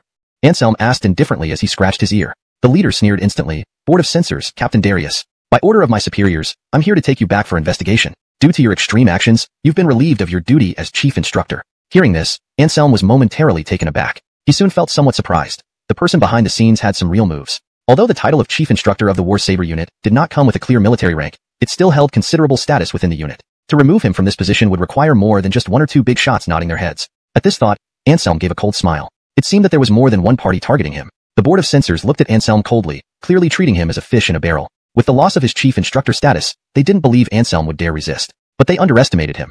Anselm simply did not care about the position of chief instructor. Becoming chief instructor in the first place was unexpected, and now he certainly wouldn't cling to this hollow title. Taking out his War Saber identification from his pocket, Anselm tore it up without hesitation right in front of the Board of Censors members. His expression remained serene, betraying no emotion. Darius's eyes twitched, but he quickly sneered. Since you've resigned yourself to fate, let's go back then. Don't worry, we won't wrong any good person, nor will we let any bad person go. Glancing over the inspectors, Anselm scoffed. What if I refuse? Then it means you admit to colluding with the Japanese, and you'll be charged with treason. Darius said lightly. Anselm laughed, a laugh born of anger. He never imagined that one day he would be accused of treason, even after killing the Martial Alliance leader. It was too ironic. A bunch of idiots. If the War Saber Board of Censors is full of people like you, I think it doesn't need to exist. Upon hearing this, the present Board of Censors members all turned cold-eyed. Darius's face was filled with anger, and he said coldly, So, you're not willing to go with us? Anselm didn't say anything, but his gaze was filled with ridicule. Very well, you're the first member of the War Saber unit who dares to resist the Board of Censors. Don't think you're great just because you're an ultimate martial artist. There are many who can handle you. As Darius spoke, 3 powerful auras surged toward Anselm. 3 ultimate martial artists, interesting. Anselm smiled slightly, inwardly astonished. After all, Leo, the commander of the War Saber unit, was only at the peak of the Supreme Realm. Yet these Board of Censors could gather 3 ultimate martial artists, which seemed quite unrealistic. If no one was orchestrating behind the scenes, no one would believe it now. Is that enough to capture him? Darius sneered, looking very smug. In his view, 3 ultimate martial artists dealing with Anselm was absolutely certain. Not enough. Anselm didn't speak, but a voice answered for him nearby. The Board of Censors members were startled and quickly looked in the direction of the voice. A man and a woman walked slowly towards them, both with remarkable features. Their eyes flashed coldly as they scanned the scene, making everyone tremble. The 3 hired ultimate martial artists looked uncomfortable. They knew what they were seeing. Despite the young couple's youth, Their strength was terrifying and no less formidable than their own. Together with Anselm, it was 3 against 3. At this moment, any further conflict would not end well for them. Boom. An even more overwhelming aura arose, belonging to a King Realm powerhouse, terrifying beyond measure. Even the 3 ultimate martial artists trembled under this aura. As for the ordinary board of censors members, they shook uncontrollably, almost kneeling down. Cosmo, Anselm greeted with a light laugh. Though they were destined for a final battle, they were fundamentally on the same side. Therefore, Cosmo naturally stood by Anselm in this situation. 3 worthless ultimate martial artists, dare to act? I can kill you with a snap of my fingers. Cosmo spoke coldly, his face devoid of emotion. In the secular world, he had no attachments and would not be hindered by anything. This was the reason he dared to provoke the 3 world-class warriors from the board of censors. If they made him uncomfortable, he would simply attack. While Anselm was also very carefree, there were still rules that constrained him, preventing him from doing whatever he wished. For instance, in this current situation, there were many things he needed to be cautious about. Therefore, Anselm had endured until now without making a move. Amadeo, I know you are strong, but we are not to be humiliated by you at will. One of the world-class warriors said angrily. After all, they were seniors in the martial arts world, and Cosmo's attitude was too insulting. Ants. Cosmo glanced at them, coldly uttering 2 words. Then, without a word, he slashed out with his sword. The 3 world-class warriors' faces instantly changed, not expecting Cosmo to attack without warning. They roared, their entire bodies surging with true chi as they unleashed their greatest strength to counter Cosmo's sword strike. Boom. Working together, they finally crushed this blade of light. But they didn't feel well either. Their blood surged wildly, almost spitting out a mouthful of blood. Looking at Cosmo, they turned pale with shock. Was this the might of a King Realm expert? A casual slash could suppress their trio of top-tier world-class warriors. 3 trash, killing you would bring me no joy at all. Cosmo sighed lightly, revealing a disappointed expression. Then, he looked at Anselm, dissatisfied. You're trash too, overly weak. A few ants dare to boast in front of you. It's a disgrace to our Tianwang lineage. Feeling Cosmo's anger, Anselm touched his nose, speechless. Go back. Warn you, this is the last time. Come bother me again, and I won't be so polite. Scanning the group from the board of censors, Anselm warned without any courtesy. Haiming harassed twice. It was untrue to say he wasn't irritated. Simon, do as you wish. Darius snorted coldly, and then turned to leave with the others. 3 world-class warriors and 1 king. Such an array was unsolvable. Unless he could find a peerless immortal, otherwise, it was impossible to take Anselm away today. The group slunk away, the 3 world-class warriors showing relieved expressions. Though unhappy with Anselm's attitude, they were aware. Not having serious conflict this time was already extremely lucky. Otherwise, none of the 3 might have survived. As the board of censors departed, Cosmo glanced at Anselm and Woodyhammed, then left as well. At his current realm, he naturally had no interest in conversing with the world-class warriors Anselm and Woodyhammed, unless they also broke through to become King Realm experts. But by then, the showdown between Anselm and Cosmo would likely commence. Chapter 221, Versailles. Though Cosmo's words were unpleasant to hear, they did make some sense. With your status as a senior brother, there's no need for you to retreat like this. A pair of eyes stared intently at Anselm, Woodyhammed said seriously. With his mastery of destiny comprehension and the days spent with Anselm, he had come to understand quite a bit about Anselm. To Anselm, the so-called combat blade was merely a small pond. As for the censorate causing trouble, that was even more absurd. Anselm remained silent, merely sighed, and then nodded slightly. Seeing his demeanor, Woodyhammed's eyes flashed, and he continued. A crime as serious as treason should not be placed on your head. This is an insult to both you and the place behind you. You should become more forceful, Senior Lonnie. Woodyhammed's tone was heavy. Then, he turned away with Maeve. Senior Lonnie. Maeve was somewhat puzzled and instinctively looked back at Anselm. Let's leave first, and let him think things over. Woodyhammed sighed. The line of heretical doctors should be spirited, not like this. Woodyhammed gave a bitter smile, hoping his words could serve as a wake-up call for Anselm. Anselm stood in the neighborhood for a long time, like a statue lost in thought. After a long while, he came back to his senses and sighed deeply. Cosmo and Woodyhammed were right. Perhaps it was time for him to change. Some things didn't need to be insisted upon. Persisting would only encourage others and show his weakness. I understand. From this moment on, I am myself, Heavenly Sword Trick Doctor. A flash of light crossed his eyes, and Anselm clenched his fist, laughing out loud. He took 2 steps in one, heading upstairs to his home. Understanding something important, he radiated vitality, and his whole demeanor became different. Caught by the censorate again? Just as Anselm was unlocking the door, Alicia's door opened, and Pearl walked out. Clearly, she had seen something from upstairs. But out of consideration for not adding to Anselm's troubles, she hadn't gone down to intervene. Nodding slightly, Anselm suddenly asked solemnly, Black Wife, have you been speculating about my background? Yes, but you refused to tell me, Pearl admitted openly. At this point, Pearl seemed a bit aggrieved. In her attempts to find out about Anselm, she had been taken advantage of by him. Yet she hadn't learned a thing, which left Pearl feeling hurt. I'll tell you now, Anselm said seriously. Really? Pearl doubted. Are you lying to me again? What do you mean again? 3 black lines appeared on Anselm's forehead. Pearl's words made him sound like someone who never kept their word. Actually, I am. Just as Anselm was about to reveal his origin, a scream erupted from Alicia's living room. I got it. Hearing this voice, Pearl's eyes lit up instantly. Ignoring Anselm standing at the door, she rushed into the living room. Scratching his head curiously, Anselm followed inside. He wanted to see what had made his wife so happy. Shinshin, look, I got tickets to Myra's concert tomorrow. Alicia was so excited that she didn't notice Anselm at first. What? You actually got a seat in the 9th row? Pearl widened her eyes in envy, but soon, she noticed something odd. Only one ticket? Pearl exclaimed. Initially delighted, Pearl became upset when Alicia's phone showed only one ticket was secured. I forgot to check your ID. Alicia looked awkward. By the time she clicked in, all the tickets were sold out. Oh no. Pearl went crazy. She had finally gotten the chance, and now it was slipping through her fingers. What are you doing? Anselm couldn't help but ask curiously. Glancing at Anselm briefly, Alicia casually replied, we're trying to get tickets to Myra's concert. Only one ticket, Shinya. I hate you, Pearl said dramatically. How about I give you my ticket? I won't go. Alicia felt helpless. This was indeed her mistake, and there was nothing to argue about. Shaking her head, Pearl sighed lightly, it's real name basis. It can't be transferred.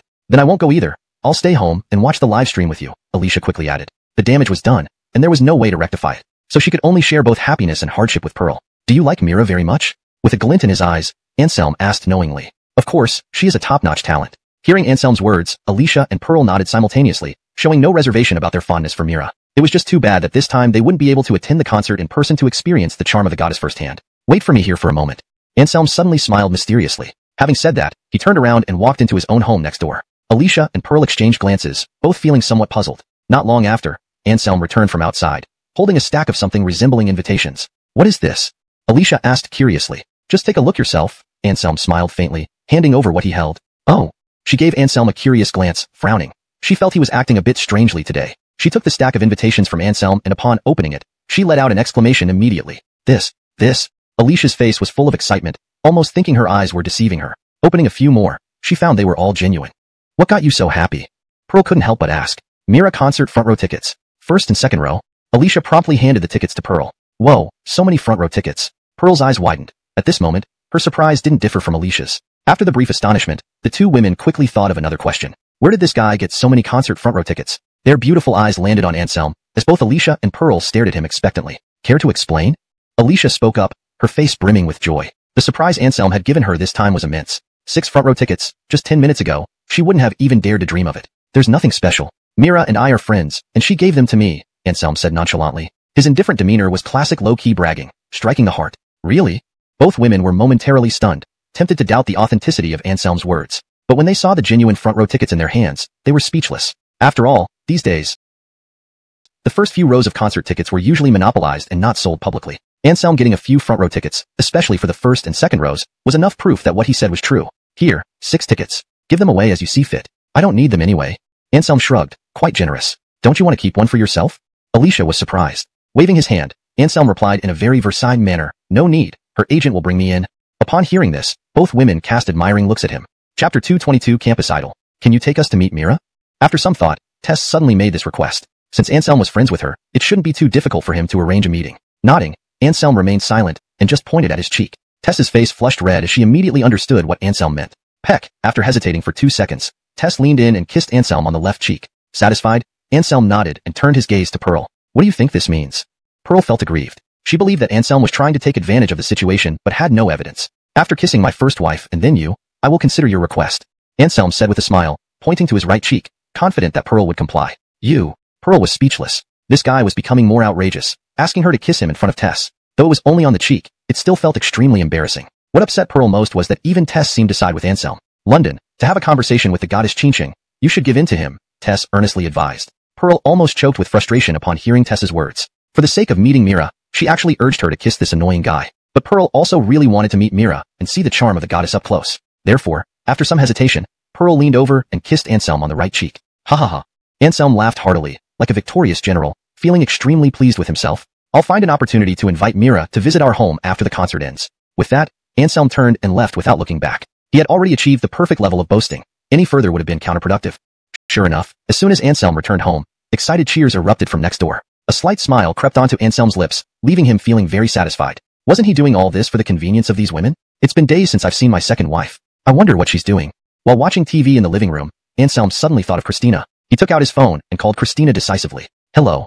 A weak and weary voice came through the phone. Anselm paused, then asked anxiously, what's wrong? Are you not feeling well? Yes, my period has come, and I have dysmenorrhea. Added to that, I've been sick with a cold that hasn't gotten better, so I feel uncomfortable now. Christina panted, speaking with some difficulty. Are you in your dorm? Wait for me. I'll be there right away. Without giving Christina a chance to protest, Anselm hung up. He quickly changed clothes and headed towards Jinling University. When Anselm arrived at the building where Christina lived, half an hour had passed. Scratching his head, Anselm was about to walk in when he was stopped by a dormitory auntie. This is the Airlys dormitory. Males are not allowed beyond this point.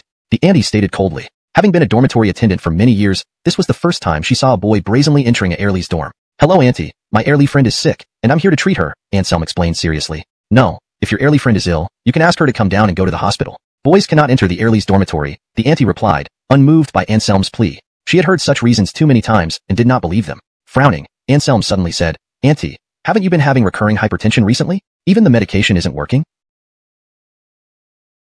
Breath. Then, she asked with excitement, since you can tell that I have recurring hypertension, do you have a cure for it? Yes, just need some acupuncture to adjust the qi and blood, and it will never recur, Anselm said casually.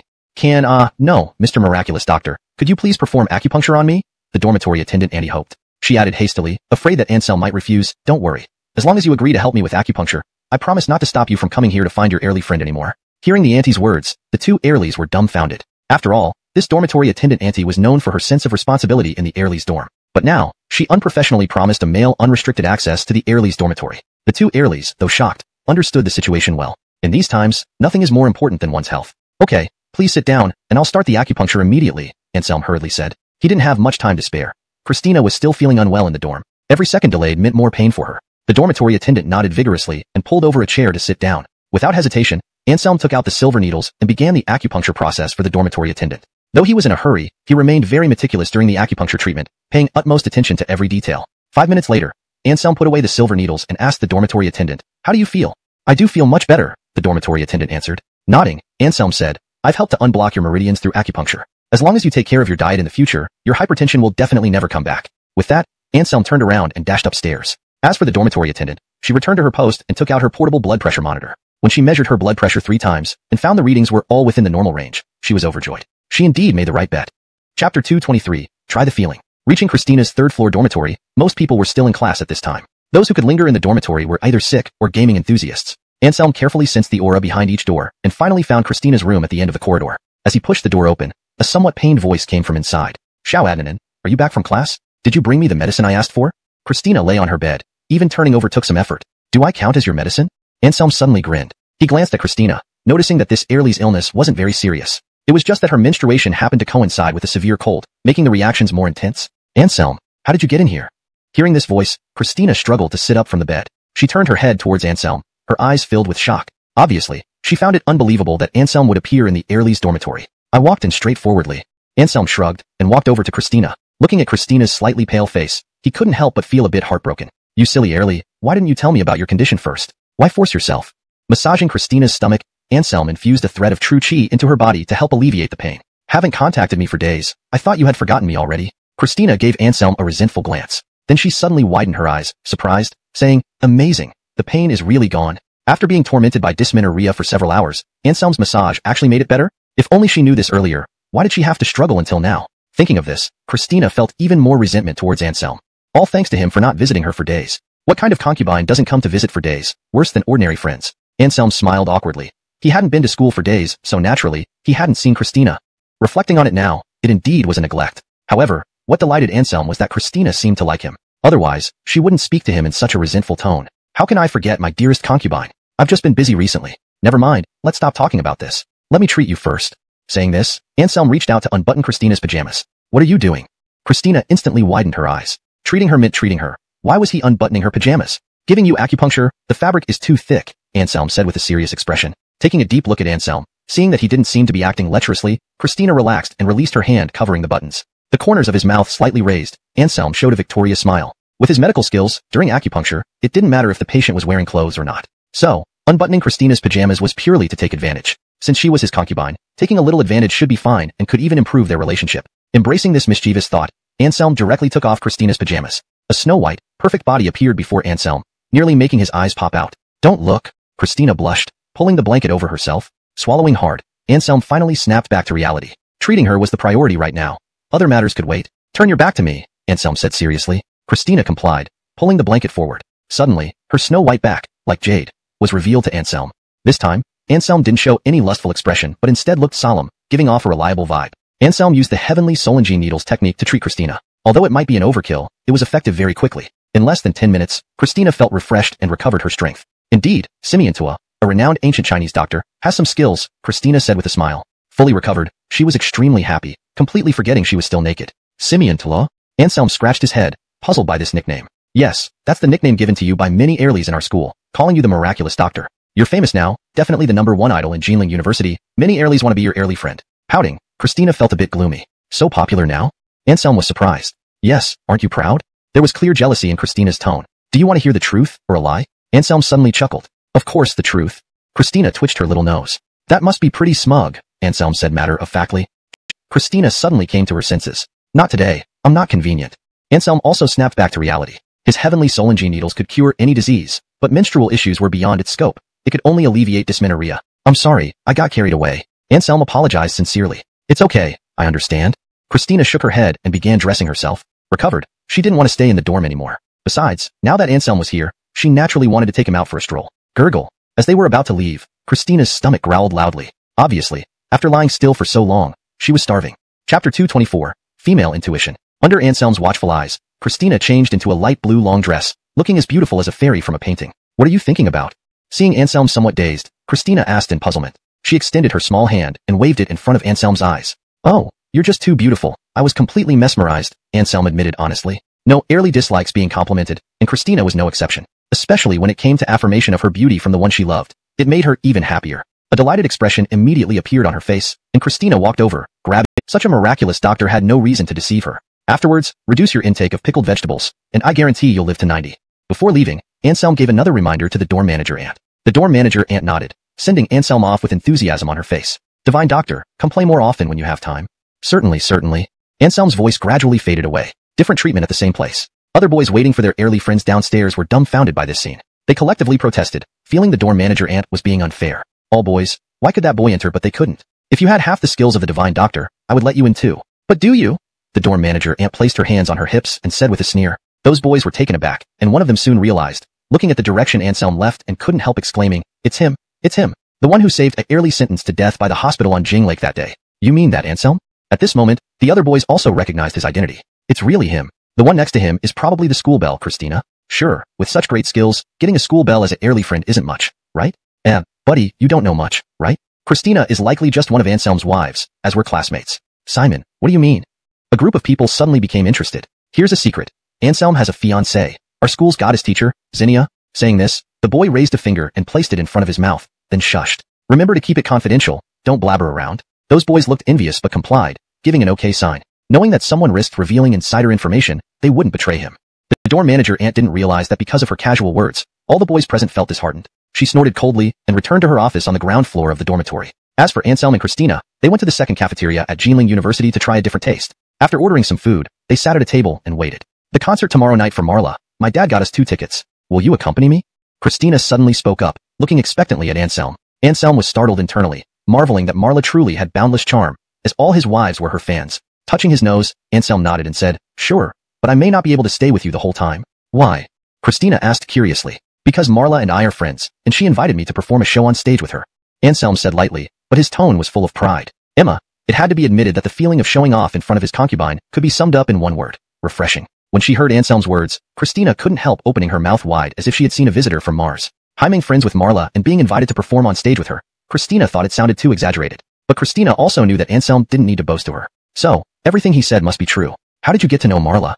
Christina twitched her cute little nose, asking curiously. Female intuition told her that Anselm's relationship with Marla was probably not as simple as just being friends. It turned out she was right. Right then, Anselm recounted how he met Marla, omitting some details such as their intimate moments together. Otherwise, with this Airlie's nature, she would most likely turn jealous. So, that rumor is true. Marla's face was indeed injured. Fortunately, there was you, or else the era of Ching Chung, the beauty who rivals all others, would have come to an end.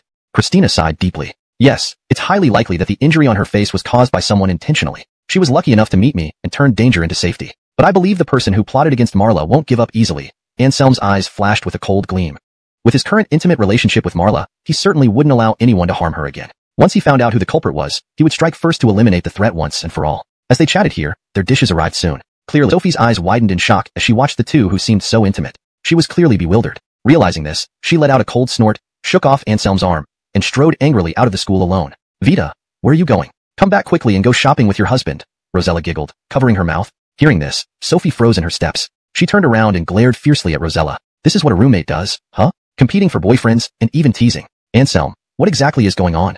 Calmly, Sophie decided to give Anselm a chance to explain himself. Anselm remained silent, But Rosella looked at her with amusement twinkling in her eyes. Sophie wasn't about to be intimidated. The atmosphere between them suddenly grew tense, with sparks seemingly flying between them. Anselm felt a headache coming on, yet he knew that he couldn't please either woman at this moment. Even the slightest favoritism could lead to endless resentment from the other. All right, you're both my wives. You must remember the 5 principles of peaceful coexistence, okay? Anselm smiled broadly. Neither of his arms was idle. His right arm wrapped around Sophie while his left held Rosella. However, the next moment, Anselm's expression changed because both Airlies had reached for his waist. Sophie couldn't penetrate his defenses, but Rosella was different.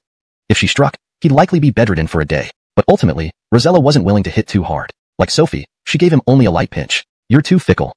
Sophie, tears welling up in her eyes, was extremely upset. Scratching his head, Anselm didn't know what to say. He sighed.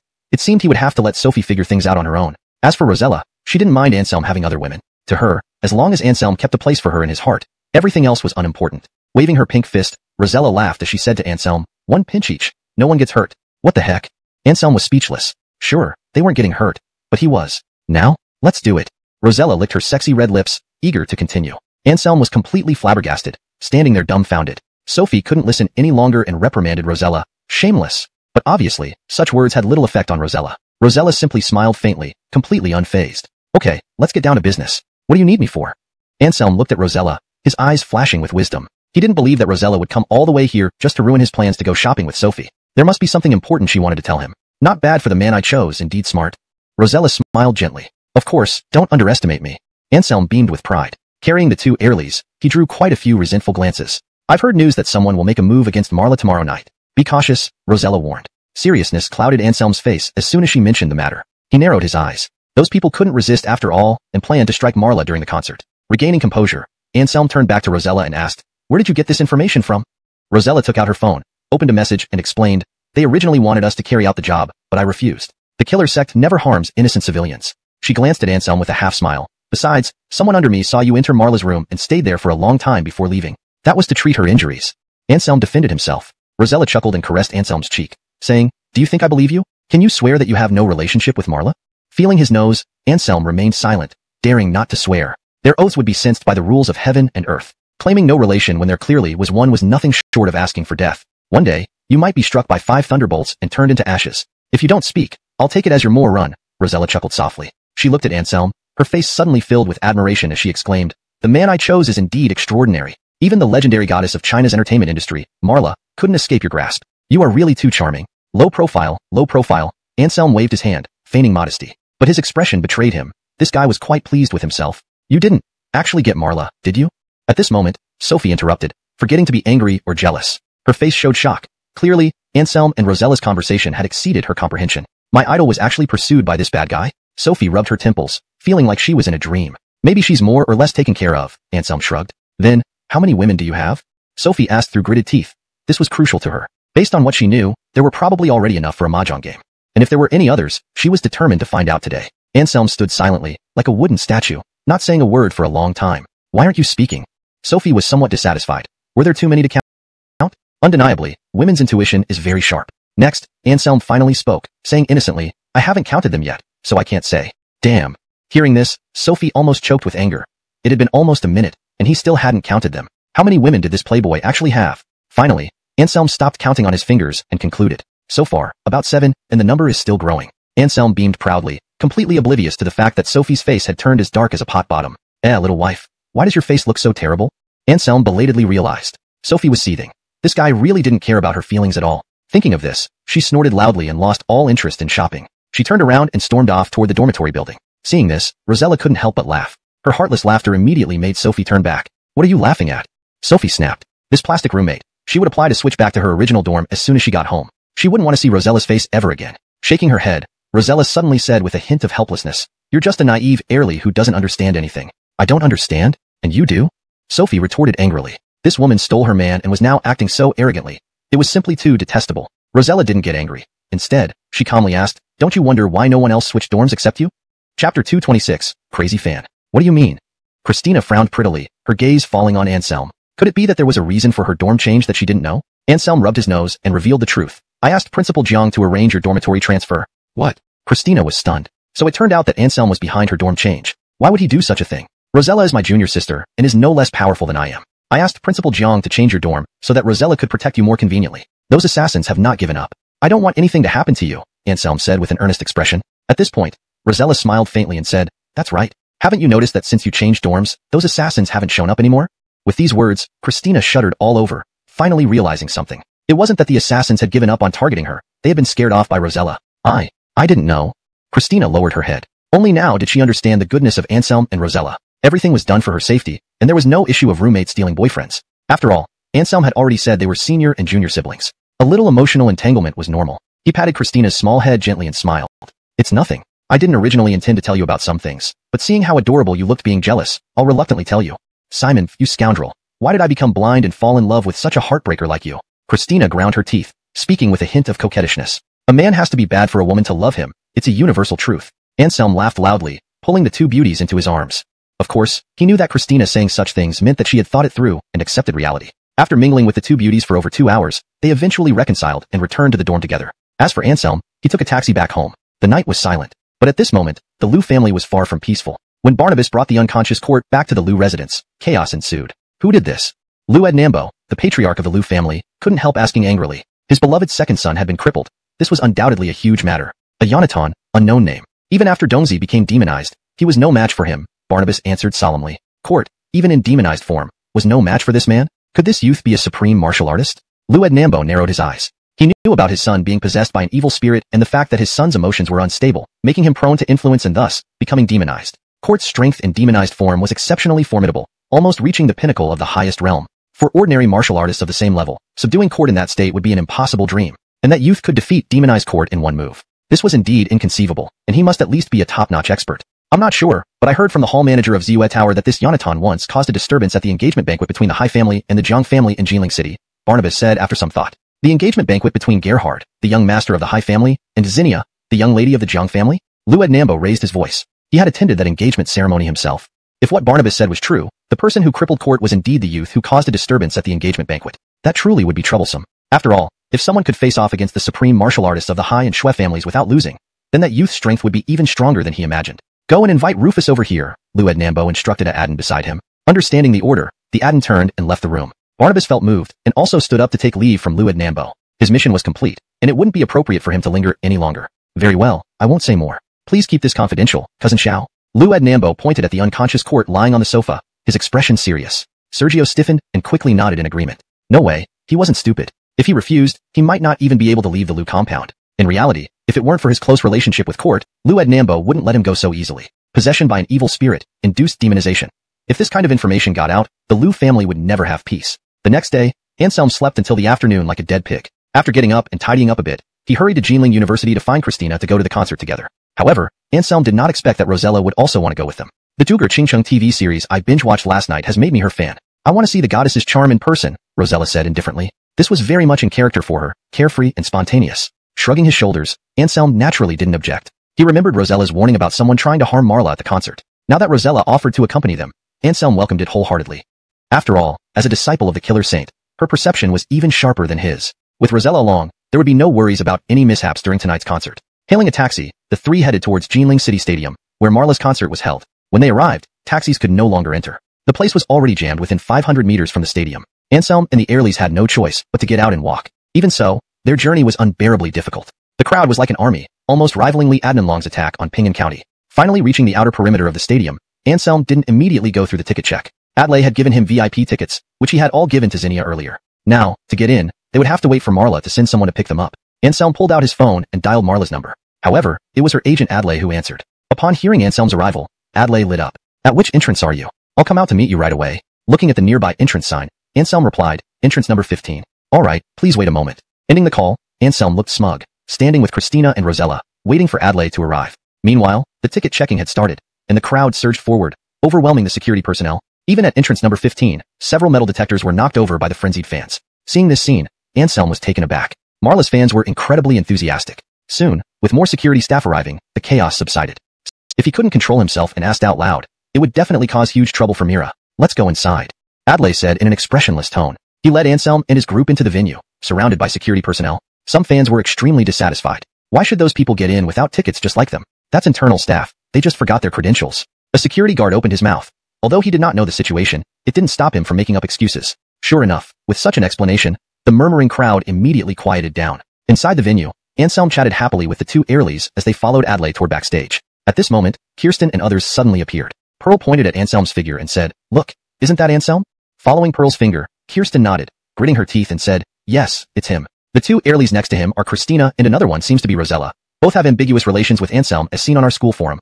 Shiwanya, it seems that what is posted on your school's forum is true, Pearl remarked. If it's true, then it's true. Forget about it, let's find seats at the front row. Kirsten didn't say much either since they could attend the concert all thanks to Anselm. Not to mention the excellent front row seats, which was enough reason for her not to delve further into Anselm's behavior. Yeah, let's watch the concert first. Other things can be dealt with after we return. Iris raised her little fist. Stunned. Sniffing disdainfully, Kirsten replied, "Getting XXO-ed means I must marry him? Which law says so?"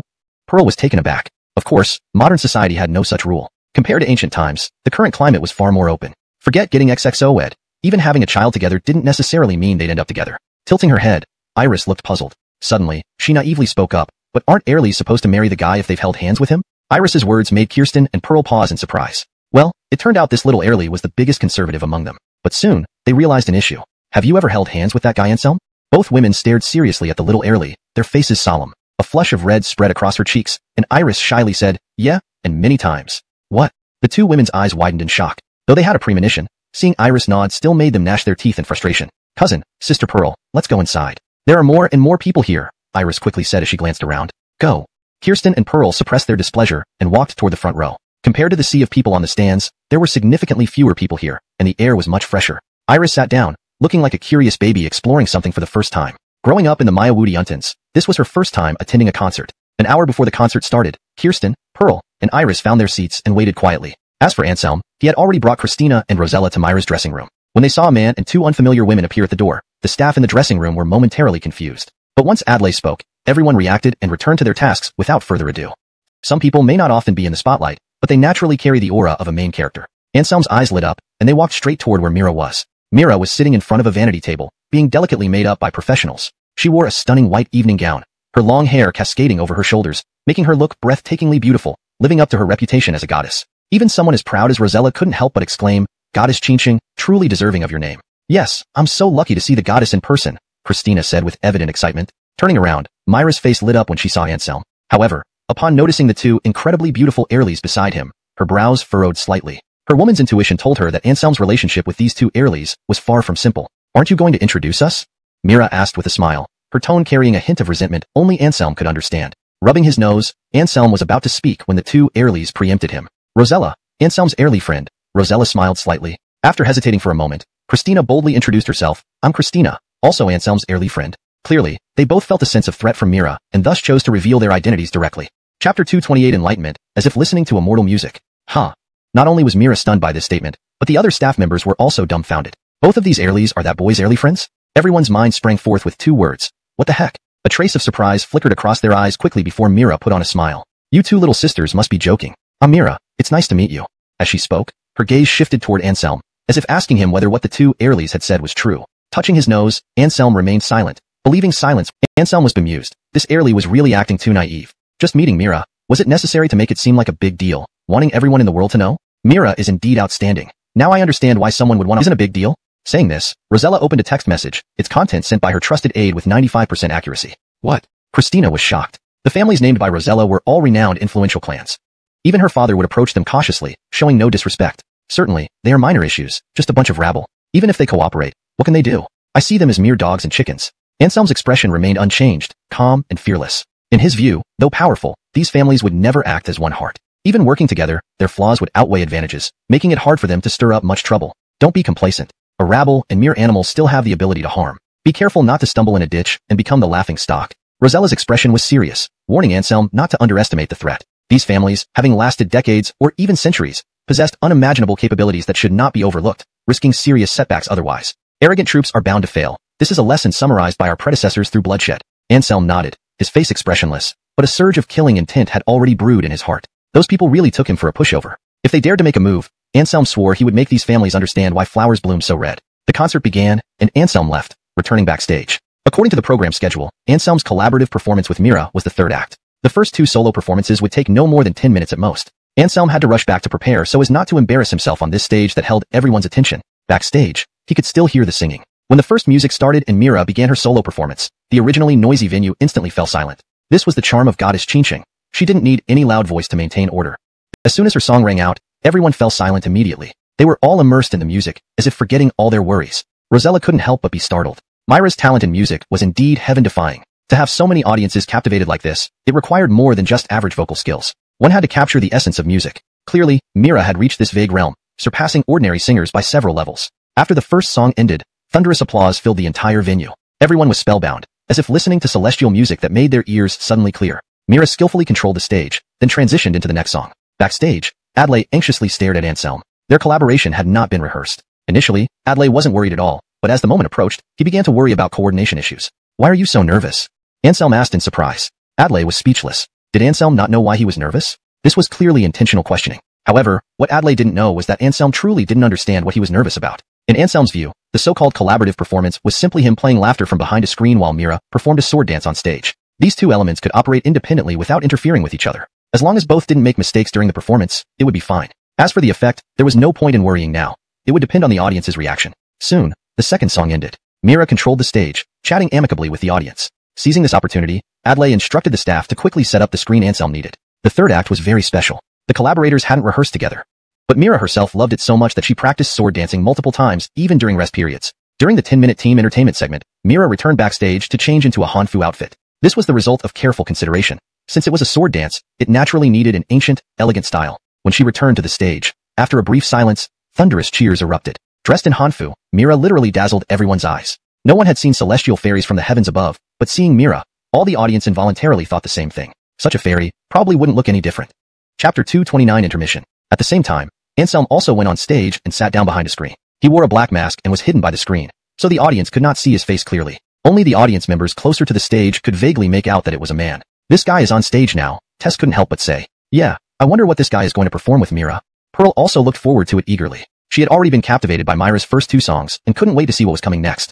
At this moment, the other spectators in the stands became curious as well. Hanfu clothing, a screen, and a mysterious man in a mask. What exactly were they going to perform? China has walked through tumultuous times and endured numerous hardships. Many nameless heroes have sacrificed their lives for her. This song, Heroes Without Return, is dedicated to all the veterans who fought for China. After finishing her words, Mira took a deep breath and gave a signal to Anselm behind the screen, indicating he could start. Anselm understood and his left hand flashed green. A jade flute appeared in his hand. Fortunately, only a few people saw this scene.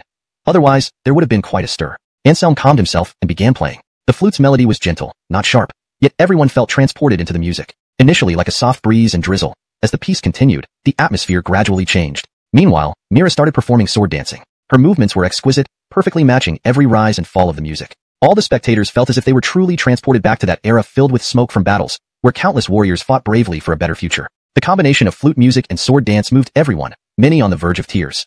Even Adlai and those bodyguards who had heard this piece at the hospital door were still deeply affected. Soon, the performance ended, and the audience remained entranced in the ambience, unable to break free. When some finally came to their senses and looked towards the stage, the man playing the flute had vanished. Luckily, Mira was still on stage. As the audience recovered, many began asking questions. This piece had such depth that anyone who hadn't experienced those times wouldn't be able to write something like this. Since Mira couldn't have experienced those events herself, they wondered if the performance reflected the flutist's personal experiences. "He once told me it was," Mira nodded earnestly. Immediately after her reply, silence fell over the audience, followed by waves of roaring applause. Hero, hero, hero.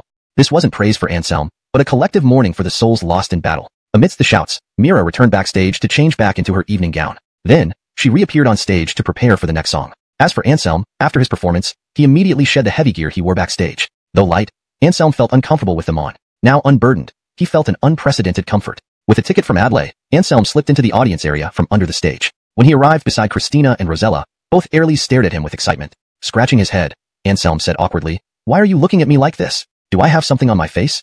"Yes." Unexpectedly, both Airlies nodded. This left Anselm bemused. He then realized they might have been affected by his flute music. He could understand Christina's reaction, as she was relatively naive. But Rosella was different. As the successor of the Slayer Saint, she shouldn't be this moved even by a terrestrial immortal. Could one piece of flute music have such magic? "Simon B., you're too handsome. I love you to death." Rosella answered Anselm's doubts. Touching his nose, Anselm seemed quite content. Finally, someone recognized how Anselm suddenly turned serious. "After the concert ends, remember not to leave in a hurry." "What happened?" Mira and Adlai were slightly stunned. "Someone doesn't want your concert to be successful and will try to harm you, so don't go back alone." Anselm's expression was solemn as he seriously warned them. Adlai's face changed, having noticed the unusual circumstances after the incident some time ago. Mira's facial injury was likely intentional. Now that these people knew Mira had recovered from her injury, they might act again. Adlai couldn't understand where Anselm got this information. Is the information reliable? Adlai asked. Nodding, Anselm replied, yes, it's very reliable, with over 90% accuracy. With that, Myra's expression also changed. Over 90%. What difference did that make from 100%? Her face showed fear. Couldn't those people let her be? Did they have to eliminate her completely? Don't be afraid. With me around, those people can't harm you. Anselm gently patted Myra's back, signaling her not to worry. Okay, I'm not afraid. Mira nodded, but her voice trembled slightly. Clearly, she was afraid but didn't want to appear weak in front of Anselm. Don't worry, I haven't sensed the presence of any assassins yet. Just continue performing, Sister Qingqing. Your safety will be taken care of by me and Master, absolutely without fail. At that moment, Rosella spoke up, smiling. Chapter 230, A Time Bomb. This young lady doesn't seem like an ordinary person either. After thoroughly observing Rosella, Mira finally reached this conclusion. Anselm smiled faintly and said, of course not. She is my junior sister. If there are assassins targeting you today, she is their nemesis. With her here, you will definitely be very safe. Upon hearing Anselm's words, a look of surprise flashed in Myra's eyes. Clearly, she found it hard to believe that a small heirly could have such great skills. However, since Anselm had spoken so, Mira had no choice but to choose to believe him. Big Sister Qingqing, can I take a picture with you? Ren suddenly spoke up, sounding a bit pleading. Sure, but let's wait until the concert is over. And I've decided to visit Anselm's place in a few days. Myra's smile was gentle, completely without the airs of a superstar, which made Ren like her even more. Really? Then I want to go too. Ren was delighted. Her big eyes sparkling. Mira thought for a moment and said, then come together. But I think I'll only be free the day after tomorrow. Speaking of this, Mira looked at Anselm and asked, are you free the day after tomorrow? Of course I am. So let's make it a happy agreement then. Midnight. Both of you come find me. Anselm clapped his hands, his face showing delight. Why midnight? Mira asked curiously. Because it's easier to act at midnight? Anselm answered absent-mindedly. But he immediately realized he had slipped up and quickly corrected himself. Because it's quiet at midnight, making it convenient for everyone to chat. Instantly, all the heirlies couldn't help rolling their eyes. What a terrible excuse. They weren't fools who could be easily tricked. Giving Anselm a sharp pinch on the waist, Ren snapped irritably, you lecherous wolf. Don't be so perverted. Where am I being perverted? I'm just boldly speaking my mind. Anselm was quick to protest. How could such a vulgar term be applied to someone as suave as him? Ren was both amused and annoyed. Anselm's thick-skinned nature left most people helpless. She was one of those who couldn't do anything about him. Seeing Ren speechless, Rosella gave a mischievous laugh. She straightened Anselm's body and leaned against him, whispering in a breathy tone. In the dead of night, they might feel restrained. So why don't I come to you? We can battle another 300 rounds. The moment these words came out, Ren and Mira were both shaken. They stared at Rosella and Anselm in shock, wondering if they had already engaged in some secret affairs. Realizing this, both their expressions turned somewhat somber. Dr. Yi, Shenny, since you know someone might target Qingqing, do you know who this person is? Adlai couldn't help but ask. Mira was kind-hearted and never made enemies with anyone. Yet now she kept being targeted. This left Adlai puzzled, unable to figure out the other party's purpose, whether it was for money or something else. Anselm shook his head, with a determined expression. I don't know, but I will do my best to expose that person. I believe in you. Mira gazed at Anselm, her eyes full of tenderness. The 20-minute break passed quickly, and Mira had to go back on stage to perform again. Go ahead, with us here, don't feel pressured. Anselm encouraged her. Mira nodded, and returned to the stage from backstage. The following performances were still mostly solos, sending the entire venue into another frenzy. But at this point, Anselm had lost interest in enjoying the music. He and Rosella were earnestly examining the surroundings, especially within the crowded stands, where assassins might be lurking. To their surprise, however, everything remained peaceful until the end of the concert. Could the intelligence be incorrect? Anselm furrowed his brows, turning to look at Rosella. It shouldn't be. Rosella also felt strange. When they agreed to act on behalf of the client, the scheduled time was during the middle of the concert. Even if there was a slight deviation, it made no sense that nothing happened even after the concert ended. Could it be that the attacker intended to strike after Mira returned to the hotel? The concert ended perfectly, and everyone left the venue in an orderly manner. Mira glanced in the direction where Anselm and the others were before walking towards backstage. Let's go. Something feels off, Anselm said gravely. He grabbed Ren, beckoned Rosella, and they all hurried towards backstage. Just then, Zinnia and her companions coincidentally saw them from a distance. Hey, look, is Anselm going to find Mira? Pearl pointed at Anselm's back and said, Woodest likely, let's follow them. Zinnia made her decision. So, the three women didn't walk towards the exit but sneaked along behind Anselm all the way to the backstage hall. Since all security had gone out to maintain order for the crowd leaving, no one was guarding backstage. Zinnia and her friends slipped in very easily. Who are you? What do you want? Seeing strangers appear, Adlai immediately questioned loudly. Obviously, he took Zinnia and the others as uninvited guests. Take it easy, they're all good people. Anselm couldn't help but laugh, tapping Adlai on the forehead. This guy actually dared to be rude to his wives. He needed a lesson. Dr. Yi, but? No buts. I think today those assassins may not act. Let's head back. Anselm waved his hand, interrupting Adlai before he could say more. Yes, better leave here sooner rather than later. Adlai nodded in agreement after hearing Anselm's words. He hurriedly urged the staff to pack up faster. Anselm then walked over to Zinnia and the others. Hi, big wife, second wife, you're all here. Anselm grinned. Iris felt unhappy. Anselm greeted Zinnia and Pearl, but skipped her. This favoritism was too much. The little heirly pouted, looking very aggrieved. Oh, Hello little Airly, haven't seen you in a few hours, you seem even prettier. Anselm turned around, noticing Iris, scrutinizing the little Airly up and down. Really? Cousin, you're not just saying that, right? Iris instantly lit up. Zinnia and Pearl exchanged glances, both shaking their heads slightly. This little Airly is so naive, fooled by just a few words from Anselm. Of course, they didn't bother with such trivial matters at this moment. Both women were drawn to Mira. After watching the concert for so long, they finally saw the real-life version of the goddess. They were about to speak when Anselm chuckled and said, "Okay, no more chit-chat here. Qingqing has agreed to visit my place the day after tomorrow. If you want to see her, come over then. I'll welcome you with open arms. Now, we need to get them out of here quickly. Someone intends to harm Qingqing?" Pearl's eyes flashed. Yes, according to intelligence, the attack would happen during the concert, but it's been calm until now. Something feels off, so we should get them out of here. Soon, everything was packed up. Led by Aden, Mira and her team headed towards the back entrance where there were fewer people. Anselm, Rosella, and the other women walked beside Mira like professional bodyguards. Just as Adlai was about to lead them to the cars, Anselm suddenly twitched an eyelid. A tremor ran through him, and he hastily warned, "Wait, old Walter. Something's wrong with the car." Wrong. Adlai paused but followed Anselm's advice, stepping away from the car door. Rosella went over and found a time bomb attached to the bottom of the car. Due to the silent countdown, the bomb was extremely well hidden, almost impossible for anyone to notice. Chapter 231 Seizing the Assassin. Rosella, as an assassin, had a natural sensitivity to explosives. The numbers on the screen now indicated that this time bomb would detonate in just 100 seconds. Everyone was shocked. There was no time to wait for an explosives expert to arrive within 100 seconds. Therefore, under such circumstances, the security personnel could only escort Marla to a safer distance. "It's just a timed bomb. Look at how you're all panicking." Rosella smiled faintly and then snapped a fuse wire. With utter nonchalance, she actually pulled the bomb directly off the vehicle. Seeing this scene, the hearts of those security guards nearly leaped into their throats. This Airly was incredibly fearless. However, they didn't have time to marvel. They quickly formed a human shield, protecting Marla and Adlai. Clearly, they were ready for the bomb to explode. Drip. The countdown on the bomb stopped, with the numbers frozen. "See, it's just a simple timer bomb. To me, it's merely a toy," Rosella said with a smug face. At that moment, Anselm felt a sudden twitch in his eyelid again. A thought crossed his mind, and he shouted hurriedly, "Something's not right. Quickly throw the bomb away." Almost instinctively, without thinking, Rosella threw the bomb towards a nearby open area. In the next moment, boom, the bomb exploded loudly even before hitting the ground. The shockwave nearly sent Rosella flying too, and the security guards were knocked down by the blast wave. Fortunately, under their protection, Marla suffered no harm. Rosella's face turned deathly pale. As an heir of the assassin saint lineage, she was proficient in various assassination techniques. Bombs, to her, were mere rudimentary toys. Yet, this rudimentary toy caused her to suffer a silent defeat. If not for Anselm's timely reminder, she might have ended up looking like a mess, damaging her image greatly. "You were too reckless." Anselm walked over, frowning sternly as he reprimanded her. As the heir of the celestial king lineage, humility should be practiced rather than arrogance. Rosella's overly confident display just now went too far. Of course, this wasn't the reason Anselm was angry. It was her carelessness. If this happened during a martial artist confrontation, it could lead to an irreparable mistake. Haimeng, confident yet cautious, was what their celestial king lineage should embody. "I was wrong." Rosella lowered her head, looking quite dejected, much like a child who made a mistake. Marla saw this and walked over from afar, hugging Rosella and gently patting her back. Then, she looked at Anselm and couldn't help but say, "That's enough. She made a mistake in judgment. Don't be so harsh on her. Don't bully a Airly like that." "Don't feel bad," Marla said softly, turning to Rosella. Her expression was as if she was comforting a child. Anselm was speechless, not expecting Marla to be such a saintly person. He scolded Rosella not to punish her, but to instill caution and prevent future rash actions. After all, being an heir of the assassin saint, Rosella had surpassed 99% of men despite being a woman. Treating her like an ordinary Airly made Anselm laugh and cry at the same time. "Well, you don't understand what I mean." Anselm shook his head slightly, with a wry smile. Marla gave him a glare and chided, "If I don't understand, why don't you explain it clearly instead of being rough on it, Airly? Look how upset she is." Anselm was momentarily speechless, feeling a little helpless. "Sister Qingqing, you are really kind." Rosella leaned against Marla's shoulder, looking utterly obedient.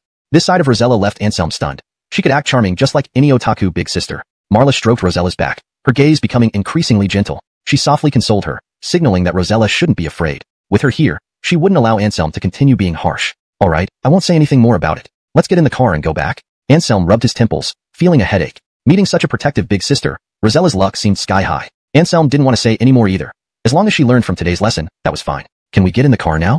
Adlai asked anxiously. The time bomb earlier almost scared everyone witless. Now everything appeared calm on the surface, but Adlai worried that there might still be other traps on the vehicle. After stepping out of Marla's embrace, Rosella carefully circled the car twice and then said, "Everything is fine. You can get in now." "Yep, I checked as well, and found no issues." Anselm nodded in agreement. Adlai nodded, finally feeling relieved. He sent Marla to the backseat, then got into the passenger seat himself. "Aren't you two getting in?"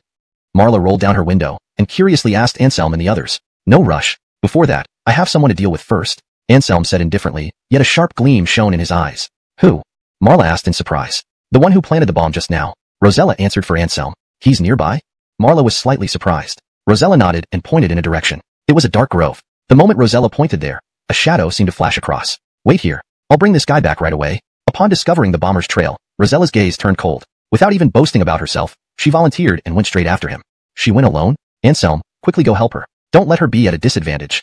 Christina urged, feeling somewhat nervous inside. Although Rosella was her rival in love, she didn't wish to see Rosella get hurt at all. Don't worry, everything will be fine. Rosella's strength isn't below mine. The previous bomb explosion happened because she was careless. Now that she's serious, even if the assassin is powerful, he wouldn't be her match, Anselm said calmly. Seeing Christina still a little worried, Anselm continued, really, it's fine. When it comes to the path of assassination, Rosella is like the forefather of these people. Marla was also very worried about Rosella's safety. But being an intelligent woman, seeing Anselm wasn't anxious, she kept her worries hidden in her heart. Before long, Rosella returned, dragging an unconscious man behind her. Was he the one who planted the bomb? Lin Zixia was somewhat surprised. The man looked utterly harmless, seemingly having not a trace of a killer. If he wore school uniform and mixed among students, probably no one could discover his real identity. Yeah, it's him, Rosella replied with a cold smile. It was such a harmless-looking Yonatan who nearly ruined her reputation. Anselm walked over and used 2 silver needles to wake up the young assassin directly. Upon waking, when the young assassin saw Anselm and Rosella in front of him, he couldn't help but swallow his saliva, looking somewhat flustered. After all, a man with such a terrifying woman beside him must also be a terrifying person. Thinking this, the young assassin shamelessly knelt down and loudly begged for mercy.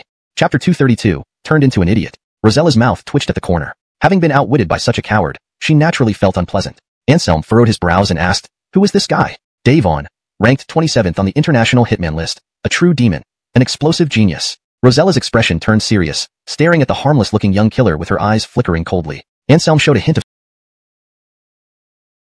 surprise. When he went abroad to carry out missions years ago, he had heard of the explosive genius's name by chance. This man was thoroughly wicked. His own strength was not much, yet his assassination success rate was extraordinarily high. The reason was that he disregarded martial virtues. He used bombs in every operation and showed no consideration for the lives of passers-by. Just from what Anselm had heard, once, there were hundreds killed or injured due to his explosions. Do we need to report to the police so they can come over to handle it? Christina suddenly said innocently. Anselm and Rosella exchanged glances, unable to help but smile faintly. Anselm shook his head and said, finding the police won't work. He's an international assassin, and they're no match for him.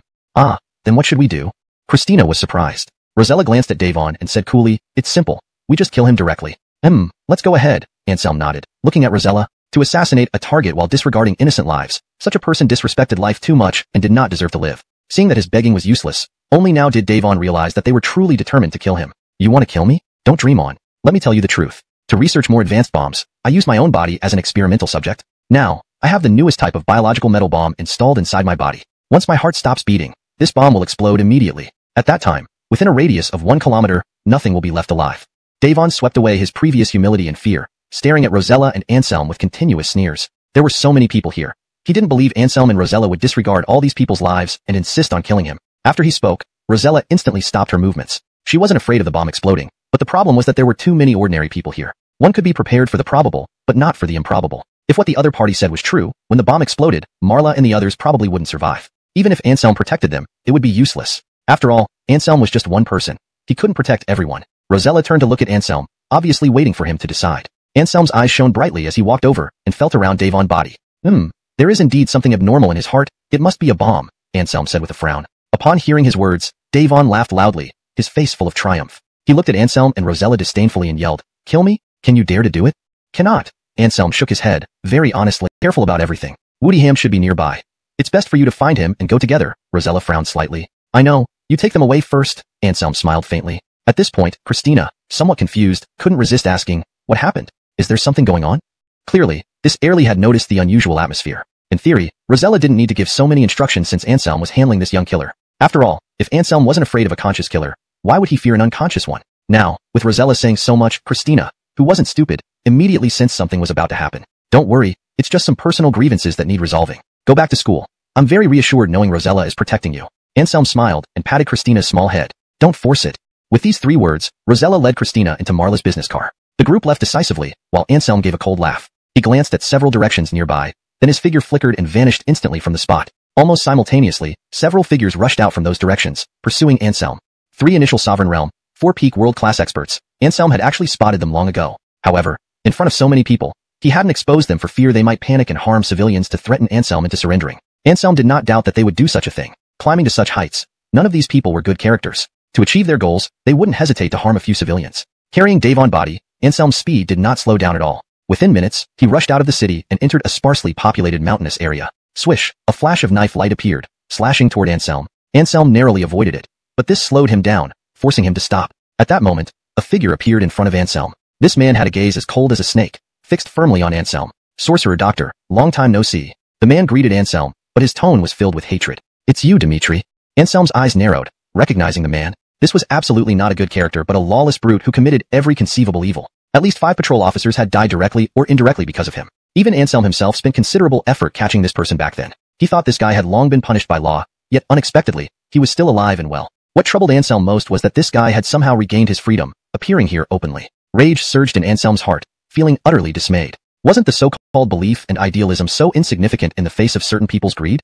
Chapter 233, surrounded from all sides. You must be very angry, but what's the use? Those people saw my strength and don't want me dead. Alvisny sneered, his expression full of mockery and pride. These days, strength means everything. No matter how much evil he did, there were still people willing to recruit him. I am now the captain of the Internal Affairs Division, on par with Leo. Alvisny continued, his face filled with disdain. Anselm looked grim. A great evildoer had become the head of the Warblade Internal Affairs Division. Undeniably, it was a huge irony. At this moment, he finally understood why the Internal Affairs Division members he encountered earlier were such poor quality. With someone like Alvisny as their superior, it would be a miracle if their values were correct. Just then, several more people jumped out, dispersing around Anselm, clearly intending to surround him. They were the warriors he had sensed earlier. Such an array would be absolutely terrifying anywhere. Even a Peak King Realm warrior would most likely have a headache. But now, it was used solely against Anselm. Clearly, they had done their homework before acting. Interesting, it seems you are confident in catching me. Anselm sighed and turned to glance at those people. He seemed nonchalant, as if completely unconcerned about his situation. Do you think you can still run?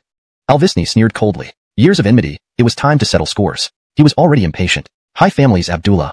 High Family's Ilyas. These two young men, not yet 30, but extremely powerful, ranked among the greatest. People from the High Family? Anselm was somewhat surprised. In his memory, the High Family's strongest members were just 2 world-class elders. Where did these 2 young strongmen come from? We went out to learn arts since childhood and returned recently. We heard that you killed many of our High Family members. Today, we've come for justice. Abdullah's gaze was icy, his eyes like wolves or eagles, staring at Anselm. Anselm realized this, then smiled and said, since you learned arts elsewhere from childhood, you should stay out of this muddy water. Otherwise, being eliminated here will waste all the years your masters cultivated you. The High Family brothers erupted in anger. In the sect, they were already considered top-notch geniuses, reaching world class at a young age. Except for a few peers, they seldom met their match. Anselm's words implied clear contempt, making the proud brothers unable to endure it. However, Anselm ignored them. In fact, in such a situation, world-class warriors couldn't catch his eye. Only those 3 King Realm experts could make him take notice. Naturally, one of them was Alvisny. Seeing Anselm's gaze coming towards them, the 2 King Realm experts smiled slightly, appearing quite composed. Chuanshu Mu family's Bailey. Simone is my niece, one of the King Realm experts revealed. Do you know how many crimes Simone has committed? Anselm retorted, his face cold. Hearing Anselm's words, Bailey fell silent immediately. Obviously, Simone's actions were known to the Chuanshu Mu family. But for the family's reputation, they couldn't just let it go, so they sent Bailey. One thing at a time. Even if Simone committed capital offenses, she should be handed over to the law for punishment, not left to you to kill her. Bailey's eyes grew colder. So what do you want? Anselm's eyes twinkled, unafraid. With your blood, I will wash away my Mu family's shame. Bailey's voice turned sinister, chilling. In the High Family, today you must pay the price, the High brothers shouted. All of you families collude together, truly sharing a foul stench. However, you few rotten fish and spoiled shrimps actually think you can kill me. It's daydreaming. Anselm sneered dismissively. Is that so? Then try it and see. Seeing their enemy, they became even angrier. Alvisny couldn't hold back and was the first to strike. He roared and blood-red true chi surged around him, striking down a palm toward Anselm's head. Scram!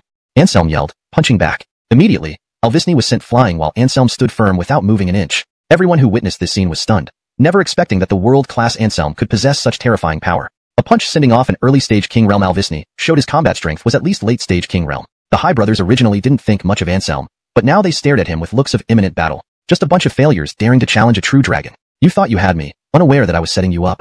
Anselm stood with his hands behind his back, exuding royal dignity. Even if you have the strength of a King Realm, what difference does it make? We have 7 people here. We can exhaust you to death. Alvisny sneered. Thrown back by Anselm once again, he felt utterly humiliated. The anger in his heart grew fiercer, wishing he could tear Anselm into pieces instantly. Is that so? Anselm chuckled lightly. In the next moment, his momentum surged explosively, instantly suppressing everyone present. Peak King Realm. The other King Realm expert changed color. He came from Jiangnan City's Liu family, an elderly servant of the Liu family, surnamed Walter. People usually called him Rufus, but no one knew that the Rufus they were calling was actually a grandmaster at the King Realm. Saluted, and was about to leave. Seeing Rufus about to leave, Alvisny immediately panicked. Facing Anselm, having one less King Realm expert made a huge difference. 3 early-stage King Realm experts might not be worse off against Anselm, but only 2 would definitely not be his match. As for the 4 world-class warriors, Alvisni chose to ignore them selectively. Against a peak king realm Anselm, their existence could only be described as cannon fodder. Do you want to fight the wily doctor to the death? What does it have to do with our Lu family? Wanting to drag me into it? Not a chance. Rufus snickered. He was no fool. Fighting Anselm to the death wouldn't benefit him at all. A losing deal, only a fool would do it. Chapter 234. The 4 successors appear together. But at this moment, Anselm suddenly looked at him and said coldly, "Did I let you go?" "What?" Rufus was stunned. Callan couldn't help but burst into laughter.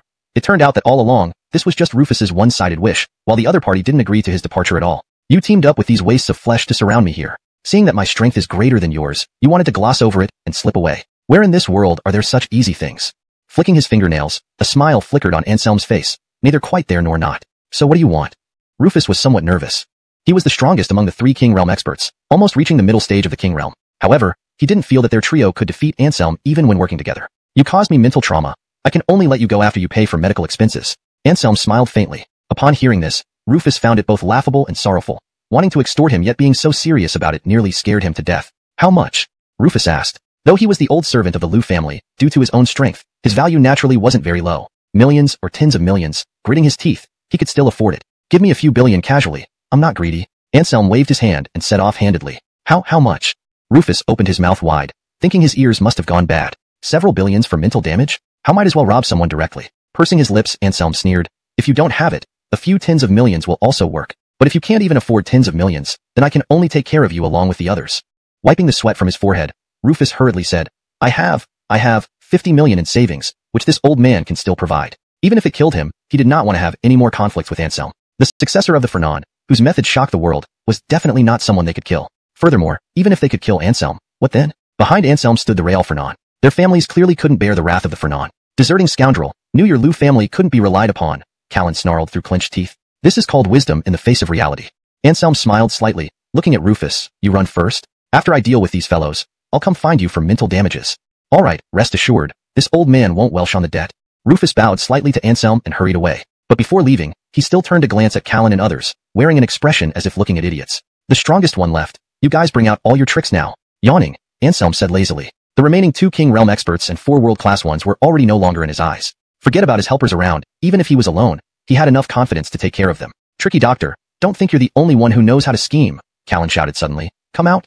Following his voice, 4 figures appeared swiftly from the woods. They wore hoods and black samurai clothing, holding katana swords in their hands. Clearly, they were all Japanese. And by the looks of it, they were very continuously released their inner aura, forming unique phenomena on the surface of their bodies. "Inspector of the Martial Alliance?" Anselm's expression tightened. Compared to the others, this guy was definitely a tough opponent. Even in a one-on-one fight, Anselm wasn't entirely sure he could win. "I am Enoch," Enoch said calmly, with a look of arrogance between his brows. "So you're Enoch, you'll be the second inspector of the Martial Alliance I slay."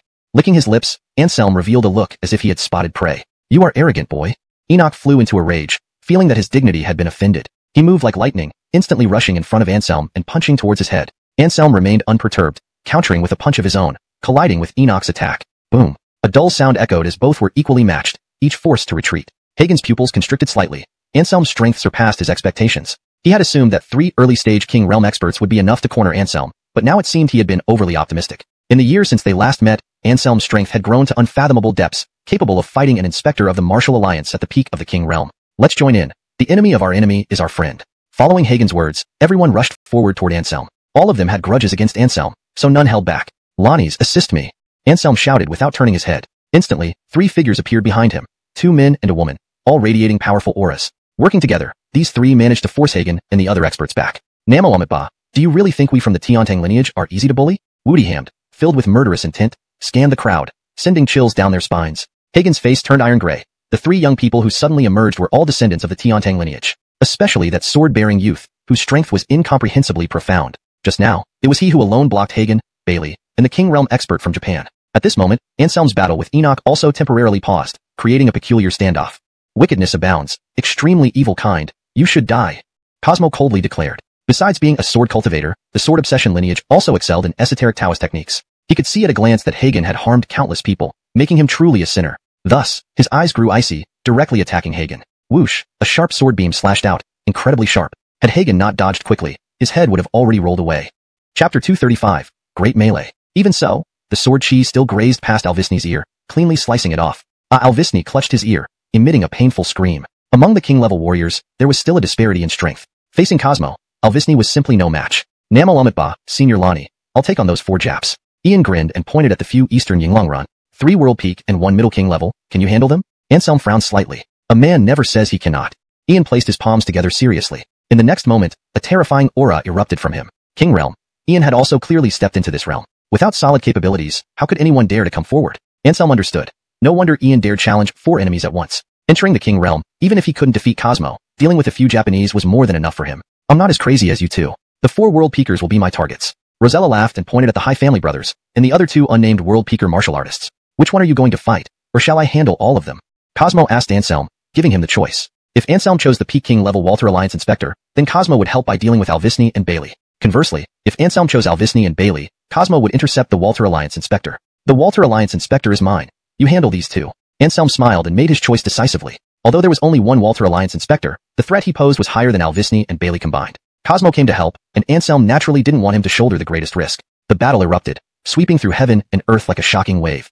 Anselm engaged the Walter Alliance Inspector again. However, Enoch's strength far exceeded that of the previous Inspector. At the same realm, their combat power was on completely different levels. This was truly a seasoned veteran Inspector who had been through countless battles, with an extremely terrifying control over his power. Fortunately, Anselm's strength had also significantly improved compared to before. Fighting Enoch now, though he was at a disadvantage, he wasn't without a chance to win. Meanwhile, Ian was battling the 4 Japanese, completely overwhelming them, unlike Anselm's struggle. As a successor of the Heavenly King lineage, each one was a prodigy of monstrous talent. Entering the King realm, even at its initial stage, Ian was far beyond what the Japanese could resist. While Ian chanted Buddha's compassion, his strikes were exceptionally ruthless. Those 4 Japanese were beaten ruthlessly, spitting blood, and retreating repeatedly. On the other side, Rosella utilized her ultimate killing technique to confront the 4 World Peakers. In the darkness, her figure merged completely into the void. Head-on clashes weren't the combat style of the Kill Saint lineage, but once they entered their offensive rhythm, their opponents faced certain death. Among them, Cosmo was undoubtedly the most relaxed. He was already a monstrous genius with a peak King realm, able to contend with even a partially complete Esmade immortal,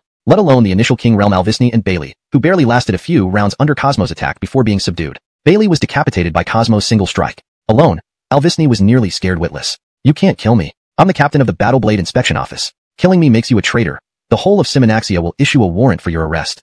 Alvisny screamed hysterically. Squinting his eyes, Cosmo hesitated indeed. Concerning the court's superhuman forces, even he couldn't afford to be careless. Given Alvisny's identity, killing him might bring significant trouble. Take him out. I'll take full responsibility for any consequences. At this point, Anselm suddenly spoke. Upon hearing this, Cosmo's eyes gleamed. The 4 Heavenly Kings lineage knew well about Anselm's history. If he said it was fine, it definitely was no match for Woodyhamd, posed quite a challenge for him to overcome quickly.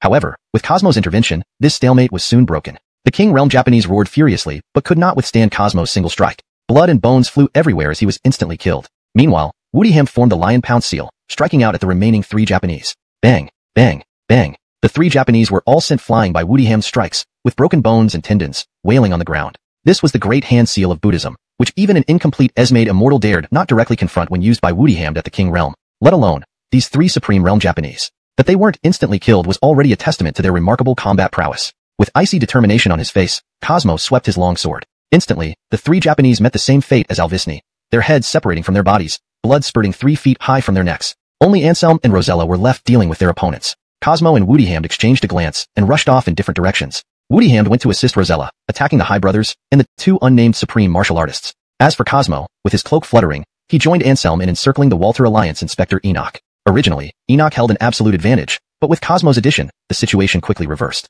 Under the fierce attack of Cosmo and Anselm, he had no room for offense, retreating madly and looking extremely disheveled. I am the Walter Alliance Inspector. Killing me will not be forgiven by the Walter Alliance leader. Enoch roared furiously. He desperately fought back against Cosmo and Anselm's onslaught, but was still suppressed tightly. He was in the most dangerous predicament, on the verge of defeat and possible death at their hands. Don't shout at me. I'm not afraid of your Walter Alliance leader. If he dares come, I'll kill him. Pouting, Anselm didn't slacken his movements. On the contrary, his attacks became even stronger. Chapter 236, Who is the weakling? Enoch's face was grim. The other party did not fear the head of the Martial Alliance, making his threats completely ineffective. And at this moment, under the successive attacks of Anselm and Cosmo, he had suffered serious injuries in multiple areas of his body. Feeling his life slipping away, Enoch felt some despair. Had he, who roamed the world freely, really going to die here today? He refused to accept it. He could not bear to die at the hands of 2 juniors like this. Enoch let out a roar, unleashing all the potential within his body, delivering a death-defying strike. White Tiger Arm. Accompanied by a tiger's roar, the surrounding void trembled. This punch from Enoch was extremely terrifying, comparable to martial prowess. This was his desperate struggle for survival. If Anselm and Cosmo stepped back, he would have a chance to escape. Now he no longer thought of killing Anselm. Not only was the latter exceedingly powerful, but he also had 3 equally monstrous fellow apprentices. In such a situation, escaping unharmed would be like having Lady Luck smile upon him. Sensing the terrifying power of Enoch's attack, Anselm and Cosmo exchanged glances and dared not take it lightly. Transforming Darien Hand. Gung Metal Sword Chi. The two used their respective martial combat techniques to meet Enoch's white tiger arm. A loud explosion echoed as a massive explosion occurred here. Fog spread. Shockwaves swept upward into the sky, directly destroying tens of thousands of square meters of forest. Anselm and Cosmo were blasted away, both feeling their blood churn. When they recovered and chased after Enoch again, the figure was already gone. Clearly, Enoch had taken this rare opportunity to escape. A cold light flashed in Cosmo's eyes, and he was about to pursue. But Anselm stopped him, shaking his head slightly. No need to chase. Let him go. Cosmo gave a cold snort and finally relented. At this moment, the battle involving Rosella and Ian had also come to an end. Facing the successors of the 2 heavenly kings, the 4 supreme martial artists stood no chance. Without any suspense, they were all eliminated without exception. Lonnie, those 2 martial artists from the High family are not simple. They are disciples of the Kanglin sect, Ian reminded when walking over. The name Kanglin sect made Anselm dazed for a moment. In Chinese martial circles, speaking of influence, perhaps the Kanglin sect did not rank high. But when it came to protecting their own, this Kanglin sect, if ranked second, probably no one would dare claim first. Years ago, during a mission, Anselm had killed a disciple of the Kanglin sect for committing evil deeds. He thought it was just a minor incident, but unexpectedly, the next day, several experts from the Kanglin sect hunted him down. Of course, Anselm eventually defeated these few individuals and successfully extracted the reason from them. It turned out that there was no other reason. Just because they were disciples of the Kanglin sect, no matter how evil, outsiders were not allowed to judge. Recalling these past events, the corners of Anselm's mouth twitched. He didn't expect that after 3 years, he would once again get entangled with this protective sect. Not afraid. Those who kill will be killed by others. I acted in self-defense. Anselm touched his nose, directly invoking modern legal rhetoric. Cosmo did not rush off this time. He glanced at Anselm with a somewhat cold expression. He said, whether it's self-defense or not isn't important. What matters is you should try harder. At the Supremacy Realm, when great chaos comes, your cultivation is not enough to even serve as cannon fodder. Anselm was depressed. Was he being looked down upon again? Yet he knew that what Cosmo said was true. Facing future chaos, his current strength was indeed inadequate. Maybe, he should really attempt to unlock the lock in his heart. Anselm secretly thought, clenching his fist, making a certain resolve. I'm leaving. Contact me if anything happens. Leaving this sentence, Cosmo walked away directly, clearly not wanting to talk more nonsense with Anselm. Anselm acutely sensed this. Looking in the direction where Cosmo disappeared, he felt frustrated. Am I really so weak now? Anselm scratched his head, asking Rosella and Ian. Not weak, not weak, my husband is the best, Rosella replied. Indeed weak. Ian nodded, staring at Anselm with a smirking face. Anselm was originally happy when hearing Rosella's words, but when he heard Ian's answer, Anselm went berserk. This monk dared say he was weak? Didn't he know that he was just humbly asking symbolically? Buddhist Lonnie, do you feel itchy? Giving Ian a threatening look, Anselm raised his big sandbag-like fist. With a chuckle, Ian remained unfazed, instead looking provocatively at Anselm. Lonnie, I do feel itchy, but with your current strength, I doubt you can scratch it for me. Ian laughed slyly, giving Anselm a teasing glance. Damn. Anselm's face darkened. Was this guy getting cocky? Who gave him the courage to provoke the dignity of his senior brother? Actions speak louder than words. Anselm directly took practical actions to tell Ian who was the real rookie. The two fought fiercely, using all kinds of tactics in a battle more intense than before. Rosella stood aside, covering her forehead, her eyes filled with helplessness. Of course, she had been observing their battle all along. Though knowing it was just fooling around, their methods and experience could still give her much inspiration. Soon, an hour passed, and Anselm and Ian's fight abruptly stopped. Rosella couldn't help but walk over out of curiosity to see what was going on. However, the next moment, Rosella widened her eyes in shock, because she saw two animals, a panda and a pig head. Judging from their attire, Rosella easily identified them. This panda was none other than Anselm, and that unrecognizable pig head undoubtedly belonged to Ian. Wow, did you really have to go this hard? Rosella stared at them, dumbfounded. They were sparring. No need to get so serious, almost ruining each other's appearances. I couldn't control myself. I hit a bit harder, but it's not a big problem. This guy has tough skin. With black eyes like a panda, Anselm drew in a cold breath while pretending to be nonchalant. Rosella's eyes twitched slightly. From Ian's appearance, Anselm didn't just hit a bit harder. He clearly beat him senseless. To say the least, even Maeve probably wouldn't recognize Ian now. Hearing their conversation, Ian felt extremely wronged. His handsome face, how dare the despicable senior brother hit him in the face. Let's go, said Rosella. Anselm nodded, pulling the sad-looking Ian away. They walked for quite a distance before Anselm suddenly seemed to remember something. There's one thing I forgot to do, Anselm said gravely. What is it? Rosella asked curiously. I forgot to deal with the assassin. Anselm couldn't help but feel worried. That man had bombs inside his body. If they exploded, the consequences would be very serious. Unless they found a place several kilometers away with no one around, then detonating the bombs wouldn't be a problem. Anselm leaped onto a green pine tree in one swift motion. His eyesight was excellent, and despite the night, he could see everything clearly. Ultimately, Anselm made a discovery. The place where they previously battled had been completely destroyed by powerful true chi within hundreds of meters, and Rupert was right at the center of that area. Fortunately, the fierce battle hadn't endangered his life, only causing some trivial injuries. Chapter 237. Green? Anselm was overjoyed.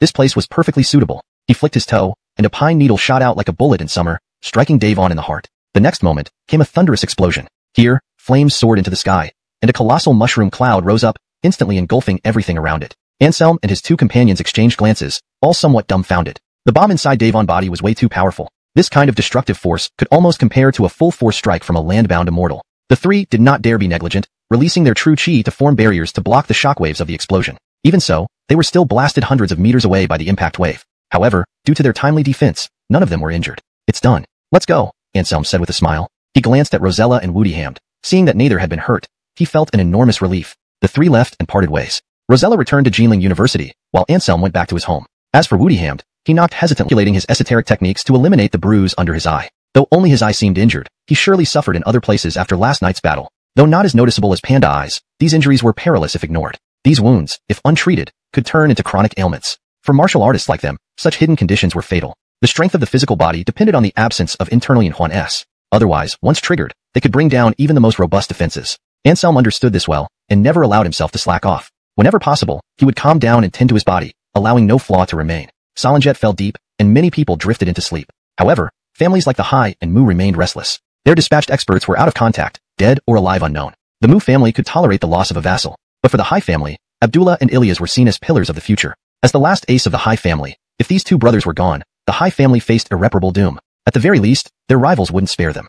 Find them. No matter dead or alive, I must know what happened to Little Shan and Little Fong. Hyder's face was pale as he gave orders. He held a glimmer of hope that the two might still be alive. Perhaps they completed their mission and returned to the mountain. After a night of recuperation, Anselm felt refreshed and radiant. Looking at the golden sunlight streaming through the window, Anselm stretched lazily and checked his phone. He was shocked to find it was nearly 1 in the afternoon. No wonder no one called him. It was already so late. Touching his nose, Anselm felt somewhat helpless. Initially idle, he planned to return to school and play the role of a proper college student. It seemed plans changed faster than they were made. His good student experience ended before it began. Forget it, let's go to school. It's boring at home anyway, Anselm muttered. Making his decision, whether to attend class or not was not important. What mattered was that several of his wives were there. As long as one of them had no classes, she could keep him company. With his phone in hand, Anselm contacted them while heading to school. However, the outcome was tragic. Christina and Rosella were both unavailable. Only Zinnia seemed to be in her office with no classes for the whole afternoon. But when Anselm arrived at Zinnia's office, he was unhappy. He saw his senior wife chatting merrily with a strange man. Was he being cuckolded? Such a thought immediately popped into Anselm's mind.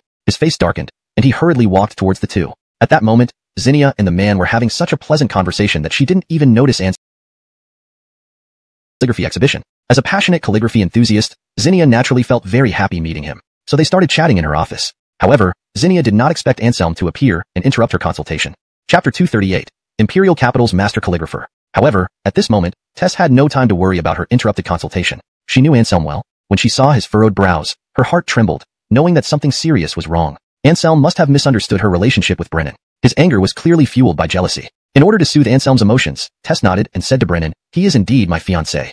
After saying that, Tess turned her head to look at Anselm and said, "You idiot, stop getting jealous over nothing, will you? This Master Chung is the president of our Jinling Calligraphy Association. I was asking him for advice on some matters." Hearing Tess's explanation, Anselm finally let out a long breath. It turned out he had overthought it. He wasn't being cuckolded. "Betsy, with your celestial beauty, why would you have such an ordinary fiancé? To be frank, your fiancé probably can't compare to even a single hair of mine." Brennan sneered, staring at Anselm with eyes full of contempt. Tess bristled with displeasure. She could criticize Anselm, but never would she allow others to do so. "President Chung, while I admire your achievements in calligraphy, it doesn't mean you have the right to slander my fiancé. In my eyes, he is the most outstanding man in the world," Tess said coldly. Brennan's face turned ugly, feeling increasingly annoyed. He turned his head to look at Anselm, then took out a check and handed it over. "Just write a number, take the money, and disappear from Betsy's life. You don't deserve her." Brennan looked arrogantly at Anselm as if he were just garbage. Tess was furious. She had given President Chung so much respect and didn't want things to escalate too far. But the other party escalated the situation further, even humiliating Anselm with money. It was truly excessive. Slap. A loud slap echoed, leaving Brennan dazed. Because the one who hit him wasn't Anselm, but the always gentle and courteous Tess. "President Chung, your actions make me feel sick." Tess's gaze turned icy, and her usual politeness vanished. At that moment, she was like a queen whose pride had been touched, sharpness radiating from her entire being. Anselm felt moved, not expecting Tess to defend him so fiercely. "You dared to hit me?" Brennan was enraged, losing his composure. As the president of Jinling City's Calligraphy Association and a disciple of China's renowned calligrapher Justino, he was adored wherever he went. Now, a woman had dared to slap him in public, which filled Brennan with an impulse to lash out. He pointed at Tess, too angry to speak. "Why shouldn't I hit you? A few pennies make you think you're great? Who gave you the nerve to humiliate me and my fiancé?" Tess sneered, firing 3 consecutive questions that left Brennan speechless. Hearing her challenge, Brennan's face flushed red and white before all his emotions turned into a cold snort. Call your principal over, I'm going to file a complaint, and I want to cancel the exhibition. Brennan threatened. These two people had dared to treat him so disrespectfully, so he wouldn't blame himself for losing his temper. There's no need to call him, I've already arrived. From the office doorway, a refined voice rang out. Indeed, a teacher had noticed the situation and alerted Jeremy early on. When he saw that Anselm was also present, Jeremy slightly hesitated, quickly understanding the situation. The disturbance here was likely related to Anselm. What happened? Jeremy asked, frowning. Before Tess could respond, Brennan sneered and coldly said, Principal Jiang, your teacher is terribly impolite. I only spoke some harsh truths, and she slapped me. Is that really how it happened? Jeremy turned to ask Tess. Tess sneered and retorted, Do you think I'm the kind of person who refuses to listen to others and slaps someone over nothing? Then why did you hit him? Jeremy pressed. He naturally knew his niece wouldn't hit someone without reason, but appearances needed to be maintained. The reputation of Jinling University was important and shouldn't be affected by this. That guy kept insulting Anselm, first verbally, then financially. Who? Jeremy's eyes lit up. If there was a suitable person to replace Brennan, it would be perfect. After all, the process of the calligraphy exhibition had already been submitted to the higher authorities for review. Justino. Anselm mentioned a name. Instantly, not only Brennan but also Jeremy and Tess could not help but widen their eyes. Justino, the Imperial Capital's master calligrapher. Did Anselm actually have connections with him? It's impossible. Absolutely impossible. How could a figure like my teacher possibly know a Yonatan like you? Brennan yelled, his face full of disbelief. He thought everything Anselm was saying was just boasting. His mentor Justino was a true master calligrapher and could be regarded as the first person in the calligraphy field today. Such a top-notch figure wouldn't even meet a wealthy businessman, let alone someone like Anselm. Anselm curled his lip, unwilling to bother with this short-sighted, small-minded person. He stared at Jeremy, as if waiting for him to make a decision. Great. Nanjing University will surely welcome his arrival with great honor. Jeremy was quite excited. Knowing Anselm's background, he didn't doubt Anselm's capability at all. Since Anselm spoke like this, he must be sure that he could invite the other party over. Funny, really funny. Jeremy, I thought you were a steady educator, but it turns out you are also a foolish person. That boy can bring my master Holden Shu Sheng here. I will eat this desk right here. Brennan sneered, pointing at a wooden desk. Clearly, he didn't believe a word Anselm said. Remember your words, but before eating the desk, you'd better pay first. There's no free lunch here. Giving him a glance, Anselm said indifferently. You. Brennan was instantly infuriated, trembling slightly. Anselm's words were too damaging, leaving Brennan somewhat vulnerable. I'll call the old man first and see which day he's available. Not wanting to deal with Brennan, Anselm took out his phone and started flipping through his contacts. But when he reached the bottom, he couldn't find Justino's number. This made Anselm scratch his head, looking somewhat embarrassed. Ha ha ha, exposed? Huh? You don't even know my teacher and are still talking big here. Too funny. Seizing the opportunity, Brennan berated Anselm thoroughly. He wore a look of triumph, as if he had just won a great victory. If you don't talk, no one will think you're mute. Glancing at Brennan, Anselm replied disdainfully. He flipped through his contacts and call history again, and finally found Justino's number tucked away in a corner. Max's number wasn't important enough to put a note on, and it took me a good while to find it. Sighing, Anselm said somewhat gloomily. Chapter 239. Little teacher. Hee hee, keep on bragging. Brennan's face was full of mockery. At this moment, he increasingly believed that Anselm was a king of empty talk. Who was Barrett? He was Brennan's revered master, whose actions could shake the entire Chinese art world. Many billionaire enthusiasts of antiques and paintings tried every possible means to obtain his master's private contact information. It was laughable that Anselm was still boldly claiming here that having his master's contact information wasn't significant. Completely ignoring Brennan's mocking gaze, Anselm directly called Barrett using his phone. Soon, the call connected, and a voice came through, filled with intense joy and confusion. Who is this? The elderly man on the other side asked cautiously. Me. Anselm was economical with words, replying with just one word. But that single word nearly overwhelmed the other party with excitement. Little teacher, is it really you? Has the Grandmaster agreed to let you come down from the mountain? The elderly man was incomparably moved, and even a fool could sense the joy in his voice. Because Anselm had the speakerphone on, everyone present, Kirsten, Jeremy, and Brennan, heard what the elder said. Instantly, all three people were dumbfounded, especially Brennan. The back of his head went numb, and his eyes nearly bulged out. As a registered disciple of Barrett, Brennan was extremely familiar with Barrett's voice. Moreover, he had once heard several senior disciples say that his master, Barrett, indeed bowed to a young person as his teacher to learn the way of calligraphy. But who that young person was, such knowledge wasn't something for a mere registered disciple like him to know. Now hearing Barrett's voice over the phone, Brennan's heart stirred, his eyes filled with shock as he looked at Anselm. Could it be that the little teacher whom his master once worshipped was this Yonatan before him? But quickly, Brennan felt his thought was absurd. A few years ago, how old was Anselm? He was probably not even an adult. A teenager being someone who made Barrett willingly bow as a disciple. Brennan couldn't believe it even if he was beaten to death. Don't try to trick me. Do you think I'll fall for some voice AI trying to pass as the real thing? Brennan sneered. With today's advanced technology, it was too easy to forge a person's voice. This must have been Anselm's scheme, and it definitely wasn't Barrett himself. Little teacher, where are you? Why do I hear another person's voice next to you? Barrett's surprised voice echoed Brennan to be so audacious as to defame even the little teacher. Barrett quickly changed his mind, fearing that Anselm's anger might affect him. Your teacher is asking you to take the call, Anselm said with a smile and handed over the phone. Brennan took the phone with a nervous and uneasy expression. Hello, Master I. Before Brennan could utter a few words, Barrett launched into a furious tirade. Brennan was speechless, standing frozen on the spot, unable to speak. I won't say much else. I have one requirement now. Go to my little teacher immediately and apologize to him sincerely, seeking his forgiveness. Otherwise, I will expel you and remove you from your position as president. Barrett's voice was relatively calm, but the anger in it could not be concealed, and almost everyone present could feel it. The phone was handed back to Anselm, and Brennan's face was unpleasant. In this confrontation, not only had he been completely defeated, but he was also forced to apologize to the other party. Otherwise, all his efforts of over 10 years would be wasted. I'm sorry, please forgive my insolence. I failed to recognize a great person when I saw one. You are too magnanimous to take me seriously. Without much consideration, Brennan directly lowered his noble head to Anselm. Clearly, compared to his career, so-called face meant nothing. No matter how lightly Brennan had thought of Anselm before, at least now, it was he who was humbly begging for forgiveness, not Anselm. Glancing at Brennan, Anselm ignored him and instead walked toward Kirsten with a smile. Sweetheart, I miss you. Come give me a hug. Anselm opened his arms and rushed toward Kirsten. Blushing slightly, Kirsten pushed Anselm away. Are you crazy? My uncle is right here. Kirsten whispered. I didn't see him. I saw nothing.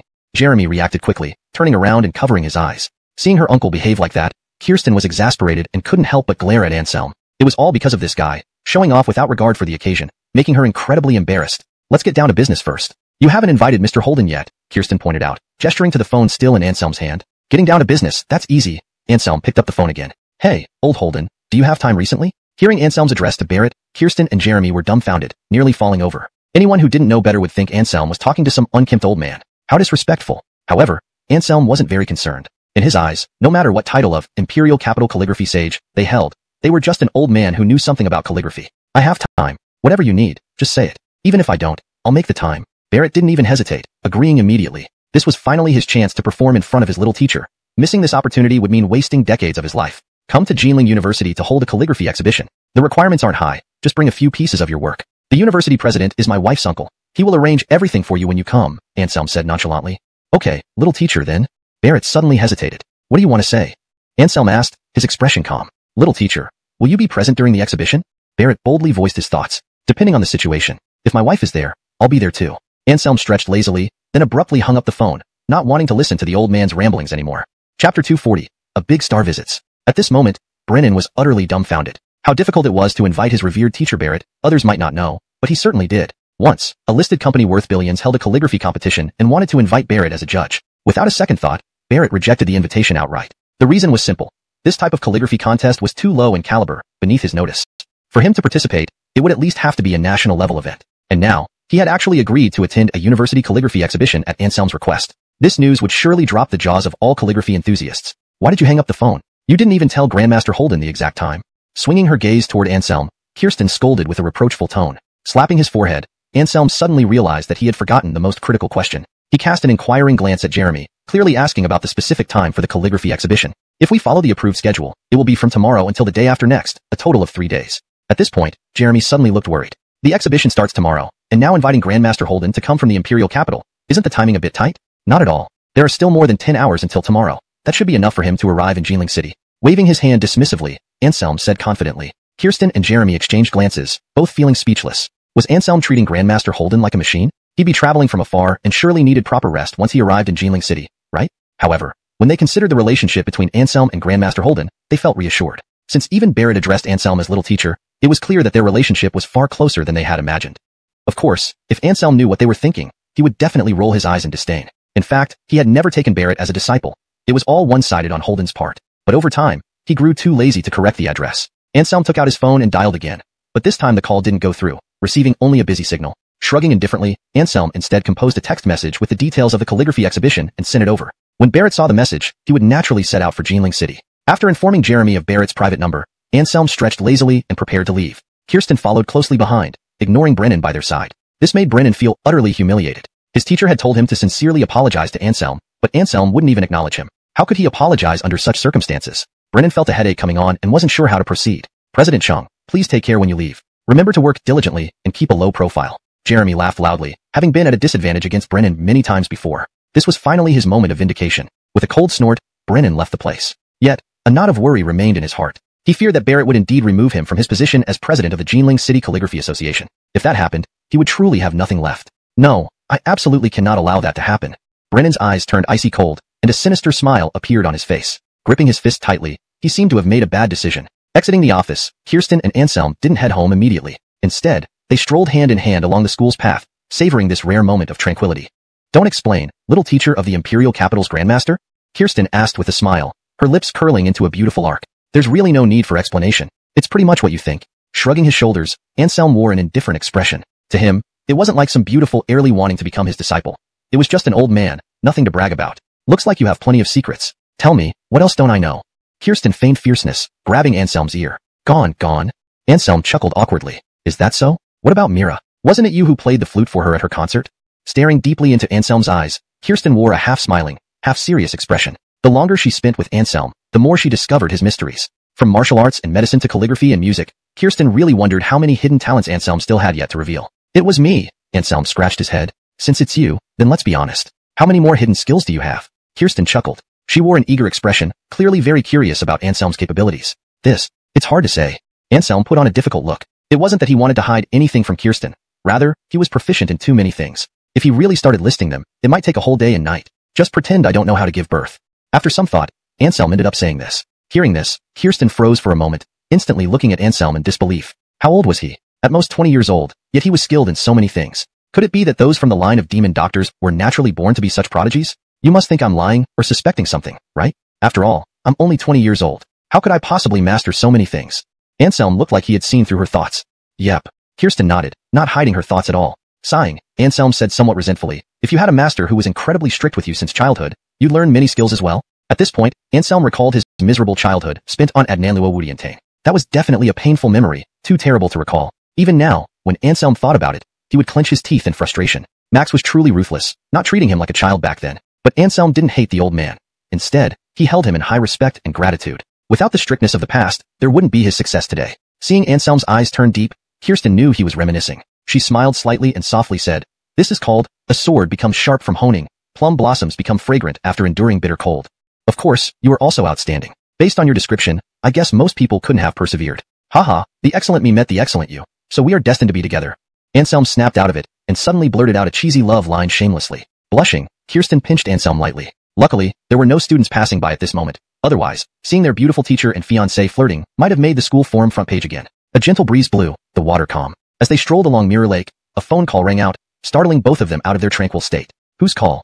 Kirsten stretched her neck to peek at Anselm's phone screen. Mira, Anselm answered, a bit surprised. What did this big star want to call him for? Was she inviting him out? Anselm smugly thought, then picked up the call. Anselm, you're not home right now?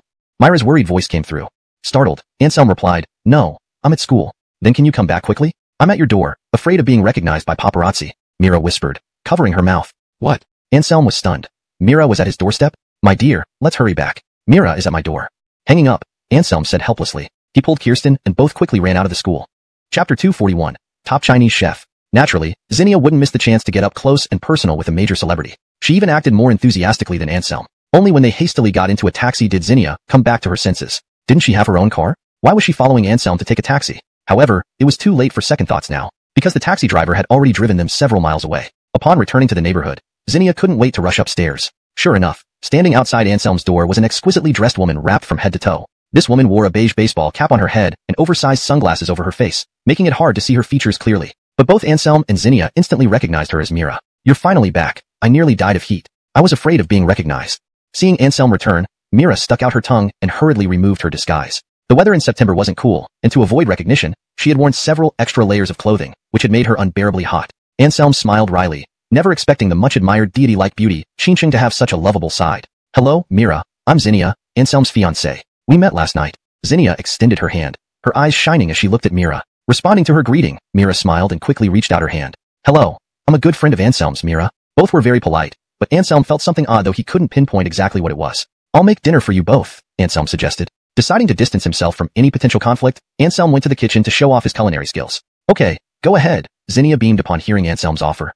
Compared to the delicious meals at five-star hotels, nothing could match the homely flavor of food cooked by Anselm. Anselm nodded and headed into the kitchen. Listening to the sounds of him bustling about in the kitchen, Mira couldn't help but feel surprised. Does Anselm really know how to cook? He's not some dark culinary king, is he? She wondered skeptically, eyeing Anselm's delicate appearance, which didn't seem suited to cooking. He can, and his cooking is excellent. You're in for a treat, Zinnia said with a smile. Despite this being their first meeting, the two women quickly became familiar with each other. While Anselm was busy in the kitchen, they sat in the living room chatting casually. Rarely did Mira encounter someone with whom she could confide so easily, and soon, Zinnia became her confidant. By the time Anselm finished preparing dinner, The two women were already addressing each other as sisters. Women's relationships can develop quite mysteriously. Anselm scratched his head, finding it inexplicable. He entered the kitchen, gradually setting 4 dishes and a soup on the table, then dished out bowls of rice for the two women.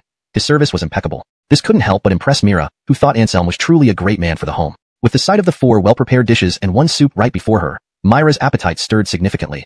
Her eyes lit up. After all, she hadn't even eaten lunch today, just so she could finish her work quicker and arrive at Anselm's place sooner. Now, tempted by the aroma of the food, Myra's stomach let out another protest. Help yourself. Treat this like your home. Don't be shy, Zinnia said with a gentle smile, assuming the role of the hostess. Despite becoming extremely close with Mira, certain boundaries still needed to be clarified. After all, Zinnia wasn't oblivious to the complex relationship between Mira and Anselm, knowing it probably went beyond just good friends. With a sweet smile, Mira nodded slightly and then elegantly picked up a piece of meat to taste it. Her dining posture was graceful and dignified, truly resembling a celestial beauty. But as the taste of the meat burst in her mouth, Mira found herself unable to maintain that grace. My God, this is so delicious. Myra's eyes widened in surprise. Instantly abandoning her elegance, she started eating much faster. How is it? Tasty, right? Zinnia asked smugly. Although she hadn't prepared the meal, seeing Anselm praised gave her a sense of pride. Delicious, on par with top Chinese chefs. Mira raised her thumb, showering lavish praise. Her eyes, however, remained fixed on the dishes, never wandering. Chinese chef? I don't like that title. I prefer being called a cart pusher. Wrinkling his brow, Anselm suddenly spoke seriously. Anselm's words made both women pause, but soon they understood the hidden meaning and blushed deeply. Are you trying to die? Why do you say such things while eating?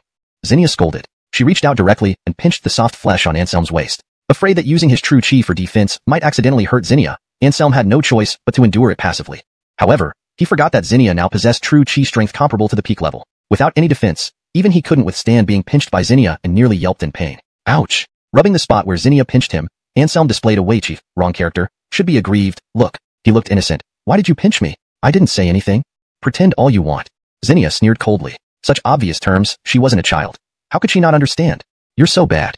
Mira also blushed and joined in the scolding of Anselm, but she was too gentle, and her rebuke lacked any real bite. At this moment, Anselm decided not to pretend anymore. He pretended to be surprised as he stared at the two women. I didn't expect the two fairy sisters to know quite a lot. Come clean. Who taught you these words? Anselm grinned mischievously, winking at Zinnia and Mira. The two women froze for a moment, then turned beet red with embarrassment. Zinnia, infuriated, threw a bowl at Anselm. That teacher. Finish eating and go wash the dishes quickly, Zinnia said irritably. Despite chatting nonstop, the two women hadn't slowed down their eating speed one bit. In less than half an hour, all the food was gone. Now, they leaned back in their chairs, speaking to Anselm without wanting to move. Rubbing his nose, Anselm felt somewhat helpless. Although he had won the verbal sparring, it seemed like he was stuck with the dishwashing again. This situation felt rather unprofitable, making him reluctant to agree. However, when he saw the threatening look in Zinnia's eyes, Anselm submitted. He sighed, stood up quietly, and began clearing the table. Watching Anselm's busy figure in the kitchen, Zinnia smiled satisfactorily. Come, let's sit over here. Pleasingly full, Zinnia slowly stood up and invited Mira into the living room. Of course, wooden dining chairs weren't as comfortable as the sofas in the living room. The two women sat down and immediately reclined on them. The TV was turned on, and it happened to be showing Myra's variety show. Finding this amusing, Zinnia pulled Mira into conversation. After about 10 minutes, the kitchen door opened, and Anselm came out, his face sullen. What's wrong? Zinnia asked curiously. Having known Anselm for so long, she had never seen him wear such an expression before. Chapter 242, Mithraea Reborn. Seeing Tess looking at him, the repressed expression on Anselm's face instantly disappeared. He smiled and said, I have some matters to attend to outside. You and Qingqing stay at home and wait for me. Okay, then go and come back soon. Tess nodded. She was an extremely intelligent woman and could detect hints of anxiety deep in Anselm's eyes, sensing that something tricky must have happened again. Throwing a regretful glance at Marla, Anselm turned and left. Based on his previous memory, he made his way to Maeve and Ian's house. When Ian saw Anselm with furrowed brows, he was clearly surprised, because he had no idea what had happened that could make even this monstrous senior brother look so serious. Zane has emerged. He is now at Qixia Temple in Nanjing City, Anselm said, his tone somewhat heavy. Ian's body trembled suddenly, and he couldn't help but exclaim. This guy has come out? Holy **T. We're in big trouble now. It was obvious that Zane's appearance made both Anselm and Ian uneasy. Looking at Maeve, Ian said gravely, wait for me at home. I'll go to Qixia Temple with Senior Lonnie. All right, Maeve did not object. Although she did not know who Zane was, if he could make the two descendants of the great king so nervous, he must be someone extraordinary. The two of them left the neighborhood and hurried to Qixia Temple. Qixia Temple is located at the foot of Qixia Wudiantain, a very famous tourist attraction in Nanjing City. However, due to the season being unsuitable for admiring maple leaves, there were not many tourists at Qixia Temple. Just as Anselm and Ian were hesitating about whether to buy tickets to enter, a young monk came out from the temple. When he saw them, the young monk's eyes lit up immediately. Ba, you must be Layman Yi and Lonnie Ian. Please follow me. Giving a signal to the staff, the young monk immediately led the two into the temple. This guy has some tricks up his sleeve, actually knowing we would come, Anselm remarked calmly. Ian chuckled. There are rumors that he is the reincarnation of Mithraea, possessing the 6 great spiritual powers of Buddhism. Knowing we would come seems not surprising at all. However, I always have a bad feeling. Is this guy emerging just to target us? Possibly. Anselm's expression stiffened, then he nodded. Otherwise, why would this guy choose to emerge right after the four of us gathered in Nanjing City? To say there's no causal connection between these events, Anselm wouldn't believe it for a second. This guy is crazy. Doesn't he know he's like Tang Priest's flesh? Any evil cultivator would want to bite? Ian muttered in disbelief. Not just evil cultivators, but even those so-called righteous figures would definitely not let this opportunity slip if they had the chance. Pursing his lips, Anselm said disdainfully, Zane, the legendary reincarnated spirit body of Maitreya Buddha, possessed immeasurable power and enlightenment. In the martial world, there was a saying, eating the flesh of a living Buddha could allow one to surpass the realm of immortals and become a true immortal. Needless to say, such temptation would make anyone envious. So, even if the rumor was baseless, there would always be people who believed it. After all, the allure of becoming an immortal was immense, enough to drive most transcendentalists mad. For this reason, Anselm and Ian felt so much resentment towards Zane's emergence. It was clear that his presence would bring unrest to Nanjing City, stirring up countless martial artists who would rush to the city, all aiming to obtain a piece of Zane's flesh. Senior Lonnie, I have an idea that can completely avoid this situation. Ian suddenly grinned mischievously. What idea? Anselm frowned slightly. Ian laughed and said, whoever eats this living Buddha's flesh, might as well let us eat it rather than those jerks. How about we work together to capture him, then cut off some meat and eat it? Even if it doesn't work, it's better than letting others come and snatch it. The young monk leading the way stumbled upon hearing their conversation, nearly falling down. Looking back at Anselm and Ian, the young monk's face was filled with fear. Are these two behind me demons? They are openly discussing cannibalism. After serious consideration, Anselm shook his head and said disdainfully, no way, eating human flesh is too disgusting. Better yet, let's just kill him, douse him with gasoline, and destroy the evidence. Anselm continued before Ian could speak. Originally, upon hearing Anselm's first part, the young monk sighed in relief, secretly glad that Anselm was still a normal person. However, when Anselm finished his sentence, the little monk couldn't hold it in any longer. His legs turned weak, and he slumped down onto the ground. Devils. The little monk's face turned pale as he began to doubt if he had led the wrong people in. Because no matter how he looked at it now, these two didn't seem like friends of a living Buddha, but more like debt collectors. Did I just invite wolves into the temple? Oh no, Lord Buddha will surely blame me when he finds out. I think your idea is good, Lonnie. Burn him to ashes, then no one needs to covet him anymore. Ian nodded in agreement. The little monk was almost in tears from fear. He hurriedly got up and ran off toward the inner temple. Clearly, he wanted to speed up and leave Anselm and Ian behind. Anselm and Ian were fully aware of this. They exchanged smiles and deliberately slowed down, allowing the little monk to go ahead. But the little monk was ultimately too naive. In front of Anselm and Ian, his proud speed meant nothing.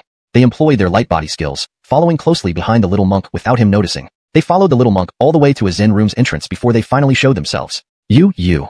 Seeing them appear, the little monk looked like he had seen a ghost. Oh no, he thought he had already left these devils behind. Yet here they were again. At this point, the little monk forgot his fear because the living Buddha was inside this very Zen room. Don't come any closer, or the Vajra mace in my hand won't distinguish friend from foe. Snatching up a Vajra mace, the little monk glared warily at Anselm and Ian. Just then, a young voice came from inside the Zen room. Dayton, step back. They are the honored guests I have been waiting for. Upon hearing this, Dayton's eyes widened, and his face filled with astonishment. These thugs were actually the esteemed guests of their living Buddha? He was dumbfounded, feeling that the world was too crazy for him, especially someone so young, to understand. Dayton left, and Anselm and Ian exchanged a glance before pushing open the door and entering the Zen room. This room was not large, only about 10 square meters. There was nothing extra in the room, just 3 cushions placed neatly. A boy around 10 years old sat cross-legged on one of the cushions, staring at Anselm and Ian with a gentle smile. Eyes sparkling, Ian walked over boldly and patted the shiny head of the little boy. Strange, after all these years, you still look the same. Is it because Maitreya's reincarnation is to remain forever young? Ian exclaimed. After all, Dharmakong's true age was a few years older than Ian, yet his appearance remained enviable. Still looking like a youthful teenager in his 20s, anyone would feel envious and jealous. An eagle some flesh. Why be a monk at all? Pouting, Anselm said somewhat disdainfully. Indeed, you might as well find yourself a pretty early for company like me. How carefree and happy that would be. Ian chuckled, trying to tempt Zane. No, he's different from you, Anselm said sternly. Stunned, Ian asked, how is he different? After sizing up Zane once, Anselm calmly remarked, he looks younger than you. Probably hasn't even developed yet. What do you expect him to do with the early? Well yeah, if he finds a pretty early but can't handle it, wouldn't that make him feel worse? Glancing sympathetically at Zane, Ian suddenly felt that maintaining youthful features forever wasn't so great after all. That's right, truly pitiful. Anselm sighed. True, not growing up is indeed tragic. One can never experience adult pleasures. Ian shook his head slightly, showing a look of regret. But who knows, anything's possible. He might develop in a few years, Anselm said matter-of-factly. He won't have to be a eunuch anymore. That'd be nice. Speechless, Zane eventually forced a calm expression and said, I've discovered a truth. What truth?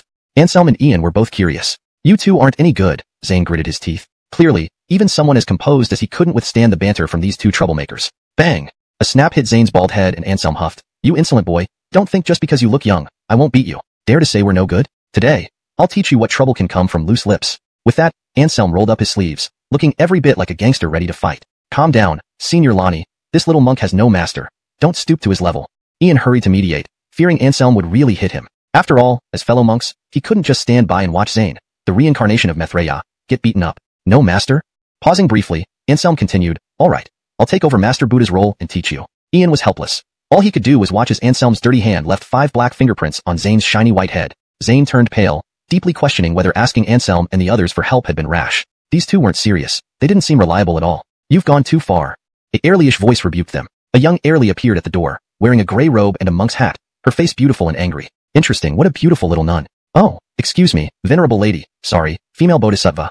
This humble monk, Ian, is delighted to meet you. May I ask if you have a sweetheart? Ian became excited, eyes shining, staring passionately at the young nun. The next moment, seeing her enter, Ian immediately stood up and welcomed her with rubbing hands. Get lost, you bald fool. Don't compete with me for this beautiful nun. Anselm also stood up and kicked Ian away. Then, he grabbed the little nun's hand, smiling and saying, little nun, ignore him. He's a heartbreaker with several wives. Only I, a handsome man who's loyal in love, am a perfect match for you. Caught by surprise at having her hand held for the first time, the little nun was momentarily stunned, but she quickly recovered, trembling with anger. Where did the living Buddha find these two people? They are too outrageous. After multiple failed attempts to pull her hand away from Anselm, the little nun became both angry and embarrassed. She let out a shrill cry, and with her other hand formed into a knife-like shape, she slashed down towards Anselm's neck. Clearly, Anselm's rudeness had truly enraged the little nun. Otherwise, the ever-compassionate her would not have started with such a deadly move. Little Master Nun, your strength isn't bad, Anselm chuckled. He slightly turned his head, dodging the little nun's palm strike. Then, with a swift motion, he touched her face in an instant. The little nun's face flushed red, not from shyness, but from anger. Grinding her teeth, she glared at Anselm furiously and swung another punch towards his chest. With a smirk, this time Anselm didn't engage her. He immediately let go of the little nun's hand and stepped back, landing gracefully beside Dharmakong. This retreat displayed an extremely advanced technique, instantly earning applause from Dharmakong. Such a splendid movement. Heaven's thousand changes, indeed worthy of being the greatest lightness skill in the world. Hearing Dharmakong praise that rogue, the little nun was clearly dissatisfied. Clutching her fists, she charged over, determined to bring Anselm down no matter what. Don't fight anymore, Lena. Can't you see that Senior Lonnie Yi has been holding back? Dharmakong couldn't help but laugh and stop the little nun. Upon hearing this, Lena felt even more indignant. After all, she was a peerless realm expert despite her young age, with extraordinary abilities. Otherwise, she wouldn't have been chosen as the protector of the living Buddha. Now, the living Buddha actually said she wasn't a match for this Yonatan. This made the proud little nun Lena hard to accept. There's always someone better. He's the heir of the 4 heavenly kings for non-lineage, at the peak of the peerless realm, capable of easily defeating ordinary kings. Dharmakong smiled faintly, having noticed Lena's dissatisfaction. Upon hearing Dharmakong's words, Lena's eyes widened in shock, then her expression suddenly dimmed. Why is this little Airly behaving like this? Anselm scratched his head, curious. Lena's unusual behavior clearly left him puzzled. Chapter 244, The Devil Sarira. Zane smiled and explained. Lena admires the 4 heavenly kings the most, especially the wicked physician who is a deity in her heart. However, upon learning your true identity, this belief of hers crumbled. Anselm's eyes widened. He instantly felt somewhat annoyed. What did that mean? Was he really that bad? Ignoring Anselm's expression, Zane continued, a dragon gives birth to dragons, a phoenix to phoenixes, and the same goes for master and disciple. Since Senior Lonnie Yi is like this, one can easily guess that the wicked physician isn't a good person either. Lena nodded vigorously, as if the living Buddha had truly spoken her inner thoughts aloud. I'll give you another chance to rephrase yourself. Think carefully before you speak. Anselm threatened, showing his fist as big as a sandbag. Amit ba. Zane intoned a Buddhist chant, and then fell silent. Seeing this, Anselm was dissatisfied and was about to argue when suddenly Woodyhand returned, clutching his bottom, teeth gritted and face contorted. Senior Lonnie, you slander me first and call me a playboy. I will fight you for this. Woodyhand, aggrieved by what Anselm had said earlier, was furious. He clearly only had one wife, and was the most devoted monk. Yet, Anselm accused him baselessly of having many wives. This was an outright personal attack. It could not be tolerated. Woodyhand lunged forward, grabbing Anselm by the neck and shook him violently. Cough cough, dying, let go. Anselm stuck out his tongue, pretending he was about to lose consciousness any moment. Zane and Lena couldn't help but laugh awkwardly. These two were really overdoing it. Enough. Suddenly, a cold snort came from beside them. Anselm and Woodyhand felt their vision blur as a fierce sword energy descended. The hair on their bodies stood on end. Without hesitation, they dodged to either side. A youth wearing a white robe with a sword on his back appeared. It was Cosmo, the successor of Sword Devotee. With a sharp gaze, he looked at Zane and said coldly, Maitreya reborn, living Buddha. I know the reason for your appearance in this world. The Devil Sarira will appear in Jushin Ridge. You are here for it. Upon hearing this, both Anselm and Woodyhand were startled. Who's Devil Sarira? Anselm asked Cosmo, his eyes gleaming like stars. The so-called Devil Sarira refers to the relic left behind by a high monk after turning to the path of devilry and passing away. It contains supreme fortune, being the essence of the powerful Buddha devil's lifelong cultivation. But it was also extremely dangerous. If someone acquired it without firm resolve, they might be assimilated into something neither human nor demon. Darien, the first Buddha devil 500 years ago, Cosmo replied coolly. It's him. Anselm's pupils constricted. Darien. Anselm had heard about this name from Heavenly Wicked Physician. He was the strongest figure in the Buddhist sect during the reign of Emperor Zhengde in the Ming dynasty, surpassing the level of a land immortal. But in pursuit of greater power, he abandoned the methods of Buddhism and turned to the path of evil. In the end, a generation of great monks vanished, leaving only the legend of Buddha Devil Darien. You know him? Now it was Cosmo's turn to be curious. He had done much research and checked a lot of materials to learn about Darien. Yet, Anselm knew of him, which greatly surprised him. Max mentioned once that Darien lacked determination, yet possessed very powerful strength. He was suspected to have reached the shore beyond and became an ultimate existence, Anselm said solemnly. If the soon-to-be-revealed Devil Sarira indeed came from Darien, there would inevitably be a bloody contest. No extraordinary being would willingly miss such a heaven-defying opportunity, even if it came with risks. Yes, this news is consistent with mine. The Devil Sarira will appear in Jushan Ridge in a few days. Once obtained and refined, one can instantly reach the peak of the land immortal realm, Cosmo said grimly. While he wasn't interested in this opportunity, others might not be so indifferent. Is the information reliable? Anselm frowned slightly. Very reliable. Quite a number of sects have already set out for Jushan Ridge. Cosmo nodded, confirming the truthfulness of this information. Ha, fools. If refining the Devil Sarira could break through to land immortal, why would they still need to scramble for it? Pursing his lips, Anselm showed utter disdain. Current strong figures struggled to break through to land immortals not because of insufficient opportunities, but due to the suppression of the environment. The great way of heaven and earth had its rules, disallowing too many people from becoming land immortals. Refining the Devil Sarira seemed like an excellent way to transcend the rule of nature, but in reality, it was self-deception. Perhaps it would enhance the power of a king slightly, but the gain was absolutely not worth the risk. This was also the reason why Cosmo, despite knowing this news, was not in a rush to head for Jushan Ridge. The successors of the four heavenly kings all knew that this Devil Sarira was not a good thing, so naturally, they wouldn't be tempted. Even if we assume, taking a step back, that this Devil Sarira really does have an effect and can help someone break through to the level of land immortal, why would such a wonderful thing still spread as news? The earliest discoverers should have immediately claimed it for themselves, which would have been more logical. Ba, Senior Lonnie, not everyone has your keen insight. Zane placed his hands together, somewhat helplessly saying, didn't that group also spread the rumor that eating my flesh and blood could surpass the level of land immortal? Can it? Anselm licked his lips and suddenly asked. Zane paused for a moment before shaking his head. Of course, it cannot. Why are you so sure? Looking at your delicate skin, you do resemble Tang Wuding quite a bit. Why don't you cut off a piece of meat for us to try? Woodyhammed said with a smile. Little nun Lena glared, staring fiercely at Woodyhammed, rebuking, rogue monk, what did you say? Stay away from our living Buddha. Clearly, Woodyhammed's words had upset this little nun. Now, when she looked at Anselm and Woodyhammed, her eyes were filled with barely contained vigilance and anger. No need to try. I'll tell you directly, it's impossible.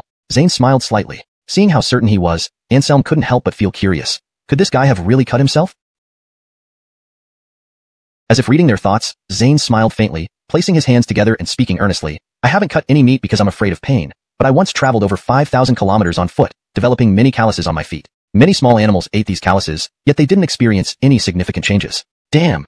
After hearing Zane's explanation, Anselm and the others couldn't help but give him the middle finger. A respectable Mithraea reborn, actually saying something so disgusting. Eating calluses. How could this little baldy bring himself to say it? Did you seek us out because of this Devil Sarira? Cosmo suddenly furrowed his brows and asked. When it came to business, everyone's playful expressions turned serious in an instant. Zane nodded solemnly. That's right. Since I can't act personally, I'd like to ask for your help. After obtaining the Devil Sarira, I will purify its demonic nature with supreme Buddhist law and then hand it over to the imperial court. Chapter 245. Hidden Genius. How many people went? Anselm's eyes gleamed with a sharp light. This was the critical question. If only a few people went and none of them were strong, Zane wouldn't need to inform so many of them. Many, including quite a few King Realm experts. They have been trapped at this level for too long, naturally unwilling to miss this opportunity. Zane wore a serious expression, then he stood up and bowed to Anselm and the others. Praising yourself indirectly. Rosella crossed her arms, smiling at Zane. But speaking of which, your monk's spiritual perception is really impressive. I know my own concealment skills well, even a flawed, earthly immortal wouldn't be able to detect me. Yet, you managed to discover me so easily. Hey, I heard you are Mithraea's reincarnation.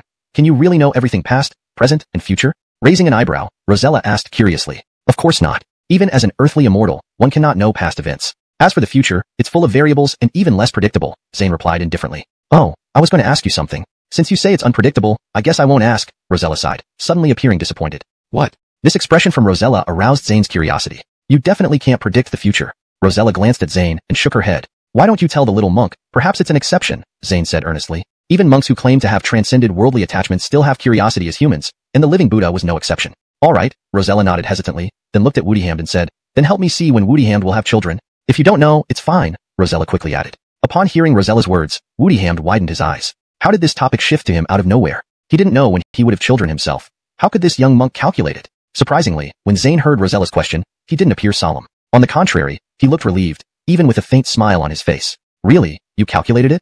Rosella was astonished. Yes, Zane nodded confidently. Now, even Anselm and Cosmo were curious. Could this young monk really be so sun-chi magical, to know when Woodyhand would have children? When? Tell us quickly, Rosella urged eagerly. Zane smiled gently and answered, even at the end of the world, Woodyhand will never have children. What? Rosella was stunned. Anselm reacted quickly, surprised. Looking Woodyhand up and down, he couldn't help but say, no way, he's so young. Already? Control yourself, Yonatan, Cosmo sighed. Are you misunderstanding me? Scratching his head, Zane suddenly looked surprised. Everyone was puzzled. Zane smiled faintly, pointing at Woodyhand. My point is, Master Woodyhand is male, and men can't give birth. So, no matter what happens, he won't have children. Go ahead. Anselm and the others sighed collectively, all giving Tadeo a disapproving glance. It turned out that this reincarnation of Mithreya had quite a sense of humor. He played a joke so seriously that he fooled them all. Yasmin pouted her lips, staring at Anselm and the others with an unfriendly gaze. Near vermilion, one turns red. Near ink, one turns black. Her living Buddha had been influenced by these unpredictable fellows and started making bizarre remarks. Alright, let's get down to business. If we keep fooling around, I think this pretty little nun might actually want to stab us. Glancing at Yasmin beside her, Rosella suddenly said with a smile. Caught in her thoughts, Yasmin's face blushed slightly as she lowered her head. She indeed thought about it, but felt a bit embarrassed when someone pointed it out. Collecting his thoughts, Anselm said seriously, we agree to help you obtain the demon relic, but don't set your hopes too high. A group of King Realm experts is no joke. Not just a group of kings. There are also prodigies from hidden sects who will take action. Though they are in the King Realm, their combat power has mostly touched the brink of earthly immortals. Tadeo revealed a bitter smile on his face. This news might discourage Anselm and the others, but if he didn't say it beforehand, he would feel guilty. Like? Anselm asked with evident displeasure. He knew this wouldn't be simple. Briggs from Wudiyunt Shushen sect. Tadeo mentioned a name. It's him. Cosmo's face darkened, cold light flashing in his eyes. You know him? Anselm was surprised, looking at Cosmo. Cosmo nodded gravely after glancing at Anselm. We've met once. There was some unpleasantness, then we fought. What was the result? Rosella asked curiously. Silent for a few seconds, Cosmo finally spoke. Let's call it a draw. If we were to continue, I only have a 60% chance of defeating him. Briggs, the Supreme Sword Saint, the top young expert of Wudiyunt Shushen sect, indeed lives up to his reputation, Cosmo sighed. Anselm and the others remained silent, somewhat dazed. This Briggs's strength was surprisingly powerful. Underneath the earthly immortal realm, those who could fight Cosmo to a draw could be counted on one hand. Now one such individual appeared, truly startling Anselm and the others. However, it wasn't over yet. Tadeo continued, the eldest disciple of Daryanlan sect, Boon, and Dao Mingzi, the right guardian of Shinchan sect, have also set out. With Tadeo's words falling into place, Anselm and the others were left speechless, even Cosmo included. These two individual strengths were no less than Briggs's, among the supreme geniuses of the hidden sects. Perhaps in terms of talent, they might not match Anselm and the others, but their martial arts realms were solidly at the peak of the King realm. In any encounter, regardless of whether they could win or not, Anselm and the others would start off at a significant disadvantage. Deputy head of the Iron Flag sect, the Lorna of the Heartless Tao. As Rico listed name after name, he eventually gave a sheepish smile towards Anselm and the others. All these people were the mainstays of their respective sects. Even one-on-one, Anselm and company wouldn't have a sure chance of winning, let alone facing so many. Yellow Hyman Kai's eyes twitched as he drew his sword, its frosty edge seemingly ready to cleave through Rico's head. This damned bald monk. He probably wants us to go die. Ian gritted his teeth, not caring if Rico was a living Buddha. So many hidden sect geniuses gathering together, yet they were expected to snatch the prize from their mouths. Wasn't this tantamount to sending them to their deaths? Simon's band, since we can't solve the problem, let's deal with the person who raised it. Leaning against Anselm, Rosella looked up and said. Her breath tickled his earlobe, making him shudder internally. Wife, you're right. I was thinking the same. Anselm clenched his fists, cracking his knuckles. Seeing Anselm and the others clearly displeased, Rico quickly interjected. Seniors, you're all remarkable people who care for all beings. You shouldn't have the tradition of giving up when faced with difficulties. Police, Anselm sneered. Stop trying to manipulate us. We may be remarkable people, but those guys aren't pushovers. Even in a one-on-one fight, we might not win. And with the demon relic appearing, more geniuses will come than what you mentioned. How do you expect us four to snatch chestnuts from the fire? Explain. Rico chuckled awkwardly, understanding the difficulty. But the issue was, aside from the descendants of the four heavenly kings, he couldn't find anyone else suitable. Seems like there's no way. Rico scratched his bald head. Suddenly, his eyes lit up. What if this way? When the time comes, this monk will join you on your mission to Absolute Spirit Ridge. With my strength, I can distract one or two opponents for you. Golden Buddhist light shimmered around Rico. At the peak King realm, Rico had indeed attained this level. Anselm and the others weren't surprised. The Mithreya reincarnate should naturally possess such power. You should get some sleep. Your strength is good, but if you show up at Absolute Spirit Ridge, your allure won't be less than that of the demon relic. People will eye your flesh and blood. You'll struggle to save yourself, let alone help us distract our foes. Anselm laughed coldly. They could still maneuver in the shadows, but if Rico appeared, they'd be done for. Once targeted by these geniuses, even combined, they'd only be able to flee. Seizing the demon relic would be a pipe dream. Well, this monk is truly helpless then. Rico shook his head, looking helpless. If you're helpless, we have no choice either. So, yawning, Anselm turned to Ian and Cosmo.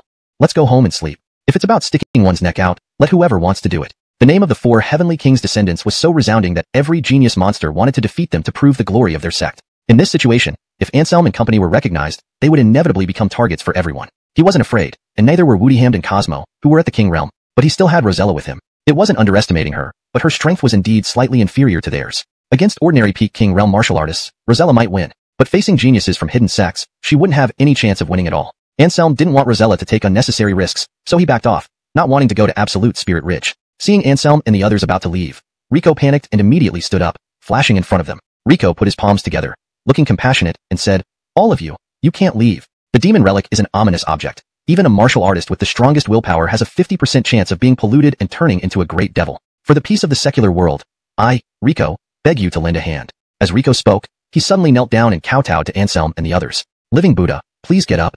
Lena's expression changed dramatically upon seeing this.